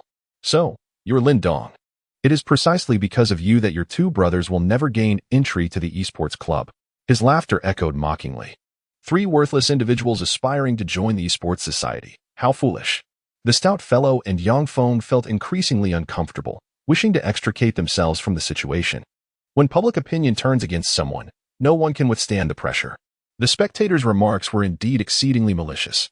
Lin Dong seized the opportunity to speak quietly to Fatty and Yang Feng, assuring them, "Trust me, I will ensure your admission into the esports club." Ever since the last time Fatty and Yang Feng had come to his aid, Lin Dong had regarded them as brothers. Now, however, they found themselves embroiled in his troubles. Regardless of the circumstances, Lin Dong was determined to pursue this matter to its conclusion. "Han Feng, let me ask you a straightforward question. Is it true that only those with genuine skill can join the esports club?" "Indeed. The esports club has always upheld the value of true ability." Han Feng nodded in agreement. "Then I can unequivocally demonstrate that Fatty and Yang Feng possess skills that undoubtedly surpass the gold tier." Han Feng chuckled derisively. "And what will you use to prove that?" "Quite simply," Lin Dong said, glancing at several students nearby, particularly those who had been the most vociferous moments ago. "Let's use them as evidence. They were just approved to join the esports club, and according to your standards, they are gold-tier players. So, let Fatty and his team compete in a match. We'll soon discover who truly excels. As Lin Dong's words fell, the faces of the surrounding students turned pale. They were indeed too intimidated. For they possessed no golden prowess and were still languishing at the 5th tier of bronze. Yet, Lin Dong's assertions were irrefutable. Han Feng was momentarily taken aback, not anticipating Lin Dong's audacious move, which left him at a loss. He recognized that even a mere 20% of the newly admitted students could boast golden capabilities. Will you join us? With the atmosphere subdued, Lin Dong approached and began to interrogate the students. What does this have to do with us? We're leaving. The previously boisterous group, now frightened, hastily retreated. Even those who had yet to reach the 5th tier of gold began to disperse one by one, fearing that Lin Dong might actually summon them for a match, which would lead to an embarrassing situation. The scene transformed into an eerie spectacle. The once vibrant crowd suddenly diminished. Heh? Lin Dong scoffed. Aren't you all supposed to be golden contenders? Where have you all vanished to? Han Feng, fuming, declared. If they refuse to play with you, I shall. Come, let us engage in a match. Amidst the throng, whispers began to circulate. Han Feng, how shameless can you be? A renowned figure in the master group, bullying those yet to attain gold, most murmured in hushed tones, too afraid to speak loudly. Suddenly, a resounding female voice pierced through the crowd from behind. Han Feng, you are truly bringing disgrace to your esports club, commanding and exuding the aura of a strong woman. The crowd parted to reveal none other than Xiaoqing, the leader of the beauty brigade. Xiaoqing had initially been recruiting on the other side, but upon witnessing the gathering, she couldn't resist investigating further. To her dismay, she overheard Han Feng harassing the newcomers. With a steadfast sense of justice ingrained in her since childhood, she could not tolerate such behavior. Sister Xiaoqing, you wouldn't want to intervene in this matter, would you? Han Feng, upon realizing it was Xiaoqing, tempered his arrogance. After all, she was not only the leader of the beauty brigade but also a revered figure ranked 4th on the leaderboard, and the vice president, Li Qin, was fervently pursuing her. He knew better than to escalate tensions. This doesn't concern me, but I cannot abide by you bullying the newcomers, Xiaoqing replied, her feminine allure unmistakable. Lin Dong couldn't help but glance again, and was even more astonished to discover that the two girls standing behind Xiaoqing were none other than the young lady and Xiaoshu. It seemed these two sisters were thriving remarkably well, having quickly forged a bond with Xiaoqing, becoming her trusted aides. This matter has nothing to do with your faction. Han Feng's expression darkened, his annoyance palpable. Xiaoqing was utterly disregarding his authority. Feeling somewhat humiliated, Han Feng decided to speak candidly. After all, if they could not defeat him, they would never gain entry into the esports club. His words were filled with arrogance, as if the entire esports club was under his dominion. Xiaoshu, witnessing this, mischievously winked at Lin Dong and leaned in to whisper something into Xiaoqing's ear. Upon hearing it, Xiaoqing's expression shifted dramatically. Han Feng, you are far too arrogant.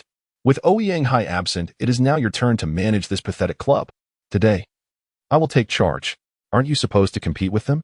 Come, add me in. It's been ages since I've had a chance to practice. All right.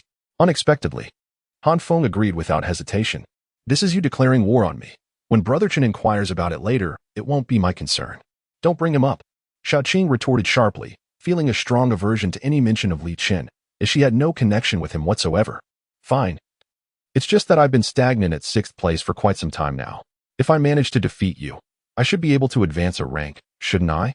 Lin Dong was puzzled as to why Han Feng had so hastily agreed. It turned out there was an underlying connection. Clearly, the allure of the heavenly ranking was indeed substantial. Han Feng had long been dissatisfied with his own rank, and the path to advancement was straightforward. Defeat an opponent with a higher rank in a competition, thereby earning the respect of all students from the capital's universities. However, competitions were infrequent, and with the relationship involving Li Chen, Han Feng could not openly declare war on Xiaoqing. Yet now, he had seized an opportunity, as Xiaoqing had initiated the challenge. Thus, this duel took on a different flavor. What had begun as a proposition from Lin Dong had transformed into a ranking battle between two prominent figures on the heavenly ranking. Very well, let us select 4 teammates, and you may choose the rest, Han Feng proposed. No need, I am content with these few. You may proceed with your selections, Xiaoqing replied, showing no disdain for the lesser abilities of the chubby fellow and Yang Feng. This magnanimity left Han Feng somewhat moved. However, Xiaoqing still underestimated Han Feng. He was a strategist who would stop at nothing to win. Among the four he had chosen, while three were relatively unknown, they possessed formidable strength. Notably, Zhang Yiqiu was among them. Though he had lost in the previous match, he was, without a doubt, a legitimate platinum-level player. After all, the chubby guy and Yang Feng were merely gold 5. Yet, the final member was an individual known as Wei Wuming. Upon mention of this name, the crowd's demeanor shifted. How could Han Feng be so shameless? Wei Wuming, with the ID shadow, held the 10th rank on the heavenly ranking and was on the verge of mastering his craft. However, the most significant aspect of this player was his fervent and combative nature, favoring solo play. His individual prowess had already reached the master tier, although he lacked somewhat in team engagements, making him a frequent presence in Diamond 1. It was undeniable that anyone who faced him in a solo lane could expect to be swiftly eliminated. Upon witnessing Han Feng include Wei Wuming in his lineup, Xiaoqing cast a disdainful glance his way, remarking, "You certainly have ambitions. Let us see if you can win the match first." Soon, Han Feng's quintet was assembled. Meanwhile, Lin Dong's team was still missing one member. Suddenly, a girl dashed through the crowd. "Sister Xiaoqing, may I participate?" A familiar and melodious voice called out. Lin Dong turned to find Hao Ran, the vendor he had encountered at the Good Morning Warm Color breakfast shop at the beginning of the semester. Could she possibly be a student as well? Hee. The girl seemed to recognize Lin Dong, especially given the memorable sight of a man purchasing feminine hygiene products. Lin Dong smiled and nodded, feeling a hint of embarrassment. He had promised to visit Qin Xiaowan's breakfast shop to support her business, but this past week had been overwhelmingly busy, leaving him with no time to do so. "Qin Xiaowan, you go ahead. Do your best," Xiaoqing generously agreed. Lin Dong silently repeated her name, realizing that this kind-hearted girl was indeed called Qin Xiaowan. "Good morning, Xiao," he thought, likening her to a lotus flower. It was a lovely name, perfectly suited to her graceful and melodious presence. "All right, thank you, Sister Xiaoqing." Qin Xiaowan beamed, her beauty striking Lin Dong, who couldn't help but recall a poem.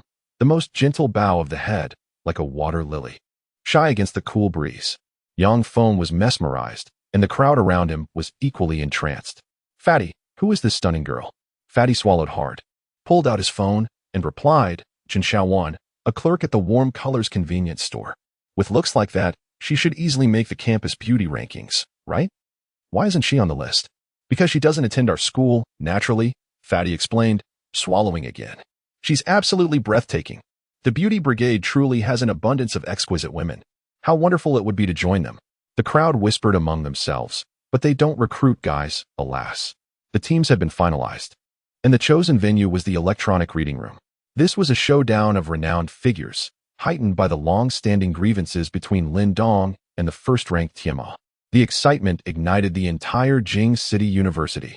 The electronic reading room was already overflowing with spectators, prompting the esports club to initiate a live broadcast through the campus television station, allowing students to watch the match from any network computer on campus. This escalated the match to a whole new level, attracting more viewers, discussions, and public opinion, leading to inevitable changes in rankings. Han Feng's scheming was undeniable, reminiscent of Zhang Yiqiu's previous tactics. Indeed, the two were friends, and neither was of good character. Let them dig their own graves. Lin Dong felt a surge of determination. Suddenly, he pondered, if he won this match against Wei Wuming and Han Feng, could he not ascend to the rankings as well? The thought brought a smile to his face. It was becoming increasingly difficult to maintain a low profile. Upon arriving at the electronic reading room, Han Feng and his companions appeared relaxed. As the venue belonged to their esports club, Lin Dong scanned the opposing team and spotted Zhang Yiqiu, who was now wearing a hat, and shot Lin Dong a fierce glare. Lin Dong chose to ignore it, though he wanted to tell Zhang Yiqiu that he looked quite dashing without his hair. Another individual caught Lin Dong's attention. According to Fatty, this was Wei Wuming, currently ranked 10th. Wei Wuming remained calm, seated before his computer, silently tapping away at the keyboard, seemingly warming up. The ongoing rivalry had nothing to do with him. All he cared about was the thrill of competition. In stark contrast, Lin Dong's team appeared rather underwhelming, with only Xiaoqing as a strong player, while Fatty and Yang Feng were merely at gold 5. Qin Xiaowan's abilities remained unknown. Lin Dong's sole expertise lay in playing Tianma. To onlookers, Lin Dong's team seemed destined for a thorough defeat. The match began promptly, starting with a custom draft mode. As they entered the ban pick phase, Han Feng's team quickly made their first ban without hesitation, Tianma, represented by an adorable icon. Laughter erupted among the spectators, The first ban was indeed Tiamat, a hero that had clearly left a mark on Zhang Yiqiu. Yet, as his Tiamat was banned, the question arose, what would Lin Dong play next? Suddenly, Lin Dong's choice became the center of discussion, as everyone was curious about which hero he would select now that his Tiamat was off the table. Lin Dong couldn't help but smile faintly at this moment. The ban on Tiamat was undoubtedly aimed at him. However, Lin Dong himself was uncertain which champion could truly counter him. The decision to ban Tiamat appeared entirely unnecessary. Following the ban of the exceptionally strong champion, Elise, it was now the turn for Lin Dong's team to make their ban, and they chose to eliminate Rek'Sai. In the current meta, junglers have received significant buffs, making it exceedingly effective to ban those capable of establishing tempo in the game. For the second ban, Xiaoqing opted to eliminate the relatively weak champion, Renekton, also known as the Crocodile. Upon witnessing Renekton's ban, a consensus nod arose among the players, with a clear intention to target Wei Wuming.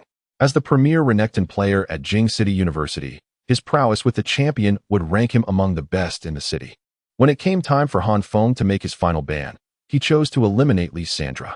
This was yet another targeted ban, specifically aimed at Xiaoqing, who played in the mid lane.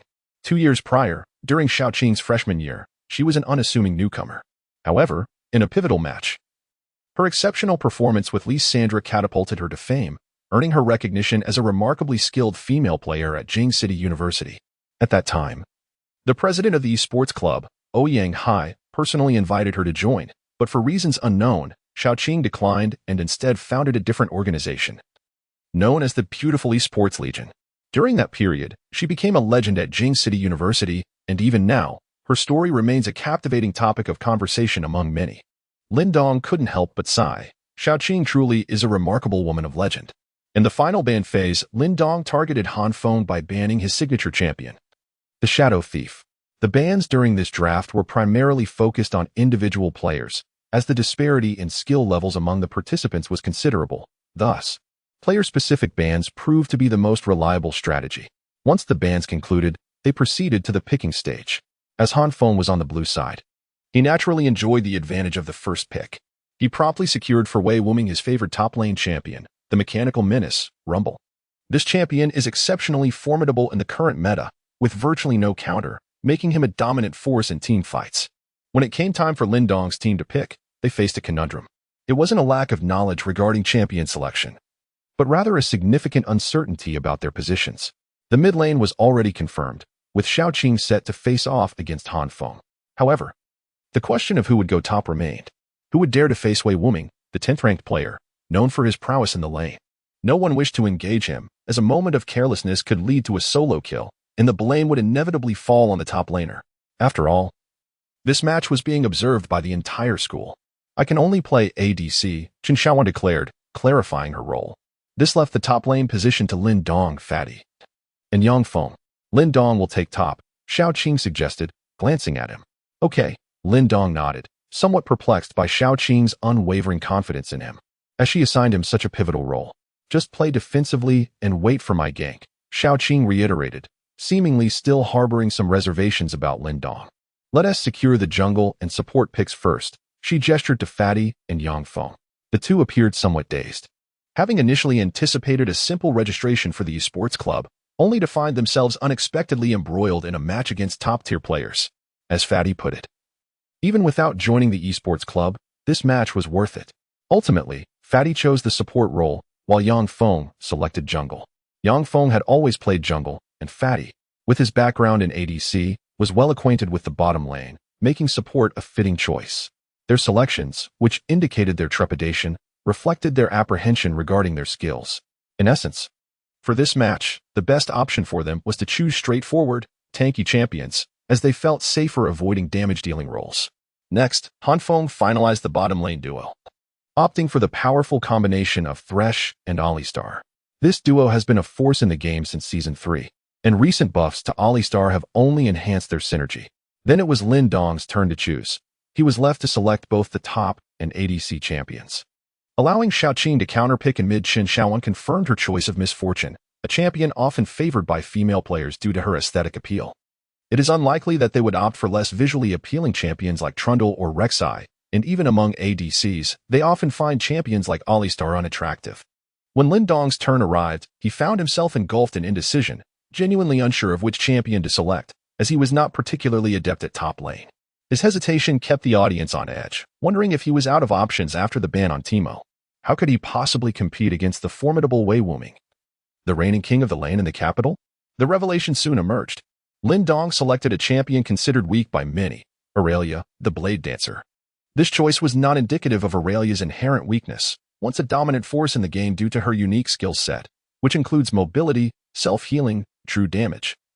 In crowd control, she was a pinnacle of top lane prowess during Seasons 1 and 2.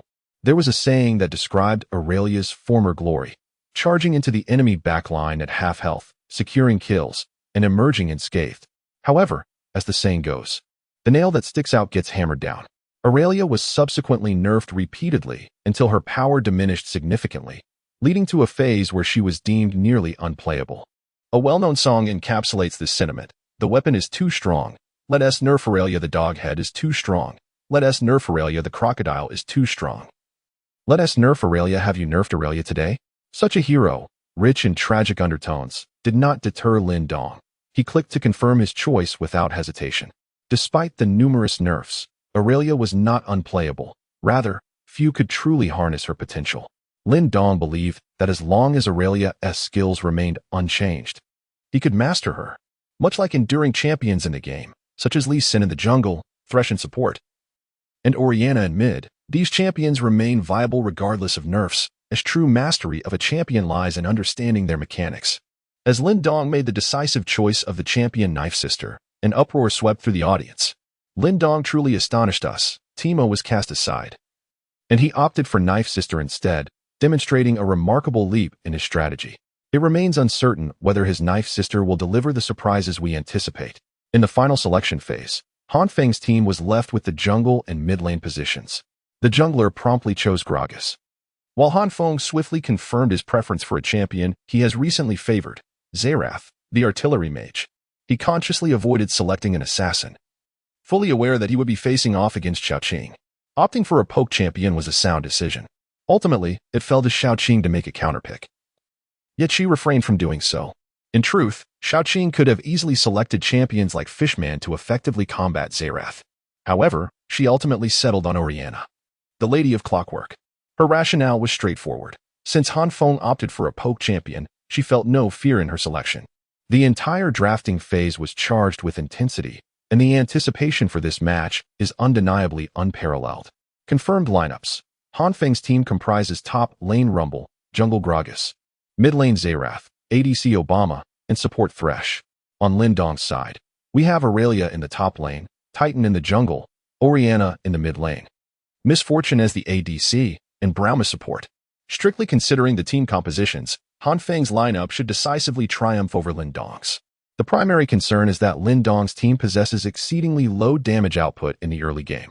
Therefore, the initial phase hinges on their ability to maintain stability. In essence, the early game tempo of this match is of paramount importance. Many students are offering insightful analyses, suggesting that Xiaoqing should hold a slight advantage in the mid lane, while the bot lane is essentially a coin flip with negligible differences in skill. The most crucial aspect of this match is whether Lin Dong can stabilize the situation in the top lane, as Wei Wuming poses a latent threat. "I have faith in my Lin Dong's capabilities," exclaimed an infatuated girl. "What do you mean, yours?" Another retorted, "My Lin Dong can play Teemo." Lin Dong had never anticipated that his exceptional skills with Teemo would garner him a fervent following, predominantly composed of female admirers. When he remarked that he could not contend with Wei Wuming, Lin Dong merely chuckled, proclaiming, "I, the illustrious Knife Sister, am far more than a simple competitor. Welcome to League of Legends." The familiar voice resonated, prompting Lin Dong's mind to race as he contemplated how to establish a significant advantage in the early game. This has always been a crucial consideration for him whenever he engages in League of Legends. Consequently, Lin Dong excels beyond all others because he approaches the game with intellect. To forge an early advantage, reliance on the jungler is indispensable. Should the jungler falter, allowing the rhythm of the game to fall into the enemy's hands, even the most skilled player would find themselves powerless to alter the course. However, recalling that Yang Feng's skill level was merely that of a Silver 2 jungler, it was clear that he could not possibly outsmart an opponent of Platinum rank. Thus, it became evident that Lin Dong needed to guide him. After a moment of contemplation, Lin Dong initiated his strategy. Yang Feng, peek out in the bottom river. The enemy is undoubtedly warding that area. Just let them know you are present in the lower half of the map. Then, at the 30-second mark, come to the upper half of the map. And we shall invade their jungle. As Lin Dong's words fell, Yang Feng wore an incredulous expression. Are we truly going to invade the enemy jungle? How can I, a Titan, possibly engage in such a venture? I won't even be able to escape. Yang Feng, an experienced jungler, was acutely aware of the perils associated with jungle invasions. Early-game heroes suited for this task must possess agility and rapid clearing capabilities. Had he been playing champions such as Nidalee or Rek'Sai, Lin Dong's suggestion would have been unnecessary. He would have surely proceeded with the invasion. However, piloting such a cumbersome Titan, with its sluggish clearing speed and lack of agility, would be tantamount to courting death. He was well aware that their opponents boasted a Rumble in the top lane and a Gragas in the jungle. If discovered, he might not even comprehend the manner of his demise. Trust me, Lin Dong asserted with unwavering confidence. The others remained silent, and Yang Feng could only nod in acquiescence. Meanwhile, Xiaoqing cast a complex glance at Lin Dong, her admiration evident. She appreciated students who approached gaming with their own insights. Such players truly engaged their minds rather than mechanically adhering to established strategies. Yang Feng circumnavigated the river's jungle area, fully aware that he was exposed to the enemy's vision in the bottom lane, thus creating the illusion that the Titan was merely securing the blue buff in that lane. Time ticked away, and Yang Feng eventually circled back, making his way to the upper jungle. I am somewhat slow at clearing the jungle. I fear encountering Gragas, he admitted. Still hesitant, he was wary of blame. Knowing that the audience would only see the Titan attempting an invasion, only to be caught and eliminated, without comprehending that it was Lin Dong's directive. Why worry? Lin Dong retorted. I will accompany you. He had already devised a plan. Otherwise, he would not have suggested the Titan engage in an invasion. Thus, the two conspired. Arriving at the upper river area to initiate their incursion into the jungle precisely at the 15-second mark. They chose a path along the outer wall near the red buff rather than the route leading to the dragon pit. This decision was made to avoid detection by vigilant top laners accustomed to placing wards at the dragon to prevent enemy junglers from invading. Given Wei Wumming's formidable prowess as a top laner, Lin Dong felt it prudent to exercise caution. As they approached, the jungle monsters respawned, the timing impeccable. Yang Feng moved to engage the red buff, but Lin Dong shook his head. Let's first take the frogs. Grant me the experience. And then we shall tackle the red buff. Lin Dong was insatiably greedy, insisting on invading the enemy's jungle twice. Yang Feng, however, was alarmed. This was an audacious move, especially since their opponent was a formidable tank. The enemy could clear the jungle with remarkable speed. Yang Feng had been playing jungle for half his life and had never encountered such audacity. If it were a casual match, he might have dared to take such risks. But this was a high-stakes game, with a diamond player in the top lane and a master in the mid lane. Just contemplating the situation was terrifying. Yet Lin Dong appeared remarkably at ease. It's precisely because he clears the jungle swiftly and suffers no damage that we should invade his resources. Lin Dong's mindset was indeed unique. Yang Feng felt a surge of anxiety, yet deep within, he was genuinely excited. If they succeeded in counter-jungling, the thrill would be unparalleled. The reason for Lin Dong's confidence is quite simple. He has discerned his opponent's psychological state. The enemy jungler, the Beryl, commenced his journey with the red buff, while he himself was aware that Titan began with the blue buff. Thus, he felt no urgency to secure his own blue buff immediately. With a healthy amount of health after finishing the red buff, it was evident that he would proceed to clear the four spirits, granting Lin Dong and Yang Feng ample time to strategize. As they conversed, Lin Dong utilized his W skill to tank the monsters, knowing he would soon teleport back to his lane and was unconcerned about losing a bit of health in the process. Soon, he successfully defeated the Toad. Yang Feng withdrew, allowing Lin Dong to absorb all the gold and experience from the Toad, thereby elevating himself to level 2. The duo then turned their attention to each other's red buffs, with Lin Dong once again taking the lead in tanking the monsters. The level 2 Blade Mistress cleared the jungle with remarkable speed. Ultimately, Lin Dong relinquished the experience to Yang Feng, who also ascended to level 2 with his Titan. Oh my, exclaimed the onlooker, taken aback by the brilliance of the strategy. Lin Dong's maneuver not only thwarted two of the opponent's jungle camps but also ensured both players reached level 2. More importantly, while Titan remained at full health. Lin Dong's health may have been somewhat diminished, yet he was destined to return home to his lane regardless. This was akin to hitting multiple targets with a single arrow. Or rather, 3 targets at once. Haha, Lin Dong, I truly believe that having you play top lane is a waste of your talents, remarked Xiao Qing upon witnessing the duo's success. This early game stratagem had afforded Ruo Feng a significant advantage, enabling him to initiate his journey with 3 buffs. Exciting indeed. Fortune favors the bold, Ruo Feng rejoiced, equipped with a fresh blue buff as he made his way to claim his own red buff. This is the strategy of dual jungle camps at level 1. It's quite convenient to implement, Lin Dong stated. Yet, this was not the end. He had further refined his approach. It's not merely a single tactic, but rather a series of interconnected strategies, he chuckled. After you finish the red buff, place a ward at the stone golem. Wait for 30 seconds, the barrel should head towards your golem. If he does not appear, feel free to take your own blue buff. Lin Dong spoke, and although Ruo Feng found it somewhat perplexing, he held a deep conviction in Lin Dong's words. Lin Dong swiftly returned to the city, procured supplies, and teleported online, reaching level 2 concurrently with Lin Bo, having merely lost a few minions. This maneuver was evidently a substantial gain. Wei Wuming, not pondering too much, recognized this stratagem, as it was common for top laners to clear their own 3 wolves or 4 ghouls before teleporting online. However, he found it somewhat perplexing that this Katarina had teleported a tad later than usual. Nonetheless, it was inconsequential. Wei Wuming had confidence in confronting the Katarina. The scene appeared harmonious, yet as the barrel leisurely finished off the 3 wolves, an explosion of dismay erupted. Where is my blue buff? Wait, what the hell? My frog is gone too. The live audience erupted in laughter. Any jungler encountering such a scenario would likely go insane, having directly lost 2 monsters. The barrel, infuriated, fell silent and paced to the river, only to discover the crab still remained, alleviating his anger slightly by taking it down. Wei Wuming offered an explanation. I placed a ward by the dragon. They likely circled around. As a top-tier top laner, he possessed this level of awareness. Wei Wuming couldn't help but regard Lin Dong with newfound respect. No wonder this fellow was a few seconds late. He had inadvertently assisted the jungler in securing 2 monsters. What a clever ploy. After finishing off the crab, the barrel found no other monsters to claim. He wandered the river, growing increasingly frustrated. As a prominent barrel, not only was he foregoing counter-jungling, but he was also being outmaneuvered by a titan. One must never allow anger to cloud judgment, whether in life or gaming, lest one succumb to irrational actions. Clearly, the barrel was teetering on that precarious edge, deciding to invade the jungle. Han Feng, struggling in the mid lane, noticed the barrel's encroachment and cautioned, "Be careful, they might be lurking." "It's fine, I have flash and E, I won't die." The barrel, seething with indignation, felt compelled to retaliate.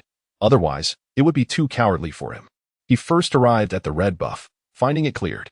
With a swifty skill, he lunged at the stone golem, which indeed was present. Damn it, taking down a stone golem counts as revenge.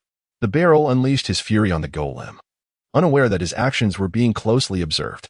Unbeknownst to the barrel, his malicious intentions towards the stone golem had been exposed. The golem's health dwindled to a sliver. Waiting in the brush was Ruo Feng, who hooked the barrel with a swift strike, initiating an onslaught. Damn, this sneaky bastard. The barrel cursed, his face paling. He hadn't even secured the low-health golem for himself. Clearly, after expending his abilities, the barrel stood no chance against the titan, who, bolstered by his passive and red buff, rendered escape futile. Meanwhile, Lin Dong had circled around, effectively encircling the barrel. With the barrel reduced to low health, he could only retreat, finally waiting for the cooldown of his E skill to escape through a wall. However, Lin Dong, with agility, placed a ward over the wall to gain vision, then executed a Q skill, followed by W activation, landing a basic attack to claim the first blood. First blood. The triumphant system notification resonated, signaling Lin Dong's achievement, not as the top laner, but as the jungler. The crowd erupted in excitement. 66,666. This strategy must have left the barrel in tears. The barrel, fuming, thought to himself, "Are they screen peeking?" His rage boiled over as he realized he was merely level 3, lacking equipment upgrades, and had unwittingly gifted the red buff to the top laner, contemplating despair. Screen peeking? Both teams were in separate rooms. There was no way that was happening. The barrel was clearly caught off guard. "Focus on playing well. Stop counter-jungling," Han Feng urged, his face pale. Normally, he would have unleashed a torrent of criticism, but today, in pursuit of victory, he restrained himself. After all, it was just first blood, nothing too significant. Han Feng still believed in his ability to carry. In the top lane, Lin Dong, having secured the red buff, found himself in a stronger position. Although Wei Wuming was formidable in lane, he had to be cautious. The red buff held a certain intimidating power. Wei Wuming understood that if Lin Dong were to dive in and immobilize him, combined with the red buff slow, he could easily secure a kill. Thus, he wisely retreated under the tower, embodying the virtue of resilience. The ensuing moments were notably stable, with no major skirmishes erupting across the lanes. In the top lane, Lin Dong leveraged his early advantage to pressure Wei Wuming on last hits, while in the mid lane, Xiaoqing demonstrated a slight edge over Han Feng, amassing a 15-minion lead. Opting for a farming champion, there was little opportunity for kills, emphasizing the importance of last hitting, evidently. Xiaoqing's fundamentals surpassed Han Feng's. While the top and mid lane showed minor advantages, the same could not be said for the bot lane.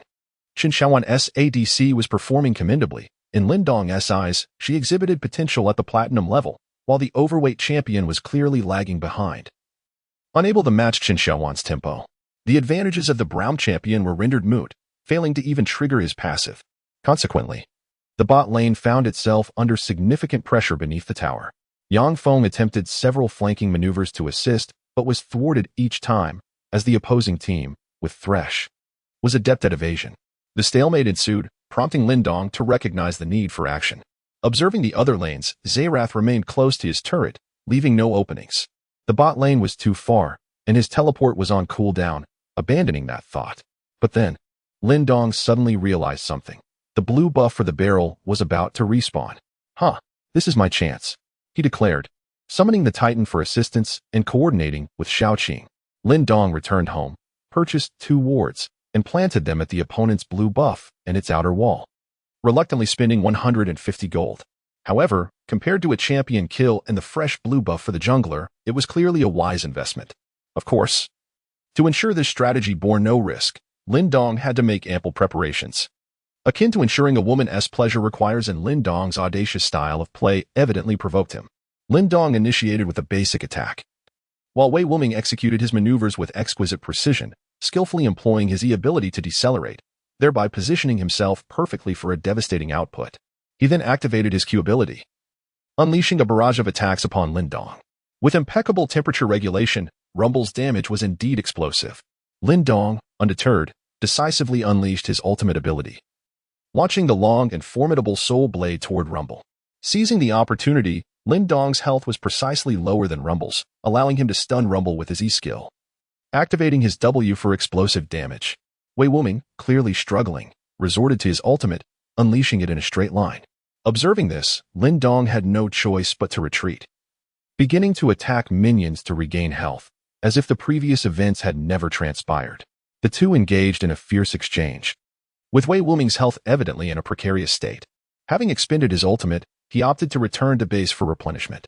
At that moment, the blue buff respawned. Yang Feng had already positioned himself stealthily near the enemy's blue buff, while Lin Dong circled around the enemy's vision. The barrel was remarkably punctual, intending to secure the blue buff for Han Feng. Unaware of the two lurking figures, the barrel first used Smite, then began to attack the blue buff. Suddenly, 2 familiar faces emerged, Katarina and Thresh, causing the barrel to panic. However, the distance still remained considerable. The barrel pulled the blue buff further back, preparing to secure it. Yet Lin Dong, Yang Feng, and Xiaoqing had no intention of granting him this opportunity, closing in rapidly. It was evident that the blue buff was now beyond his grasp. Frustrated, the barrel lamented his failure as a jungler, unable to secure even a blue buff. After losing one previously, he was infuriated at the thought of these two scheming together again. Retreating was the only option. Han Feng, recognizing the hopelessness of the situation and with Rumble still en route, decided to concede.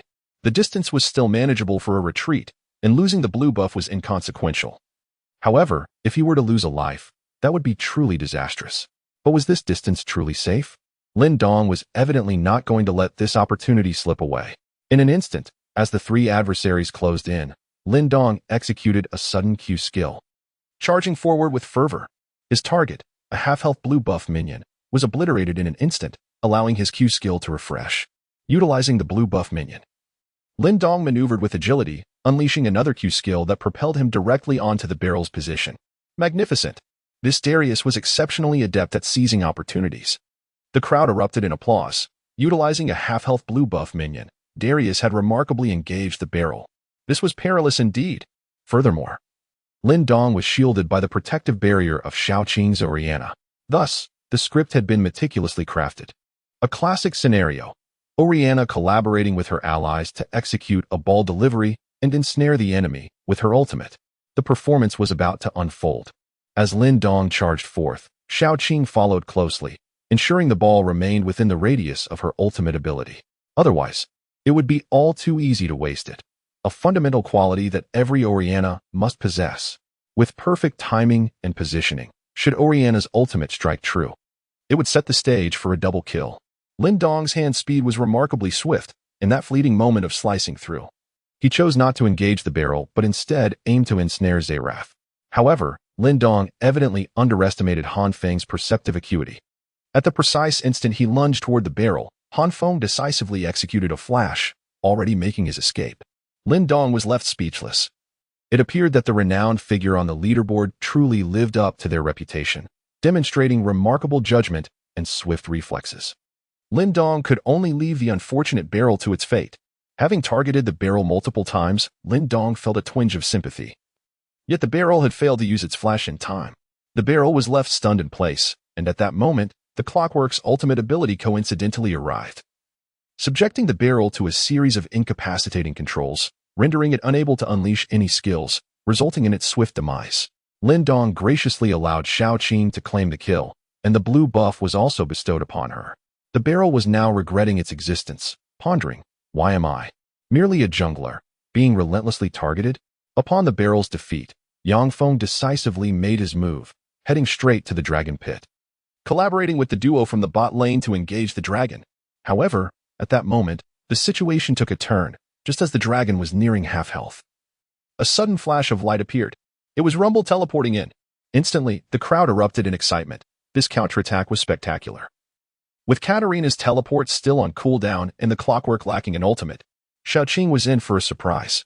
It was a perfect timing by Han Feng, teleporting in the very moment Rumble arrived. It was simply brilliant.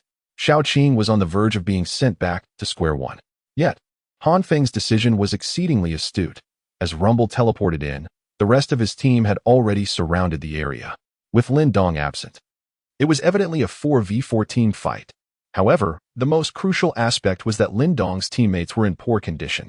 Braum and Thresh had sustained significant damage from tanking the dragon, with their health reduced to just over half. Most importantly, Xiaoqing's Clockwork ultimate was no longer available. In contrast, the opposing team was in a much better position. Although Rumble lacked his ultimate, Han Feng's Xerath had his ready, promising an overwhelming amount of damage. What to do, Lin Dong? Qin Shaowan asked anxiously, her voice tinged with urgency. She was in a prime output position for this dragon skirmish, yet the situation felt precarious. If she were to be eliminated, it would indeed be catastrophic. Fear not, let us engage them. Lin Dong clearly had no intention of retreating. His purpose for fighting was simple. Rumble lacked his ultimate, or perhaps Lin Dong was willing to take a chance, placing his fate in the hands of Xiaoqing and Qin Shaowan. To truly undergo a transformation, one must perform astonishing feats at the most critical moments. Only then can one claim to have truly progressed. This applied not only to Qin Shaowan, but to Xiaoqing as well. In truth, even they were unaware that this match was meant to be led by Xiaoqing, yet subconsciously, they had come to regard Lin Dong as their captain and cornerstone. As Rumble teleported down, the opposing four closed in, with Han Feng maintaining a masterful distance. He unleashed his Q and W abilities, beginning to chip away at their health. Han Feng's skills were indeed precise, quickly reducing the health of the barrel and Yang Feng to half. Meanwhile, the dragon's health was visibly dwindling. Thus, this was not merely a skirmish. It was a battle for the dragon itself. Yang Feng, fixated on the dragon's health, began to breathe heavily, realizing that if they lost the dragon, they would become the laughingstock of the match. Lin Dong couldn't help but chuckle and scold. What a disgrace. The enemy jungler isn't even present, and yet you tremble in fear. Lin Dong let out a curse, and Yang Feng suddenly realized that the enemy jungler was absent. So why should he be afraid? The opposing four pressed forward, and Yang Feng, noticing the health bar, immediately secured the dragon with his smite. However, due to their delay, it was evident that escape was no longer an option.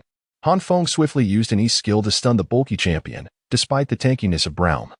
He still faced the risk of being eliminated. With a series of rapid skills, Braum was reduced to a sliver of health. And as he made a brief displacement with his W, he finally unleashed his ultimate, meeting his demise as expected. Ultimately, he was finished off by Xerath's long-range Q skill. Seeing Braum fall, the situation became evidently precarious. The other three contemplated a strategic retreat. Attack. Let's eliminate Xerath first. He has no flash. Lin Dong began directing the team fight. Braum's ultimate had successfully hit both Xerath and Rumble, clearly presenting an excellent opportunity for damage output. With a decisive action, Yang Feng's Titan perfectly ensnared Xerath with his Q skill.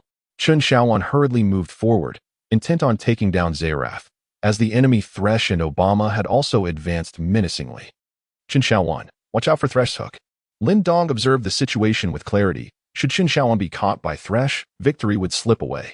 At the moment Xerath was controlled, Chen Xiaowan found an angle and narrowly dodged Thresh's hook. Suddenly, a wild, unrestrained laughter erupted, revealing Misfortune's ultimate, which perfectly pierced through both Xerath and Rumble. The enhanced damage from Misfortune was indeed formidable.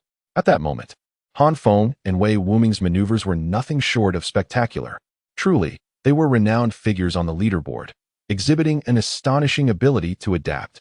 As Misfortune unleashed her ultimate, Han Feng simultaneously activated his shield. Although he had no flash remaining, his shield absorbed the damage, allowing him to evade the range of Misfortune's ultimate. As he retreated, he cleverly led Yang Feng into a precarious position, reducing his health significantly. The situation became dire for Wei Wuming. Just as Misfortune's ultimate echoed, he decisively flashed forward, diving straight into her vicinity, igniting Rumble's explosive damage. Chen Xiaowan had no choice but to retreat, while Xiaoqing quickly provided her with a shield and executed a QW combo against the advancing Obama.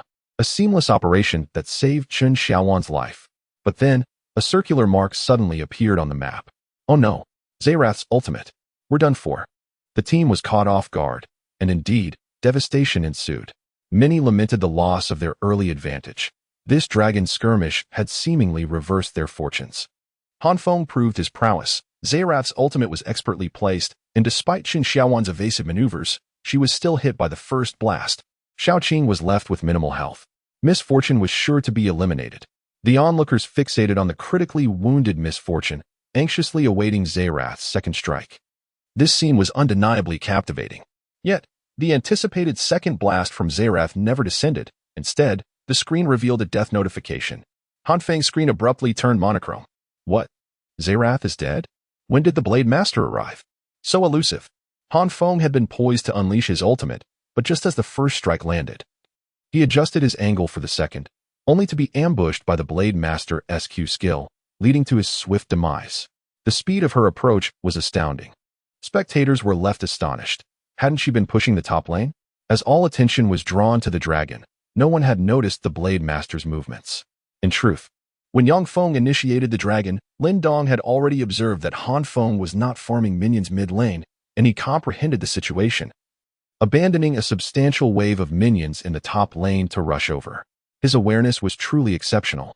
Indeed, just as he arrived, the team fight erupted. Halfway through the battle, most champions were at low health, and Lin Dong, like a war god, charged back into the fray. This guy.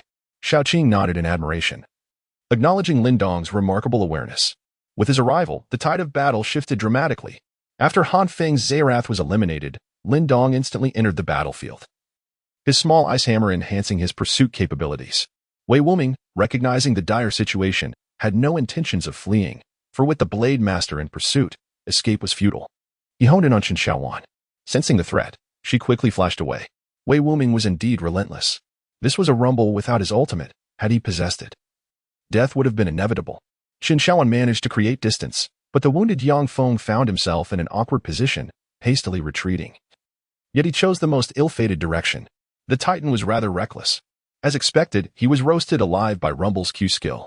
Lin Dong frowned, but set his focus on securing kills. Failure to do so would mean a significant loss. As Lin Dong approached, he executed an E skill to slow Rumble, then elegantly turned to pursue Obama and Thresh. Naturally, he aimed to claim the kill. Following that, Xiaoqing executed a Q skill to secure the kill, simultaneously granting Lin Dong a shield and boosting his speed. Lin Dong surged forth, quickly closing in on Thresh and Obama. With a swift motion, Thresh unleashed a perfect ultimate, effectively halting Lin Dong's pursuit. Alas, I can no longer pursue Obama. Thresh's protective prowess was too formidable. The crowd sighed. They yearned to witness Lin Dong, the hero, claim victory like a war deity. The unfolding drama seemed to have taken a different turn. Yet Lin Dong pressed forward, his confidence unwavering, oblivious to Thresh's ultimate. The Blade Master was undeterred.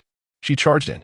The atmosphere was electric, and Lin Dong's lips curled into a slight smirk. Could this ability truly restrain him? Just as Lin Dong was about to breach the area affected by Thresh's ultimate, he deftly flashed, avoiding the slowing effect. Alarmed, Obama, witnessing Lin Dong's audacious maneuver, also flashed, attempting to escape into Thresh's ultimate zone, clicking furiously to retreat. However, it was evidently too late. Lin Dong's speed was bewildering. At the moment Lin Dong landed from his flash, he simultaneously struck Obama with his Q skill. Although the second segment encountered a slowdown, Lin Dong had successfully engaged Obama. An E skill landed squarely on Obama, who found escape impossible. Lin Dong's development was already advantageous, and with a significant lead in gear and levels. Obama succumbed after just 2 strikes from Lin Dong. Thresh, attempting to salvage the situation, was rendered powerless against the Blade Master's relentless pursuit. Obama fell to Lin Dong, leaving only Thresh in a rather precarious position, and at that moment, Xiaoqing's timekeeper also arrived. Thorn, in a desperate bid to escape under the tower, attempted to flash away, only to be ensnared once more by Lin Dong's perfectly timed Q skill.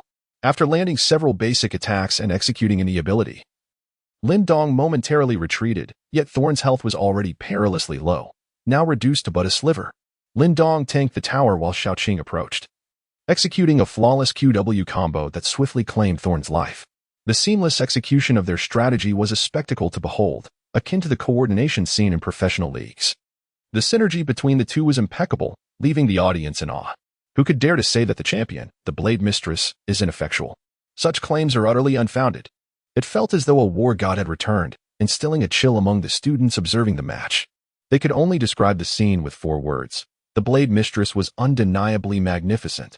Who dares to assert that she has been rendered unplayable? Lin Dong decisively demonstrated otherwise, reminding everyone that there are no weak champions, only summoners who falter. In this team fight, Lin Dong's side clearly emerged victorious. Although Han Feng and Wei Wuming secured 1 kill each through their individual prowess, Xiaoqing and Lin Dong each claimed 2. Additionally, they also secured the dragon. Consequently, the subsequent lanes experienced an overwhelming dominance. Lin Dong, equipped with magic resistance, completely outmatched the Rumble. The once formidable Wei Wuming found himself pinned beneath his turret, prompting much admiration from the spectators. It seemed that this battle would indeed alter the standings on the leaderboard. In truth, the top lane's collapse could hardly be attributed to Wei Wuming. The blame lay squarely on Lin Dong's exceptional strategic prowess. He effectively neutralized the jungler, rendering the powerful ganker, Gragas, nearly useless throughout the match. It was as if Lin Dong's Blade Mistress was not playing top lane, but rather fulfilling the role of a jungler. Observers noted his sudden disappearance from the top lane, only to find him lurking in the enemy jungle. Upon realizing Lin Dong was absent from the top lane, Wei Wuming frantically signaled for assistance, while Han Feng in the mid lane felt compelled to retreat, fearing Lin Dong's lethal combination with Orianna could easily spell his demise. Under the tower, Han Feng watched helplessly as wave after wave of minions were obliterated, his last hitting opportunities dwindling, driving him to the brink of madness. The audacity of the Blade Mistress, refusing to remain in her lane and instead roaming, was infuriating. Yet, Lin Dong chose not to gank the mid lane. Instead, he quietly concealed himself in the brush near the enemy's blue buff. Be cautious, there may be vision there, Xiaoqing warned. Unable to restrain herself from commenting on Lin Dong's audacious maneuver. Why abandon your lane to roam in the jungle? Lin Dong, however, exuded a remarkable confidence, assuring that everything was fine. As Lin Dong's voice faded, the stout figure of the barrel-like champion ambled over, seemingly intent on confronting a toad. Currently, the barrel was in dire economic straits, languishing at a meager level 6, while Lin Dong had already ascended to level 8. However, before the barrel could reach the toad, the Reaper's Blade Mistress made her dramatic entrance once more, unleashing her E skill with precision and activating her W skill, inflicting devastating damage. The barrel was swiftly reduced to half health. In a panic, he activated his E skill to retreat and flung his ultimate ability.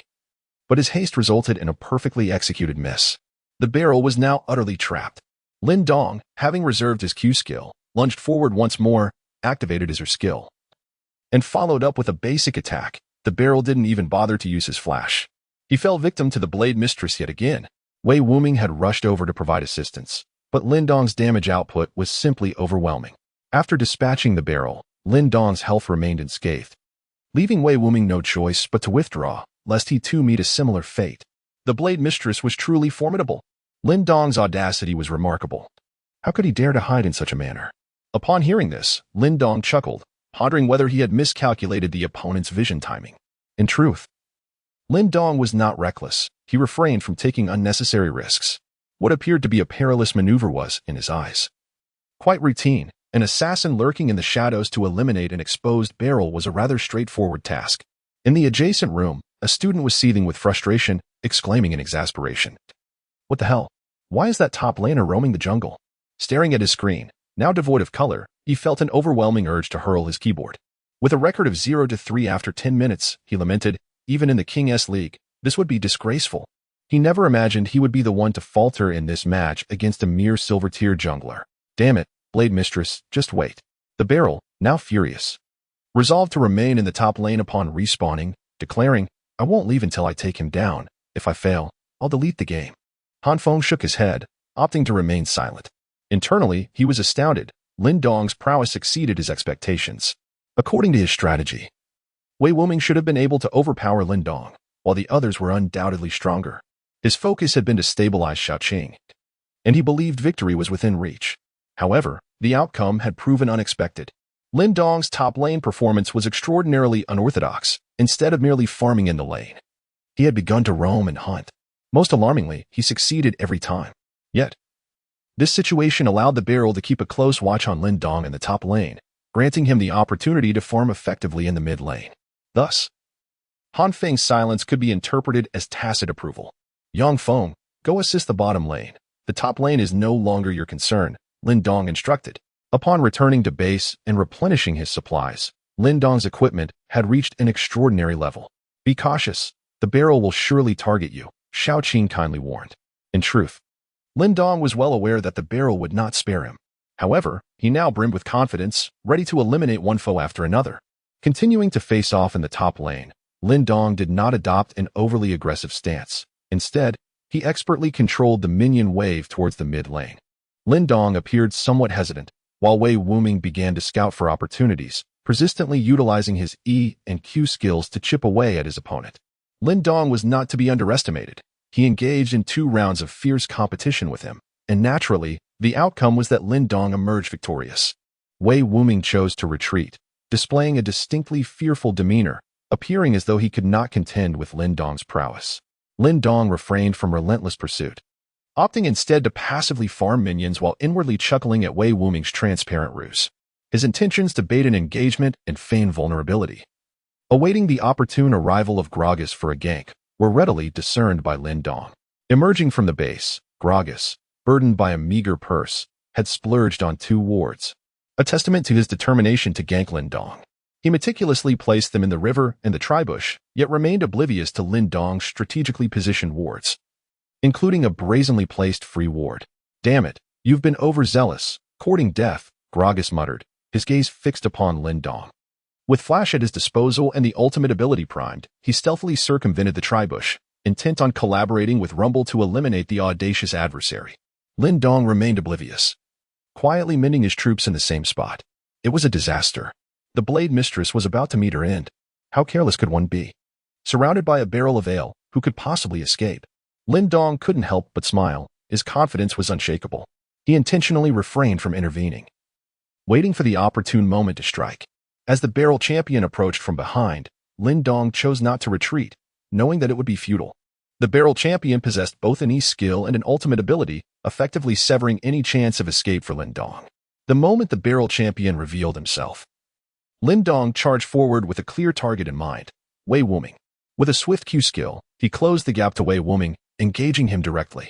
Wei Wuming, undeterred, not only had his ultimate at the ready, but also the barrel champion looming behind him. The Q skill unleashed a torrent of damage upon Lin Dong, significantly diminishing his health.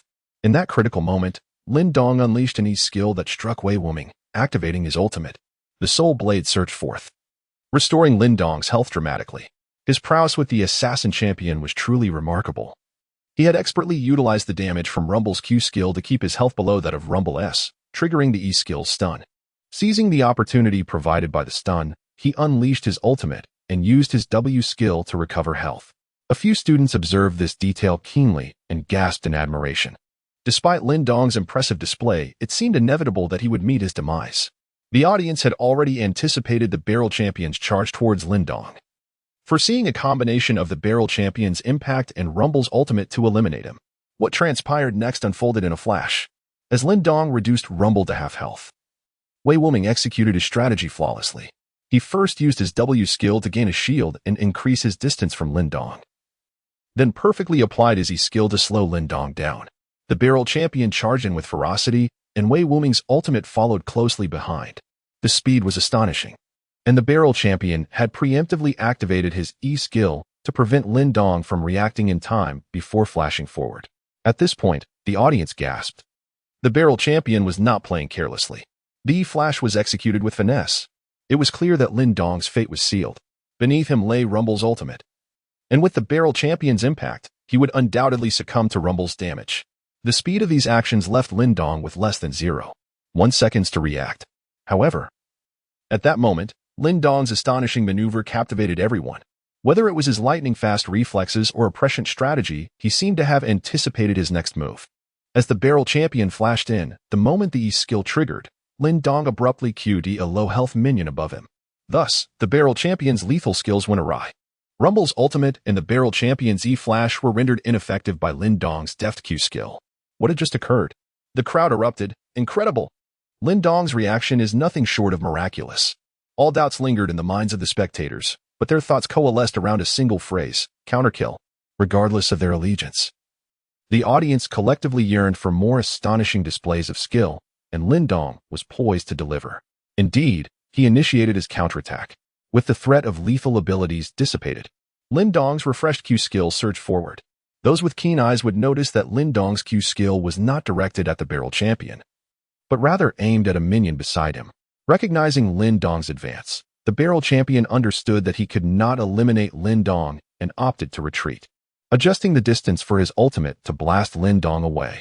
Relieved, the members of the esports club breathed a sigh of relief as fellow club members. They wished to see their own prevail. This encounter could not afford to end in disaster. Should Lin Dong secure 2 more kills, their chances of victory would dwindle significantly.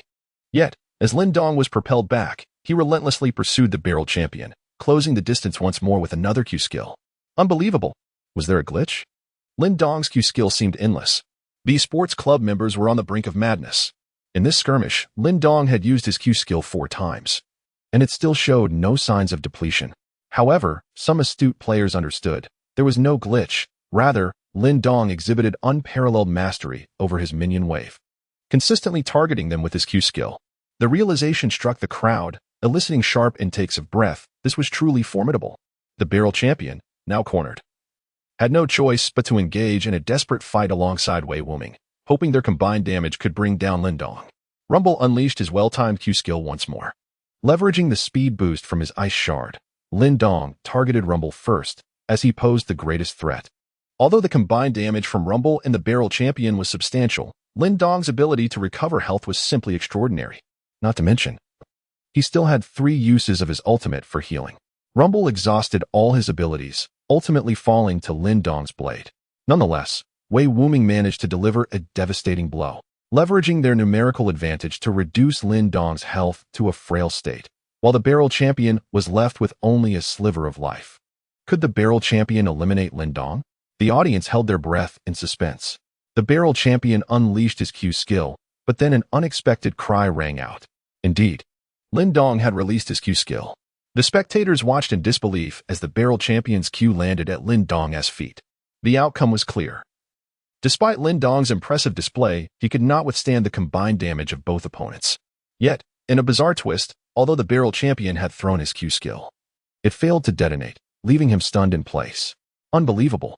The final result was evident. Lin Dong swiftly claimed the Barrel Champion's life, regaining a fraction of his health in the process. Double kill, echoed the refined, ethereal voice of the system, igniting excitement among the spectators.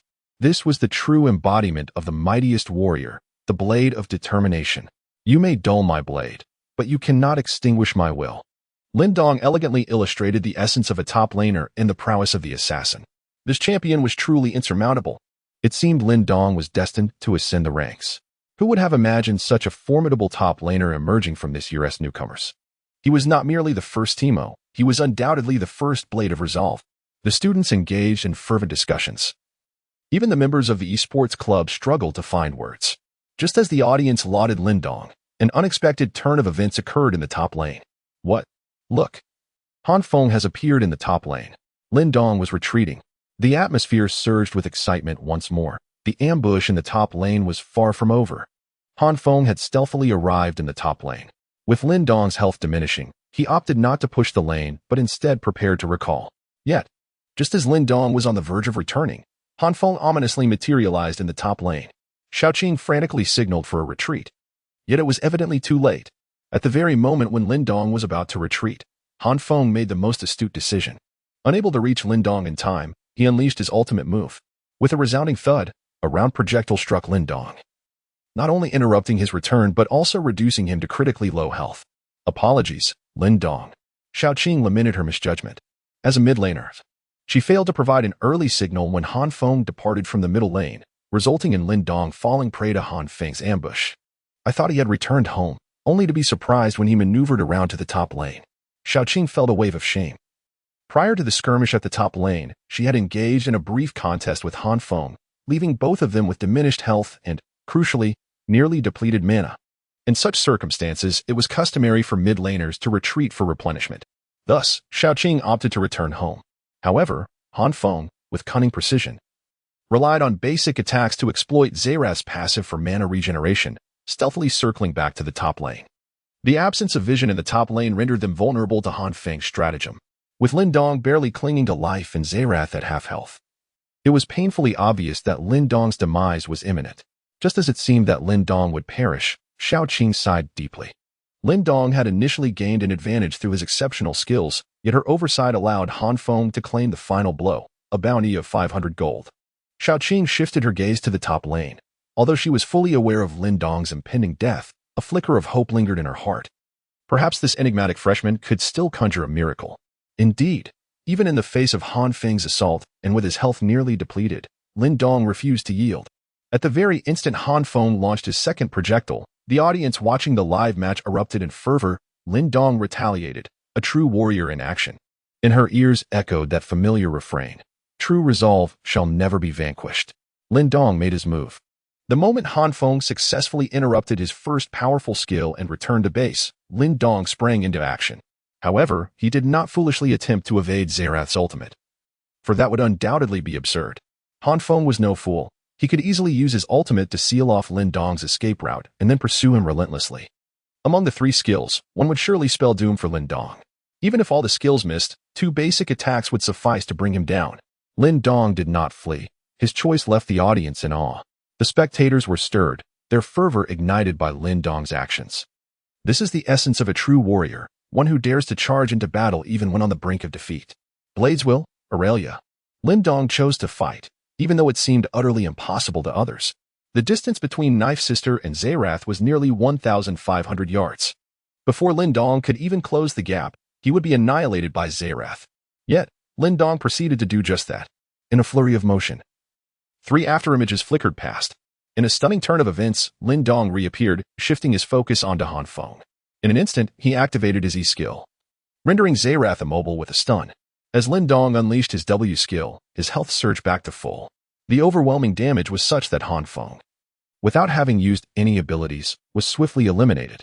A profound silence enveloped the arena as spectators struggled to comprehend the unfolding drama. It was only when the announcement of a triple kill echoed through the Summoner's Rift that the reality set in. The half-health Xerath had been vanquished. Han Feng's screen faded to monochrome, and in his final moments, he hadn't even managed to activate his flash. What just transpired? How did Xerath meet his demise? At such a distance, how was Katarina able to close the gap? Xiaoqing, observing intently from the top lane, was momentarily entranced by the spectacle. After a prolonged pause, the extreme precision of Katarina's maneuver replayed vividly in her mind, and she finally pieced together the sequence of events. It was, in fact, quite simple. Lin Dong initially executed a Q skill, piercing through a low-health minion to gain distance, followed by a flash to close the gap, ultimately using his Q skill to directly target Han Feng. With 3 segments of movement akin to 3 flashes, he reached Han Feng effortlessly. Caught in the throes of his ultimate ability, Han Feng found himself unable to move. By the time he attempted to interrupt his own ultimate and create distance with flash, it was too late. Lin Dong's skill had already incapacitated him. The subsequent execution was instantaneous. "Lin Dong, you are truly exceptional," Xiaoqing exclaimed, struggling to find adequate words to describe him. Strong? Impressive? Incredible? None of these terms seemed sufficient. Extraordinary felt more fitting, though it was perhaps an unrefined expression for a young lady to use. Yet, Xiaoqing could not contain her awe. This talent, this unparalleled skill, this awareness and reflexes, it reminded her of only one person in her 3 years, Ouyang Hai, the president of the esports club. Yet, Ouyang Hai was a senior, while Lin Dong was merely a freshman. His potential seemed boundless. The University of Beijing erupted with excitement, first among the audience in the electronic reading room, then among the students watching the live stream, and finally across online forums buzzing with discussions. Invincible Lin Dong, the blades will become the perfect epitaph for him. After a while, the realization struck everyone, followed by thunderous applause and gasps of astonishment. Lin Dong had achieved the impossible. The live broadcast director, breaking protocol, meticulously replayed the moment of Lin Dong's triple kill, each replay resonating deeply within the hearts of the audience. Lin Dong's mastery of the champion Riven is indeed remarkable. His control over the minion wave exceeded all expectations. During that spectacular 1v3 team fight where he achieved a triple kill, he utilized his Q ability at level 6 to its fullest potential, manipulating the minions adeptly.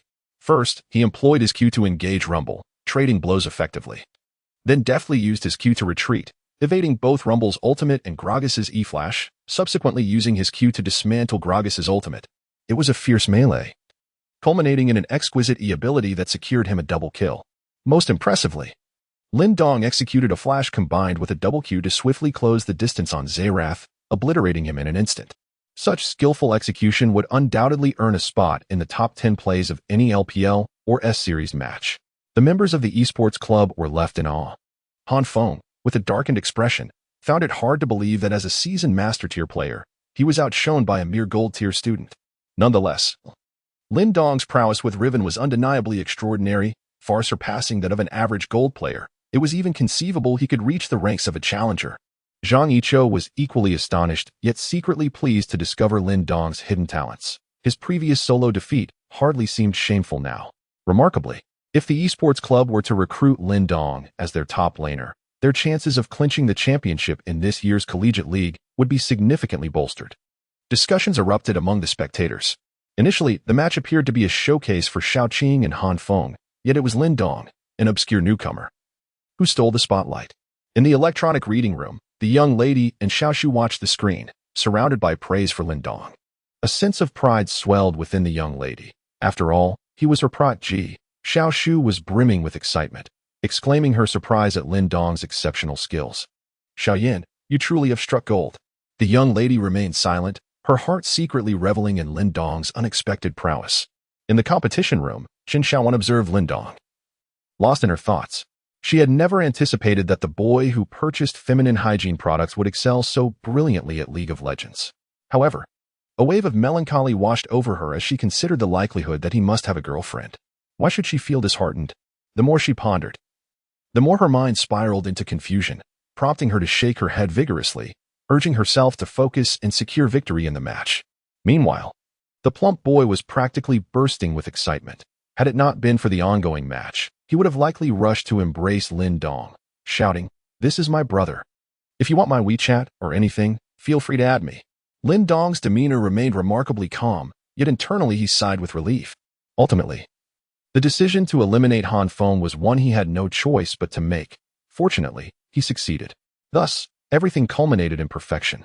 Such is the nature of all affairs: victory for the conqueror, defeat for the vanquished. Lin Dong has triumphed. He is the king. Should he falter, he shall bear the blame. Lin Dong quickly secured a triple kill in the top lane, while the bottom lane also blossomed instantaneously. After multiple ganks by Yang Feng in the bottom lane, he finally witnessed the fruition of his efforts. In a fierce 3v2 confrontation, The players from the esports team did not possess the same world-saving prowess as Lin Dong, ultimately leading to Qin Xiaowan executing a decisive double kill. The esports team found themselves in utter disarray. What followed was a series of smooth maneuvers. Even when facing a 1v3 scenario, Lin Dong's equipment instilled him with unwavering confidence. He resembled a war deity, charging into team fights and obliterating the opposing back line, forcing them into a retreat. As the game progressed to the 30-minute mark, every outer turret of the esports team had been dismantled, with an economic lead stretched to a staggering 10,000. "Let us take the Baron," Lin Dong declared, prompting the 5 players to converge and prepare for the great beast. Han Feng, however, was unwilling to concede. Allowing Lin Dong to claim the Baron would undoubtedly establish a devastating rhythm for the enemy team. Thus, a final confrontation was in order. The entire esports team had arrived, seemingly intent on determining the victor in this ultimate showdown. This was their final opportunity. How should they proceed? Xiaoqing turned to Lin Dong, subconsciously regarding him as the commander of this match. In a critical situation like this, her first thought was of Lin Dong, rather than relying on her previous strategies. This fostered a sense of dependence. In a game, when one individual is carrying the team, the others are invariably inclined to heed their guidance, following the lead to secure kills and assists, gradually elevating their own performance.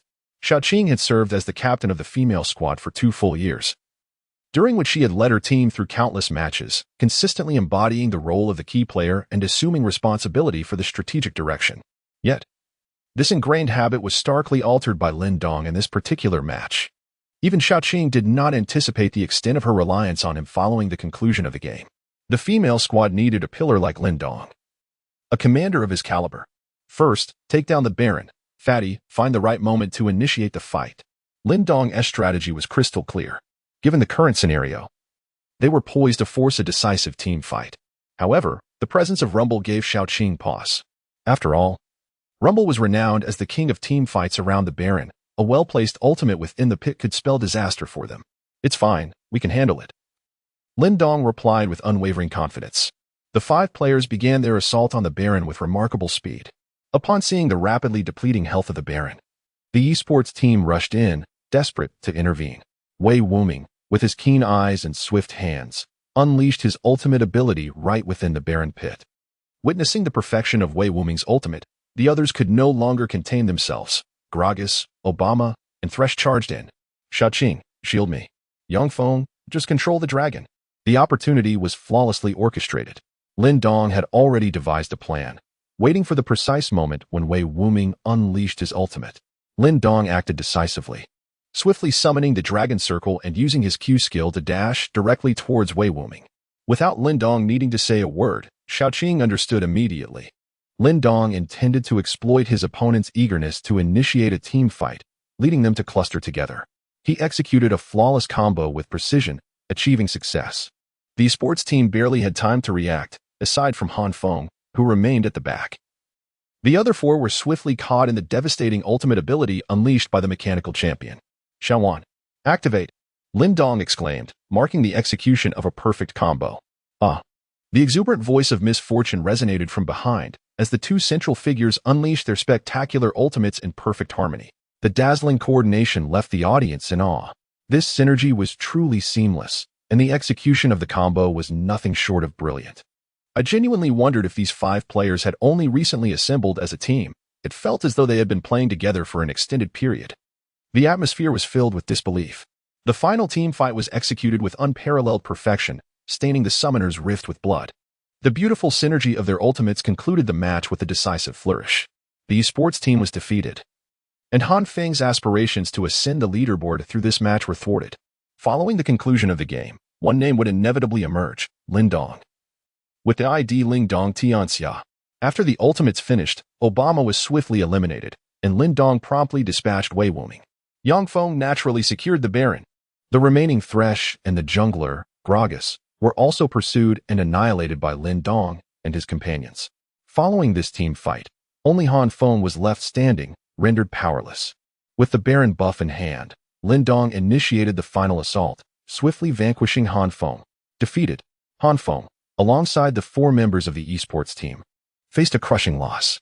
It was oft claimed that he had selected the strongest 4 from the esports team, including only Wei Wuming. Yet compared to the team with Fatty and Yang Feng, They were undoubtedly at a disadvantage. Yet, even with such considerations, defeat was still theirs. All of this was attributed to the enigmatic student, Lin Dong, a master orchestrator of perfect rhythm. His strategy was simple, aware of Wei Wuming's strength. He chose not to target him, but relentlessly attacked Gragas, thoroughly dismantling him. Then, leveraging his formidable individual prowess, he turned the tide of battle. One could assert that without Lin Dong in this match, Xiaoqing might not have secured victory. Lin Dong, Lin Dong. The library echoed with shouts of his name, clearly indicating that Lin Dong had become the new legend of Jing City University. After the match concluded, Han Feng took a long moment to rise from his chair. He had expended considerable energy, unable to perform optimally in either the mid lane or team fights. Despite wielding the long-range Zerath, the threat of the assassin was ever present, and a moment's lapse in attention could render him a victim of the blade's wrath. To be so thoroughly defeated by a freshman was indeed a humiliating experience. Defeated. Han Feng approached Lin Dong, his pride completely absent, replaced by a palpable sense of embarrassment. Quite normal, Lin Dong remarked coolly.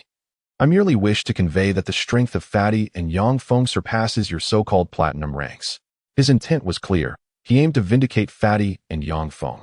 This served as a stinging rebuke to Han Feng, leaving Yang Feng momentarily speechless.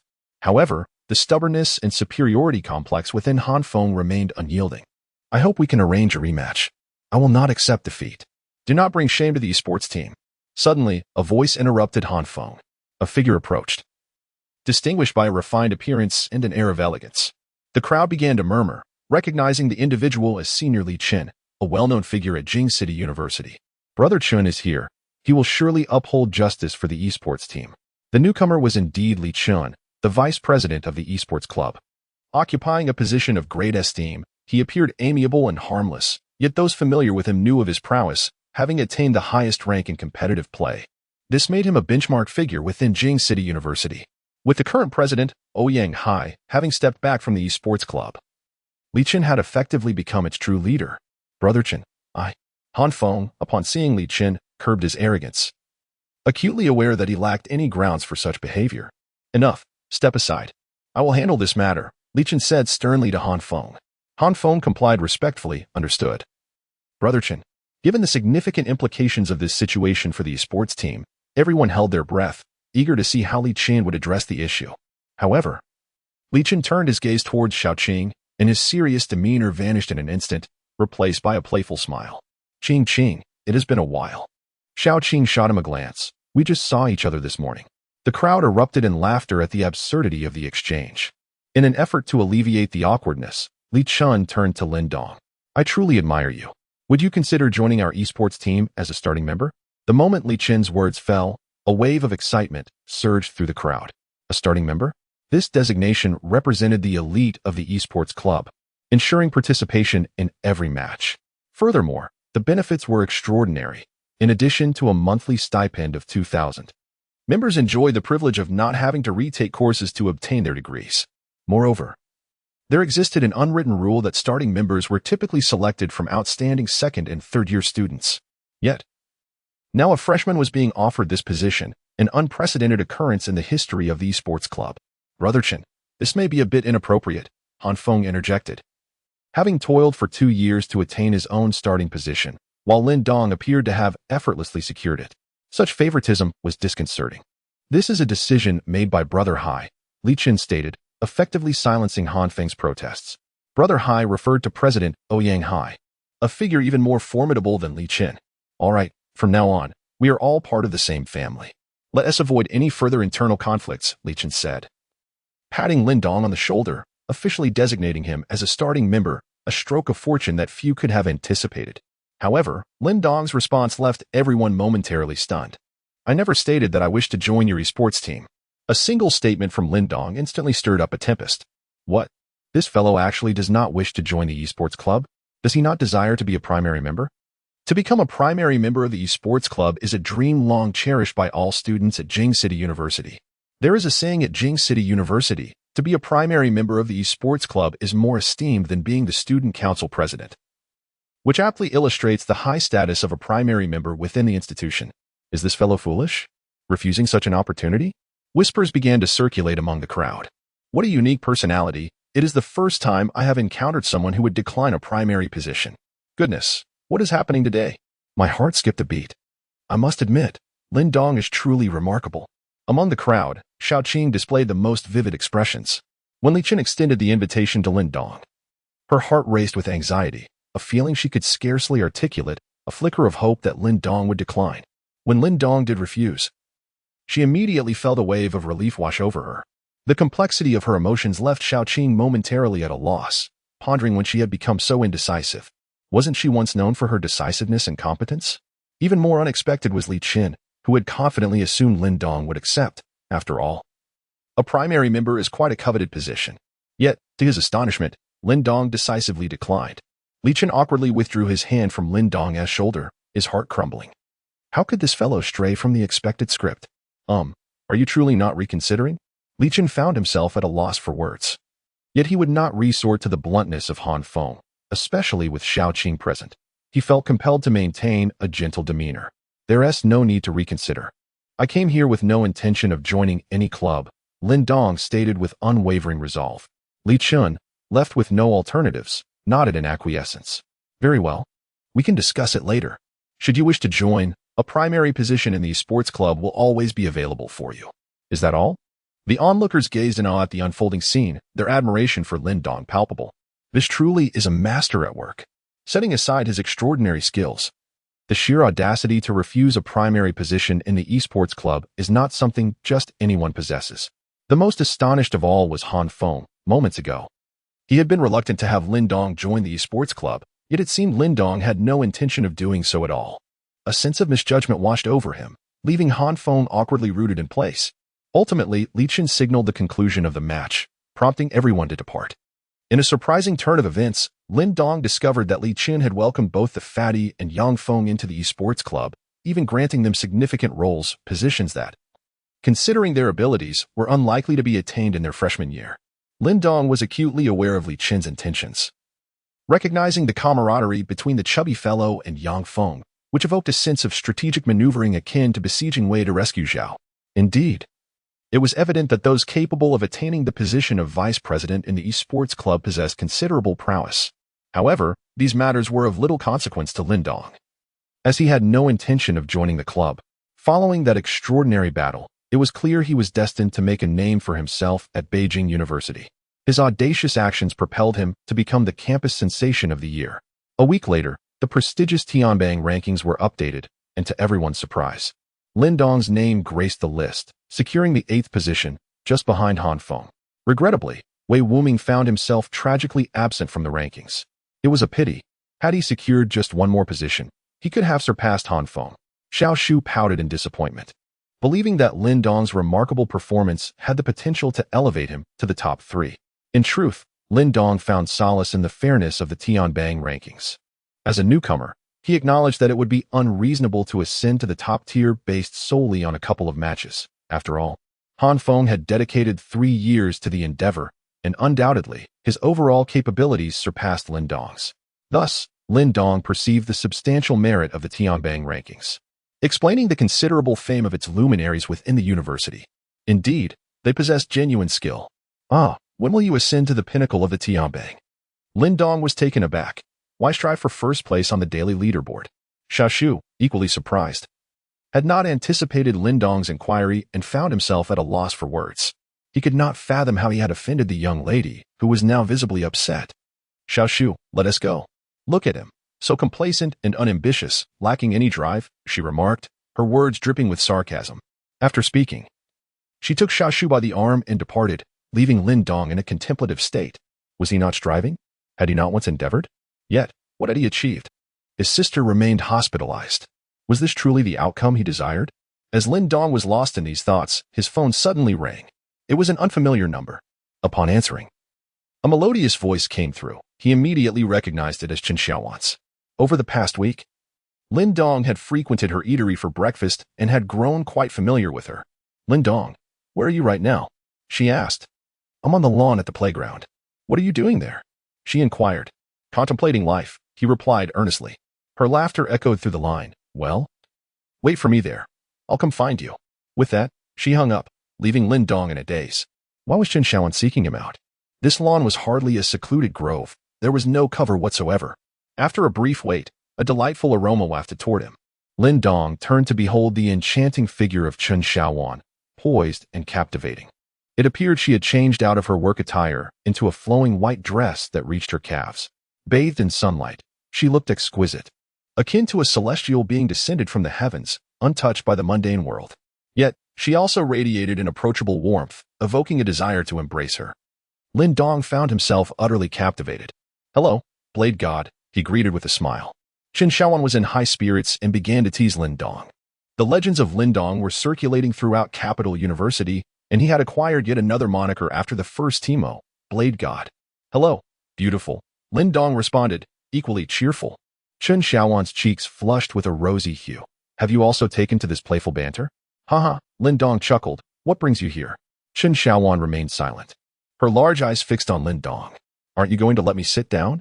At that moment, Lin Dong was seated on a bench on the lawn, while Chen Xiaowan stood beside him. Sure, go ahead." Lin Dong made way for a seat, and Chen Xiaowan, undeterred by shyness, promptly settled beside him. The atmosphere between the two was reminiscent of a blossoming romance. "I would like to ask you for a favor." Chen Xiaowan must have had something on her mind. Otherwise, she wouldn't have ventured out alone to meet Lin Dong. "What kind of favor?" Lin Dong inquired. After a brief pause, Chen Xiaowan revealed, "Are you free next week? I would like to invite you to be my dance partner." "What?" Lin Dong was momentarily taken aback by her request. The notion of being a dance partner had unexpectedly surfaced. "It's for the dance party at our school next week. I need to find a male partner." Lin Dong understood that Chen Xiaowan was seeking him as her male companion. Although this request seemed somewhat lofty, he believed that as a commendable youth of socialism, assisting women was a duty that a young man of 20 should fulfill. Thus, he readily agreed. However, Lin Dong found it peculiar. He distinctly recalled that Chen Xiaowan was not a student of Jing City University. But this was a university ball? "Which institution do you belong to?" "Jing City University of the Arts." "What is your major?" Chen Xiaowan was taken aback, cold sweat trickling down her back. "I am not a student. I am a teacher." "What?" "API call failed with status code 429. Error. Code. For 29. Message. Resource has been exhausted, e.g. Check quota. Status. Resource exhausted." Lin Dong suddenly fell silent. Chen Xiaowan asked, "What's wrong? You truly look quite youthful." Chen Xiaowan's cheeks flushed once more, and she said, "I won't talk to you anymore. I'll get in touch next week."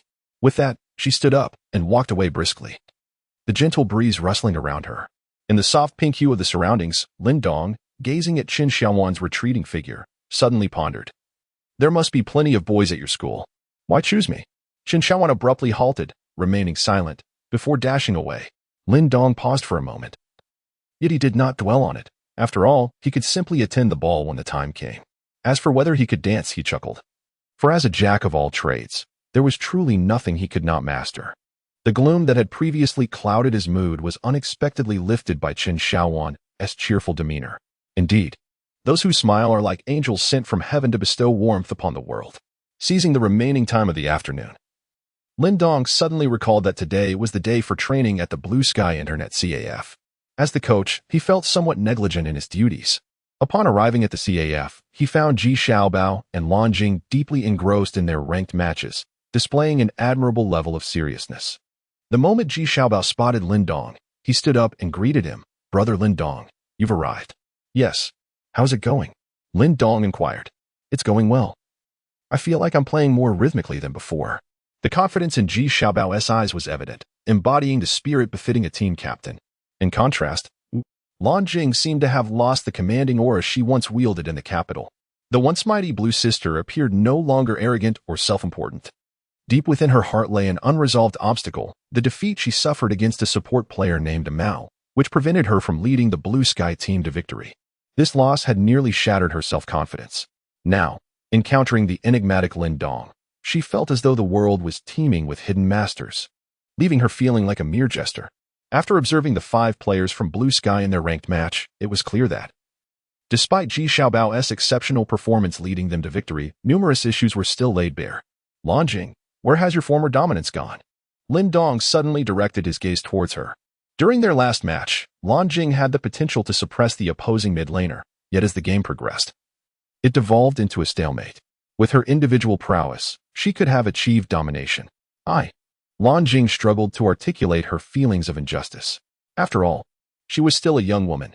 Persevere. If you wish to grow stronger, you must embrace the challenge. The experts you perceive in your mind may not necessarily be as formidable as you think. Lin Dong's words bore profound meaning, and Lan Jing nodded in confusion. In the time that followed, Lin Dong assigned various tasks to the team members. For instance, Ji Xiaobao was instructed to always take teleport, regardless of whether he was soloing or matching, while Lan Jing was encouraged to engage in more solo duels to bolster her confidence. Additionally, they needed to practice heroes from various roles according to the current meta, as well as learn other small strategies across different positions. After the training session concluded, the 5 members of Blue Sky emerged as if they had bathed in an ocean of knowledge, their admiration for Lin Dong palpable. Ji Xiaobao, in particular, was astounded. As a master himself, he believed he possessed a wealth of knowledge, yet compared to Lin Dong, he felt like a novice in the presence of a true master. Having assigned tasks to the team, Lin Dong returned to his dormitory, where it was already 9 p.m. The fatty and young Feng, having recently joined the esports club, were now preoccupied with their responsibilities, rarely staying in the dormitory, while Lang Jun had become even more elusive, seemingly detached from the dorm altogether. Lin Dong found himself rather idle. In the evenings, he devoted his time to climbing the ranks. Within a week, he had elevated his account, Lingong Tianxia, to Platinum I. With a bit of time remaining, he opened his computer. He was just one match away from the promotion series that would elevate him to Diamond rank. Achieving Diamond is regarded as a watershed moment in League of Legends, as this tier boasts a plethora of skilled players, including many professional gamers. Of course, there were also numerous players who had likely climbed through boosting services. Nevertheless, anyone capable of reaching Diamond through solo queue in Ionia must possess considerable skill. This match held great significance. Lin Dong instinctively adjusted his mindset, focusing intently. A victory would allow him to enter the Diamond tier with an unblemished record. Fortuitously, he found himself in the first position. Without any hesitation, he locked in the mid laner, choosing Twisted Fate. This champion is well regarded for climbing the ranks, as a player with strong awareness can leverage his roaming potential to provide substantial advantages to the team. However, Lin Dong's selection immediately provoked discontent among the other players in the lobby. Choosing Twisted Fate? Aren't you afraid of the opponent countering you with Fizz? One remarked. How bold of you to select him without banning Fizz. Your account must have been boosted, right? Lin Dong chose to disregard the situation. In truth, the statements made by the others were not without merit. Little Fish's gameplay against Card Master resembled a father dominating his son. Regardless of the perspective, Little Fish's ability could evade Card Master's selection, and with an exceptionally high mobility, Card Master could easily find himself in a precarious position, potentially falling to Little Fish at level 3. By level 6, even if Card Master were under the tower, a hit from Little Fish's ultimate would likely lead to his demise. Lin Dong remained silent, exuding confidence as he drew his card. As a venerable champion in League of Legends, he possessed remarkable proficiency with this character. Indeed, the older the champion, the more unique strategies Lin Dong had developed over time. After all, he had emerged into the scene 3 years ago, with a repertoire that included formidable champions like the Ice Bird and Rise, which he had yet to showcase. Observing the first floor, Lin Dong maintained an aloof demeanor, prompting the others to fall silent. Ultimately, all champions were selected, leaving only the opposing team's final choice for the mid-lane position. Unsurprisingly, the adversary confidently locked in Fizz, the titled trickster. I am intrigued to see how the card will fare against this nimble fish. Lin Dong remained silent, patiently awaiting his entry into the game. As the loading screen appeared, he glanced at the ID of the little fishman and found it strikingly familiar, an ID named Dop4. However, he couldn't quite recall who it belonged to at that moment. Upon entering the game, the top laner, known as Weapon, uttered a few words before falling silent. The little fishman was indeed Dop. Instantly, a wave of astonishment surged through the team. What? Dop? Isn't he a player of the king rank? How could he possibly be in the diamond tier? The jungler, Blind Monk, chimed in, clarifying that this was Dop's Smurf account. His 3 main accounts were ranked 1st, 3rd, and 8th in the national server. Just a few days ago, he had watched Dop's live stream, during which he played on this very account, Dop4. He had achieved a placement in gold, and within just 2 days, he had ascended to diamond. Truly remarkable. Weapon, well acquainted with the situation, conveyed this information to the others. Lin Dong suddenly recalled the situation. No wonder the letters Dop appeared somewhat familiar. It turned out to be the current #1 player in the national server. It was over. Mid lane luck. The champion Weapon nonchalantly typed those words. Without even considering the hero's counterplay, the mere presence of the ID Dop already foretold a disastrous fate for the mid lane. After all, facing a player from the King S tier against one from Platinum, I was akin to a Diamond player squaring off against a Silver. Moreover, Lin Dong was utilizing the champion that Dop excelled at the most. Additionally, Dop's Fishman was also among the finest in the national server. Moments later, the opposing jungler, the Spider, typed a line, "Alas, a welfare match." Though this statement dripped with sarcasm, no one dared to retort. Matching with Dop at the Diamond tier undoubtedly indicated a favorable match for him. Sigh. As long as we don't lose too embarrassingly, it will suffice. I suspect Dop is live streaming right now, weapons side. Well, I suppose we are also part of the live stream then. Even if we lose, it's not disgraceful. After all, many have fallen before Dop. Lin Dong couldn't help but furrow his brow, pondering the peculiar mindset of people today. Aware of their impending defeat, they still engaged in a live broadcast with Dop, somehow feeling a sense of honor and pride. Did they not realize that winning this match would leave a more indelible mark, allowing them to deliver a resounding slap to Dop's face? Meanwhile, in a live stream room with a staggering 1 million viewers, the barrage of comments surged. Our Dop is once again humiliating someone with a secondary account. The audacity of those in the Platinum tier was amusing. Playing cards before our Dop was akin to brandishing a broadsword before Guangdong. Come on, little fish. Finish him off, exclaimed some viewers, reveling in the anticipated spectacle. Instantly, the comments were flooded with support for the little fish. Coincidentally, the translator had also chimed in, presumably to enhance the entertainment value. Prior to reaching the 5th floor, Dop had confidently selected the little fish. Thus commenced this ranked match. The audience watched with rapt attention as the one-sided game unfolded, even initiating a wager. Would the number of cards devoured by Dop be odd or even? Lin Dong felt a tightening in his chest. Indeed, his luck had been rather unfortunate. It would be disingenuous to claim he was unafraid of the top player in the national server, the little fishman. Yet, now that they had crossed paths, he had no choice but to exert every ounce of his strength in the battle ahead. Despite the immense pressure weighing on him, Lin Dong's mind was surprisingly clear. It had been 3 years since he had experienced such a competitive state. Is it Dop? I, Lin Dong, shall meet you head-on. Observing that his teammates seemed to have surrendered hope, Lin Dong reluctantly typed a message, "If we wish to avoid a humiliating defeat, let us play earnestly. Dop is but a human, and he too can be overcome." After Lin Dong finished speaking, he promptly muted everyone and began to focus intently on the game. Fortunately, with his rising rank, the number of toxic players diminished. They had become somewhat rational. No longer the thoughtless critics who would simply leave the game and hand over free kills. As long as he played diligently, there was hope for everything. In the early stages of the game, Lin Dong adopted an aggressive strategy, leveraging the extended reach of his card against his opponent to maintain pressure. This was the only opportunity during the initial 2 levels for the card to exert any influence over the fishman. However, it was evident that Dop was not inclined to engage directly with Lin Dong. Whenever Lin Dong approached, Dop would retreat, demonstrating a willingness to sacrifice a few minions without a hint of regret. Lin Dong couldn't help but sigh. Engaging with such a formidable opponent was genuinely intriguing. Understanding the art of patience was indeed the true path to mastery. Before long, Little Fish ascended to level 3.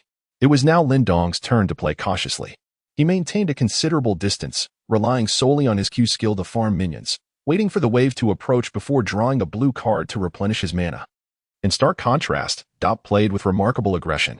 He seized control of the minion wave and began to freeze it, leaving Lin Dong with no choice but to refrain from advancing, for stepping forward would undoubtedly result in a barrage of Little Fish's abilities. Lin Dong remained composed despite being suppressed. After all, his passive could accumulate gold, and with his exceptionally long-range Q skill, he could clear minions efficiently, ultimately maintaining an economy comparable to that of the fish. The fish and card were inherently different champions. One thrived on explosive burst damage to eliminate foes, while the other excelled in support and map mobility. The nature of Card's passive clearly indicated that he was merely a line-pushing champion. Dop's approach was notably aggressive, while Lin Dong chose to retreat under the safety of the turret. Before long, Dop ventured into the upper jungle's brush to place a ward, positioning himself near that very thicket. It must be acknowledged that Dop's awareness of gank prevention was undoubtedly top tier, a fundamental quality of a true ranked champion. Even while wielding the agile fish, equipped with flash and skill, he maintained pressure without neglecting his positional awareness. I recall a prominent player once stating that if you ever feel utterly surrounded during a game, you are on your way to becoming a true champion. Clearly, Dop exemplified this mindset. Even while suppressing Lin Dong, he maintained impeccable control over vision. Lin Dong couldn't help but smile. Indeed, he was a formidable master. Even in a game as challenging as this one, he remained so cautious and meticulous. Such strength deserves the respect of others. Lin Dong silently noted the time when Dop was vulnerable. He sent a message, "Jungle, if you wish to secure a kill on Dop, please arrive between 6 minutes and 40 seconds to 50 seconds. Lin Dong uttered a rather perplexing statement. The jungler, Lee Sin, could only produce a series of? Lin Dong shook his head in resignation. This was one of those moments in solo queue that filled him with despair. The inability to collaborate effectively with his teammates rendered the experience exhausting, as typing out instructions was laborious. Firstly, the jungler might not comprehend his intentions immediately, and secondly, even if he did, there was no guarantee he would arrive in time.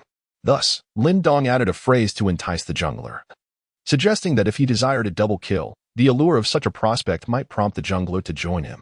Lin Dong patiently reiterated, "Just come over at that time. It is essential to traverse from the upper jungle area." Thankfully, the blind monk was relatively compliant. Although there was a hint of skepticism regarding Lin Dong's words, it was undoubtedly preferable to languish aimlessly in the jungle. As time ticked away, Lin Dong refrained from engaging in a skirmish with Xiaoyu, for in merely 20 seconds, the crucial moment would arrive. And the blind monk had just finished dealing with the frogs. Lin Dong hastily gestured, prompting the blind monk to recollect, and he made his way towards the upper region. Before long, he arrived at the thicket in the mid-lane. Lin Dong deliberately observed Dop's reaction, noting that he continued to employ his suppressive tactics. A smile crept across Lin Dong's face. It seemed that Dop, despite his meticulousness, was finally about to fall into his carefully laid trap. Indeed, Lin Dong had simply taken note of the time Dop had placed a ward in the bushes, calculating its disappearance based on the current ward duration. At the precise moment the ward vanished, Lin Dong's jungler arrived, leaving Dop with no opportunity to respond. In his subconscious, he still believed that the bushes were warded. However, this strategy required perfect recall of the ward's timing and a reaction within the crucial 10 seconds following its disappearance. Otherwise, if Dop decided to place another ward, Lin Dong could find himself facing a regrettable setback. Clearly, Lin Dong had succeeded. Now, he needed to entice the fishman to take the bait. The opportunity presented itself in an instant when a critically wounded cannon minion appeared before him. Just a single basic attack would suffice to claim it. Dop's approach was infuriating. He positioned himself directly beside the cannon minion, intending for Lin Dong to watch helplessly as his cannon was annihilated by the minions. Such a tactic was undeniably despicable. One must understand that a cannon minion represents a cherished Ferrari in the hearts of players. Losing one is an excruciating blow. Lin Dong hesitated for a moment, but ultimately succumbed to temptation and advanced, delivering a basic attack that eliminated the Ferrari. However, this moment of greed allowed Dop to execute a WQ skill combination effortlessly. Meanwhile, in Dop's live stream, the barrage of comments surged rapidly. This card player, having led a life of cunning, could not resist the allure of the Ferrari. It was disastrous. He was about to be devoured.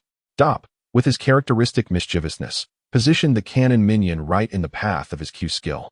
The fish champion skillfully darted forward with his WQ ability, poking relentlessly with his harpoon, notably refraining from using his E skill. The fish champion's remarkable trait lies in his ability to evade skills with his E, making him particularly effective against traditional AP mages, as he can dodge their crucial abilities and deliver swift kills.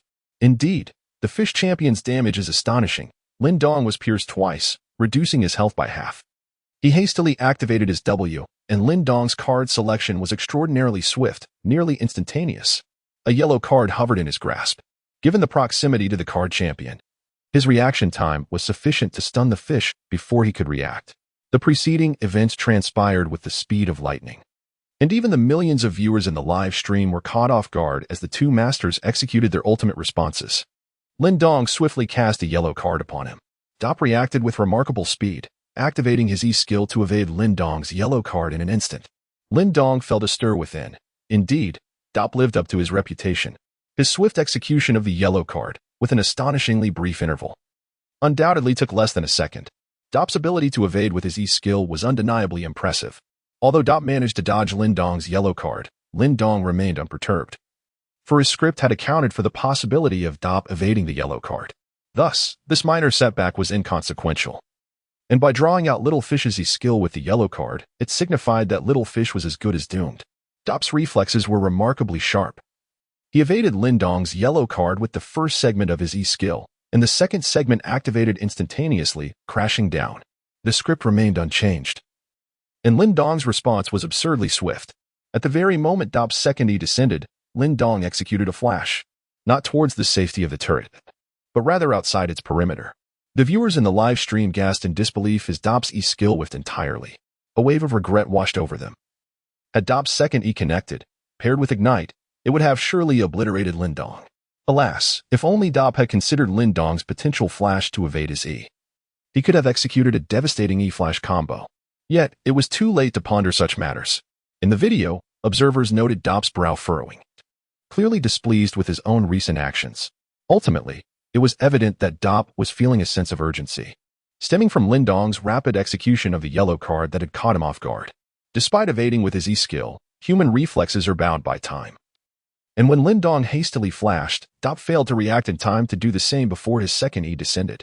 Lin Dong's timing was impeccable, exploiting the very limits of reaction time that would confound an average person. Consequently, viewers did not blame Dop too harshly. Rather, they marveled at the cunning of Lin Dong's card play. However, the direction of Lin Dong's flash left many bewildered. Was he contemplating a counterattack on Dop? Just as the audience was engulfed in speculation, a figure emerged from the nearby brush. It was the jungle's Lee Sin. The viewers erupted in astonishment at the rapidity of Lee Sin's support. Dop, typically cautious during solo engagements, found himself unexpectedly ganked by the jungler, an occurrence deemed improbable. Hadn't Dop placed a ward in that brush? Was it possible that Lee Sin had arrived the moment the ward's vision lapsed? A wave of confusion swept over the audience. And soon two words escaped their lips: stream sniping. Stream sniping, a behavior condemned within the League of Legends community, often transpires in various live streams. Due to the exposure of all actions during gameplay, those with ulterior motives can effortlessly employ dual computers, one for playing, another for viewing the stream, thus obtaining a godlike perspective. As such, the audience could only deduce that Lee Sin's perfect gank at the moment Dop's ward vanished was a result of stream sniping. Shameless Lee Sin, stream sniping. The chat exploded, and following the translator's commentary, Dop's expression tightened. The abrupt appearance of Lee Sin had indeed taken him by surprise. Yet, what perplexed him was the fact that if his main account were subject to stream sniping, he could accept that. But this was merely a low-tier Smith account. Why would anyone bother to snipe it? Despite this, Dop maintained a level head, focusing on his escape, as he still possessed a flash. This composure is what distinguishes Dop as a formidable player in the realm of casual and competitive play alike. Mindset is paramount in determining victory. Thus, Dop sought to evade, while Lin Dong's backward flash was unmistakably aimed at sealing off Dop's retreat. This posed a dilemma. Lin Dong's flash was evidently intended to synchronize with Lee Sin's actions. If Lee Sin had indeed been stream sniping, did this imply that Lin Dong was also part of a coordinated effort? The live chat erupted once more, asserting that Lin Dong and Lee Sin were indeed a duo, conspiring against Dop. What a disgrace to our region. Some extremists even elevated the situation to a matter of national honor. One instance of stream sniping is intolerable, but two? Truly absurd. Lin Dong was evidently unaware that his seemingly innocuous act of merely recording the time for his eye position would escalate to such reprehensible behavior as peeking at the screen. Meanwhile, Dop's reaction in the game was unexpectedly swift. Upon realizing that his chances of securing a kill were bleak, he opted to retreat to the lower half of the field, a decision that was undoubtedly the most prudent course of action. Lin Dong had no intention of letting Dop escape. With the passive ability of he fully charged, Lin Dong relentlessly pursued the small fish, delivering a series of powerful basic attacks. The damage was extraordinarily high. Fortune seemed to favor the card player, as he had conveniently accumulated a full E-passive. Dop found himself in peril. Observers watched as the blind monk swiftly utilized his West ability to close the gap towards the card player. The distance between Dop and the impending threat shrinking rapidly. The blind monk, skilled in his craft, deliberately delayed unleashing his Q ability, seeking to minimize the distance to Dop, thereby significantly enhancing the accuracy of his strike. As the two closed in on one another, Lin Dong deftly drew a yellow card. Dop was in grave danger. The audience held their breath in anticipation, aware that if Dop were to be stunned by the card's yellow effect or struck by the blind monk's Q ability, his demise would be all but certain. Dop hesitated to use his flash. The blind monk, unable to contain his aggression, launched a Q ability directly at Dop. However, just as the monk's skill was unleashed, Dop instinctively employed his flash, creating distance between himself and Lin Dong, successfully evading the Q attack. Haha, peeking dog. Dop managed to escape. Dop's timely flash evaded the blind monk's Q, igniting a furious resolve within the monk. He gazed at the ID above the small fish, Dop 4. And excitement surged within him. Securing the first blood from Dop would be a tale to boast about for an entire year. After a moment of contemplation, the blind monk too flashed forward, landing his E ability squarely upon Dop, instantly applying a slow effect. The blind monk expertly closed in, positioning himself directly before Dop. Lin Dong hurriedly followed, yet failed to execute a single basic attack to secure a yellow card. Although the blind monk had flashed to apply a slow, his reaction was slightly delayed, and Lin Dong's W cooldown had already reset. Clearly, this was a lapse in coordination between the two players. However, being mere strangers rather than duo partners, such minor errors are to be expected. Nevertheless, being cornered by a blind monk was already a considerable challenge. With the red buff clinging to Dop, his demise was merely a matter of time. Yet, Dop did not relent. He fled while deftly maneuvering his positioning. Dop's movements were rather extraordinary.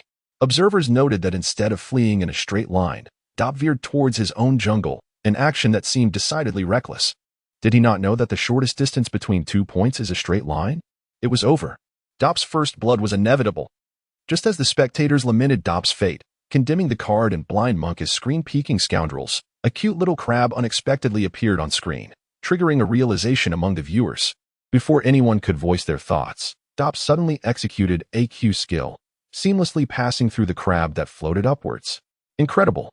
The chat erupted with praise. Dop was a god. Such maneuvering was nothing short of divine. The foolish card and blind monk, even with their combined flashes, could not extinguish the brilliance of Dop. The unfolding plot was already in the minds of the spectators. Dop's Q skill had a cooldown of 10 seconds, while his E skill at level 3 had a cooldown of 12 seconds. By utilizing the Q skill to traverse the crab, he could create distance from his pursuers and escape once his E skill was off cooldown. This flawless operation was destined for the top 10 highlights. Yet Lin Dong would inadvertently become the disruptor of this narrative. The moment Dop's Q skill passed through the crab, a card suddenly struck the little fish man. Dop barely had time to react. First blood. The system's solemn and triumphant female voice rang out. Dop's screen instantaneously turned black and white. What just transpired? The viewers in the live stream were stunned. Dop had actually perished. To make matters worse, he was felled by a card's Q skill. A wild card that had struck him down. How could such a slow-moving projectile hit the seemingly invincible Dop? Was there a bug? Dop had been careless. Everyone knew that a card's wild card is notoriously difficult to land without the yellow card's stun. A projectile so sluggish could be evaded by anyone with even a modicum of skill, akin to the icebird's Q skill. Who would have anticipated that Dop would fall here? Dop was claimed by the card's wild card, and in the live stream, he shook his head in resignation. His expression somewhat dimmed. Yet, beneath that lay an overwhelming sense of dread. Some of Dop's fans began to fervently console him. Dop, it's not your fault. The blind monk and card were screen-peeking. They sympathized with their beloved Dop. Of course, there were also some spirited patriots who scorned. Feel sorry for you? The card clearly showcased his skill against Dop. You fool, are you a spy from the Southernly nation? The chat gradually shifted from accusations of screen-peeking to a sense of national pride. Meanwhile, Lin Dong remained blissfully unaware that his perfectly timed Q skill had cleanly claimed Dop's life. In the live stream, Dop paused for an extended moment, then murmured, "Go so." The audience gasped in astonishment. Dop had just referred to the card as a master. Soon after, Dop added, "Let us not dwell on the screen peeking. The card is undoubtedly skilled. He must have foreseen my path through the crab, thus preemptively casting his Q skill at that spot. I had no chance. My E skill was still on cooldown for another 2 seconds. Upon hearing Dop's explanation, the live stream erupted once more. To be deemed a master by Dop. How high must that skill level be? Predicting the crab's movement and instantly eliminating Dop with a Q skill. In this instance, Dop had no reason to blame himself.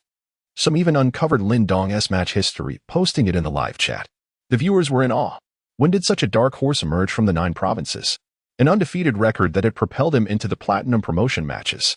Moreover, he frequently achieved MVP status. Surely, this was the Smith account of a true master. This was genuinely spectacular. The news spread like wildfire, and the once 1 million viewers in the live stream surged to 2 million, all drawn in by the mysterious MasterCard. Lin Dong was unaware that his mere presence had transformed Dop's live stream into a burgeoning phenomenon. surpassing even the viewership of the popular streamer Lulu Kai. His ID, Ling Dong Tianxia, was etched in the minds of many. They were eager to discern how far this dark horse of a mysterious player could advance. Would he ascend to the ranks of the champions? Perhaps even achieving an impeccable victory? Unbeknownst to them, this very ID would become a beacon of hope for the Chinese server during the S5 rankings. The question lingered, would the throne be claimed by a player from Nanli or from the illustrious Jiazhou? Perhaps it all hinged on a fleeting thought. In the midst of the match, Lin Dong's gameplay evidently astonished his teammates. Dop Xiaoyu had been singularly vanquished by a card? Quite impressive. A subtle smile graced Lin Dong's face as he delicately rubbed his slender fingers together, feeling a rush of relief. Dop was indeed formidable. He had nearly evaded death despite 2 flashes being deployed. Had he delayed by a mere 0.1 seconds, his versatile card would have missed its mark, allowing Dop to escape unscathed, skillfully evading with a 2-second cooldown on his E-skill. Fortunately, Lin Dong had anticipated Dop's next maneuver. As the crab ambled toward them, he discerned a shift in Dop's positioning, realizing that Dop might attempt to weave through the crab to escape. Thus, he gauged the distance between them and released a Q skill just before Dop made his move. In his eagerness to flee, Dop was oblivious to the impending threat and collided with Lin Dong's Q skill at the very moment he passed the crab. Such astute foresight, if articulated by Lin Dong, would be met with disbelief by most. Miraculously, Lin Dong succeeded, claiming the first blood from Dop. After a prolonged silence, the blind monk suddenly typed a few words. Card. Are you peeking at Dop's screen? Lin Dong's extraordinary ability to seize opportunities was palpable not only to those in the live broadcast room, but also to the blind monk. As soon as he arrived in the upper mid lane's brush, Dop attempted to engage Lin Dong in a solo encounter, clearly unaware of the impending gank. Although the chase after Dop grew somewhat perilous, fortune smiled upon them, resulting in a successful takedown. Had it not been for the blind monk's intervention, it is evident that such a historic maneuver would not have come to fruition. Upon seeing this, Lin Dong could not help but furrow his brow. He had not been peeking at the screen and could only respond with 2 words, not at all. The blind monk, clearly unconvinced, retorted. Then why did you want me to go at that particular moment? Lin Dong found it tedious to answer. At that moment, the top lane champion, the weapon master, remained silent for a while before finally speaking up. I just caught a glimpse of the live stream. The Dop live room has erupted with excitement. Moreover, Dop mentioned that the individual playing the card game is quite a master. Lin Dong couldn't help but smile upon seeing this, suddenly feeling a profound sense of kinship with Dop. Indeed, masters are often solitary. Only those of exceptional skill can truly comprehend one another. He then suggested that the card might belong to a lesser-known account of a renowned deity. You may wish to investigate his record and achievements further. Lin Dong was drenched in cold sweat. His intention to switch accounts was to maintain a low profile. However, it appeared that his efforts had been in vain, particularly upon discovering that his ID had been exposed in a live stream with an audience of 2 million. A chill ran down his spine at the thought that his former ID, Firelin, might also be unveiled. Yet, upon reflection, he reassured himself that he had changed his name before the ranked matches began. Even if someone were to uncover his past performance, they would likely not suspect him. Lin Dong felt a sense of relief. Let Firelin be reborn anew on this path. Ultimately, Lin Dong came to a realization. From the moment he agreed to become the coach of Blue Crystal's Blue Sky Internet CAF and stirred up a tempest at Jing City University, he understood that his life would be inextricably linked to League of Legends. Given this reality, it was better to stride forward with brilliance. The former Firelin was formidable, and the current Lingong Tianxia was no less impressive. With only 2 weeks remaining until the conclusion of S5, Lin Dong resolved to elevate his account to unimaginable heights. Card. Who are you really? Ruo Feng? His 4 teammates speculated, and Lin Dong, feeling exasperated, typed a line, I am merely an ordinary passerby. Let us play well and secure this game. With that, Lin Dong fell silent, having earned first blood, and his development in the mid lane was now far superior to Dop's. Most importantly, Dop's fishman no longer had flash, which meant that for the next 5 minutes, the fishman would lack any capacity to eliminate Lin Dong. As time progressed, Card's equipment would only grow stronger, while Lin Dong's build leaned toward a tanky style. Dop completely abandoned the notion of securing a solo kill in the mid lane and prepared to seek opportunities elsewhere. However, as the master of Card, Lin Dong's ability to assist was naturally far superior to that of the fishman. The moment he reached level 6, Lin Dong promptly marked the top lane. Due to the presence of the weapon, he knew that by flying up and stunning the opponent with his yellow card, he could seamlessly coordinate with weapon skill set. Lin Dong exhibited remarkable decisiveness. Despite Dop's frantic signaling and the display of TF6TF at the bottom of the screen, indicating the champion twisted fate, the response from players within the Platinum and Diamond tiers was not swift enough. Lin Dong soared into action, coordinating with his weapon to secure a kill against the opposing top laner. Meanwhile, the bottom lane flourished, with teammates performing exceptionally well. Seemingly unfazed by Dop's presence in the mid lane, playing with an unparalleled ferocity, their confidence was bolstered by the steadfast presence of Twisted Fate on their side. Dop dared not venture too far into other lanes seeking opportunities, for he faced not only the challenge of Twisted Fate's tower demolition but also the threat of his ultimate ability providing support. Additionally, Twisted Fate had built the Lich Bane, making tower destruction alarmingly swift. Dop felt a potent frustration welling within him as he gazed at the completed Rod of Ages after 10 minutes, devoid of any desire for solo kills. In the live stream, Dop shook his head repeatedly, a wry smile gracing his lips. This game is destined for defeat. It was not solely Lin Dong's prowess. Under Lin Dong's rhythm, the advantages across other lanes were substantial. A mere fishman could not stir the tides, especially since the champion required an early advantage to thrive and would become increasingly feeble in the mid to late game without proper levels and items. The outcome of this match was devoid of suspense, given that both players were nearing diamond rank. Once an advantage was established, their awareness remained sharp. At the 35-minute mark, they secured a Baron and swiftly concluded the match. Dop's secondary account faced its first defeat. Lin Dong ascended to Diamond V, effectively joining the ranks of the elite. Now ready to navigate this realm in pursuit of higher glory, the stark reality of failure loomed before Dop, who took a considerable moment to compose himself before heaved a sigh and engaged in a rather peculiar act. He retrieved a drawing tool from his computer and meticulously inscribed Lin Dong's ID, Lin Dong Tianxia.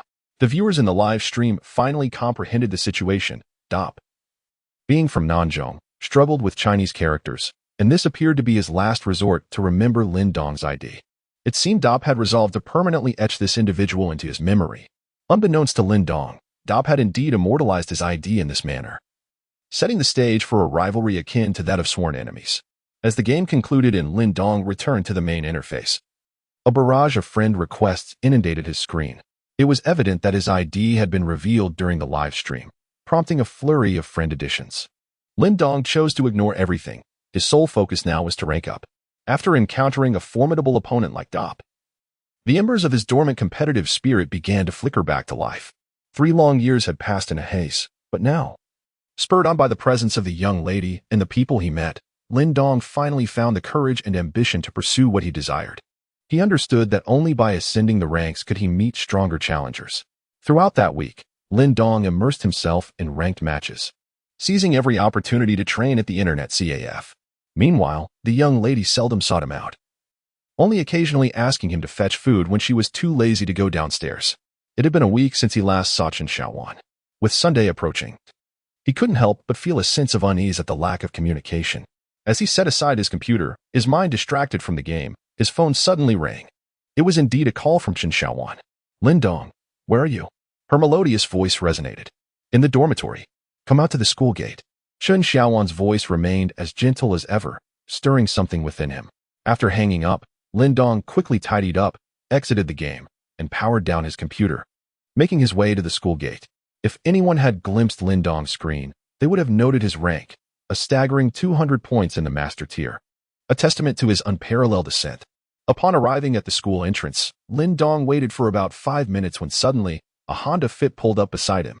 Just as he was puzzling over whose car it was, the door swung open, revealing the gentle and charming Chen Xiaowan. She had evidently made an effort today, shedding her usual convenience store attire for a more youthful and vibrant look. Dressed in a pale yellow long dress that exuded a sense of formality, complemented by 5 to 6 centimeters heels and her hair elegantly styled, she appeared almost ethereal. Lin Dong, get in. Oh. Lin Dong finally grasped the transformation in Chen Xiaowan. He was momentarily taken aback. He hurriedly opened the door and settled into the passenger seat. As he sat there, a whirlwind of emotion stirred within him. Chen Xiaowan had a remarkable ability to leave him in awe. From a shop assistant to a League of Legends player, then a teacher, and now driving a car, albeit a high-spec automatic Fit valued at just over 100,000. It was evident that Chen Xiaowan was truly an independent and liberated woman. Is something wrong? She inquired, casting a glance toward Lin Dong. Lin Dong chuckled awkwardly. Oh, it's nothing. You seem rather enigmatic. Chen Xiaowan smiled gently, her beauty captivating beyond measure. What am I mysterious about? I am merely an ordinary music teacher at an art university. The reason I still manage the store Good Morning warm colors is simply because I enjoy it. All right, Lin Dong nodded, choosing not to delve further. It was evident that Chen Xiaowan was a woman with a story to tell. However, Chen Xiaowan looked at Lin Dong with curiosity, remarking, you, on the other hand, seem quite mysterious. You must have experienced quite a bit. You give me the impression that you are much more than just a freshman. Lin Dong, filled with indignation, said, if you wish to speak of aging, just say it outright, without beating around the bush. Chuckling softly, Chen Xiaowan was amused by Lin Dong's remark. Her smile radiant and captivating, truly enchanting. Where are we headed now? Lin Dong suddenly realized he had been brought into the car by Chen Xiaowan, utterly unaware of their destination, especially considering it was already past 8 o'clock. Hiki, let me give you a makeover. After all, we are to attend the ball, Chen Xiaowan declared. At that moment, the car came to a halt, revealing a grand shopping mall. I will select a splendid outfit for you to wear at the ball tomorrow. There's no need. I have clothes, Lin Dong replied, feeling somewhat embarrassed to accept. He knew that purchasing an entire ensemble here would cost thousands. Chen Xiaowan, though not particularly wealthy herself, insisted, no way. You must wear what I choose for you tomorrow. To Lin Dong's surprise, the usually gentle and obedient Chen Xiaowan became quite agitated, pouting her lips and commanding him in a tone reminiscent of a queen. Lin Dong found himself entranced, nodding in agreement. All right. Chen Xiaowan guided Lin Dong through the entire shopping mall, ultimately helping him acquire a rather formal yet casual suit along with a pair of leather shoes. The expenditure amounted to approximately 5,000 yuan, which caused Lin Dong a twinge of regret. However, Chen Xiaowan appeared quite pleased. With an expression of admiration, she gazed at Lin Dong and nodded in satisfaction, saying, not bad. You look quite handsome in this attire. Let us go. There is not much time left. We need to head to the sports club. Unexpectedly, there was more to come. Chen Xiaowan led Lin Dong to a sports club in the capital, where they rented a private room.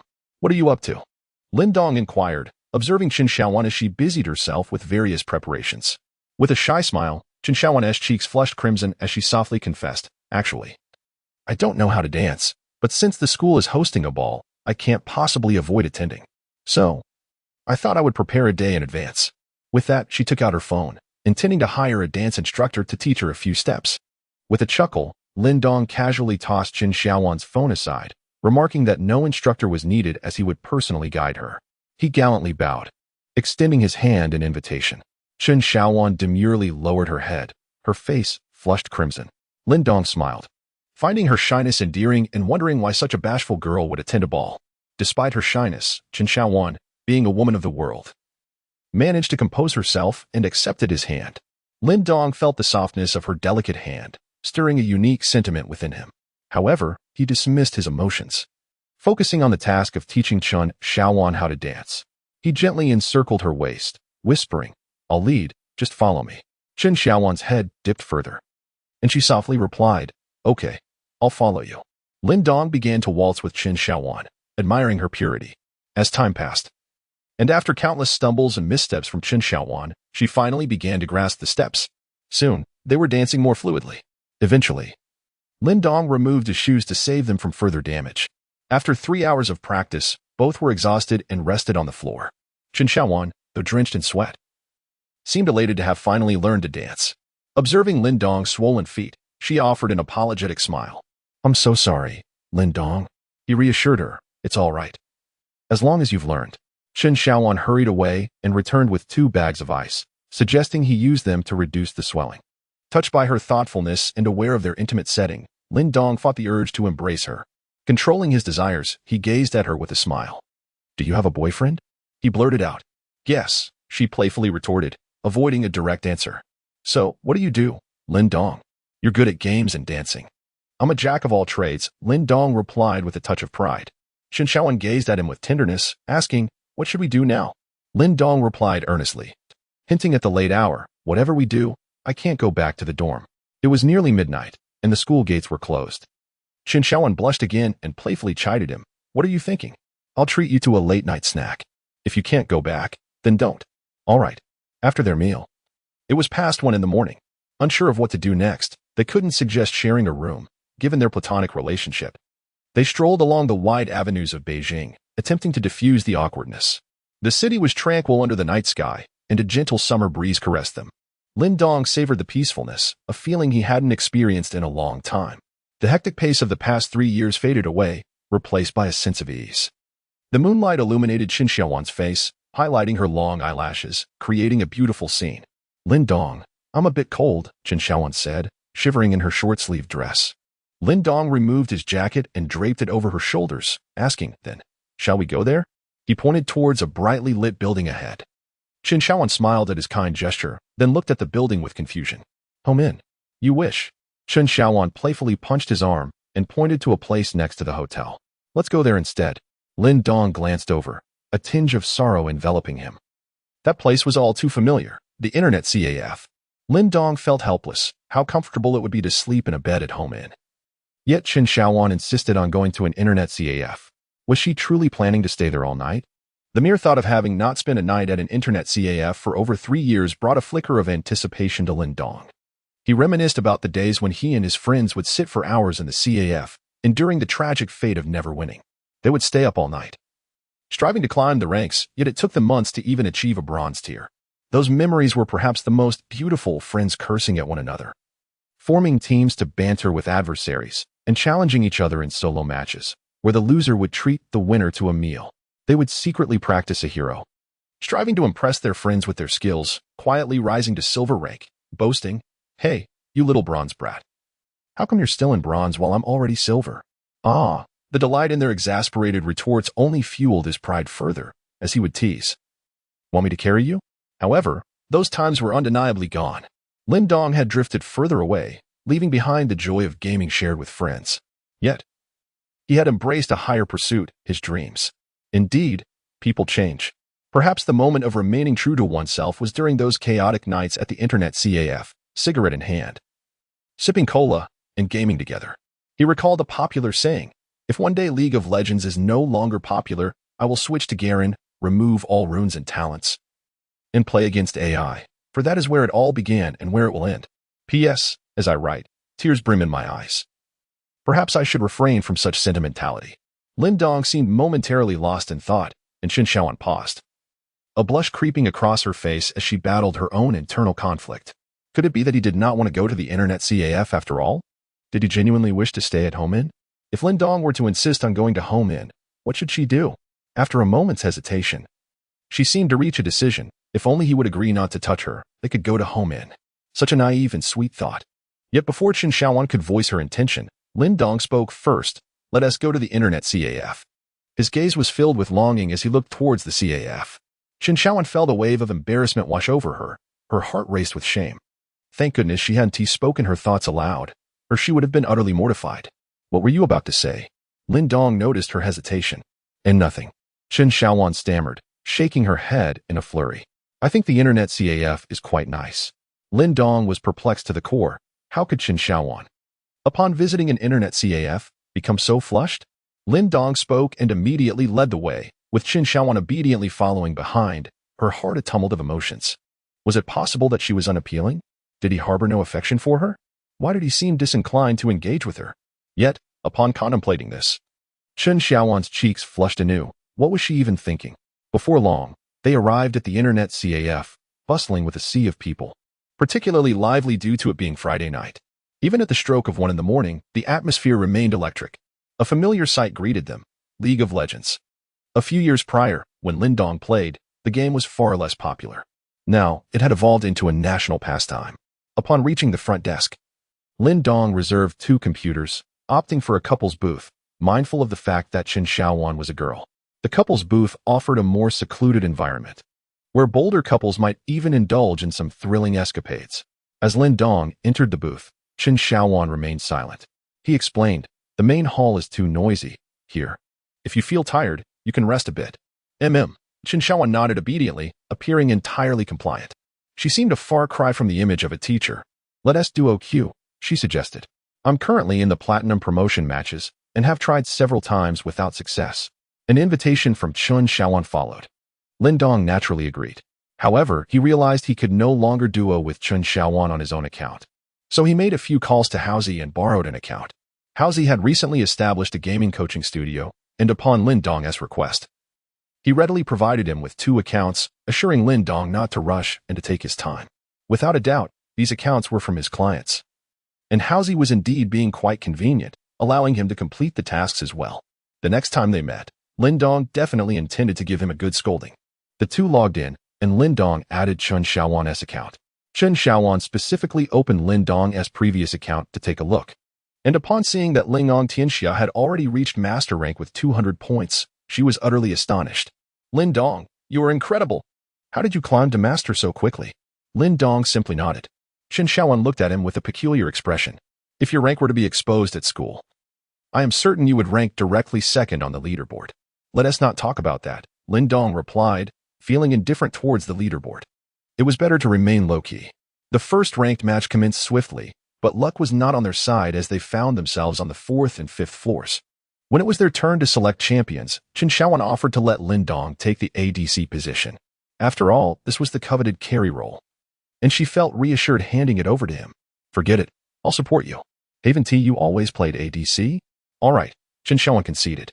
In truth, she harbored pride in her ADC skills. Otherwise, she would not have climbed to platinum rank. She settled on her favorite champion, Caitlyn, the sheriff of Piltover. Finally, it was Lin Dong's turn to choose. As he scanned through the available support champions, he suddenly spotted a familiar icon. ZZZZ Steam Robot, Blitzcrank. The nostalgia washed over him. He remembered his early days in the game when he played as Garen, and his first beloved champion was this adorable robot. However, as his skills improved, he transitioned to jungle and mid-lane roles, playing in higher tiers, while Blitzcrank remained buried in obscurity. Now, he was ready to bring him back with a fresh flair. Chen Xiaowan clicked her tongue in surprise but refrained from commenting. In her experience, a Blitzcrank support was quite rare at the platinum level. Few players dared to choose him unless they were exceptionally skilled. Most opted for more mainstream supports. Yet, recalling Lin Dong's terrifying performance with Kayn, she unconditionally chose to trust him. The game soon commenced, and as they headed out, Lin Dong skillfully maneuvered the robot, occasionally triggering its quirky sound effects. Noticing Lin Dong's excitement, Chen Xiaowan shook her head. Lin Dong, what has gotten into you today? Lin Dong offered an awkward smile. Refraining from revealing his memories of playing League of Legends with his friends, where he once lured an enemy tank into a disastrous ambush that led to his teammates' demise. Reflecting on it now, he felt a twinge of nostalgia for the past. Nevertheless, he reassured himself, no worries, let us play well today. I'll help you carry. He rubbed his fingers together, brimming with anticipation for the upcoming match. Now equipped with Blitzcrank, Lin Dong sensed a distinct shift in the atmosphere. As they arrived at the bottom lane, they faced an enemy duo of Tristana and Alistar. In truth, Alistar was a formidable counter to Blitzcrank. Once Alistar reached level 3, he could easily negate Blitzcrank's hooks aimed at the ADC. It was nearly impossible for Blitzcrank to reel in Alistar without risking a swift counterattack. Thus, Lin Dong's final choice of Blitzcrank was entirely countered by Alistar. Never mind, Alistar won't dare charge at you. He's got a longer reach. Just go ahead and assert your dominance. I'll be here to protect you, Lin Dong reassured Chen Xiaowan, standing beside her and uttering words of encouragement. Chen Xiaowan felt a surge of emotions. Although it was merely a game, hearing such supportive remarks in reality evoked a unique sensation. Indeed, Chen Xiaowan nodded. As they engaged in the lane, she showcased her exceptional talents, leaving Lin Dong astounded by her remarkable aptitude for playing ADC. Her ability to weave in and out while last-hitting minions and her mastery of positioning were nothing short of flawless. Even Lin Dong hesitated to claim superiority over her performance. It became evident that during their last match, Chen Xiaowan's failure to carry was undoubtedly due to the hindrance caused by that pesky player, Fatty. When did you start playing this game? Lin Dong couldn't help but inquire. I began in Season 5. This girl truly possessed an extraordinary talent. Achieving diamond rank as a solo queue player in a single season was impressive, especially considering she was a girl. Impressive. Upon hearing Lin Dong's praise, Chen Xiaowan smiled softly. Receiving commendation from a player of Lin Dong's caliber was far more gratifying than winning 10 consecutive ranked games. The bottom lane remained devoid of kills, as Tristana hid behind Alistar, denying Lin Dong any opportunity to engage. Chen Xiaowan, however, leveraged her advantage in range, surpassing Tristana's last hitting by over 10. As both players reached level 6, an excellent opportunity arose. With Blitzcrank now at level 6, he was better equipped to seek out chances for engagement. Tristana appeared to have let her guard down, positioning herself forward to farm, confident in the protection offered by her level 6 Alistar. Yet Lin Dong marked Tristana, sensing an opportunity. "Now," he exclaimed, ready to make his move. Lin Dong launched the team fight with remarkable decisiveness, catching the enemy off guard. He utilized his flash without opting for the acceleration from his W skill. The reasoning was straightforward. Facing an ADC like Tristana, he knew that if he delayed, he would likely be countered by her W skill, which would allow her to escape effortlessly. Hence, Lin Dong made the audacious choice to engage with his flash and ultimate ability, despite the inherent risks. In that fleeting moment after his flash, the robot's ultimate silenced the opposing team, rendering them unable to cast any spells. This provided the perfect opportunity for the robot to execute his E skill to initiate a knockup, a classic strategy for initiating team fights. However, the execution was fraught with difficulty. If the enemy reacted swiftly, utilizing their own flash or mobility skills to evade, Lin Dong would have squandered his flash in vain. Nevertheless, he pressed on with his plan, intent on securing an advantage for the bottom lane. Given that the opposing ADC was Tristana, he understood that in the later stages of the game, she would undoubtedly outshine his own champion, Caitlyn. Lin Dong initiated the encounter with a swift flash followed by an R ability. Xin Xiaowan, displaying remarkable quickness, pursued him closely, executing her attacks with unparalleled finesse. She unleashed a flurry of strikes upon the enemy champion, Misfortune, landing a critical headshot thanks to her passive ability.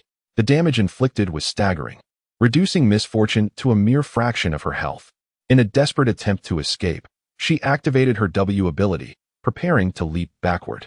However, Lin Dong had anticipated this move. The W ability's extended wind-up time rendered it susceptible to interruption, making it vulnerable to abilities such as Thresh's E, Lee Sin's R, and, of course, Blitzcrank's E. Just as Misfortune attempted her jump, Lin Dong executed his E ability, landing a direct hit, abruptly halting her leap. "Your attention to detail is exceptional," Chen Xiaowan remarked, unable to contain her admiration. In that moment, when Lin Dong had flashed in, he had opted not to use his E ability to initiate a knockup. Instead, he had consistently auto-attacked Misfortune, combining her damage with that of Caitlyn for a devastating combination.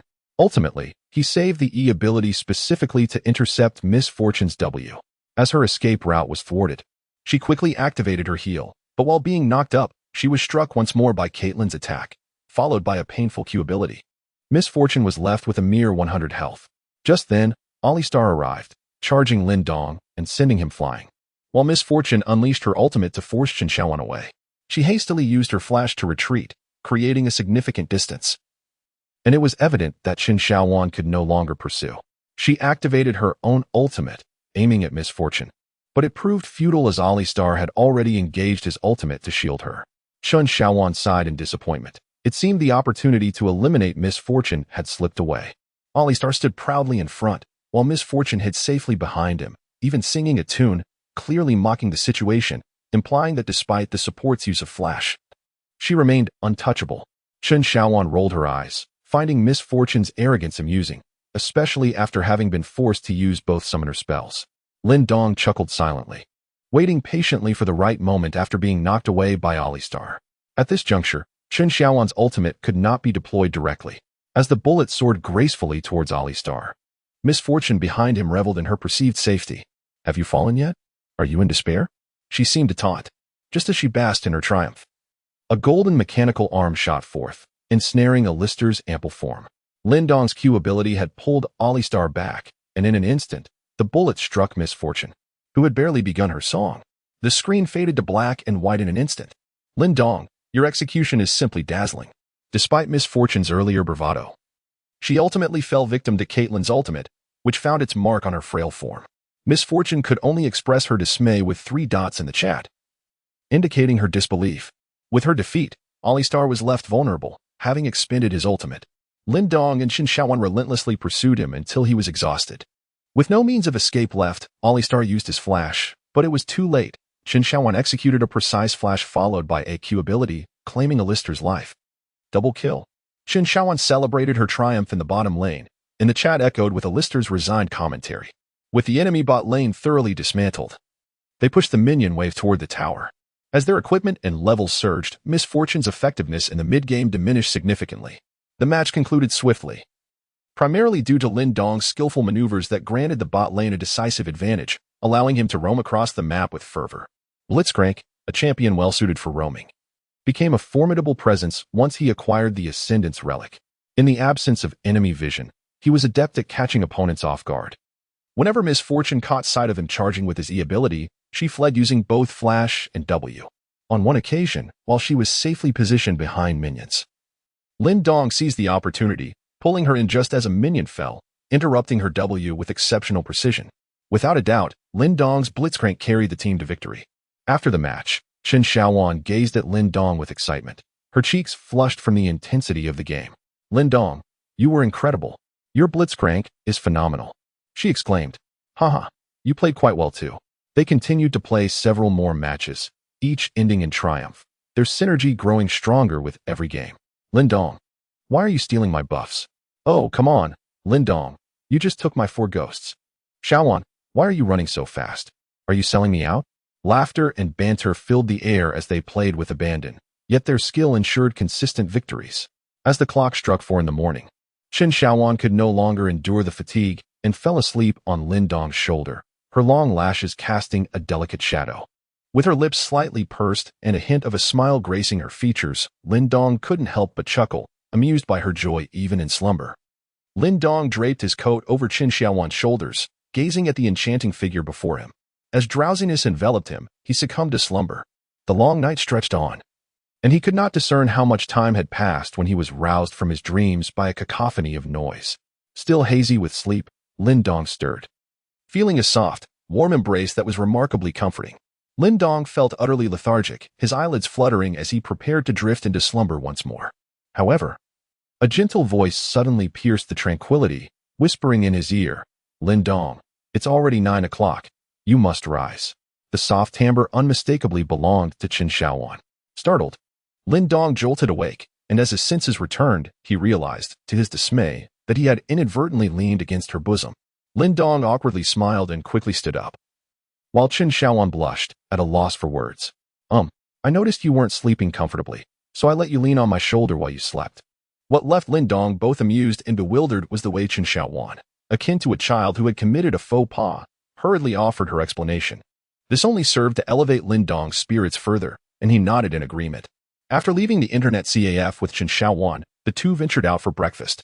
Having had a restless night, Chen Xiaowan naturally planned to return home for a much-needed nap, as the evening promised a ball, and it was essential for her to be in peak condition. After bidding farewell to Chen Xiaowan, Lin Dong returned to his dormitory, where he found his roommates, Fatty and Yang Feng, absent, and Cold June once again missing, something Lin Dong had grown accustomed to. He collapsed onto his bed and fell asleep immediately. Despite the absence of a warm embrace, fatigue overwhelmed him, and he drifted into a deep slumber, uncertain of how long he had been asleep. He was suddenly jolted awake by the sound of his phone ringing. Upon answering, he discovered it was the call of the young lady. "Where are you right now?" Her tone was markedly different, tinged with a hint of irritation. Lin Dong initially struggled to open his eyes, but the sudden call from the young lady jolted him awake. "What are you doing in the dormitory?" she inquired. In that instant, Lin Dong sensed an unusual feeling. It was rare for the young lady to ask such a question. Caught off guard, he stammered. "I was sleeping." The young lady did not respond verbally, but instead coolly emphasized a few words. "Come to my dormitory entrance immediately." "Understood." She swiftly ended the call. Lin Dong glanced at the clock. It was already 5:30 in the afternoon, and Chen Xiaowan had asked him to find her by 6. A sense of urgency enveloped him, pondering what the young lady had in mind for him. Lin Dong hastily freshened up, tidying his hair, for he was to attend the evening gala. He also donned the exquisite attire that Chen Xiaowan had purchased for him. Instantly, he appeared quite dashing. Arriving in this ensemble to meet the young lady, one could surmise that she would be utterly astonished. As Lin Dong's thoughts meandered aimlessly, he passed by a nearby stall and casually purchased a serving of sweet rice balls, a delicacy favored by the young lady. Before long, he arrived at the entrance of the girls' dormitory, only to be taken aback by an unexpected sight. The young lady herself was waiting for him, and it was just her alone. In the past, it would have invariably been Lin Dong waiting for both the young lady and Xiao Shu. The atmosphere today felt rather peculiar. Lin Dong approached, noticing that the young lady had seemingly made a special effort in her appearance today. She had adorned her face with a delicate layer of makeup and styled her hair, which cascaded gracefully over her shoulders, accentuating her mature and radiant beauty. Her lower attire consisted of a fitted gray skirt that perfectly showcased her flawless figure. Her long, elegant legs evoked a sense of daydreaming, particularly enhanced by the snug short sleeves that accentuated her enviable physique. Standing there with an air of youthful charm, she naturally drew the admiring gazes of passers-by. Indeed, the campus belle embodied an aura of nobility that rendered her seemingly unattainable, except to Lin Dong. When Lin Dong cast his gaze towards the young lady, she, too, noticed him. Observing Lin Dong clad in a well-tailored suit, her eyes widened in astonishment, her expression one of disbelief. In an instant, however, her demeanor shifted to one of somber intensity. "What are you up to now?" she questioned, her tone heavy with suspicion. Lin Dong failed to comprehend the implication behind Zhao Qian's words. He did not catch the nuance in her use of again. With a faint smile, he remarked, "I'll be attending a soiree with friends shortly. Is there something you need?" For reasons unknown, the young lady shot Lin Dong a sharp glare and replied, "Nothing of consequence. Merely checking to see if you were still alive." Lin Dong was at a loss for words as the young lady continued to interrogate him. "Where were you last night?" she inquired. "I spent the night at an internet CAF, he replied. Lin Dong could only speak the truth. Yet he was puzzled as to how the young lady knew he had not returned home that night. "You should leave immediately. I do not wish to see you." Zhao Chuan suddenly erupted, landing a punch on Lin Dong's body with fervor. Lin Dong refrained from retaliating, standing resolutely as the young lady vented her frustrations. Although he remained oblivious to the cause of Zhao Chuan's anger, his role as her attendant compelled him to support her unconditionally. The young lady's strikes grew increasingly fierce, and Lin Dong felt a sharp pang of pain in his chest. A subtle glance downward revealed that her vigorous movements had exposed her fair skin, which quivered with each forceful gesture. Lin Dong, however, was preoccupied with the evident displeasure etched across her face. After what seemed like an eternity, the young lady appeared to tire from her outburst, fixing her gaze upon Lin Dong with a fierce intensity. "You may leave now," she commanded. "Are you simply going to stand there and wait for me to strike you again? Do you have any business here?" Lin Dong, still somewhat apprehensive, responded. "Are you certain everything is all right?" "Of course," Zhao Chuan replied with a sudden burst of laughter. Lin Dong did not dwell on the matter for long. Glancing at the time, he noticed it was already 5:50. Concerned that Chen Xiaowan might be waiting, he decided to take his leave. "I shall be on my way," he announced before turning to depart, only to suddenly recall the sweet rice balls he held in his hand. He pivoted once more, presenting the delicacy to the dazed young lady. As he walked away, Lin Dong faintly heard what seemed to be the young lady's voice declaring, "Lin Dong, I despise you." He attempted to call her, but the call went unanswered. He did not ponder this further, for he had already spotted Chen Xiaowan waiting for him at the school gate. Dressed in an evening gown, she exuded an air of elegance that starkly contrasted with the saleswoman he had encountered earlier at Morning Warmth. The exquisite high heels, elevating her stature by a full 10 centimeters, beautifully accentuated her figure, although she fell slightly short compared to the young lady. Chen Xiaowan possessed a charm that brought joy at first glance. Her dimples, small canine teeth, and sweet smile were endearing. Her tall gown, complemented by her elegantly styled hair, made her truly captivating. "Am I beautiful?" Before Lin Dong could offer his compliments, she inquired eagerly. "Yes, you are as radiant as a blossom," he replied. Chen Xiaowan chuckled in delight, her joy evident. "Lin Dong, do you drive? I find myself in a bit of inconvenience." Her attire was clearly unsuitable for driving. Lin Dong nodded, acknowledging the situation. As he took the wheel, his driving was remarkably smooth, while Chen Xiaowan, seated in the passenger's seat, radiated an extraordinary beauty. "Lin Dong, you look quite handsome today," she remarked. "Really?" Lin Dong responded with delight. "Just kidding," Chen Xiaowan replied playfully, her laughter filling the air. Following the address provided by Chen Xiaowan, Lin Dong swiftly arrived at their destination, a lavish banquet hall. If Lin Dong's assumptions were correct, hosting an evening gala here would undoubtedly require a budget of at least several $100,000. Lin Dong harbored considerable skepticism. "Xiaowan, your school is so affluent, yet it organizes a soiree here?" Chen Xiaowan sighed, finally revealing the truth. "Well, it's not actually organized by the school. It's a student." "A student? Which student possesses such wealth?" "It's a student I mentored last year, who has since become quite successful. He returned to the school to host this event as a form of gratitude, but in reality, it's merely a display of his achievements. Furthermore, This student was expelled by the school back in the day.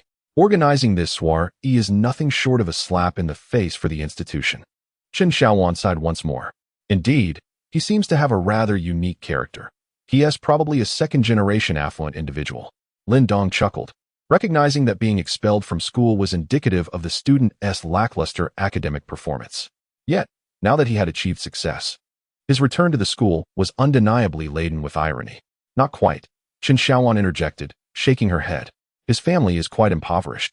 However, he is undoubtedly talented. Suddenly, she shifted her gaze to Lin Dong. You often play League of Legends. Are you familiar with the currently popular game streamer, Lioka? Lioka. Chen Xiaowan's mention of the name momentarily left Lin Dong in a state of shock. Lioka, a name both familiar and distant, had nearly faded from his memory until now. While Lioka's fame had reached every corner of major streaming platforms, Lin Dong had rarely paid attention to such matters. Thus, the mention of the name plunged him into a whirlpool of memories. His fists clenched involuntarily. Even now, he had yet to move past it. Lioka, that scoundrel, had obliterated the dreams of 5 individuals. 3 years prior, a brash Lioka had stood before Lin Dong, insisting on replacing the support player of the fire team, only to be met with Lin Dong's outright refusal. The subsequent events, stemming from Lioka's betrayal, had led the fire team to the depths of despair, extinguishing their aspirations of conquering the global stage en route to America, thanks to Lioka. From that moment on, the ID Fire Inn, once cherished by many, faded into obscurity. The once celebrated fire team crumbled and vanished from public consciousness. Meanwhile, the former Fire Lu rebranded himself as Lioka and defected to another team, achieving the pinnacle of glory as a runner-up in the S Championship before retiring with honor. Post-retirement, he joined the ranks of illustrious streamers, captivating audiences with his unyielding skills, amassing wealth beyond measure, and outshining even the likes of Lu Kai. Lin Dong, what's wrong? Chen Xiaowan observed Lin Dong's sudden silence. Waving her hand before his eyes, Lin Dong finally awakened from his reverie, contemplating his decision. It was time to move forward, to confront the situation at hand. Having promised Chen Xiaowan to attend the gala, he could not simply abandon her. Moreover, it had been 3 years since he last saw Lioka, and he was curious to witness the changes. The moment Lin Dong altered Fireland's moniker to Ling Dong Tianxiao and achieved the title of master, he could no longer evade his reality. Thus, he resolved to face the past and embrace the future. As Chen Xiaowan led the way, Lin Dong followed closely behind.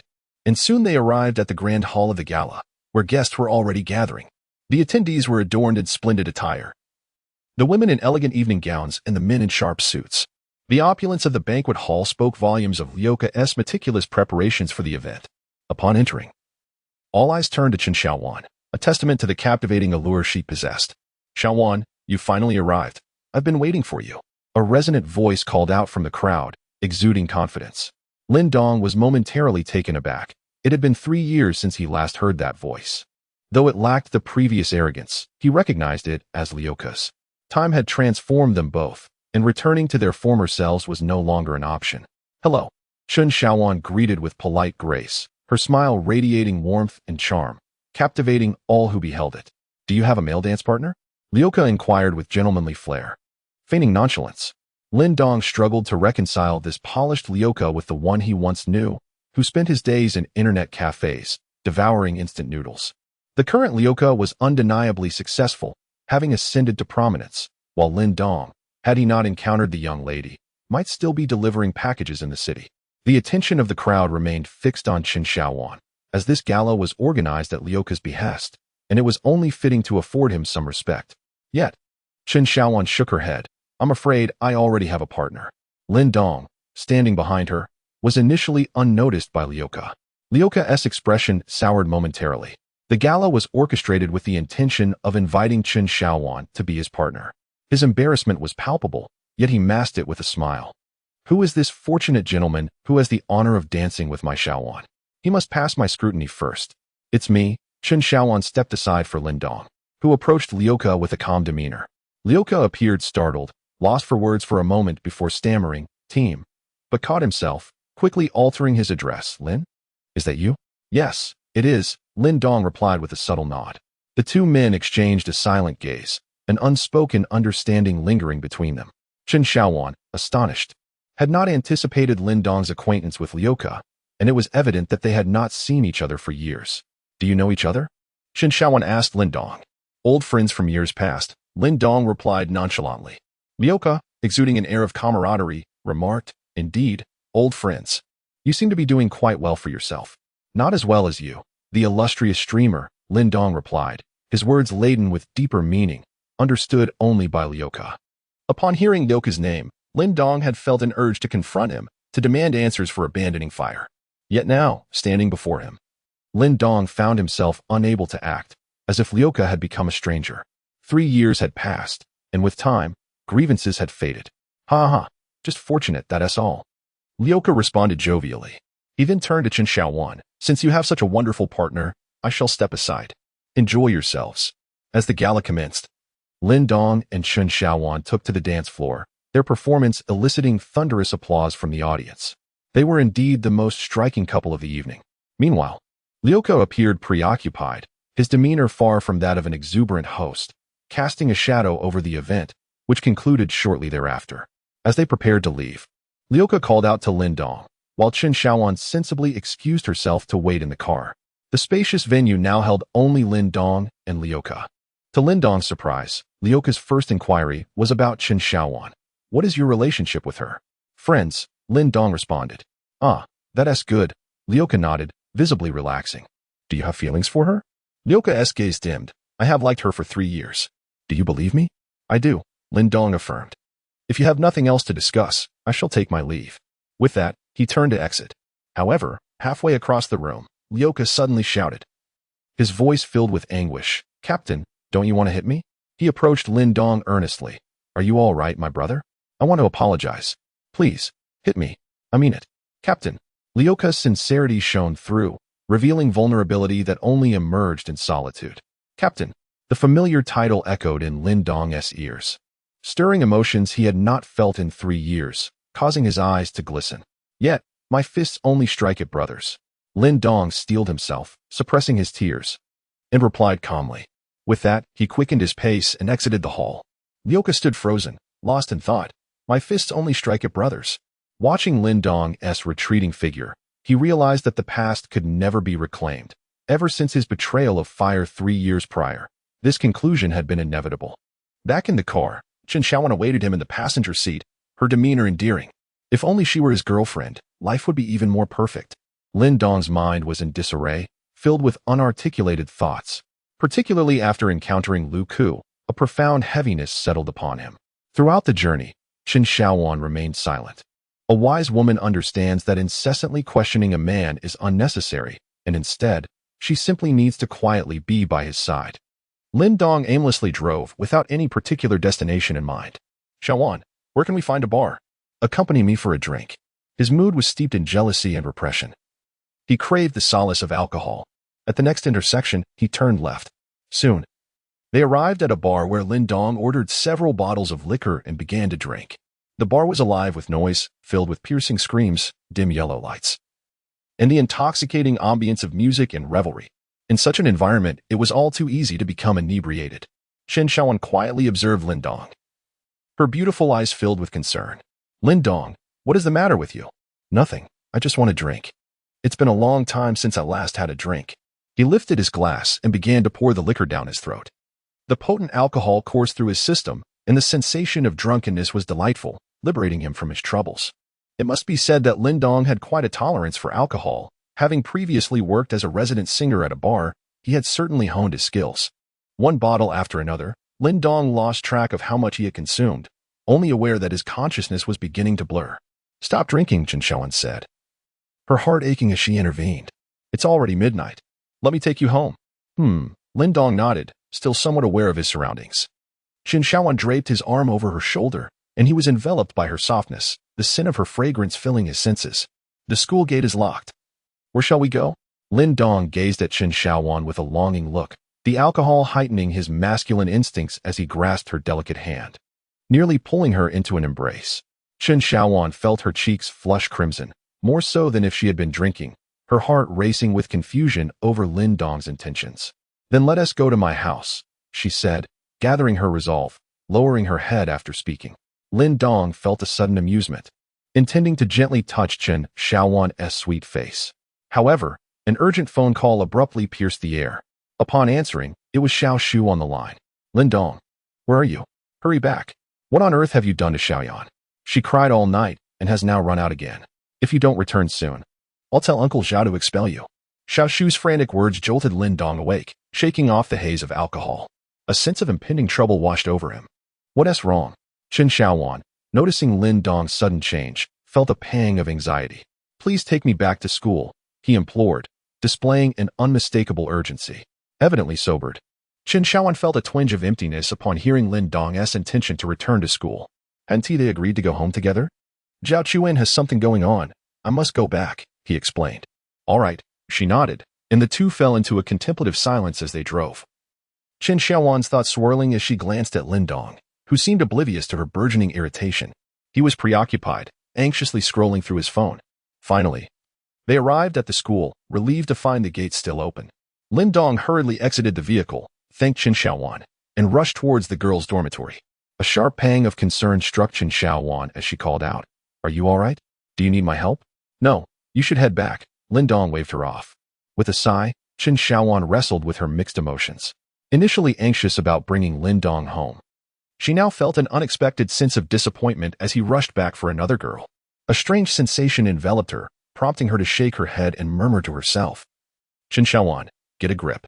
You can't afford to develop feelings for anyone. With that, she drove away. Meanwhile, Lin Dong was frantically pacing like an ant on a hot skillet. He called Xiao Shu to inquire about the whereabouts of the young lady. On the other end of the line, Xiao Shu's ire erupted. Lin Dong, are you even a man? Do you have any idea why Xiaoyan wanted to see you today? She dressed up beautifully and bought movie tickets, hoping to go see a film with you. And now you've run off to that wretched woman instead. Upon hearing this, Lin Dong instantly comprehended the situation. No wonder when he encountered the young lady in the evening, she appeared to be hesitant in her words, and indeed, it seemed she had made an effort to present herself. However, this was not entirely Lin Dong's fault. The young lady was a natural beauty, and her appearance remained largely unchanged whether adorned or not. Now, the young lady wished to watch a film with him? Surely, it was an attempt to mend their differences. Lin Dong felt a stirring within, yet he had not seized this opportunity. Reflecting on past events, he realized that despite her fierce demeanor and capricious nature, the young lady had consistently stood by him during significant moments. Whether it was her late-night efforts to provide him with strategies during his solo confrontation with Zhang Yi or her recurrent disappointment in his shortcomings, it all indicated one undeniable truth. The young lady was not inherently unkind. Yet, she was still a lady of high standing, possessing the pride that came with it. And thus she could not lower herself to overtly express her feelings, often retreating into the shadows. This contradiction was indeed the essence of her character. Today, however, Lin Dong had unmistakably provoked her ire. In truth, Lin Dong had always perceived their relationship as one of employer and employee. The young lady was akin to a lotus blooming at the center of a pond, while he was merely a humble weed at the water's edge. Despite any intersections in their lives, a vast chasm of understanding lay between them. Whether she exerted her will over him or engaged in her own pursuits, it felt justified. Yet, he was genuinely astonished by her concern for him, which bordered on an inappropriate deviation from their established rapport. Nevertheless, these thoughts seemed inconsequential now. Lin Dong's sole desire was to locate the young lady and offer her a heartfelt apology. Xiao Shu, where is she now? He inquired. She's on campus. You can find her yourself, Xiao Shu replied before abruptly hanging up the phone. Lin Dong wandered alone through the tranquil campus at midnight, enveloped in silence. Exhaustion weighed heavily upon him, the effects of alcohol rendering his body uncomfortable, yet the tension within compelled him to suppress his fatigue. After meandering through the campus without catching a glimpse of Zhao Chuyan, he unexpectedly found himself in a familiar location, the mail distribution center of Jing City University, a place where he had once tirelessly delivered packages. It was also the site of his first encounter with the esteemed Zhao Chuan. Memories flooded back. Scoundrel. Pauper. From the very beginning, Zhao Chuyan had labeled him with these derogatory titles. He recalled his disdain for the wealthy girl who held a Domo in her hand. Yet now, he found himself as her personal bodyguard, and it seemed that the once imperious young lady had momentarily transformed. Suddenly, he noticed a shadow stirring in a corner ahead. Someone was there. Lin Dong hurried towards it. To his surprise, he discovered the young lady, hiding there with a delicate demeanor, her eyes swollen and red, long eyelashes glistening with tears, evidence of her recent sorrow. The formerly assertive and icy Zhao Chuyan now appeared like a different person, seemingly wronged, leaving Lin Dong momentarily speechless. He yearned to embrace Zhao Chuyin and offer her solace, yet the barriers of social status held him back. She was a lady of privilege, and he was merely a struggling worker. API call failed with status code 429. Error. Code. For 29. Message. Resource has been exhausted, e.g. check quota. Status. Resource exhausted. Lin Dong nodded slightly and approached, helping the young lady to her feet. With utmost sincerity, he uttered, "I am truly sorry, Mississippi." Possessing a somewhat low emotional intelligence, Lin Dong found himself at a loss for words, gazing apologetically at the young lady. She shot him a piercing glance and exclaimed, "Do you have nothing to say?" Lin Dong paused momentarily, gathering his thoughts. "Miss, I was unaware of how much you cared for me. I, Lin Dong, acknowledge my mistakes and regret having caused you concern." Lin Dong's fragmented sentences failed to convey his thoughts effectively. However, it must be acknowledged that he was sincere, especially reflected in his gaze. The young lady found herself both amused and exasperated by Lin Dong, and suddenly, tears streamed down her face like a flood breaking through a dam. "You truly are a fool," she exclaimed, playfully striking him with her delicate fists, marking the second time Lin Dong had been hit. Yet, this instance felt sweet. "You know what? No boy has ever made me cry before. You. Yes, you. I really dislike you," she continued, her voice tinged with frustration. "And our family matters are such a mess. Sometimes I feel utterly exhausted. I wish I could shed my lineage, abandon everything, and just be an ordinary girl. I crave freedom." As she struck him, tears flowed, allowing her to voice all the burdens she had kept bottled up inside. Like a weeping pear blossom, this girl, despite her glamorous exterior, bore untold struggles. After all, at her core, she was still just a girl. API call failed with status code 429. Error. Code. For 29. Message. Resource has been exhausted, e.g. check quota. Status. Resource exhausted. Lin Dong began to offer comfort. Zhao Chuyin must have encountered some troubling matters recently. Otherwise, she would not have transformed in such a manner. Lin Dong merely wished to lend her his shoulder for support, as it is never easy for a girl. Zhao Chuyin symbolically attempted to break free for a moment, but was still firmly held in Lin Dong's embrace. Listening to the rhythmic thumping of his heart, she surrendered her resistance and nestled against him. In that instant, it felt as though their hearts collided. After a while, Zhao Chuyin ceased her tears and glanced up at Lin Dong, lost in her thoughts. Held in his arms, her cheeks flushed slightly, adorned with an air of shyness. Her long eyelashes, illuminated by the moonlight, appeared enchanting. Her flawless face was exquisitely delicate. Although she had just wept, it bestowed upon her an intriguing allure. Physically, Lin Dong found himself unable to restrain his impulses. The intoxicating effects of alcohol further heightened his masculine desires. API call failed with status code 429. Error. Code. For 29. Message. Resource has been exhausted, e.g. check quota. Status. Resource exhausted. Lin Dong's tongue gradually invaded Zhao Chuyin's delicate lips. Enveloped in a haze of passion, Zhao Chuyin began to respond to Lin Dong's kiss, albeit awkwardly. This kiss seemed to transcend time, as if the world around them had stilled, leaving only the two of them in existence. After what felt like an eternity, they finally parted. Zhao Chuyin appeared to awaken from her reverie, her cheeks flushed with embarrassment as she realized the intimacy she had shared with Lin Dong. In a flurry, she pushed him away, casting a fierce glare before hastily retreating, for the voice of Xiaoshu echoed nearby. Fortunately, Xiaoshu had not witnessed the encounter. She was being led back to the dormitory by the young lady, leaving Lin Dong standing there in a daze. The drowsiness that had enveloped him vanished completely, and Lin Dong's mind was now remarkably clear, as if he had not indulged in intoxicating beverages at all.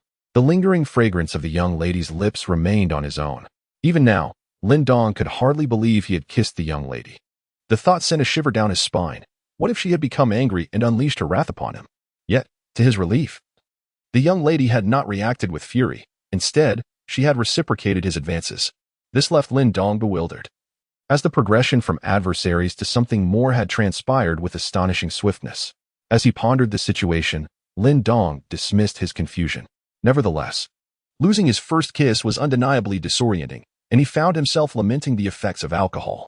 Had Zhao Chuyin overheard his sentiments of reluctance, she would surely have delivered a swift kick, reminding him that she too had cherished her first kiss. The clock struck 1 in the morning, prompting Lin Dong to call his friend Fatty to request access back into the dormitory. Upon returning, he lay in bed, wide awake. his mind still preoccupied with the image of the young lady, tearful and radiant, in the whirlwind of their initial kiss. Had she truly wept for him? His emotional intelligence felt lacking, as he realized he likely had overlooked her numerous expressions of affection, hidden beneath the guise of her noble status. Unable to articulate her feelings as freely as Xiaoshu did. After much contemplation, Lin Dong concluded that the young lady had indeed fallen for him. Clutching his phone, he scrolled through it aimlessly, yet there was no message from her. In a typical narrative, their journey would seamlessly progress from kissing to confessions, cohabitation, intimacy, graduation, marriage, and children. Yet, there was no response from the young lady, and he felt too shy to inquire further. As he waited, drowsiness overtook him, and he succumbed to sleep. In his dreams, the young lady lay shyly in his embrace, affectionately calling him husband. When he awoke the next day, it was already noon. He had enjoyed a truly refreshing slumber. The first thing Lin Dong did was check his phone, and indeed, there was a message. It was from the young lady, sent at 4 in the morning. To his surprise, she had not slept, likely tossing and turning throughout the night. The content was simple: Lin Dong, forget what happened last night, or consider leaving. The young lady had reverted to her former, imperious demeanor, as if the vulnerable girl from the night before had vanished. After much deliberation, Lin Dong still clung to hope. But what about us yesterday? Just a minute after composing his message, a reply arrived. Cold and unyielding, we are both adults now. Let us regard last night as a mere surge of hormones. After all, nothing substantial occurred. Very well, he conceded. Lin Dong remained in a daze for a considerable time, as all his imagined scenarios dissolved into mere illusions. In truth, there was no right or wrong. He and the young lady belonged to entirely different worlds, where the possibility of a narrative unfolding was utterly improbable. Everything that transpired last night should simply be regarded as a collision of hormones between two individuals of the opposite sex. The young lady's tears were merely a reflection of her exhaustion, feeling aggrieved after being stood up by Lin Dong. As for Lin Dong's kiss, it was nothing more than a consequence of his inebriation. Ultimately, last night's events were merely a coincidence. After pondering for a moment, Lin Dong came to a realization and composed a few lines before sending them. Indeed, you remain my esteemed lady, and I dare not overstep my bounds. I shall forget all that transpired yesterday. Lin Dong found clarity and was able to let go. Meanwhile, just 50 meters away in the girls' dormitory, room 201, Zhao Chuyan lay beneath her blanket, gazing at the message Lin Dong had sent, tears welling in her eyes. She dared not cry, for Xiaoshu was sleeping beside her. To claim indifference would be a falsehood. Which girl could truly disregard her first kiss? Throughout the day, Lin Dong occupied himself with video games in his dormitory. His phone silent, oblivious to what the young lady might be doing. Even during lunch and dinner, she made no effort to summon him. Lin Dong had been fervently climbing the ranks, relentlessly pursuing higher scores. In the time that followed, he scarcely attended classes. What puzzled him, however, was that Chen Xiaowan had not sought him out since that evening's gathering. Instead, during that period, the alluring team of beauties, led by Xiao Qing, reached out to him several times, inviting him to partake in a few practice matches with them. Lin Dong found it difficult to refuse, as Xiao Qing had previously assisted him. After helping out a couple of times, Lin Dong became quite popular among the female cohort. Strength is always admired. Lin Dong quickly became well integrated within the group. Had they not been exclusively female, they likely would have wanted Lin Dong to join. Everyone desires to associate with someone so capable. A week later, Jing City University appeared tranquil. Yet, online, Lin Dong's ID had ignited a massive wave. People witnessed firsthand the meteoric rise of the ID Lin Dong Tianxia, achieving an 87-game winning streak and ascending to third place on the national server. This astonished the entire 9 Provinces League of Legends community. Forums, online communities, and various live-streaming platforms all reported on this legendary youth from 9 provinces. Due to his frequent play in the mid lane, he was even dubbed the 9 Provinces Little Faker. The reason for such widespread attention was simple. Lin Dong Tianxia had become a beacon of hope for all players in 9 provinces. 3 days prior, Lin Dong Tianxia had a ranking score of 1325, placing him third on the national server. Currently, the national server's rankings were in a precarious state. The first position was held by Dop with 1332 points, and the second by someone named Kiss, also from South Korea, competing in the LPL. Therefore, Lin Dong Tianxia became the last hope for the national server, as he was the only one with the potential to reach first place. Securing the top spot would rewrite history. However, for the past 3 days, this ID had seemingly vanished. Dop had been anxious during these days because his score wasn't high enough to guarantee a dominant first-place finish. So, he attempted a few ranked matches, each resulting in a win followed by a loss, making it very precarious. After extending his lead to around 20 points, Dop stopped playing ranked matches. He dared not continue, as even though the score wasn't entirely secure, if Lin Dong Tianxia didn't play again, he would secure the first position on the 9 Provinces server. The thought of being the top player on the 9 Provinces server for 2 consecutive years, as a South Korean, filled him with excitement. Meanwhile, in South Korea, Faker maintained his stronghold as the top player on the South Korean server. Both top spots were held by South Koreans. Dop gloated on his live stream. On one occasion, he arrogantly proclaimed, the top spots in both 9 provinces in South Korea can only be held by South Koreans.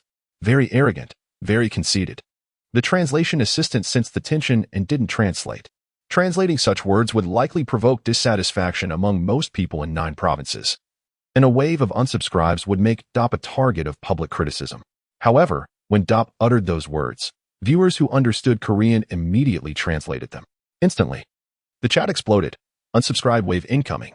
Dop is too arrogant. You're destined not to be the top player in 9 provinces. Hey, do you think there's no one in our great 9 provinces?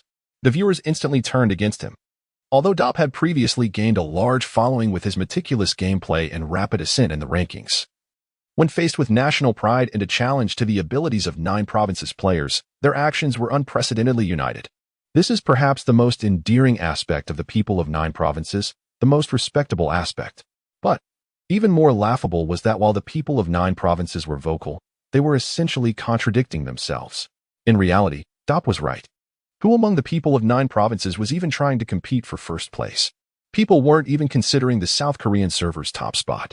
Even the national server's top spot was proving difficult to attain. The disappearance of Lin Dong Tianxia for 3 days stirred the hearts of the people, and various quarters were calling for Lin Dong Tianxia to reappear as soon as possible, seize the top spot on the national server, and silence Dop's arrogant words. The top spot in 9 provinces rightfully belongs to 9 provinces. But Lin Dong Tianxia seemed to have vanished, never to appear again. Moreover, sharp-eyed netizens were monitoring the South Korean server's rankings, and an ID called I Am Chinese was rapidly climbing. In 3 days, this account had gone from the master tier straight to 2nd place on the South Korean server. The ranking score was only 4 points behind Faker's. I am Chinese. Such familiar English words, I am Chinese. On the South Korean server's leaderboard, it shone so brightly, so ironically. It was also a resounding slap in Dop's face. What South Korean server first place, national server first place, it's too early for you South Koreans to be speaking. The conclusion is too early to draw. Faker's position on the South Korean server might not even be secure. Ambitious, I just want to know who this ID belongs to? Which big shot from 9 provinces? Netizens discussed animatedly, feeling momentarily triumphant. Dop's livestream chat was flooded with messages mocking his arrogance. We also have someone threatening you in your South Korean server. The ID I Am Chinese not only stirred up a storm on the South Korean server, but also became a topic of conversation on the national server. I hope Lin Dong Tianxia will reappear on the national server and directly defeat Dop. And then the mysterious talent will defeat Faker and seize the top spot on the South Korean server. Haha, both servers' top spots held by people from 9 provinces. Just thinking about it is exciting. People were full of anticipation, waiting for that day. But there were also some very objective assessments. I think it will be difficult for the mysterious person to seize first place on the South Korean server because the South Koreans are too protective of their nation. If they try to encircle and suppress him, it will be very difficult. On the contrary, I am looking forward to the return of Lin Dong Tianxia, after all. It's easier to get things done at home. In short, all sorts of guesses and predictions were about to be revealed. Because soon, the day of the S5 season settlement was approaching. Lin Dong, as usual, was nestled in his dormitory engrossed in his gaming. However, the relationship with the young lady had noticeably softened. Now, she had even taken him out for a meal. Yet, it seemed that Lin Dong had become increasingly distant. Only Xiaoshu continued to playfully tease him daily, persistently inquiring why he had not logged in to compete in ranked matches. Claiming that the people of Jiuzhou were eagerly awaiting his return. Those familiar with Lin Dong were well aware that Lin Dong Tianxia was his gaming account, as this ID had previously been revealed. Lin Dong merely smiled, indicating that he had other important matters to attend to. Chen Xiaoan, Su Qing, and even Li Qin from the esports club reached out to him, urging him to log in and strive for the top rank in the national server. However, Lin Dong did not respond affirmatively. On the eve of the settlement, Haozi called Lin Dong, his voice tinged with excitement. "Dongzi, you did it. You've actually reached." "Shu." Lin Dong gestured for Haozi to lower his voice. He instead inquired about when he would receive the payment. Haozi chuckled on the other end, a hint of greed evident in his tone. "All right, the settlement is tomorrow. Let us see how far you can go. Of course, if you achieve the highest rank, the reward will undoubtedly be yours." "Very well, then we shall exchange the account for the payment tomorrow." "What is the exact amount?" Lin Dong inquired nonchalantly. "It should at least be 6 figures.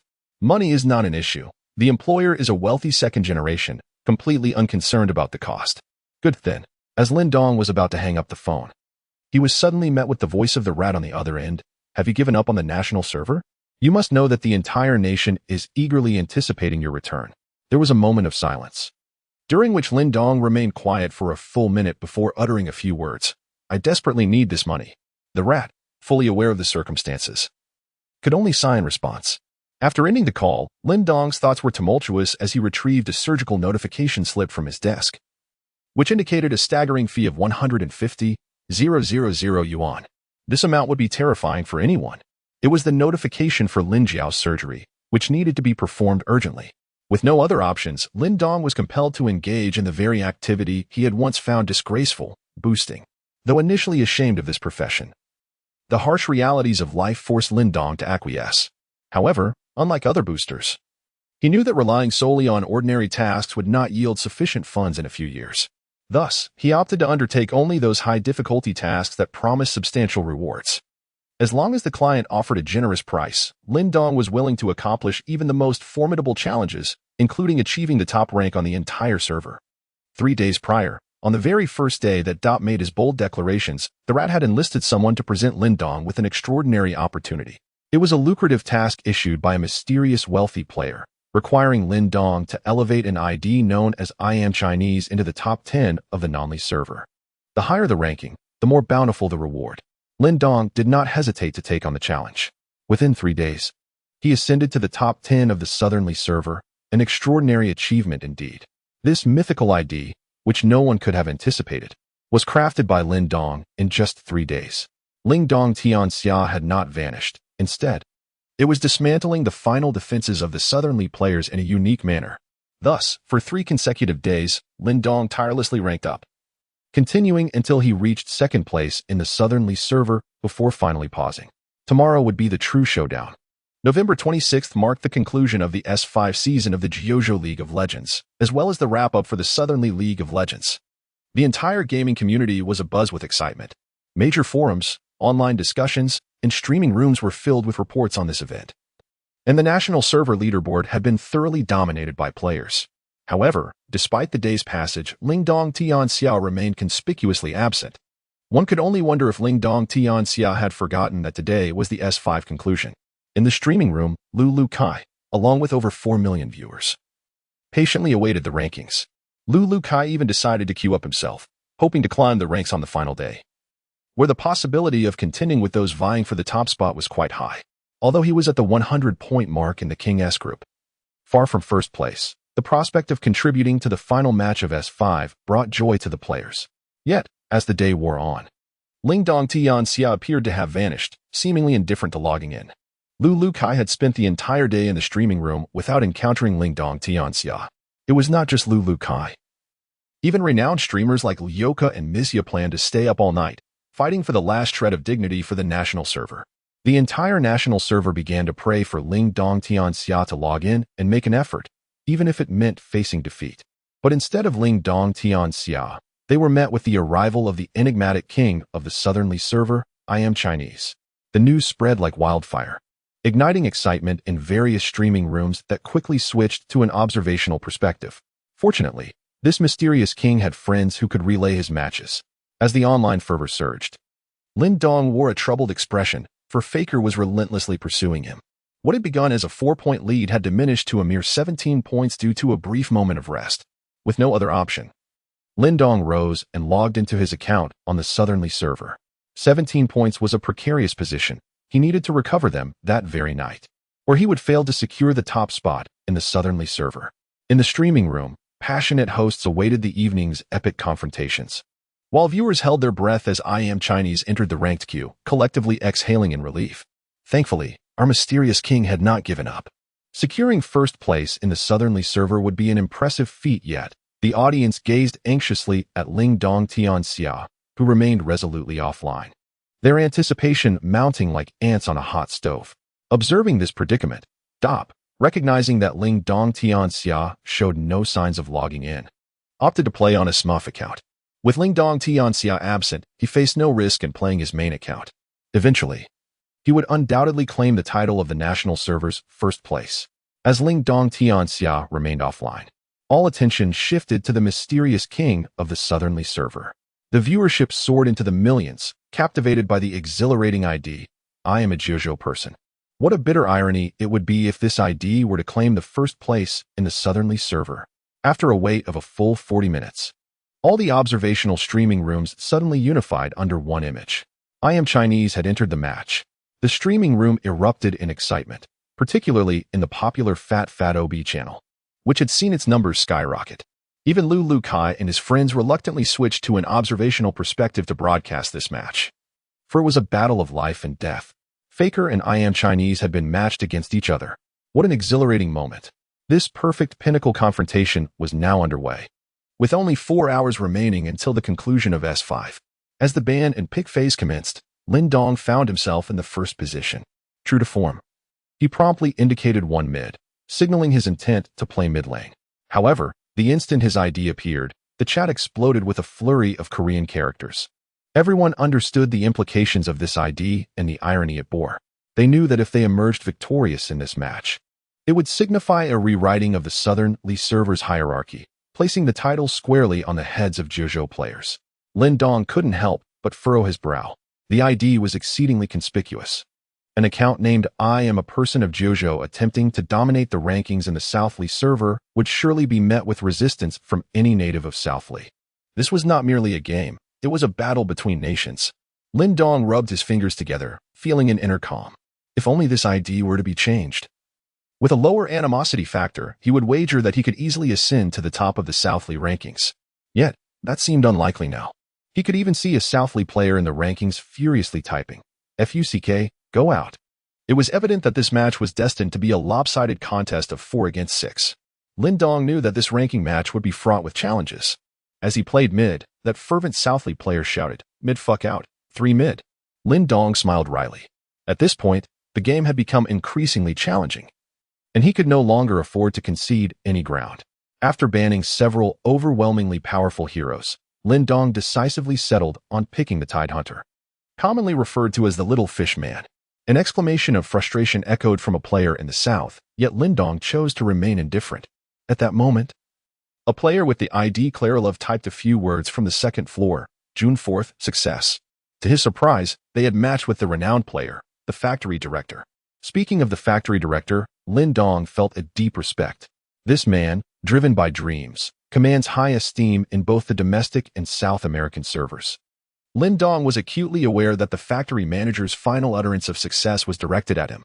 Communication within the Southly server was limited to simple English due to the inability to type in Chinese.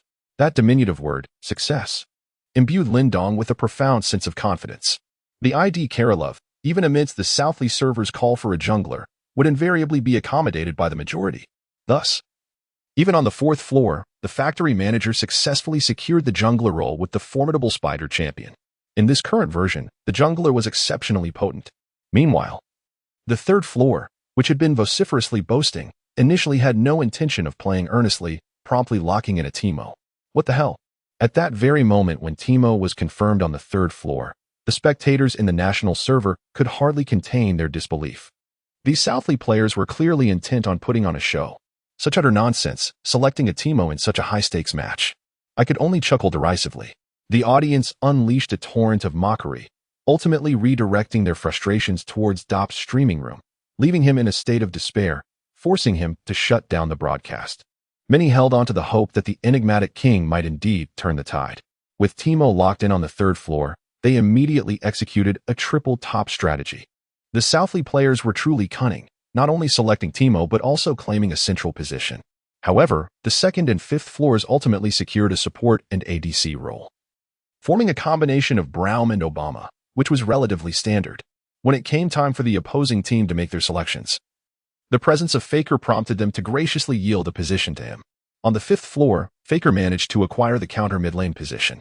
This development posed a significant challenge. The opposing team had granted Faker a mid lane slot. If they allowed Little Fish to face a counter, it could spell disaster.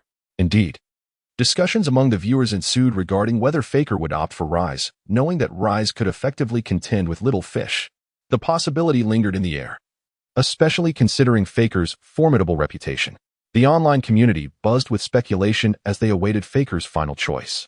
The Great Demon seemed to hesitate for a moment, prolonging the decision, which stirred the hearts of the spectators.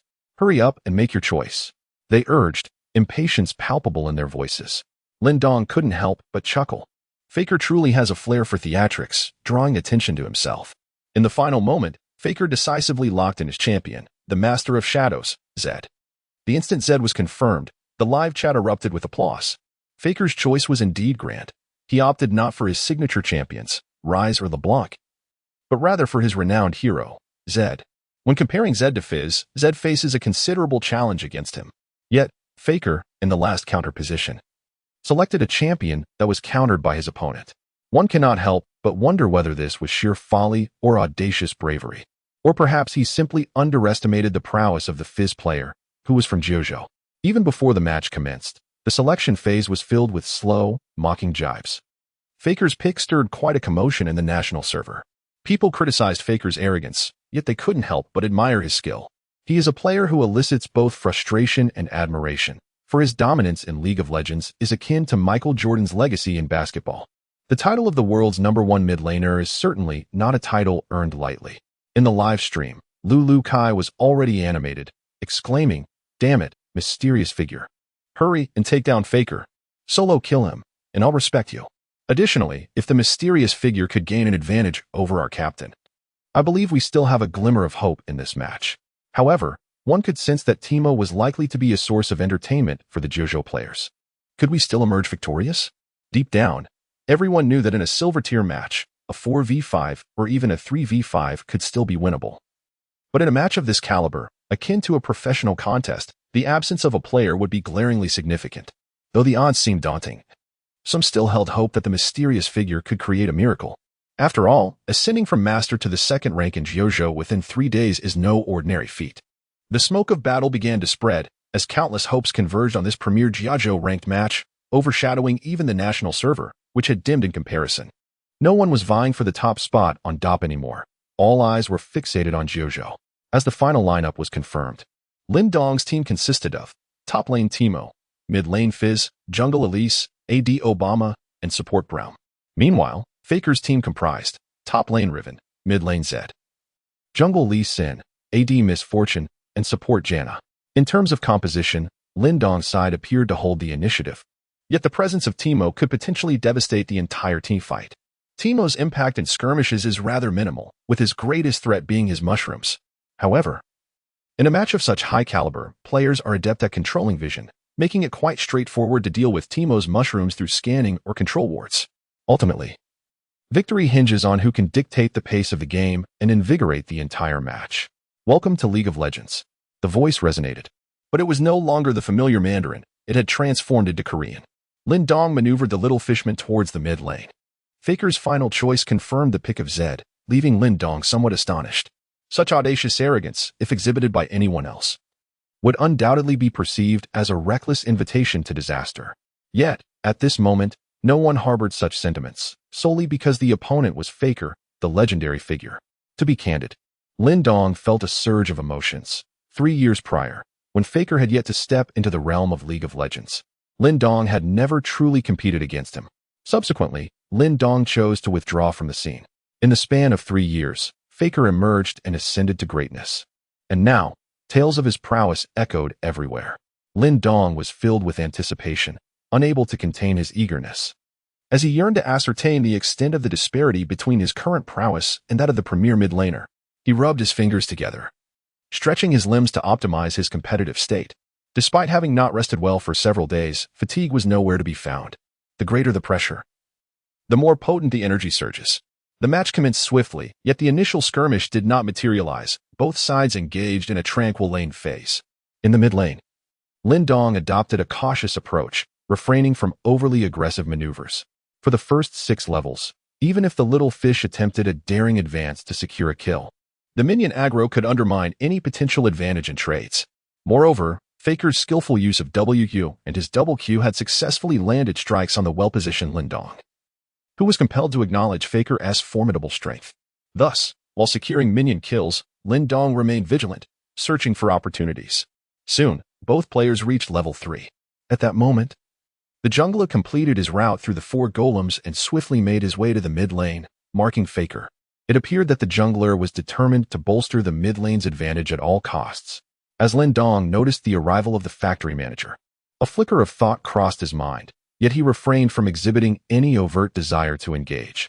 A discerning individual would recognize that if the opponent dared to initiate without revealing their cards, it was likely that a jungler was lurking nearby, poised to intervene.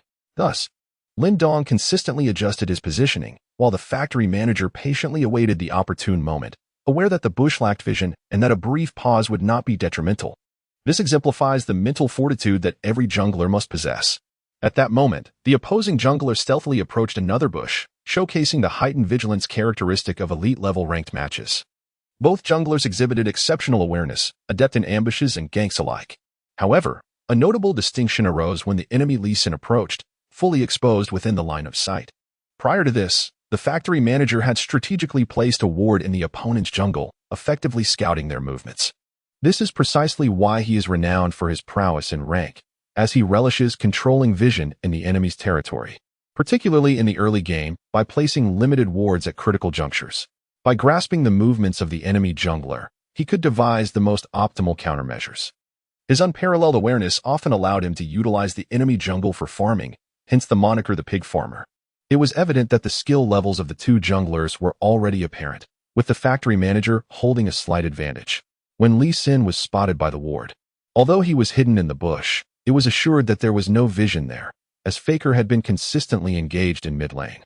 Fully aware of whether the fishman had placed a ward, in those fleeting seconds, it was time for Lin Dong and Faker to demonstrate their skills. The scene in mid lane was quite comical, with 2 individuals lurking in the bushes while the mid laners showcased their finesse. This vividly illustrated which mid laner possessed the theatrical prowess. The one who could perform would undoubtedly emerge as the superior. In high-level matches, junglers often find it challenging to secure kills, as laners remain perpetually vigilant. Thus, the effectiveness of a gank largely hinges on the laner's ability to feign vulnerability. If executed well, the jungler's intervention would appear effortless. Given Lin Dong's advantageous position, he needed to take the initiative in this performance. In the blink of an eye, an opportunity presented itself. A cannon minion positioned itself between the 2 players. Official statistics indicate that a significant portion of mid-lane skirmishes, whether resulting in health depletion or kills, can be attributed to the presence of a cannon minion. In fact, it has been noted that the unpredictability surrounding cannon minions is particularly pronounced, underscoring the profound affection players hold for them. Now, facing off were Zed and Fishman. Due to their melee nature, engaging the cannon minion necessitated physical proximity. The sole difference lay in Zed's ability to utilize his Q skill to execute a last hit on the cannon, whereas Fishman was compelled to approach directly. Lin Dong exhibited an unmistakable eagerness, his body swaying restlessly from side to side, clearly intent on seizing the opportunity to claim the cannon minion. As the minion's health dwindled, Lin Dong's fish character grew increasingly anxious, a Ferrari placed tantalizingly before him. In stark contrast, Faker radiated an air of tranquility. Viewers in the live stream could even discern a hint of a smile gracing his lips as he remarked, "This fish is far too greedy. If he dares to take that cannon, I shall strike." True to his word, just as the cannon's health approached a critical threshold, the fish character recklessly advanced, aiming to secure the kill with a basic attack. However, Faker had already orchestrated a well-timed sequence of abilities, unleashing a flurry of skills that left the fish character dazed. The nearly seamless WQ combo struck the fish with precision, leaving it no opportunity to evade with its E-skill. The audience in Nonli's live stream, witnessing Faker's lightning-fast execution, erupted in laughter, fully aware that attempting to claim the cannon would inevitably expose the fish to a devastating combo from Zed. Indeed, the fish character's folly was evident. Yet it was also a testament to Wokai's remarkable reflexes, as the fish failed to activate its E-skill in time. The barrage of praise flooded the chat. With a smile, Faker, having landed all his skills, activated his W with the swiftness akin to that of a ninja, closing the distance to the fish character and delivering a punishing auto-attack, amplified by Zed's passive ability. Despite this, the two players remained slightly mismatched in levels. While Faker had successfully hit the fish with all his abilities, Lin Dong had managed to reach level 4 by claiming the cannon, bolstering his health and preventing Zed's assault from rendering him critically wounded. As Zed's auto-attack landed, the fish character, without hesitation, fled, with Zed in pursuit. At that moment, the blind monk appeared, utilizing his W to dash towards Zed. Ahead, a minion stood in an awkward position. The agile fish executed a Q skill, deftly maneuvering past it, showcasing a brief display of finesse. However, the minion's positioning was unfortunate. The fish's Q skill, while impressive, propelled it toward the far side near the brush, away from the safety of the turret. The audience couldn't help but chuckle at the fish's antics, as it seemed to be flirting with danger. With no other recourse, the fish character darted toward the brush on the opposite side. Lurking in the shadows was the director, who observed the unfolding scene with a bemused smile. This individual was indeed a master of deception, having skillfully exploited the fish's miscalculation to lure both players into a trap, all while retaining his own E-skill. Clearly, this was a moment they intended to capitalize on. The director's spider form was already primed, fingers poised over the E-key, ready to eradicate any unsuspecting foe that ventured too close. Lin Dong's escape route adhered to the principle that the shortest distance between 2 points is a straight line, devoid of any intricate movements. Even the well-known technique of weaving to dodge the blind monk's Q skill proved futile. In essence, while the concept of weaving may sound impressive, it is ultimately superficial. It is effective only when one's movement speed exceeds that of the opponent. Initially, weaving may help evade skills, but when movement speeds are comparable, it inevitably leads one on a convoluted path, allowing the pursuer to close in with a direct approach and execute their Q skill. Thus, relying solely on weaving to evade non-targeted abilities is an imprudent strategy. To genuinely dodge skills, one must maintain vigilant attention on the opponent's initiation movements and react swiftly. Consequently, Lin Dong's lack of flamboyant movements allowed the assassin to close in rapidly, with the blind monk trailing closely behind. Just as Lin Dong was about to enter the brush, the fish unexpectedly paused momentarily. This brief hesitation enabled the blind monk's Q skill to strike true. To his surprise, the blind monk thought, "This fool of a fish. I anticipated he would use his E skill to evade my Q." Elated, the blind monk activated his second Q, preparing to leap forward, regardless of the opponent's identity. If his Q landed, he could pursue with his second dash, as the fish's subsequent E skill would not evade the blind monk's follow-up Q. Yet, this meant that the first blood was assuredly within the blind monk's grasp. However, the urgency of the situation caused the blind monk to grow anxious, while Faker, who had been following closely behind, furrowed his brow, sensing a tightening in his chest as he gazed into the dark brush. Years of experience in the mid-lane had instilled a sense of caution, leading him to wonder if it might be a trap. Should it indeed be a ruse, the fish's acting would be remarkably adept. At the moment the blind monk executed his second Q, Lin Dong abruptly darted into the brush, inadvertently revealing the position of the factory manager's spider due to the visual tracking of the blind monk's Q skill. Alarmed, Faker halted abruptly, a sinking feeling overtaking him as he realized the fish's performance was astonishingly convincing. Quick to react, Faker decided to sacrifice the blind monk, knowing that even if he managed to eliminate the fish, he would ultimately fall prey to the spider. Faker's response was unexpectedly. Lin Dong glanced at the top lane in silence. He had already surmised this upon entering the game. His current objective was to assist his teammates in establishing an advantage. To aid the other lanes, the only course of action was to dominate the mid lane, specifically to overpower Faker. Leveraging his level and equipment advantage, Lin Dong began to play aggressively in the mid lane. However, his efforts proved futile, as Faker did not afford him a single opening. Instead, Faker, utilizing Zed's swift wave clear, effectively restrained Lin Dong's movements. In the top lane, Domo had succumbed to defeat, yielding a kill to the enemy. Yet, there remained a glimmer of hope in the bot lane. Although it featured two champions from the same faction, they did not falter as Domo had, exhibiting a commendable steadiness. This stability provided Lin Dong with the confidence to continue fighting. Had the bot lane succumbed to reckless plays, victory would have been an elusive dream. As time passed, the opportunity for the jungler to capitalize on a mistake remained absent, and the situation worsened for Lin Dong's team, especially with Timo having been slain thrice. Soon, Lin Dong reached level 6, mirroring Faker's Zed, marking a pivotal transformation for both champions. In truth, either player possessed the potential to eliminate the other. It all hinged on their mastery of their respective skills. After Lin Dong ascended to level 6, he was eager to test his skills. He relentlessly sought out Faker's mistakes, who remained unfazed, equipped with both his W and R abilities. As long as the timing was precise, he still had a substantial chance to eliminate the Fishman. The skirmish in the mid lane was bound to commence swiftly. The clash between these two titans naturally drew considerable attention. From the perspective of the national server's OB, the camera focused entirely on the mid lane. Similarly, in the southernly server, the spotlight was on Faker's first-person view. Some live streams even initiated a betting mode, wagering on whether the mysterious player or Faker would claim first blood. It is worth noting that defeating Faker would bring honor, and although this was merely a casual match, achieving a solo kill on Faker would undoubtedly capture the admiration of the entire world.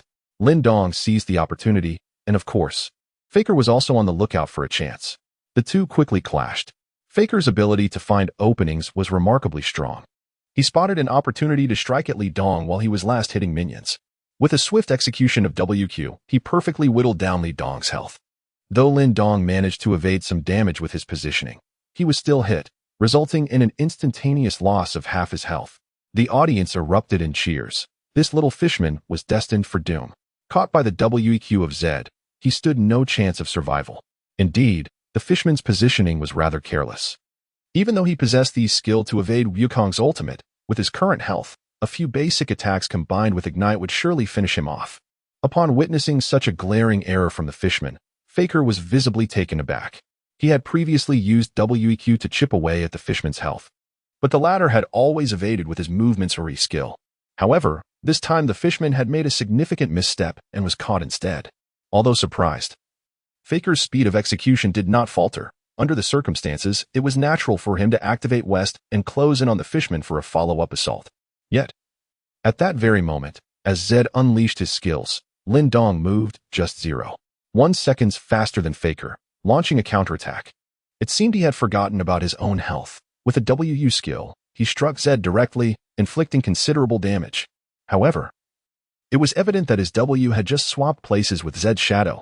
This meant that while Faker intended to use West to close the gap, the fishman had cleverly preempted him with his WU skill, resulting in Zed failing to close in on him.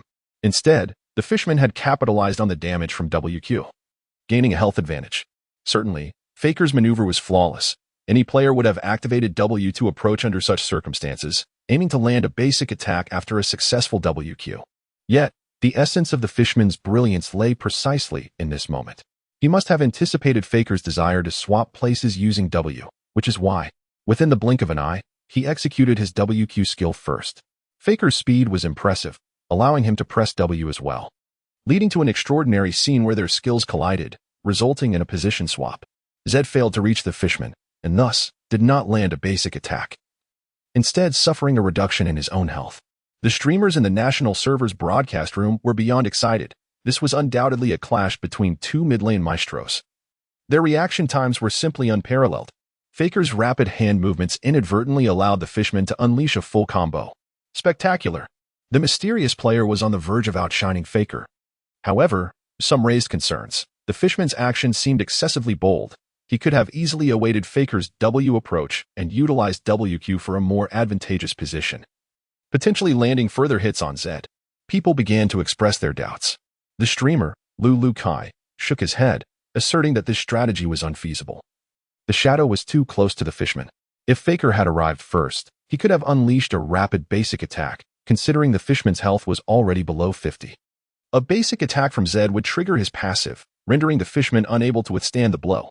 Lulu Kai's analysis was well-founded, silencing the audience. In high-stakes matches, every detail mattered, and the question lingered in their minds: who could claim the kill? However, in the southern server, an entirely different scene unfolded. Goodness. This fishman is exceptionally lucky. He had just managed to WQ perfectly, evading Wukong's close-range W. Wukong's basic attack did not connect. Perhaps Wukong's speed was too swift. Had he not activated W and waited for the fishman to approach, he likely would have eliminated him instantly. The fishman's timely maneuver had granted him a fleeting opportunity. Fans in the southern server were overwhelmingly supportive of Faker, holding unwavering admiration and faith. Even though Lin Dong had skillfully utilized WQ to evade Zed's subsequent damage to them, it still seemed like sheer luck. Yet, the next move by the fishman left them utterly convinced. His previous actions were not merely fortuitous. It appeared he had meticulously orchestrated a flawless play. At the moment Faker's W descended, there was a slight delay. It was precisely this nearly imperceptible delay that allowed a massive fish to launch forth with astonishing speed. Zed was suddenly ensnared by a gigantic shark. The fishman activated his ultimate, and it struck Faker flawlessly. Incredible! The fishman had seized this opportunity with remarkable finesse. Lu Kai leaped up, kicking the table in excitement, his expression mirroring that of someone playing the game themselves. As he witnessed the fishman's ultimate land with perfection, he, being a seasoned player of the fishman, previously revered as the best fishman in the national server, understood the difficulty of landing such a skill. Especially against an opponent like Faker, it was highly likely to miss. But now, the mysterious player had executed it flawlessly. Lu Kai pondered for a moment, then suddenly realized, repeatedly expressing admiration for this mysterious player. He had cleverly utilized WQ to reposition himself, then cast his ultimate backward. This tactic allowed the fish to catch Faker off guard. This was indeed a psychological play, using the element of surprise with a non-target skill to enhance hit rate. For instance, the Q of Lee Sin or Lux's Q are non-target skills. If one faces the opponent directly and throws out the skill, even with anticipation of their movement, it is likely to be evaded. However, feigning a retreat and then swiftly casting a non-target skill backward significantly increases the hit rate, a subtlety in lane play. Upon hearing Lu Kai's explanation, the chat in the live stream exploded with excitement. Such skillful play, this fishman is clearly a veteran. The audience was fixated on whether the fishman could turn the tables on Faker. Although his health was low, if he could unleash an E skill before the large fish arrived, combined with a few basic attacks from W, along with the additional 20 magic damage from his ultimate and ignite, he could potentially eliminate Zed in an instant. Faker, realizing the precariousness of his situation, did not attempt to evade the fishman's ultimate, but instead retreated. Upon witnessing the situation, Lin Dong hurriedly pursued, opting for a direct auto attack rather than utilizing his E skill. Faker found himself ensnared by the shark, experiencing considerable discomfort as his health rapidly dwindled under Lin Dong's assault. Soon, the ultimate ability of the fish champion concluded, causing the shark to burst forth from the earth. This was the second phase of the fish champion's ultimate, capable of inflicting damage upon those ensnared. However, at the very moment the shark descended to bite, Zed suddenly activated his ultimate, or forbidden technique. The instant shadow kill formation, Zed became untargetable in an instant, and the damage from the emerging fish failed to latch onto him.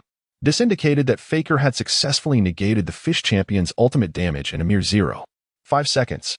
Incredibly impressive. The fish champion was doomed. This was true skill. The previous display by the fish champion was hardly noteworthy. The tide of battle had shifted unfavorably for Lin Dong. To put it plainly, Zed and the fish champion possessed nearly equivalent burst potential at level 6. Their confrontation hinged on skill evasion. The outcome rested on who could dodge the most damage. With Faker having evaded Lin Dong's ultimate, it was clear that he had gained the upper hand. In the domestic streaming channels, viewers expressed their admiration, acknowledging Faker's prowess akin to that of a ninja master. The evasion of the fish champion's ultimate was undeniably lethal. Although the fish champion had displayed skill, it seemed Faker still held a slight advantage.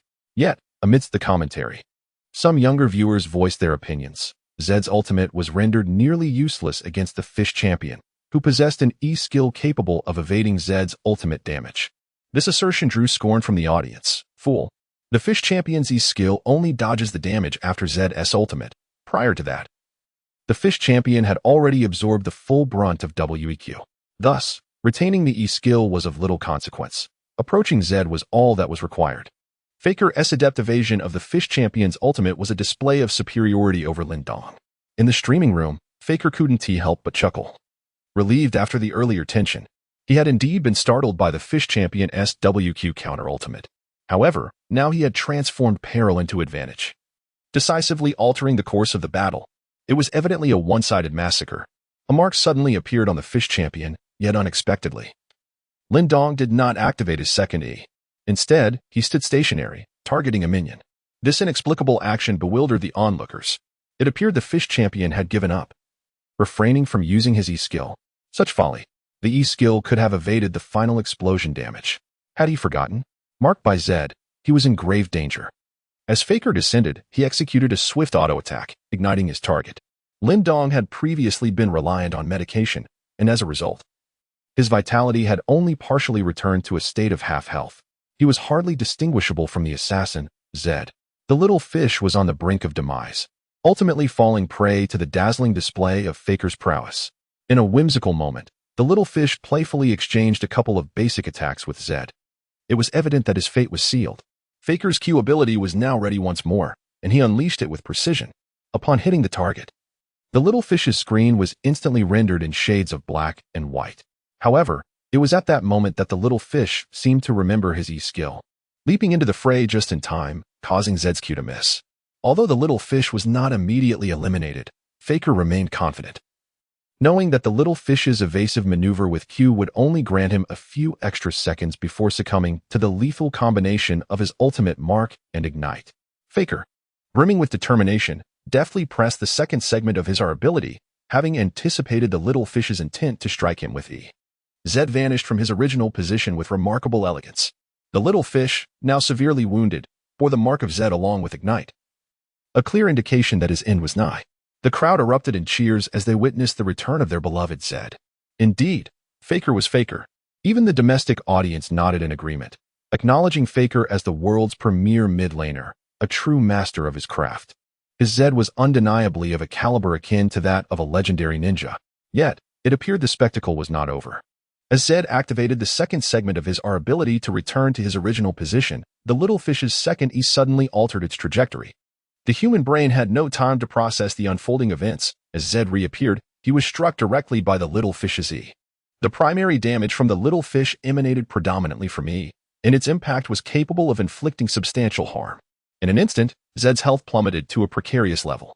Faker felt a pang of anxiety, having not anticipated that the nearly defeated little fish would dare to approach him, and if he wasn't mistaken, it appeared the little fish had executed an E-flash. Instinctively, upon noticing his dwindling health, Faker hastily activated his flash.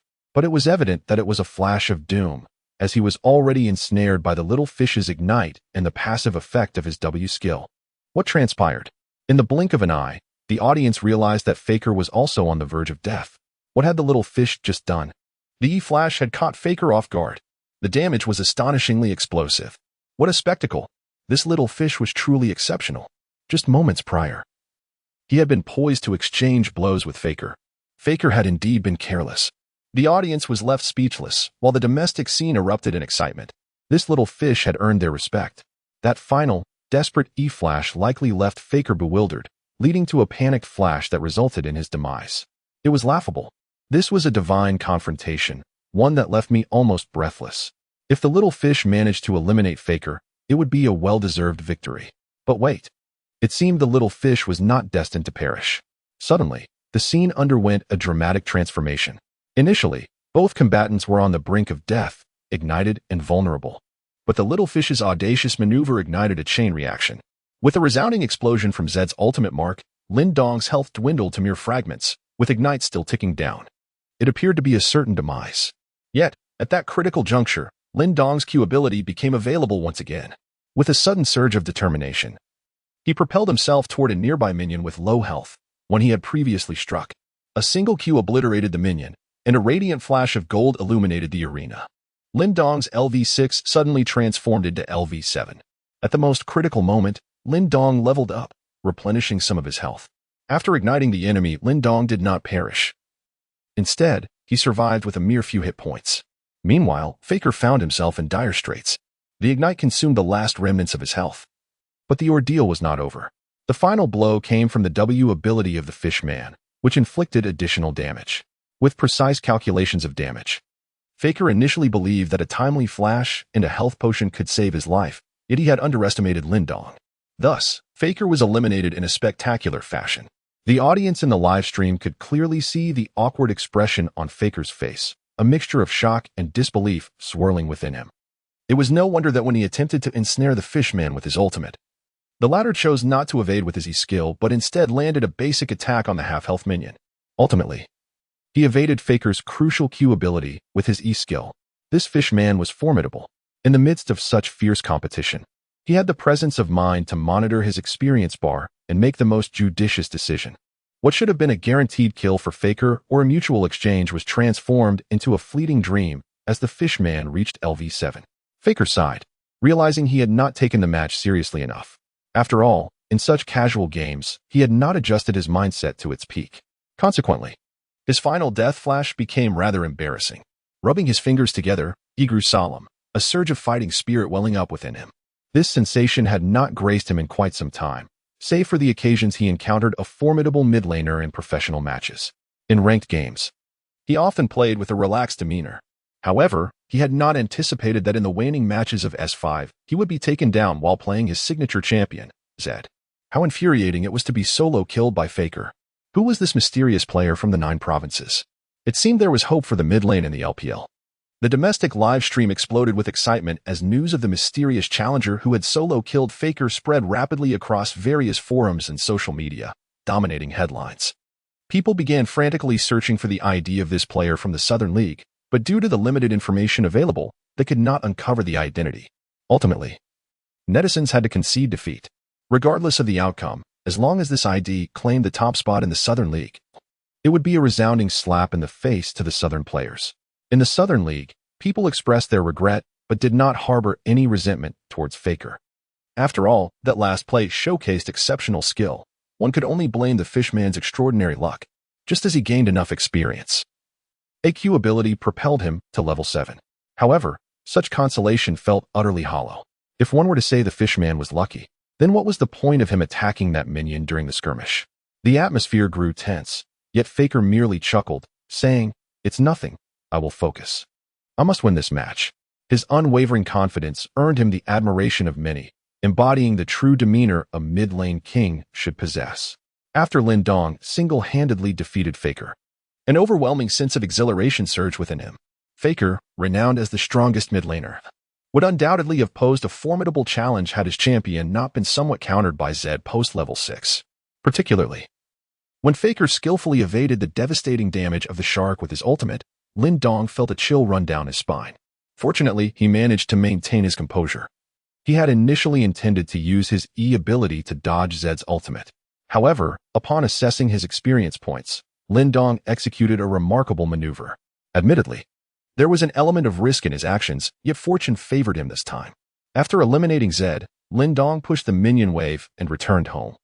Now capable of exerting total dominance over Zed, having secured 2 kills, which afforded him an advantage in both level and experience. With the acquisition of the blue buff, Lin Dong's suppression of Faker became all the more pronounced. Faker, sensing the threat, became increasingly cautious and refrained from advancing. He hesitated to use his W ability, as Zed, without flash, would be vulnerable should he cast W and be caught by the fishman's ultimate, combined with Lin Dong's current damage output. It would likely result in Zed's swift demise. Having effectively contained Zed, Lin Dong contemplated venturing to assist the top lane, where Timo had cultivated an impressive score of 4-0 with Riven. However, with Faker vigilant in the mid lane, Lin Dong knew that his absence would undoubtedly signal the Faker. Lin Dong pondered for a moment, conceiving a clever strategy. He once again pushed the minion wave forward and suddenly vanished from the mid lane. Stealthily, he made his way toward the bottom lane. As he passed through a small patch of grass in the lower area, Lin Dong found himself completely exposed to the enemy's vision. Nevertheless, he continued his advance toward the bottom lane, oblivious to the potential danger. Upon spotting Lin Dong in the bottom lane, Faker instinctively signaled frantically, alerting his teammates. The bottom lane swiftly became vigilant. However, Lin Dong appeared completely undeterred, striding forward with unwavering confidence. Observers watching from Faker's first-person perspective might have seen nothing amiss, but those viewing from the observer's angle could discern Lin Dong's rather peculiar movements. The moment he slipped out of vision, Lin Dong swiftly headed for the dragon in the bottom lane, executing an E-skill to leap over the dragon's wall before promptly turning back toward the top lane. Having consistently traversed his own jungle, Lin Dong harbored no fears of revealing his presence. What a mastermind this enigmatic figure is, displaying remarkable cunning and strategy. Spectators watched as the little fish champion hopped toward the top lane, their hearts racing with uncertainty. Would this gang succeed? Yet many harbored deep concerns. After all, the Riven was already at a formidable 4-0. Even if the Little Fish champion managed to engage, the likelihood of securing a kill seemed slim. His summoner spells were still on cooldown, and Riven's flash was also unavailable. Eyes widened. Viewers focused intently on the top lane as the camera panned to wherever the Little Fish champion appeared, for this mysterious player always had the potential to deliver unexpected surprises. Lin Dong maneuvered to the top lane, inadvertently instilling fear in the bottom lane, causing them to retreat beneath their tower. Upon witnessing this situation, Faker collected a wave of minions in the mid lane and hurried towards the bottom. As Lin Dong advanced, he typed a message, "De, Xuxia." This pinyin was likely unfamiliar to his teammates, save for one individual, the illustrious coach, hailing from the Great Nine Provinces. Translated, it meant jungler, go down.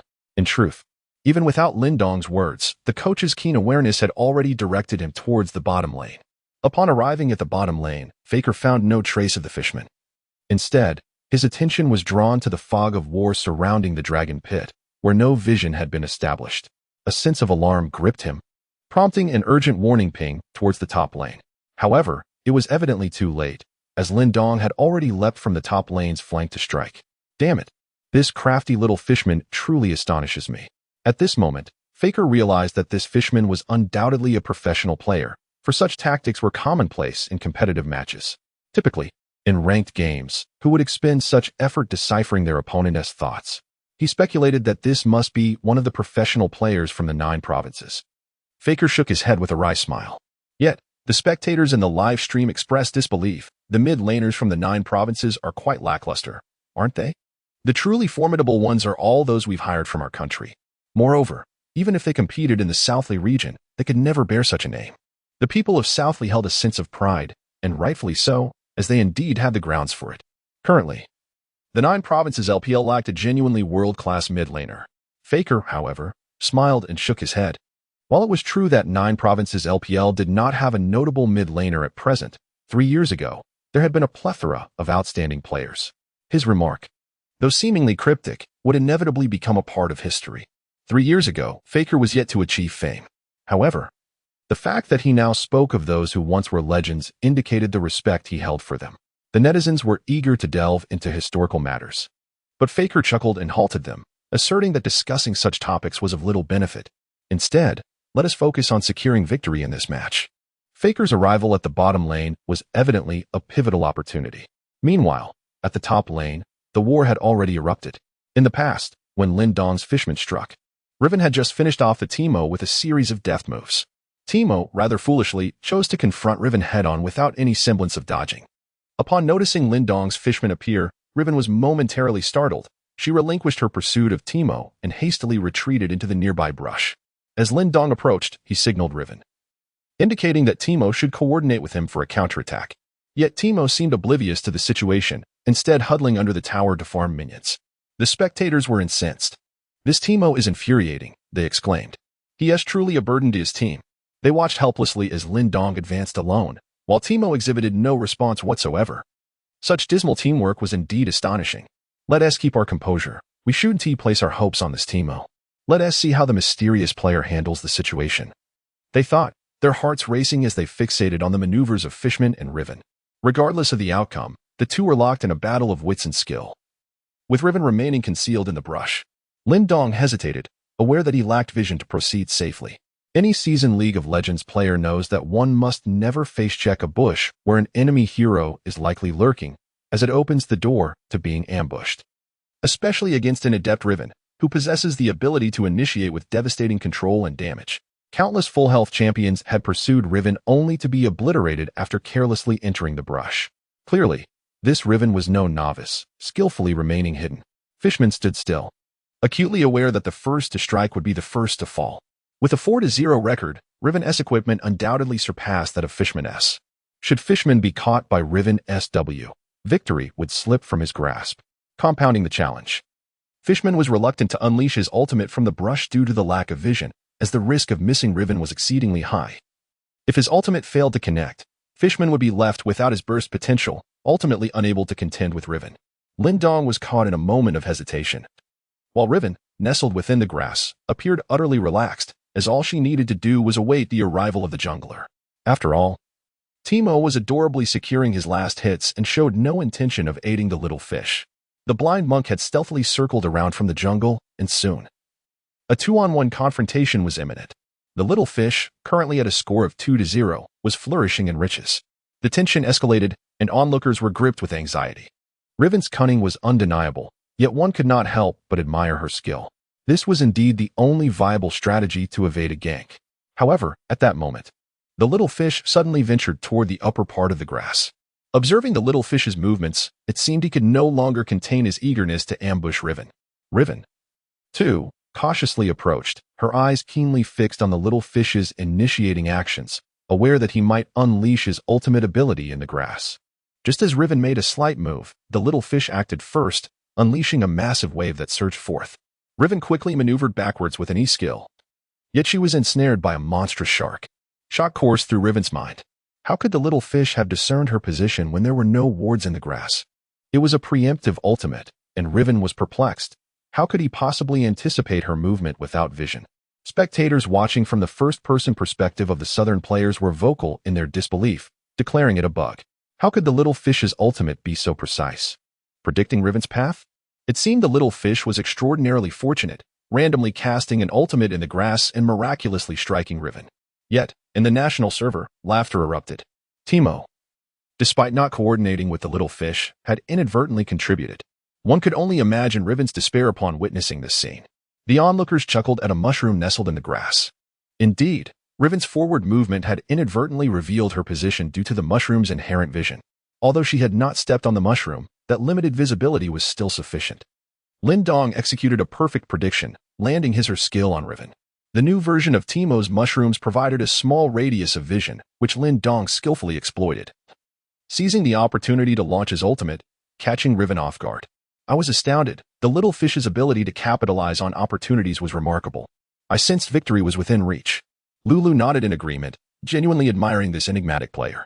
With the shark's jaws firmly clamped, Lin Dong had no intention of letting Riven escape. He charged through with a WQ combo, dealing explosive damage that reduced Riven's health to half. Realizing she could not flee, Riven activated her ultimate, stunning Lin Dong with a W, swiftly following up with a rapid, high-damage Q sequence. Lin Dong hastily retreated as Riven pursued, inadvertently stepping on the mushroom. At that moment, Riven comprehended why she had been perfectly struck by the little fish's ultimate. It all stemmed from that mushroom. Having triggered the mushroom, Riven was slowed, significantly diminishing the impact of her rapid Q. Nevertheless, bolstered by her item advantages, Lin Dong endured Riven's full assault but was left with minimal health. Blade Surge. Gale Strike. Seize the opportunity, Riven exclaimed as she unleashed her combo, fixating on the little fish's dwindling health. Suddenly, she directed the second segment of her ultimate toward him.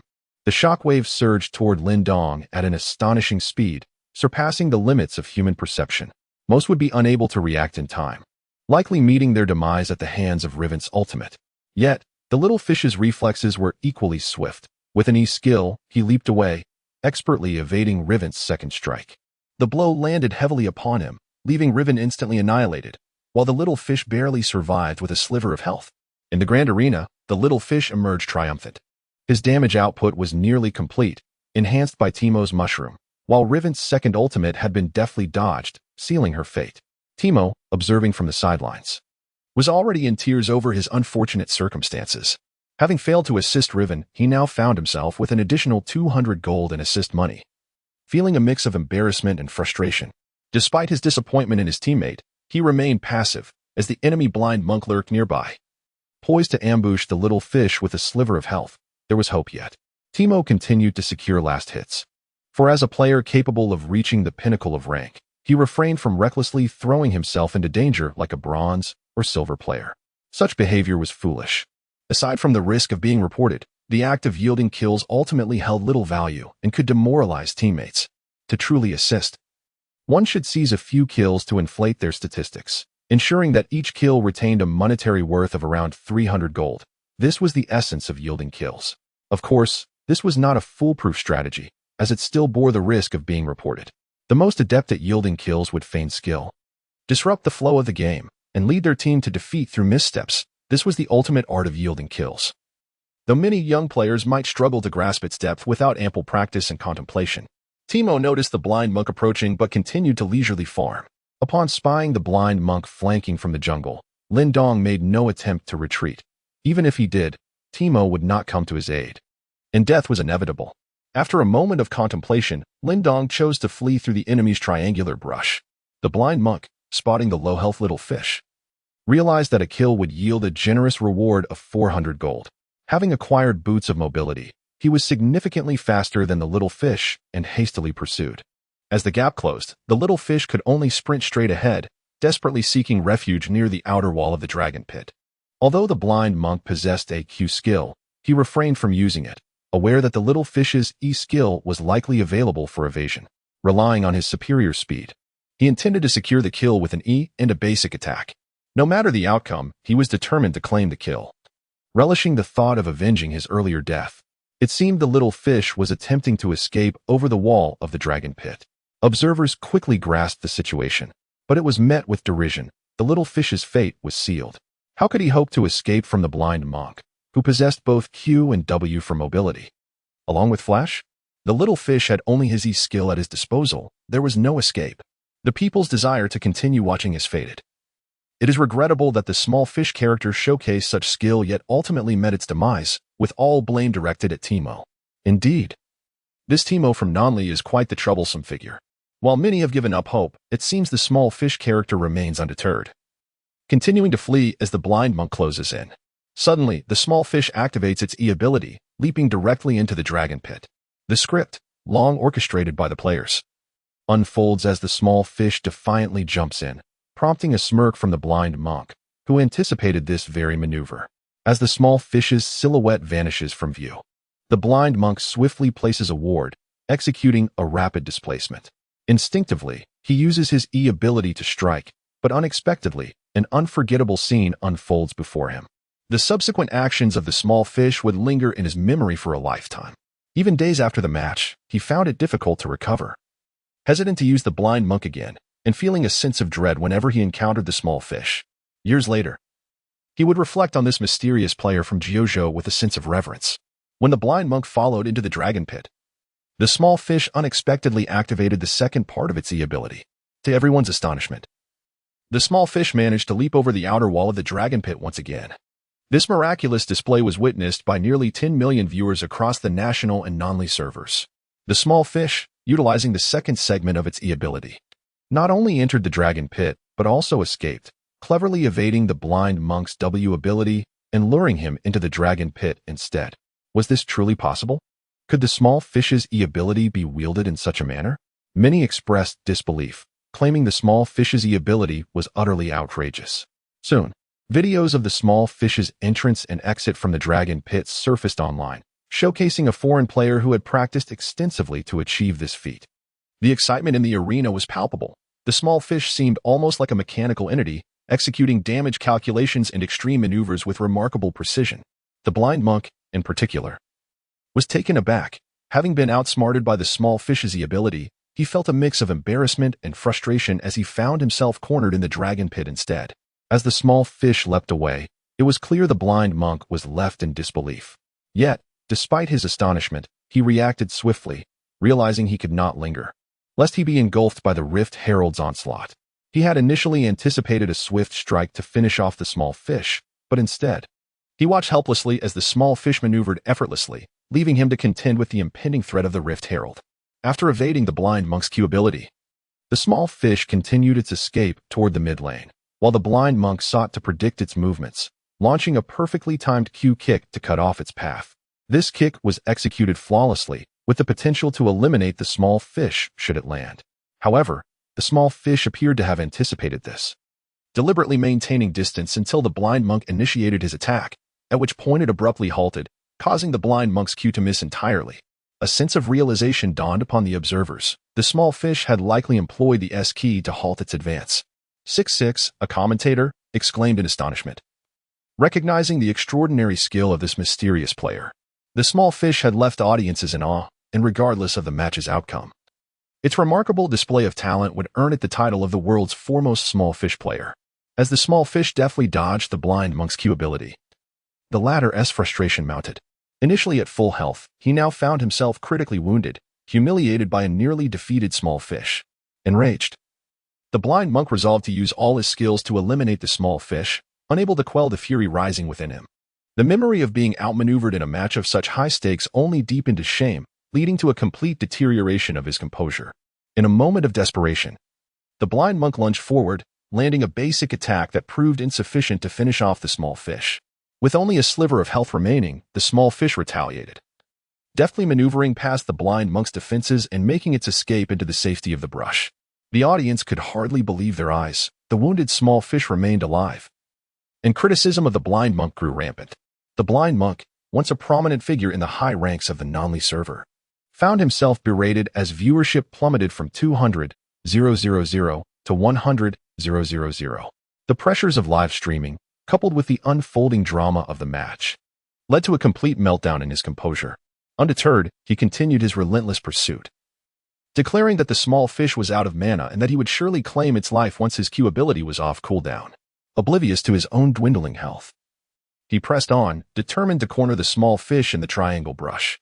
Lin Dong skillfully adjusted his positioning, with the blind monk steadfastly trailing behind, eagerly awaiting the cooldown of his Q ability. Observing the scene from the perspective of the audience, Jiao Zhou erupted into laughter once more. As the barrage of comments flooded the screen, it seems Timo is about to shine again. Indeed, the enigmatic figure proved to be quite formidable. The blind monk, undeterred, pursued relentlessly. However, as he passed the edge of a bush, a sudden explosion echoed, and he found himself ensnared by an unpleasant substance, Timo's mushroom, of course. With a curse, the blind monk paused momentarily. Although Timo hadn't aided the little fish man directly, the mushrooms along the path had certainly provided indirect assistance. Truly infuriating.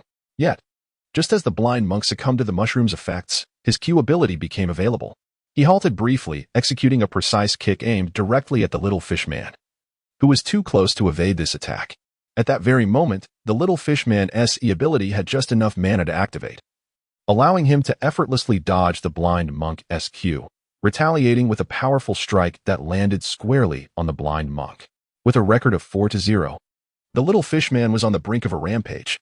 The blind monk fell, slain by a nearly defeated little fish man, who had even used his flash and yet failed to eliminate the fish with a mere fraction of health remaining. The screen abruptly shifted to black and white, leaving the blind monk in a state of profound embarrassment as hundreds of thousands of viewers began to ridicule him. What a level of play. Still claiming to be the strongest. I could do better. The scathing taunts pierced the blind monk's heart. His expression soured. He muttered, I made no mistakes. I can only say that the little fish man is simply too strong. Yet, who would heed such excuses? The momentum had shifted against him. Once proud and confident, he now found himself besieged by a chorus of insults, shattering his composure. His performance in the ensuing match was utterly lackluster. Ironically, it was Timo who was most incensed. As a patriotic figure from Nanli, Timo shamelessly began to throw the game, seemingly oblivious to the fact that the situation for Faker's team was not improving. Instead, he managed to secure 2 assists thanks to the little fish man. Disheartened, Timo unleashed his fury in the chat, typing a scathing remark, a bunch of fools. And the little fish man gets a double kill. You are destined to lose. Realizing the inevitability of defeat, Timo resigned himself to the fact that no matter how recklessly he played, the outcome was beyond his control. Attributing his misfortune to Faker's unfortunate pairing with a team of dimwits. Although Lin Dong could not comprehend Timo's words, it was apparent that Timo was utterly disheartened by his adversaries. The essence of carrying lies in the ability to make those who frequently falter believe that they can triumph even when outnumbered, ultimately leading them to amend their reckless ways. Such scenarios predominantly unfold in the bronze and silver tiers.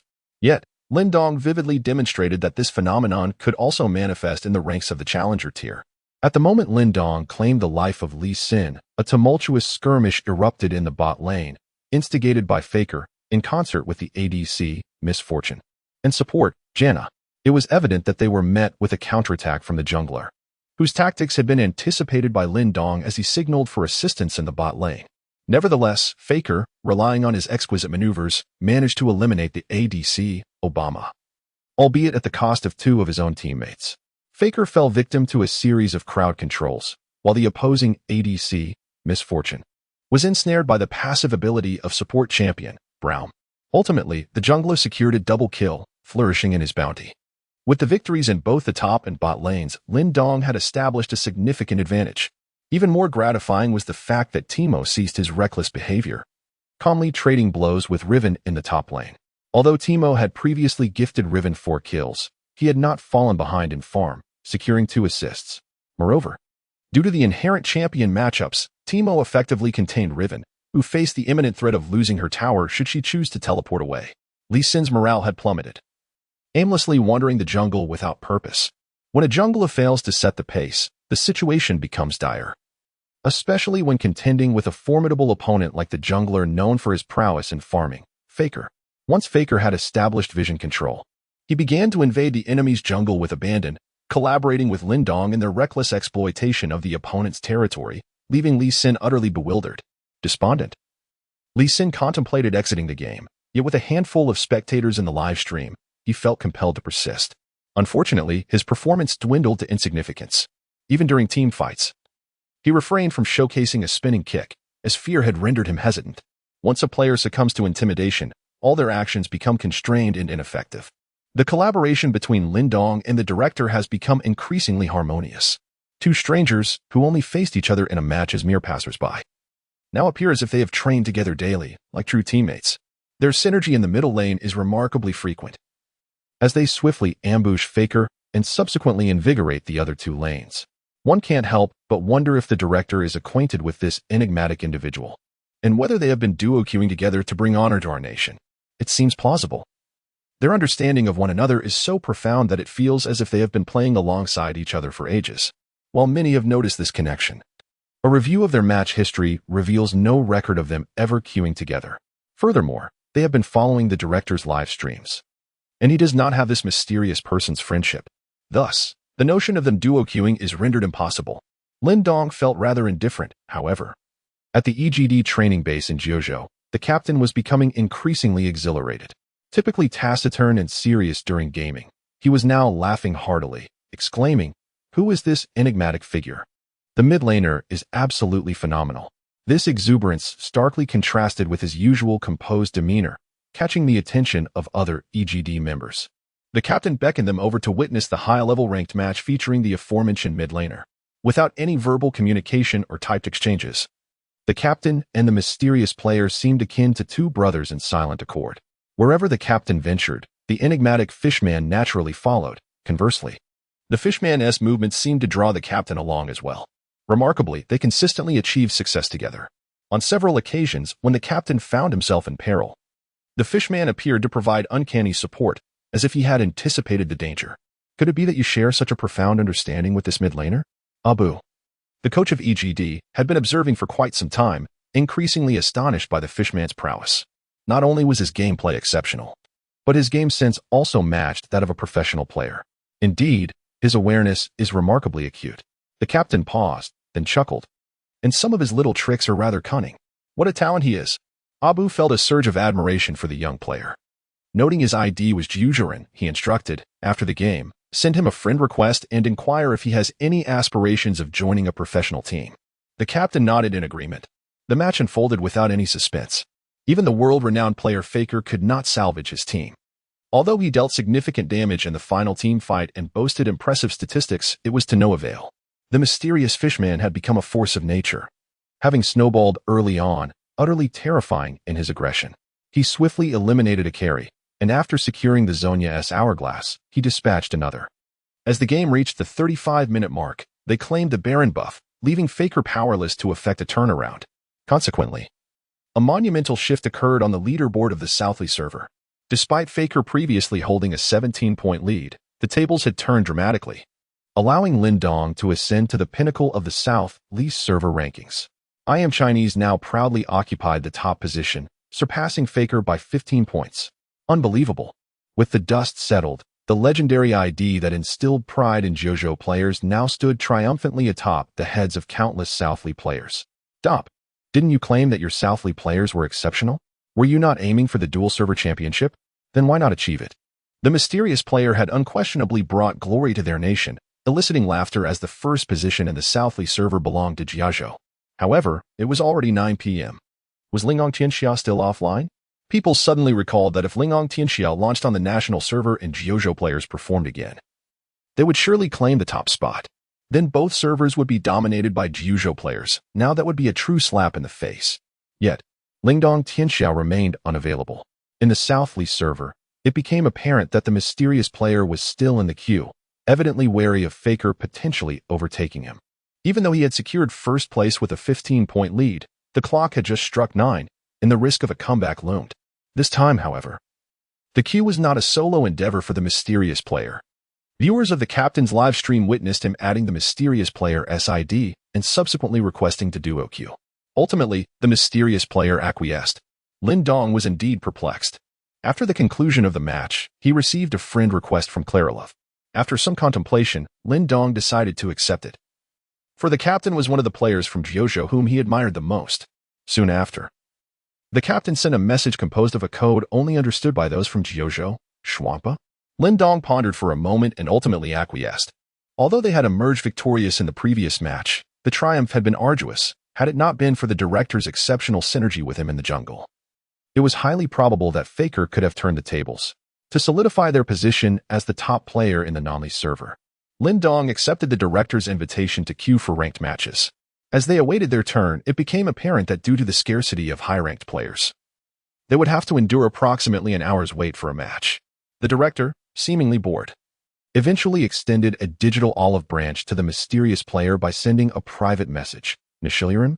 The response from the enigmatic individual was succinct. Shurta Nyakelgrzizandum? Their exchange was comical, largely relying on pinyin as a substitute for Chinese characters. However, the atmosphere in the streaming room grew tense when the mysterious player, with an air of haughtiness, outright rejected the director's invitation. The director, having lowered himself to inquire about the potential of a little-known player joining a professional team, was met with a cool dismissal of Mehaba. The director replied with a resigned all right. Following this interaction, silence enveloped the conversation, rendering the atmosphere quite peculiar, and the two virtually ceased communication. Some of the director's ardent fans could no longer remain silent, feeling compelled to defend him. What is this person trying to prove? If it weren't for our director's guidance, could he have won the last match? Now he considers himself the best in the Nanli server. Is that truly impressive? Yet, the director remained unfazed, merely chuckling in response. Conversely, numerous supporters rallied behind the mysterious player, asserting, a true master ought to possess an air of distinction. Having attained the top rank in the Nanli server, the mysterious player indeed deserved respect. Indeed, as they observed the rankings, the top ID bore the name I Am Chinese, leaving them with a sense of despair. Lin Dong has not paid attention to anything online. His objective is quite clear, to secure the top position in the Nanli clothing competition and claim the six-figure prize. Lin Dong was still in the queue when suddenly, the shrill sound of his phone pierced the air. He picked up the device, momentarily taken aback to find that it was a call from the young lady. As far as he could recall, ever since the last incident, she had never directly called him. All her invitations for meals had been sent via text message. What could be the reason for this peculiar occurrence today? Lin Dong answered the phone, but there was no sound on the other end. Miss, is there something you need? He inquired first. It's nothing, came the faint voice of the young lady, as if she had mustered great resolve to make this call. Her casual it's nothing left Lin Dong at a loss for words. What could she possibly want? After a prolonged silence, the young lady's melodious voice broke through again. What are you doing? I'm playing games in my dormitory. Are you playing with Lingong Tianxia? She blurted out. Her true intention behind the call was to inquire why Lin Dong had not logged into the game today. In order to witness Lin Dong becoming the #1 in the national server, she had even skipped 2 evening classes and, along with Xiao Shu, had been perched in front of her computer since 7 o'clock, switching between various live streams, eagerly awaiting Lin Dong's appearance. Yet, he did not log in. Instead, the streams were filled with the mysterious player from Nanli server. Ultimately, the young lady stayed with Xiao Shu to watch the entire broadcast of that enigmatic figure. And without delay, she called Lin Dong. Her heart was still with him, fervently wishing for his success. In fact, for the past few days, she had purposely refrained from seeking him out, allowing him to focus on climbing the ranks. The thought of her subordinate being the top player filled her with a sense of pride. However, it was now past 9 o'clock, and the internet was abuzz with news about Lingdong Tianxia, yet it remained elusive, which left her anxious and compelled to call Lin Dong. But one of Lin Dong's responses nearly made her throw her phone in frustration. Just moments ago, she had been filled with hope. believing that he was finally striving to log in and claim the top spot on the national server. Instead, not yet. I'm playing in non-Li server. Are you out of your mind? The young lady scolded herself, trying to suppress her anger. Yet, Lin Dong's actions infuriated her. How could he abandon his promising account? Ranked third in the national server? To play in non-Li? Was he perhaps indulging in games with other girls? The thought of the various non-Li girls flaunting their curves and enticingly inviting him during the broadcast made her increasingly agitated. Lin Dong, with his formidable skills, surely had many admirers. No wonder he had been absent for 3 days. This guy was using her salary to entertain soft girls. And she had mistakenly believed he was working hard to reach the top.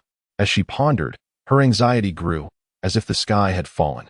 There's no one in your dorm, right? I want to come over. The young lady blurted out.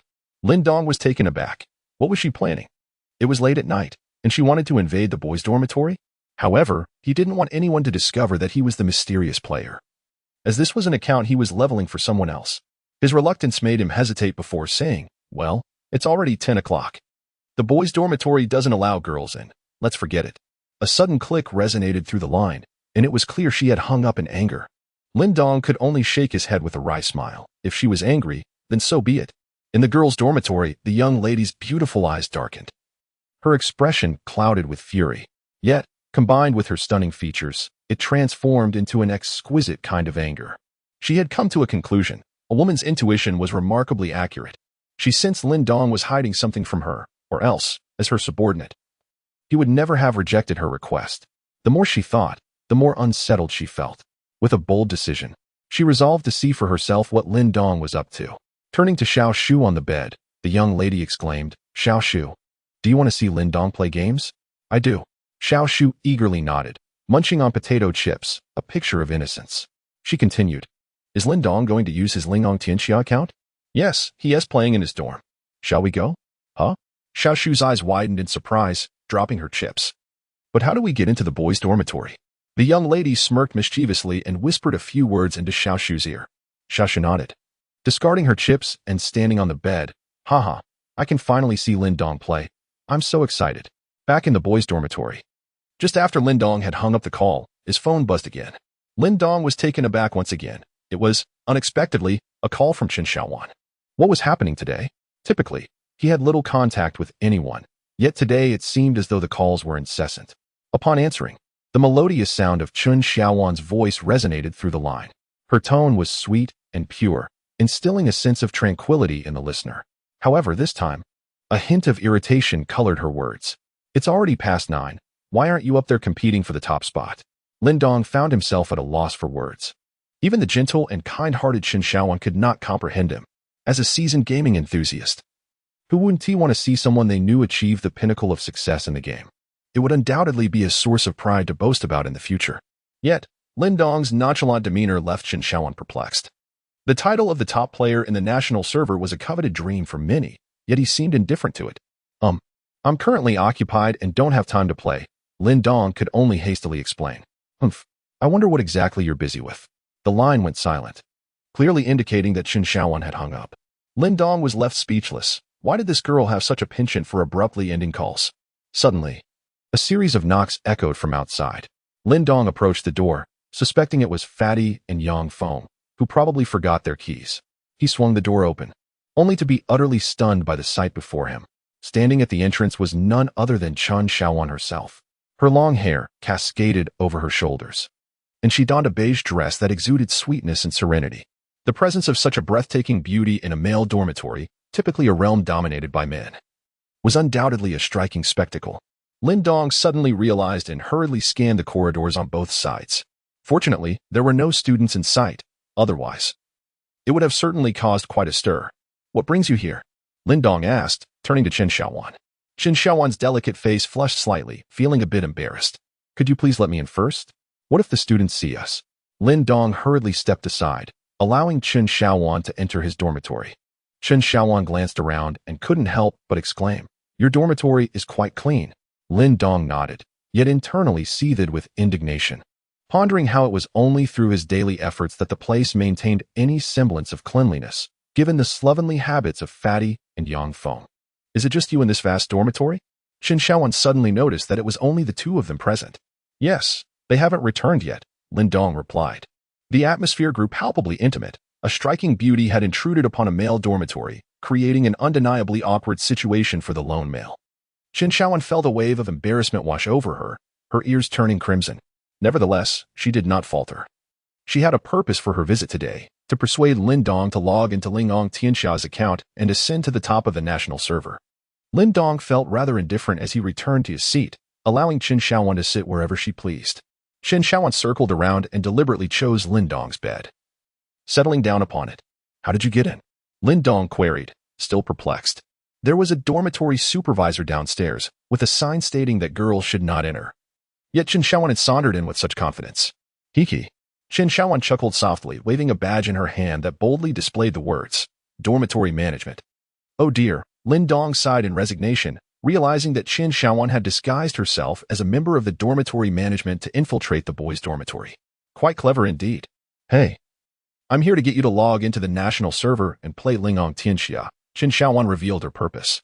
Her gaze swept across Lin Dong's computer, where the familiar emblem of League of Legends caught her eye, prompting her to exclaim, Are you playing right now? No. Lin Dong shook his head. I'm on the non-Li server. Non-Li server? Qin Shaoan rose from Lin Dong's bed and approached his computer screen, which was indeed filled with a flurry of Korean characters. She could not help but exclaim in frustration, You have the 3rd rank in the national server, and yet you're playing this? Before she could finish her sentence, her eyes darted to the upper right corner where the ID, I am Chinese, boldly flashed before her. It sent a jolt through her heart. This was a name she had only encountered online or in various streaming rooms, yet here it appeared before her in such an astonishing manner. Any player familiar with League of Legends would undoubtedly recognize this ID. They might not be aware of the 3rd rank in the national server, but they certainly knew of this name that brought pride to their country. I am Chinese. Qin Shaoan, filled with disbelief, retrieved her phone and conducted a search, meticulously comparing it with the ID displayed on the computer screen. Overwhelmed with astonishment, she gasped in disbelief. After a long pause, Qin Shaoan finally blurted out, Are you that mysterious figure? Lin Dong smiled, and at this point, he could only acknowledge the truth. He nodded, I am. Upon hearing Lin Dong's affirmation, Qin Shaoan found herself in a perplexing mix of amusement and embarrassment, recalling her earlier indignation towards him. Her cheeks flushed. It became evident that Lin Dong was neither unpatriotic nor lacking in diligence. He simply approached things differently. Just as Qin Shaoan was taken aback and at a loss for words, a sudden knock echoed from Lin Dong's dormitory door. Lin Dong did not ponder much. It was likely that the stout fellow and Yang Feng had returned. He approached and promptly opened the door. API call failed with status code 429. Error. Code. For 29. Message. Resource has been exhausted, e.g. check quota. Status. Resource exhausted. Lin Dong finally realized what was happening today. How did all these women he knew end up barging into this dormitory? Was it truly that easy to enter a male dormitory?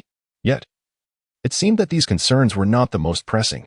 The most significant issue appeared to be that Qin Shaoan was alone with him in the dormitory. Indeed, the moment Xiao Shu rushed in, she was instantly struck dumb. The boisterous girl suddenly fell silent. After a while, she inquired, Lin Dong, what are you two doing? Sensing something was amiss, the young lady boldly pushed past Lin Dong and entered the dormitory. At that moment, Qin Shaoan had just risen from Lin Dong's chair. Her smile radiant and captivating, instantly enchanting. Her smile was not only beautiful but also infectious, as she naturally intended to greet Xiao Shu and the young lady. However, upon seeing Qin Shaoan, the young lady's anger flared within her, her demeanor transforming into one of icy coldness. She was seething with rage, realizing that she had underestimated Lin Dong. Previously, she thought Lin Dong might have been involved in something trivial, perhaps just chatting with some girls online.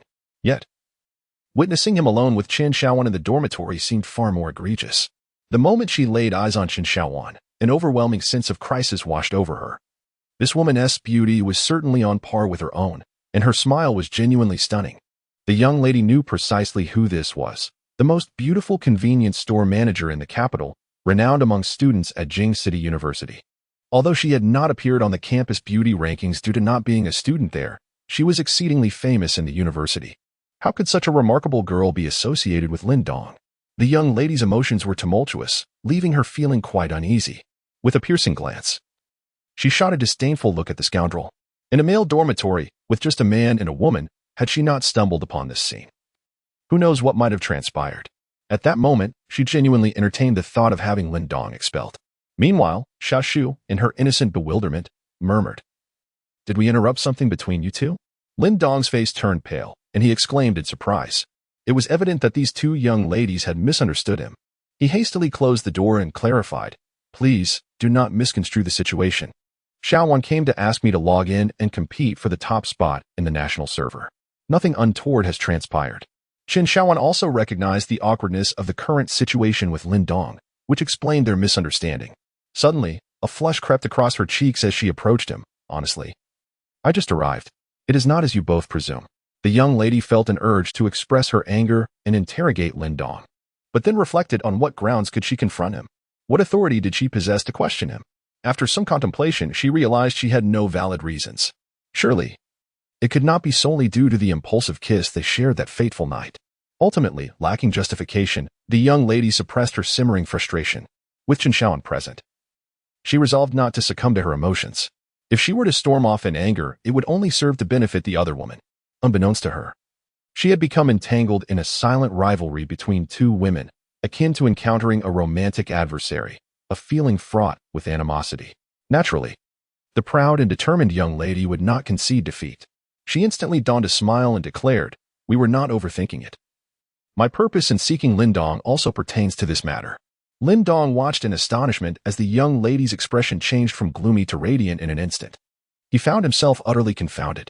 Qin Xiaowan, who was older than Zhao Chuyin and a teacher, discerned the underlying emotions with ease. Smiling knowingly, she playfully pulled the young lady over to the computer and said, "Look, Lin Dong has never given up.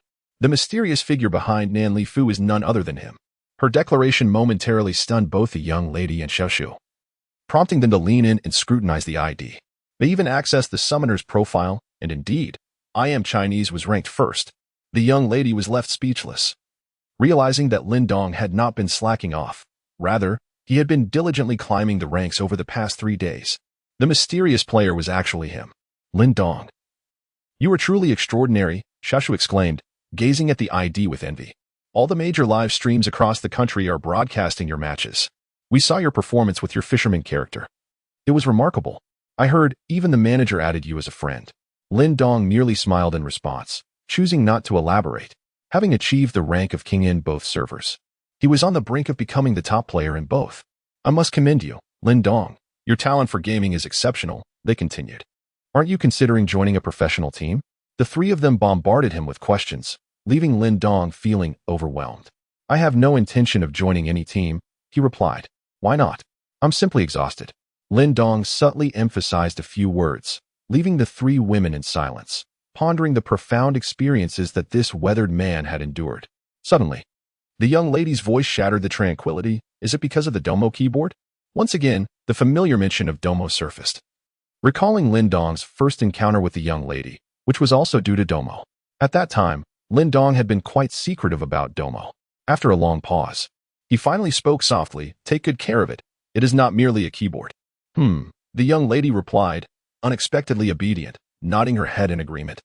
"API call failed with status code 429. Error. Code 429. Message. Resource has been exhausted, e.g. check quota. Status. Resource exhausted. API call failed with status code 429. Error. Code 429. Message. Resource has been exhausted, e.g. check quota. Status. Resource exhausted." Lin Dong glanced at the young lady, who awkwardly smiled, her beautiful eyes darting towards Xiaoshu. Xiaoshu blinked innocently, utterly oblivious to the unfolding situation. At that moment, the computer emitted a familiar chime, the sound signifying a successful matchmaking. After an hour of waiting, Lin Dong's second match was about to commence. He was positioned in the 5th slot, while the team leader occupied the 3rd. "Go check the live stream." "Has Faker been matched yet?" Lin Dong exclaimed, urgency evident in his voice as he yearned to face Faker in this match. A duel between them would significantly diminish the score disparity. He had initially secured the top position in the South League and hoped to find time to compete in the domestic server. However, if Faker's score remained closely aligned with his own, he would be compelled to continue playing in the South League until he firmly established his lead. The three ladies promptly opened the live streaming platform, swiftly locating the broadcast of Faker's perspective, the most convenient means of access in the current digital age. Unfortunately, Faker had not yet been matched. He remained in the queue. Lin Dong felt an immense weight of pressure. If both he and Faker won their respective matches, the scores would still pose a threat. Thus, if Faker did not lose, Lin Dong would find himself trapped in the South League. Conversely, if Faker were to lose, it would essentially confirm Lin Dong's supremacy in the South League. Faker inherently held a significant advantage in this arena, making Lin Dong's failure to match with him rather disadvantageous. Nonetheless, Lin Dong understood that he must secure victory in this match. Without hesitation, he typed 5 mid into the chat, and the team leader promptly responded with June 3rd. Their usernames stirred a wave of excitement within the team. The other 3 players from the South League began conversing in a flurry of Korean. Their words a mystery to Lin Dong. Lin Dong furrowed his brow, acutely aware that his audacious username had undoubtedly provoked the ire of the 3 South Korean players. A sense of unease crept into his mind. Should all 3 South Koreans choose to retaliate, it would indeed pose a significant challenge. Before long, the manager, presumably utilizing a Korean input method, managed to type out a line of Korean text. Swiftly, netizens translated it, revealing that the manager had issued a warning. This pivotal match was under the scrutiny of the esteemed Riot Games, and should they wish to face permanent bans, they were welcome to proceed as they pleased. Clearly, the manager's words had an impact, for the 3 South Koreans fell silent. His assertion was not without merit. A match that affected their final rankings and prestige was certainly deserving of attention. If they were reported and the matter escalated to Riot, public opinion would undoubtedly compel them to face bans as well. Having reached this level, they naturally cherished their accounts. Upon witnessing the 3 players' sudden silence, Lin Dong couldn't help but smile. The manager indeed possessed a knack for handling situations. He smoothly secured a position on the 5th floor and swiftly locked in a champion. This action instantly ignited cheers from the crowd. Was the mysterious figure declaring war on the formidable Demon King, Fakit? Lin Dong's chosen hero is none other than the Wandering Mage, Rise, colloquially known as the Thunder Mage or the Spell Machine Gun. In fact, Rise is Faker's signature champion, one of his most cherished heroes, making Faker often referred to as the Great Demon King, a devoted master of the formidable Rise. While Zed may have brought Faker fame, if one were to identify a champion that truly embodies Faker, it would undoubtedly be Rise. After the rework, Rise, under Faker's command, displays an unparalleled elegance. One can vividly recall the electrifying moment during the S5 World Championship when Faker confidently flashed in to secure a kill, while others hesitated to select Rise. Faker boldly embraced the challenge, even in a less favorable patch, demonstrating his genuine affection for the hero. Speculation abounds that the mysterious player opting for Rise was undoubtedly doing so for Faker's benefit. However, Lin Dong's rationale was rather straightforward. He merely aimed to synergize with his jungler. Recognizing that a game necessitates mid-jungle coordination to establish tempo, he sought a hero that harmonized well with the jungler. A champion with reliable crowd control is invariably favored by junglers, and without a doubt, Rise epitomizes such a hero. As long as the jungler can inflict a control effect, or even a mere slow, Rise can seamlessly follow up with his W, Rune Prison. This control chain can leave the opponents in a state of desperation. Given the plethora of junglers banned, the jungler was left with no choice but to select Jarvan IV. As a versatile jungler, his combination with Rise is nothing short of perfection. The game soon commenced, and Lin Dong found himself facing a Clockwork, a player from the master tier whose prowess was not particularly formidable, allowing Lin Dong to navigate the lane with relative ease. However, the opponent played cautiously, boasting extended range and a shield. Even with Jarvan IV's early EQ combo, the likelihood of a successful gank in such a narrow mid lane was rather slim. Thus, the jungler initially focused on roaming between the top and bottom lanes. The top and bottom lanes comprised 3 southern players. Although the jungler had issued warnings prior to the match, there were concerns about their potential passivity. Consequently, the jungler dedicated most of his time to assisting the top and bottom lanes, yielding significant results. Both lanes were now firmly stabilized. During the Lin Dong period, he received assistance from the opposing jungler, Lee Sin. However, due to his keen perceptiveness, Lin Dong managed to evade danger. The enemy jungler frequently focused on the mid lane, which caused Lin Dong some discomfort.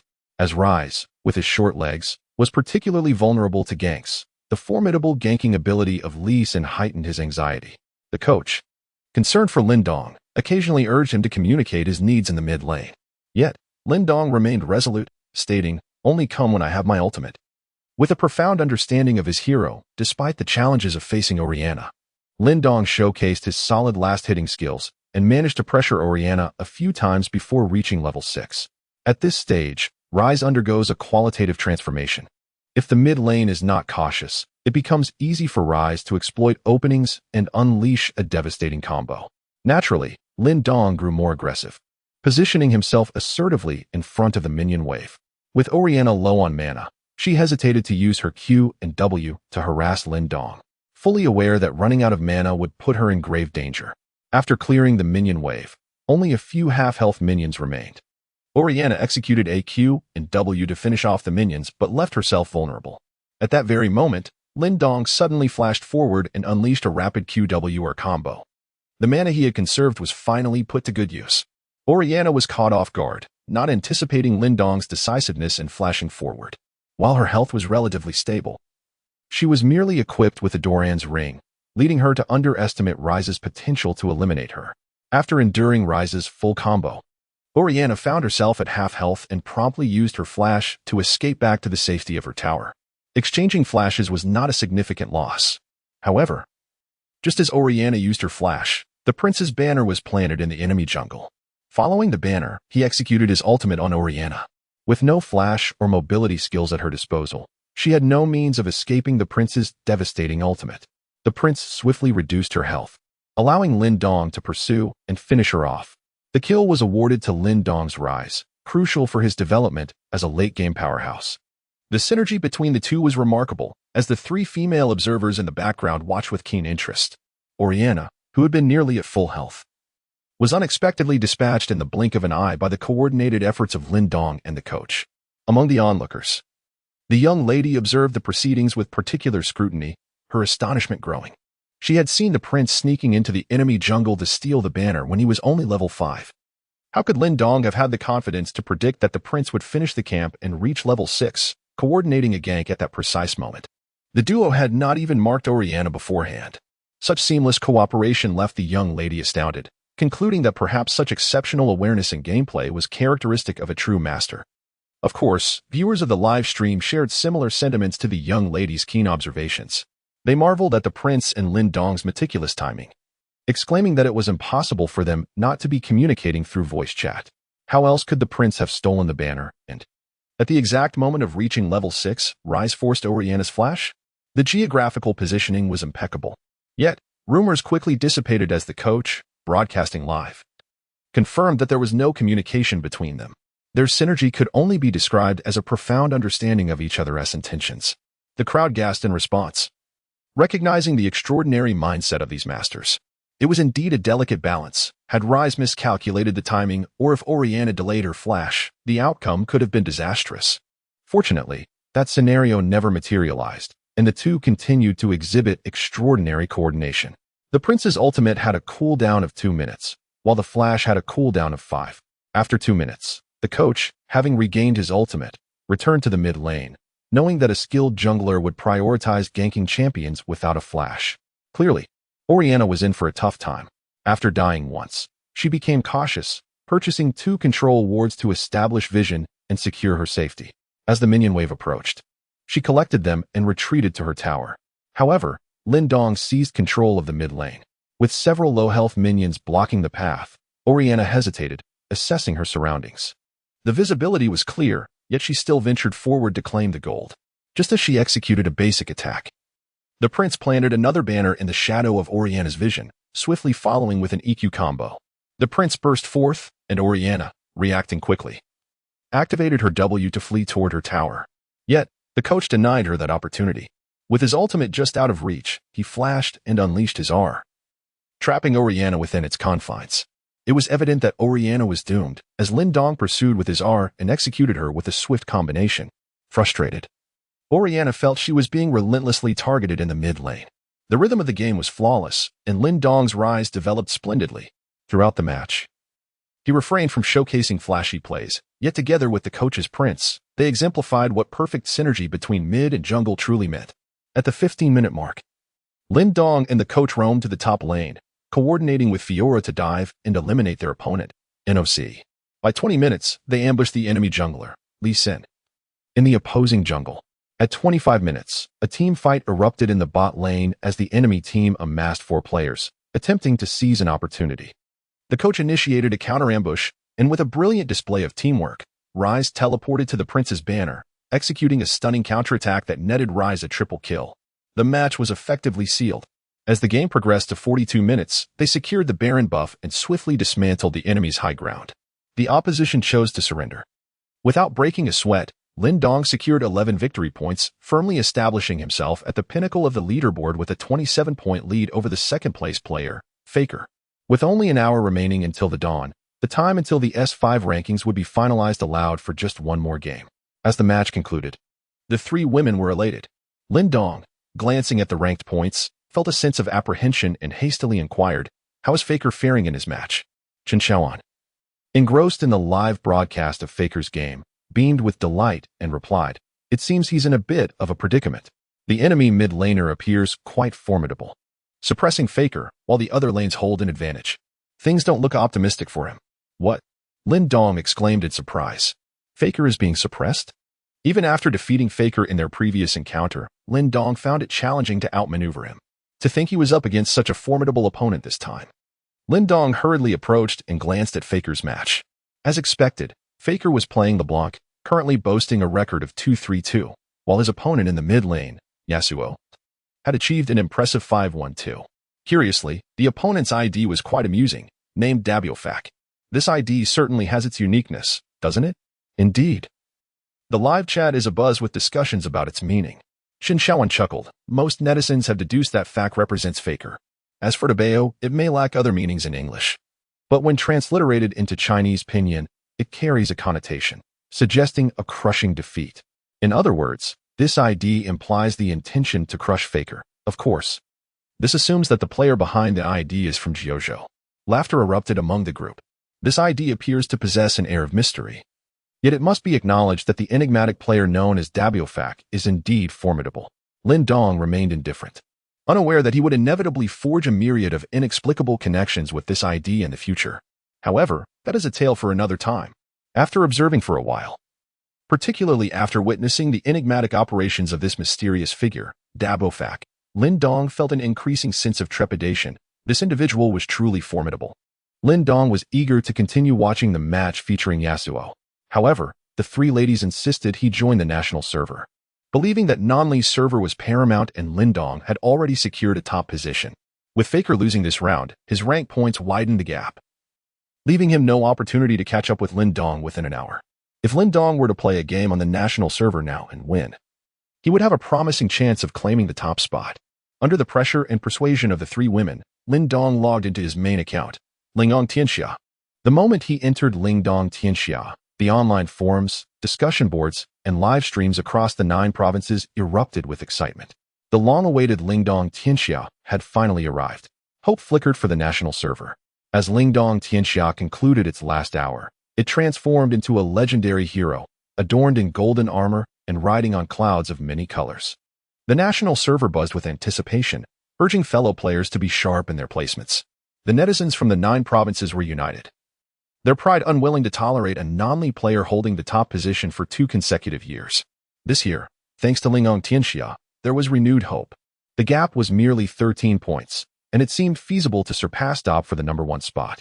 In fact, a wealthy player even announced a reward. Anyone who could perform well in the final match against Lingdong Tianxia would receive 1,000 yuan. In summary, the national server was abuzz with activity as Lingdong Tianxia went online, particularly after a mysterious figure had determined the first position for Nanli, effectively striking Dob's reputation. These 2 formidable players were a delightful surprise delivered to the populace at the conclusion of Season 5. Time passed steadily.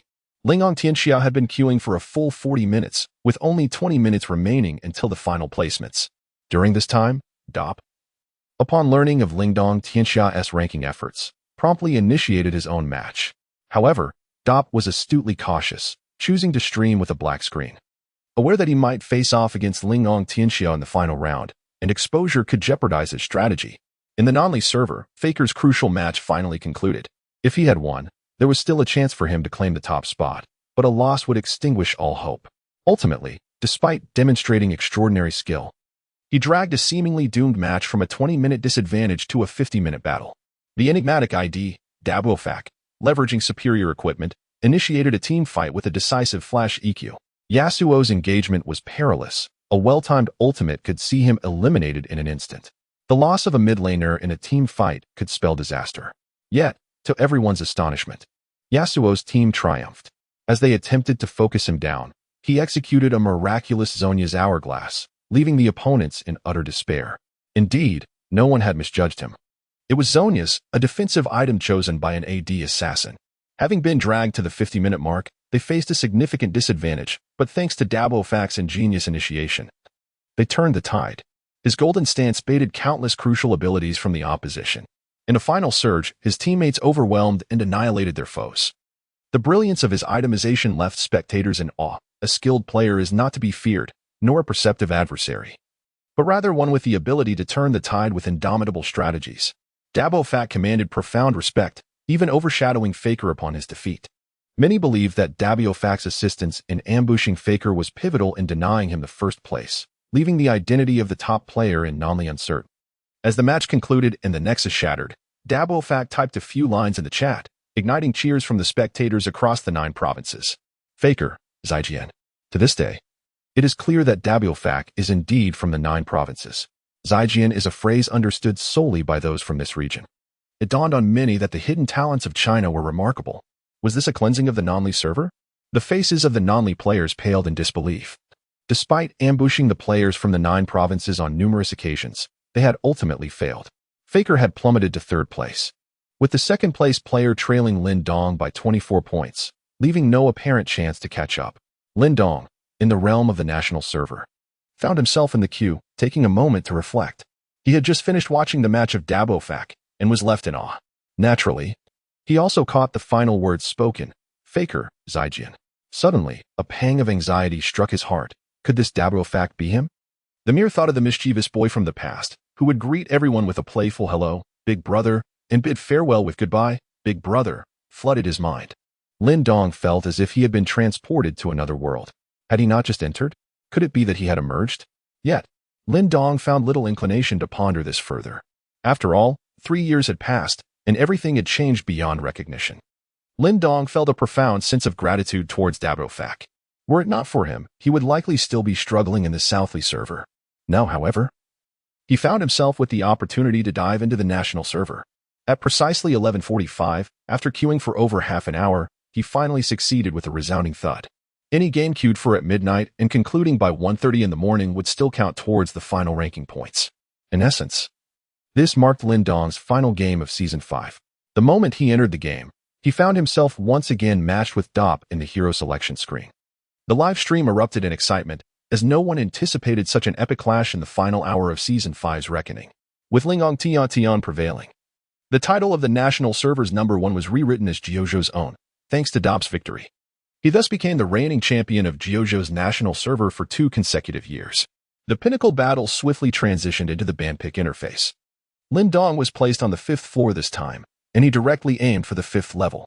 Before Lin Dong could make his move, the other 4 teammates had already made their attempts.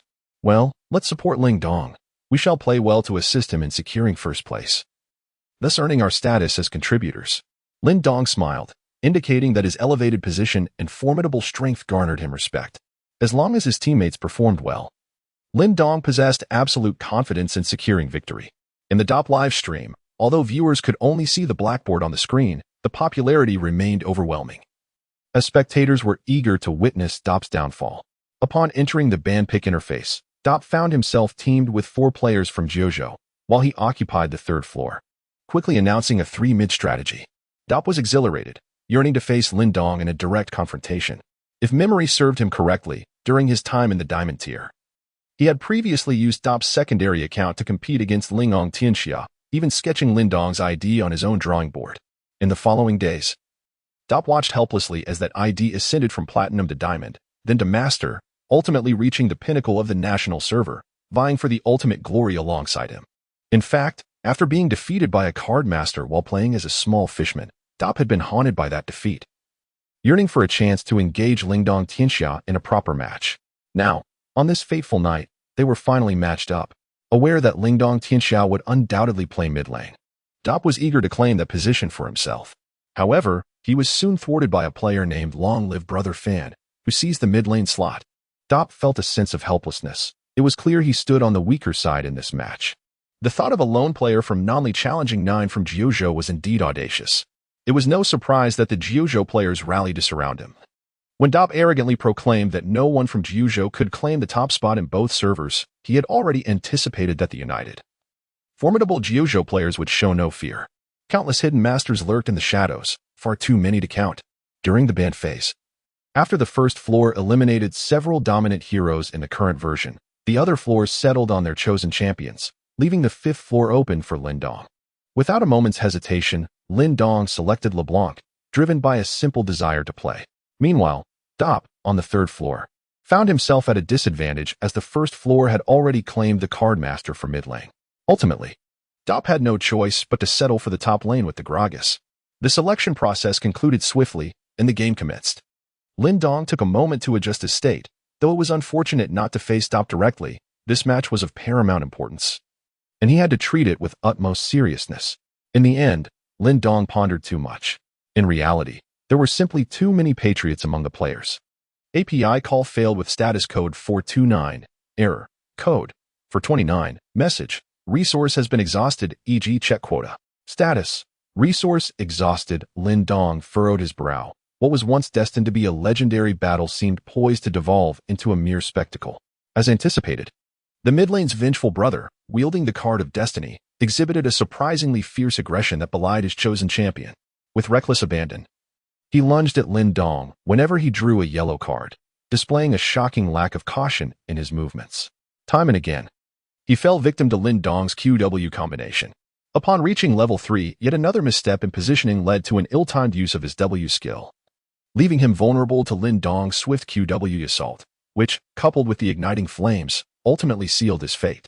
At the 3-minute and 20-second mark, Lin Dong swiftly secured the first blood, eliciting frenzied cheers from the live stream audience. Such agility is indeed remarkable, yet beneath this facade lies a palpable awkwardness. It is evident to any observer that the mid lane card has faltered. At 4 minutes and 45 seconds, card made yet another blunder, falling to Lin Dong once more, while his minion count lagged behind by a staggering 20.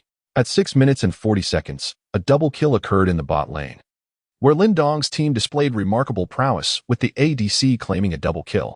Only Dop managed to stabilize the situation in the top lane, while the other 2 lanes appeared to crumble with disconcerting ease. By 7 minutes and 32 seconds, even Dop was unable to escape the onslaught, being decisively eliminated by the jungler and top laner under the tower. In a further display of absurdity, Card, despite possessing his ultimate ability, failed to engage and instead opted to fly to the bot lane, resulting in yet another unfortunate demise. In a mere 8 minutes, the kill count astonishingly stood at 6-0. Lin Dong furrowed his brows slightly. What was initially an intriguing contest, a battle for the throne, gradually began to lose its essence. Lin Dong's emotions were in a state of turmoil when, unexpectedly, the phone rang once more. Under normal circumstances, he would have disregarded the call in favor of his gaming pursuits. However, as the current match had lost its allure, he found himself indifferent to it. With a sense of detachment, Lin Dong picked up his phone, only to discover it was a rather unfamiliar number. Lin Dong hesitated for a moment. Although he was unaware of the caller's identity, he ultimately decided to answer. After a few seconds, a voice emerged from the other end, familiar yet strange, leaving Lin Dong momentarily stunned. Could it really be him? Observing Lin Dong's bewildered expression, the 3 women gazed at him in unison. Lin Dong hurriedly stepped outside to converse with the person on the line for a brief moment. After merely a minute, he returned. The 3 women stared at Lin Dong, clearly sensing that something about his demeanor had shifted. However, they could not quite pinpoint what had changed. Lin Dong once again found himself seated before the computer, the score of the game having deteriorated to 12-1. The opposing team had only managed to secure a single kill through Dop, while the mid lane card player languished with a dismal record of 0-6, and the bottom lane ADC was unable to escape from the tower's confines. As he pressed the tab key, he noted that Dop, under such dire circumstances, remarkably maintained his composure. Despite the score being 1-1, he had astonishingly outfarmed the top laner by a substantial margin of 20 minions. Though Dop's arrogance was palpable, it must be acknowledged that he was a worthy adversary. Nonetheless, it was ultimately inconsequential. Dop was destined to lose this match.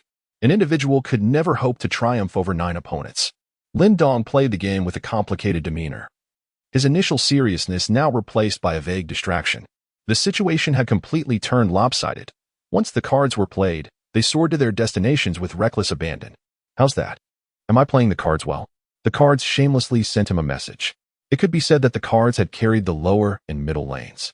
The opposing duo in the bottom lane seemed to have given up entirely. For them, if they could fight, they would. If not, losing was still a source of amusement. Only Dop remained quietly developing in the top lane, occasionally attempting to influence the pace by teleporting to the bottom lane. In what should have been a winnable team fight for the enemy, their bottom lane failed to join, ultimately sacrificing Dop. Yet, even in that predicament, Dop still secured a kill, leading in both level and farm.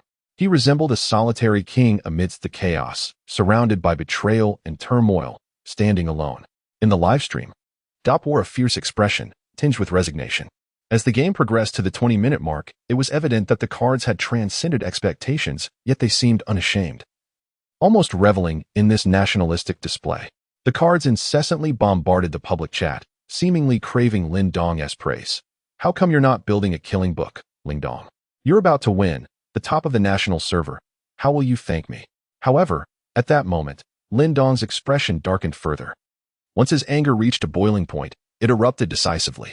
He returned to the fountain, sold all his items, and typed a message. This kind of victory disgusts me. With that, the cunning enchantress exited the game. The livestream erupted in chaos. What? Lin Dong exited the game? Why would he do that, being the top of the national server? Many speculated that he did not want to achieve the top rank through such means. Yet, the majority lambasted Lin Dong, accusing him of false righteousness. We waited 3 long days for him, and he just quits? Some questioned his sanity, wondering why he would forfeit the title to someone else. His teammates expressed their disappointment, while the opposing cards soon learned of Lin Dong's exit, feeling both awkward and helpless. Indeed, as the saying goes, those who walk different paths cannot make plans together. Regardless of the cards' intentions, whether to assert their presence or genuinely express patriotism, it was clear that they were not a true lover of competition or of League of Legends. Public opinion online began to polarize. Some understood Lin Dong, others resented him, some were baffled, while others admired him. Yet, Lin Dong himself remained indifferent. He declared he truly despised such a hollow victory. 3 years had passed, and had it not been for that recent phone call, he might have succumbed to the same hypocrisy as others, seeking peace and prosperity at the cost of his principles. However, that phone call had awakened his original dreams and the vows he once held sacred. What worth was a title of national server number one achieved through the performance of the online community?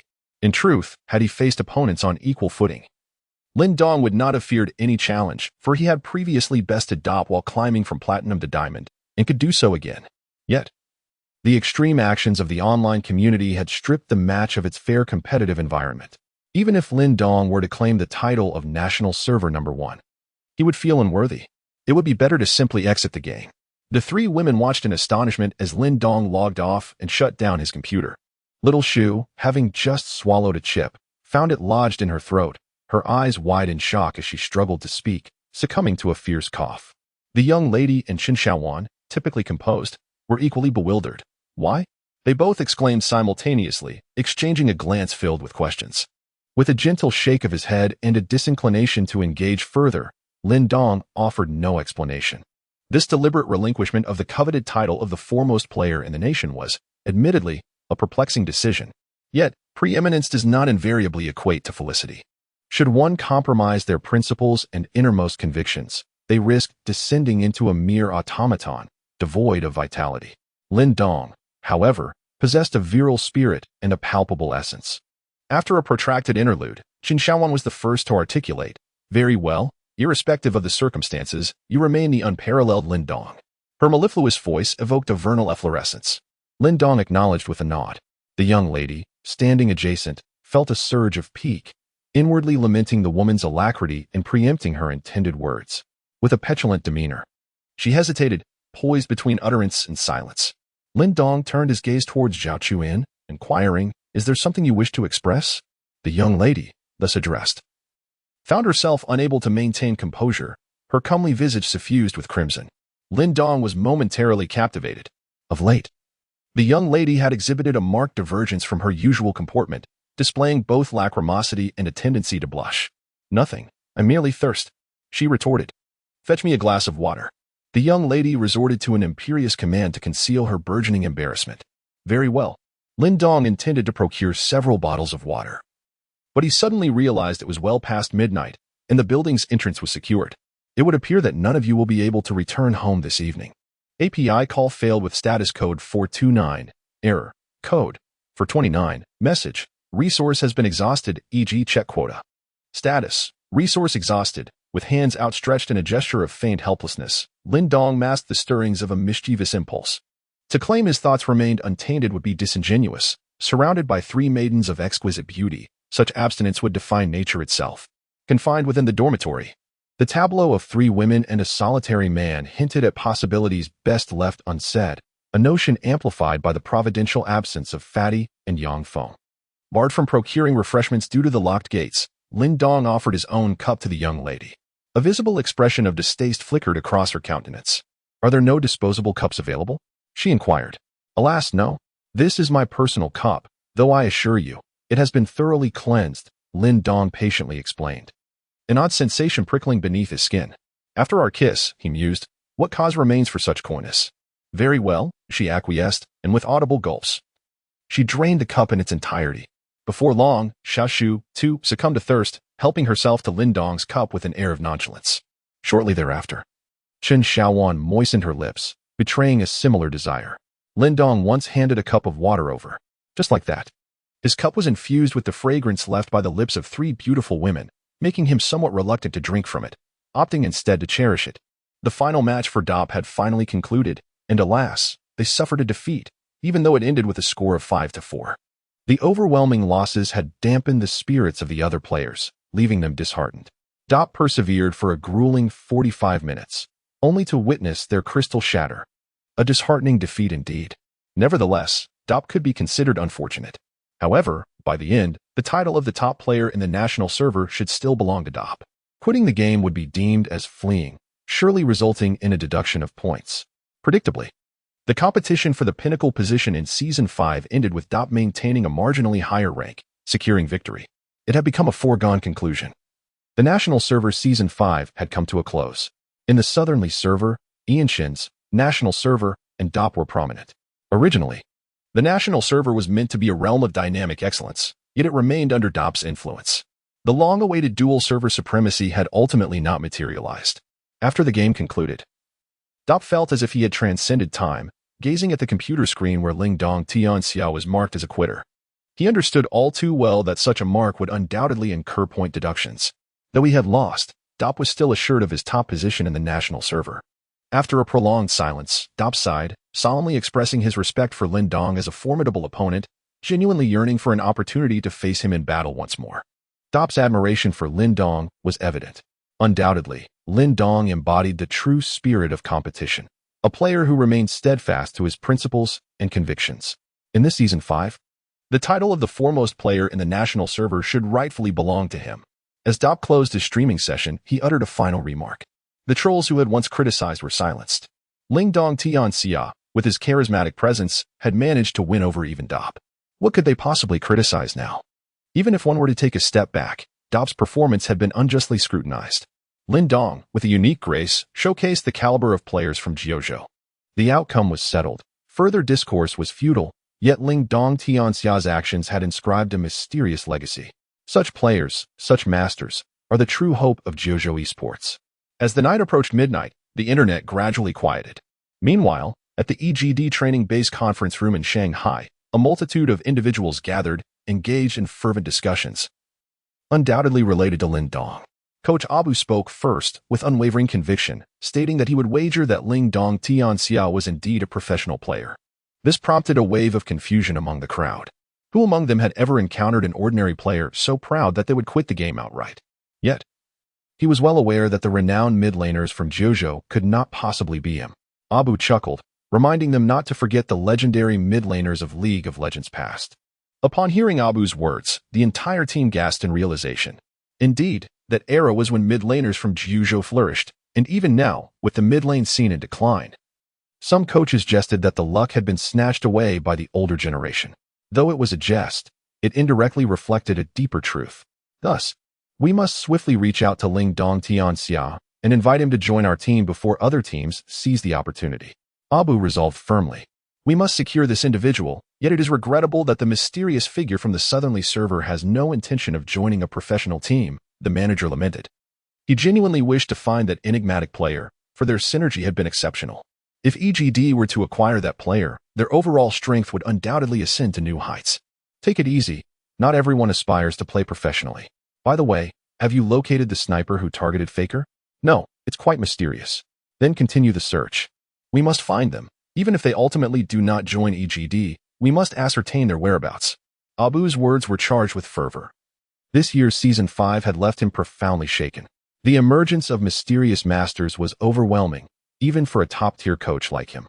Was it possible that LPO was on the verge of a legendary resurgence? After the others departed, Abu stood alone on the balcony, gazing at the serene moonlight outside. The night was tranquil and pure. It was merely an ordinary evening, the conclusion of the League of Legends Season 5. Yet the sudden appearance of three exceptional masters had thrown the southerly server and the national server into disarray. In such an unrest, Abu murmured to himself that perhaps the long-awaited victory against Korea might become a reality this year. As a veteran coach who had labored in League of Legends for 4 years, Abu was acutely aware of the implications. His thoughts wandered. 3 years had passed. In Domo, those young players had likely emerged by now. Lost in thought, Abu couldn't help but chuckle, tinged with a hint of reproach. These little rascals. As soon as they appear, they stir chaos in both servers. Truly remarkable. Not only EGD, but other major clubs also convened emergency meetings following the conclusion of Season 5. Without a doubt, the discussion centered around Lin Dong Tianxia and the two mysterious figures from the southerly server. Lin Dong had never anticipated the profound impact his actions would have on the Jiuzhou Professional Combat Team Club. Now, in the confines of his dormitory, he wore an expression of anguish. It was already 1 a.m., and the three beautiful girls were unable to leave the dormitory and were preparing for sleep. The question of how the boys would manage to rest was indeed a perplexing one. Lin Dong's bed was merely a single, now claimed by 3 young women. As for the foul-smelling bed of the hefty fellow and Yang Feng, Lin Dong didn't even bother to mention it, finding it unworthy of his attention. He felt disdain even sitting on it, so it was hardly suitable for the 3 ladies. Clearly, for individuals could not sleep on a single bed. Prompting Xiaoshu to propose an all-night gaming session. What shall we play? Truth or dare? She suggested. The other 2 women nodded in agreement, expressing their consent. With no other option, Lin Dong acquiesced. Xiaoshu retrieved her phone and downloaded a truth or dare game. The 3 women sprawled across Lin Dong's bed. A stunning sight indeed. The bed was small, forcing them to be in close proximity, so Lin Dong had to fetch a stool and sit at the edge. The mingling fragrances of the 3 women stirred his thoughts. Opposite him sat the young lady, her fair, shapely legs draped to one side, drawing Lin Dong's gaze. Especially as she wore a dress, sitting sideways in a rather alluring manner. To the right was Qin Xiaowan, who also possessed a pair of long legs, while Xiaoshu, though modest in her bosom, showcased a pair of slender, toned legs. The bed, already small, was now dominated by their enchanting limbs. Lin Dong found himself entranced. The scene akin to a poetic masterpiece. Soon, Xiaoshu had the game set up, assigning roles to each participant. When the pointer landed on a name, that individual would be the one to face the challenge. To enhance the game's excitement, all questions for truth or dare would be sourced from the app, known for its risku inquiries. As a man, Lin Dong was unperturbed by what lay ahead. Everything seemed satisfactory. Aside from the slightly distracting side of the young lady's exposed skin, which was somewhat blinding. Once the roles were confirmed, Xiaoshu pressed the start button, and the pointer began its slow dance over the names, Lin Dong, Qin Yushu, Qin Xiaowan, and Zhao Chuan. Gradually, it came to a halt. Poised to land on Lin Dong, the 3 women erupted in delight, cheering, "Pick Lin Dong! Pick Lin Dong!" Yet, the pointer, though moving languidly, continued its course, ultimately bypassing their wishes and landing squarely on Qin Yushu. Truth or dare? Xiaoshu, clearly a gaming aficionado, swiftly selected truth, believing it to be the safer option, as dare could lead to rather degrading tasks. Soon, the question emerged, and Xiaoshu collapsed onto the bed in disbelief. The question was rather audacious. Reveal the time, place, and person of your first experience. Instantly, all 3 pairs of eyes turned toward her. Xiaoshu's face flushed crimson. Realizing too late the game's lack of decorum, she would have preferred a dare after all. After a prolonged pause, Xiaoshu collected herself and addressed the group. My first time. Lin Dong was taken aback, astonished that Xiao Shu's first experience had truly been lost. Everyone turned their gaze toward Xiao Shu, eager to hear what she would reveal. Xiao Shu, feeling emboldened, stated with utmost seriousness, "My first time happened a month ago. The location was A201, and the person involved was Zhao Chuan." With that, Xiao Shu's revelation sent the young lady into a frenzy, who retaliated with a playful punch, exclaiming, "Why are you dragging me into this?" Xiao Shu winced in pain, rubbing her chest, and fervently defended herself. "But the person was you. Remember when I was showering? And you barged in, then we." Her words caused Lin Dong's mind to wander. Could it be that the young lady had romantic inclinations towards women? Lin Dong's gaze towards her shifted with newfound curiosity. The young lady, infuriated by Xiao Shu's words, prepared to retaliate but hesitated. Her hand inadvertently landing on Xiao Shu's chest before she quickly withdrew it, muttering, "I'll let you off this time, continue." With a giggle, Xiao Shu spun the pointer again, which soon landed on another name. This time, it was the young lady's turn. After some contemplation, she opted for a truth. The question that appeared made her cheeks flush crimson. This absurd game was utterly shameless. The embarrassment was compounded by Lin Dong's earnest gaze fixed upon her. "What is the big deal?" "I know. 34D, Xiao Shu blurted out, revealing the young lady's measurements without hesitation. "Xiao Shu, what are you doing?" The young lady shot her a glare but did not deny the claim, confirming the truth. Lin Dong, astounded, realized that while he was aware of her ample proportions, the actual revelation left him even more surprised. 34D, what many men dream of in a partner. The young lady blushed fiercely but managed to endure the embarrassment. Lin Dong found himself increasingly enjoying the game. Once more, Xiao Shu spun the pointer, and after several rotations, it landed perfectly on the young lady's name again. "Oh no, not again," she exclaimed in exasperation. The voice prompted her to choose between truth or dare, and after a moment's hesitation, she reluctantly opted for a dare. However, the dare's demand made her wish for death. "Please remove one article of clothing from your upper body." "Ah, Xiao Shu, where did you find this app? It's too outrageous." Zhao Chuan was mortified at the thought of removing an article of clothing, leaving her with nothing but a tank top.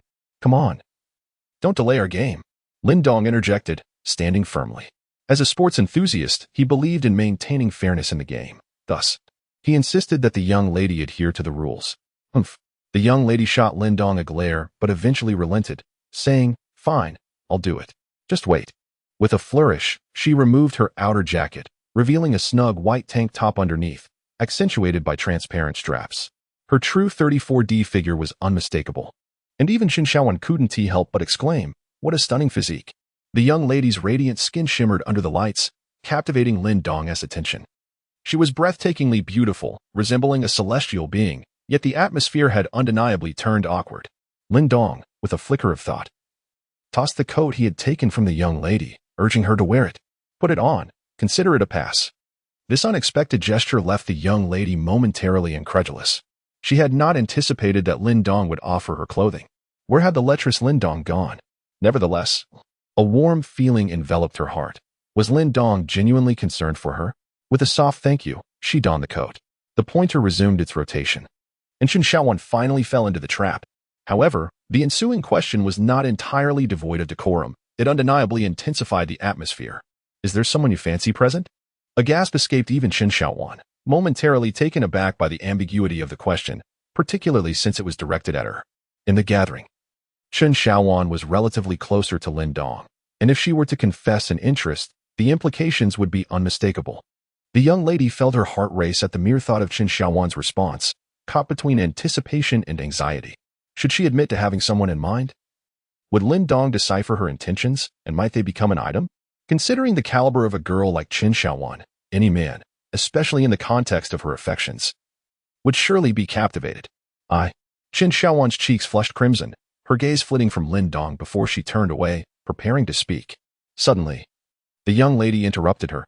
"I believe this game is rather unfair to us girls." "Why? Don't you think that whatever we do, it merely benefits Lin Dong?" She cast a sidelong glance at him. Her words struck a chord with the other two women, who suddenly grasped the underlying sentiment, and all nodded in agreement. Lin Dong felt helpless. He still wished to hear Qin Shaowan's response, but he was interrupted by the young lady, causing Qin Shaowan to fall silent as well. Instead, she joined the young lady, Xiao Shu, in chastising him. Ultimately, faced with the threats from the three women, Lin Dong had no choice but to acquiesce and was compelled to choose truth. After a round of questions on the app, the nature of the inquiries became apparent. Being male, the questions were quite risque and violent. The evening passed in joyous laughter and merriment. As the night unfolded, Lin Dong realized that the young lady was not as difficult to interact with as he had initially thought. In fact, when she boldly removed her outerwear during her grand adventure, it became clear that she was someone who could let loose and was not merely spoiled and willful. They reveled until 5:30, when the dormitory supervisor finally opened the building's door, and Lin Dong, accompanied by the three women, burst outside, leaving the old man utterly astonished. "Lin Dong, what did you do last night?" came the supervisor's voice from behind. "Grandpa, I'll bring you a pack of cigarettes tomorrow," Xiaoshu added sweetly. "All right then," the old man replied tersely. They ventured out for a late-night breakfast, after which Chen Xiaowan returned home to catch up on sleep, while the young lady and Xiaoshu headed back to their dormitory. Having spent the entire night awake, Lin Dong was utterly exhausted, yet his spirits remained high. Not only had he completed that significant order, but his relationship with the young lady had also improved considerably. It was evident that he would certainly have an easier time in class this Friday. After a day of hazy slumber, Lin Dong awakened again, only to find it was already 7 in the evening. Upon opening his eyes, he noticed a text message on his phone from Hausi. The message was brief: "Dragon and Snake Bar, exchange the number for cash." Startled, Lin Dong quickly got out of bed and hurriedly freshened up. He realized with a jolt that today was the day he would collect his payment, and he hadn't anticipated sleeping for so long.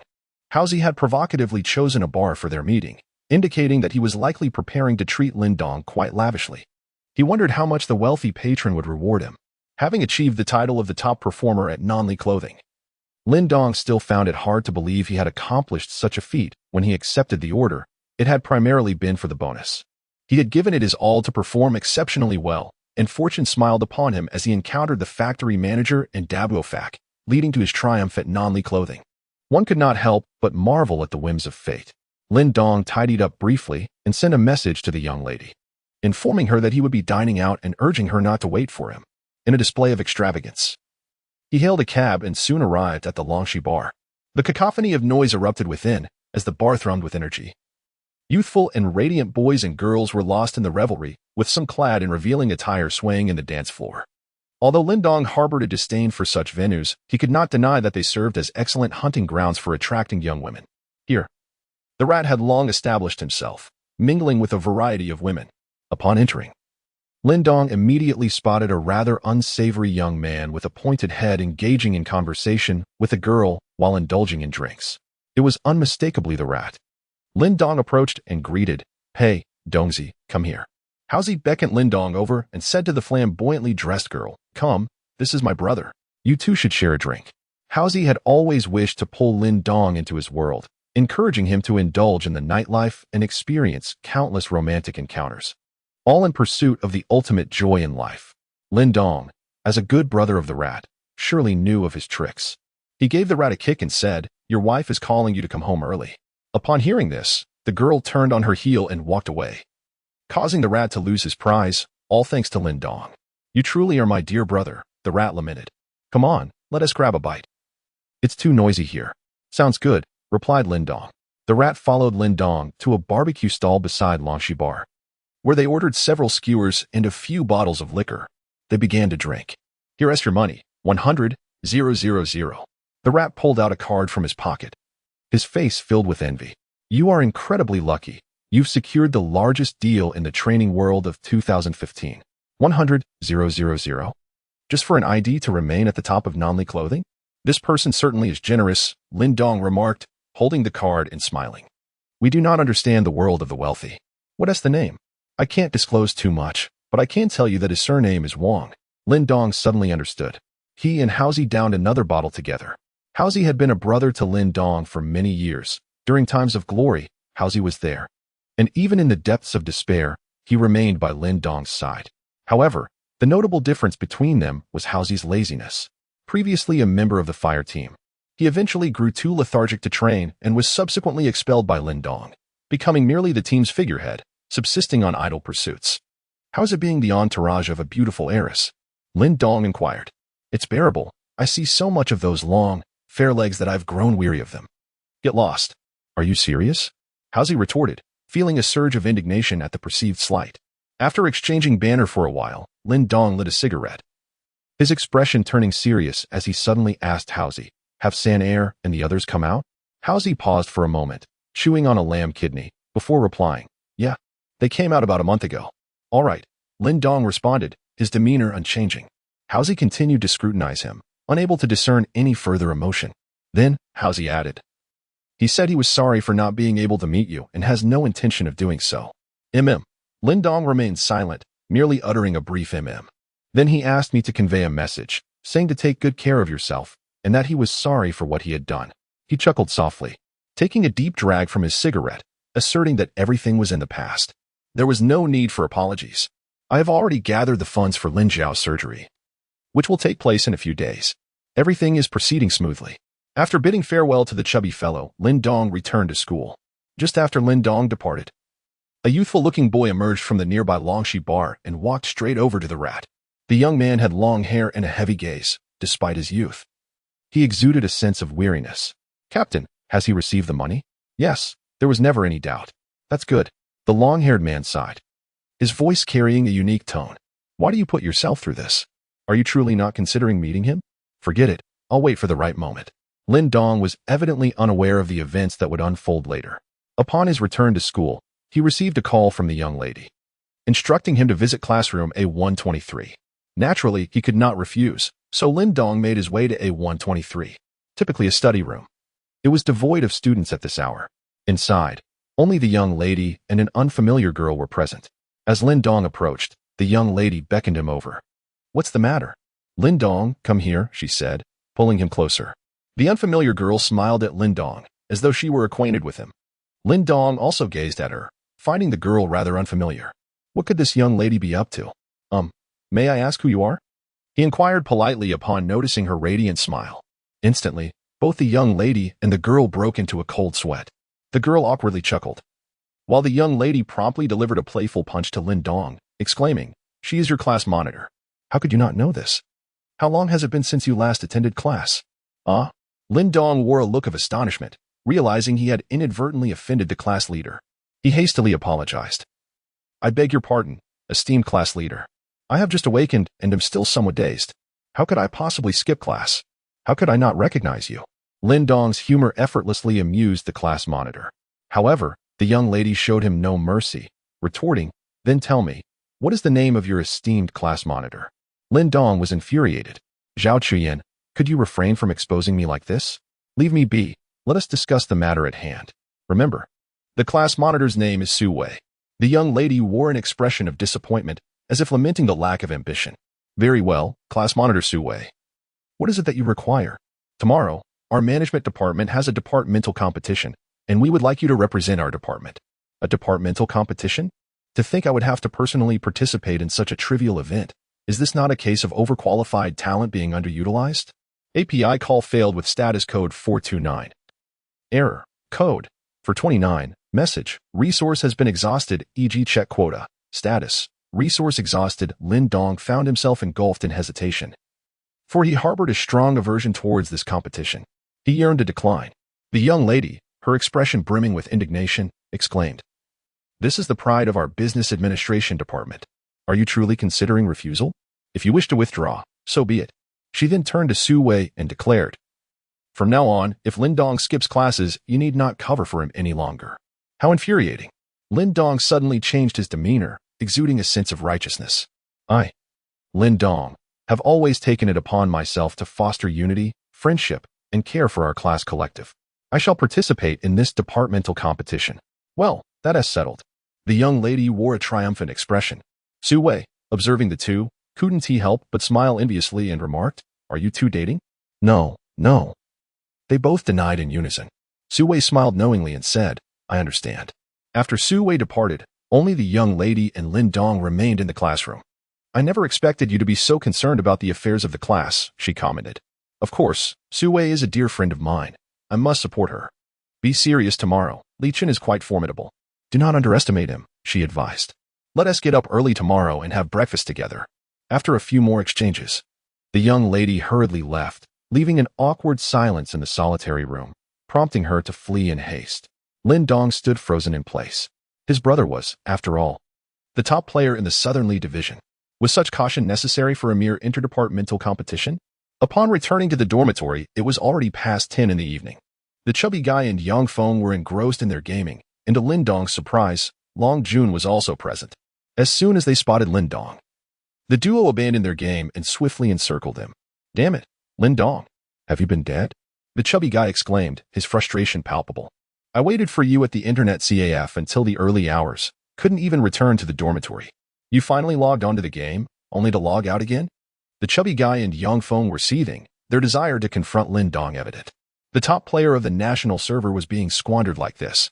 The chubby guy had hoped to bask in Lin Dong's glory, boasting about knowing Lin Dong Tianxia, claiming to be good friends. Yet now, he feared being targeted by zealous fans, who might send him a message saying, tell Lin Dong to go to hell. Lin Dong Tianxia's reputation online had taken a hit. Simply put, he had failed to secure the top position in the national server and had become the subject of ridicule, with Lin Dong now the target of public scorn. However, the real Lin Dong continued to live his life with carefree elegance, with legends of his prowess proliferating across the internet.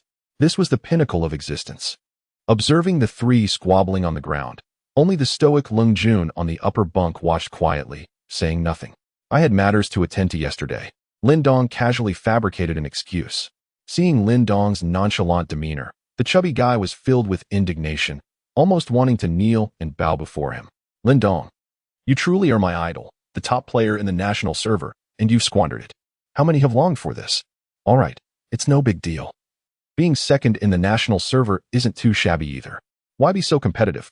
The chubby guy and Yang Feng were left in tears, their thoughts worlds apart from Lin Dong's.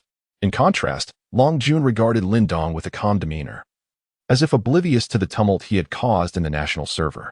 Will you be participating in tomorrow's interdepartmental competition? He inquired. Lin Dong nodded in affirmation. Then it shall be quite interesting. I will also represent our department. We shall be teammates. Humph, the chubby guy scoffed. Long Jun, however, paid no mind to the chubby guy's disdain, instead wearing a teasing expression. Chubby, I am technically your superior. How can you speak to your boss like that? The chubby guy was momentarily struck speechless by Long Jun's remark, shooting him a glare before retreating to his bed in a huff. Lin Dong found it perplexing. Hadn't Fatty and Yang Feng held positions in the esports club previously? Why was it now that Long Jun had ascended to the role of leader? He turned to Yang Feng, seeking clarification. What was going on? At present, Long Jun was indeed the vice president of the esports club, naturally placing him above both me and Fatty. What? Lin Dong was taken aback. Long Jun was in the same year as him, merely a freshman, and yet he had become the vice president of the esports club? What did this position entail? It was comparable to the status of Li Qin. Previously, Li Qin's decision to allow Lin Dong to join the main roster had already stirred quite a commotion.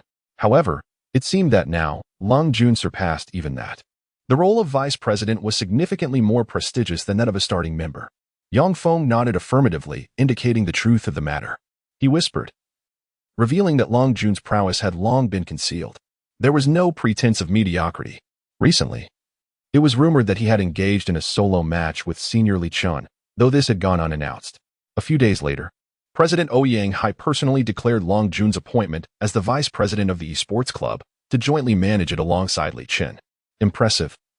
Lin Dong couldn't help but exclaim inwardly. Li Qin, as the vice president of the esports club, was undeniably formidable, a fact Lin Dong was well aware of.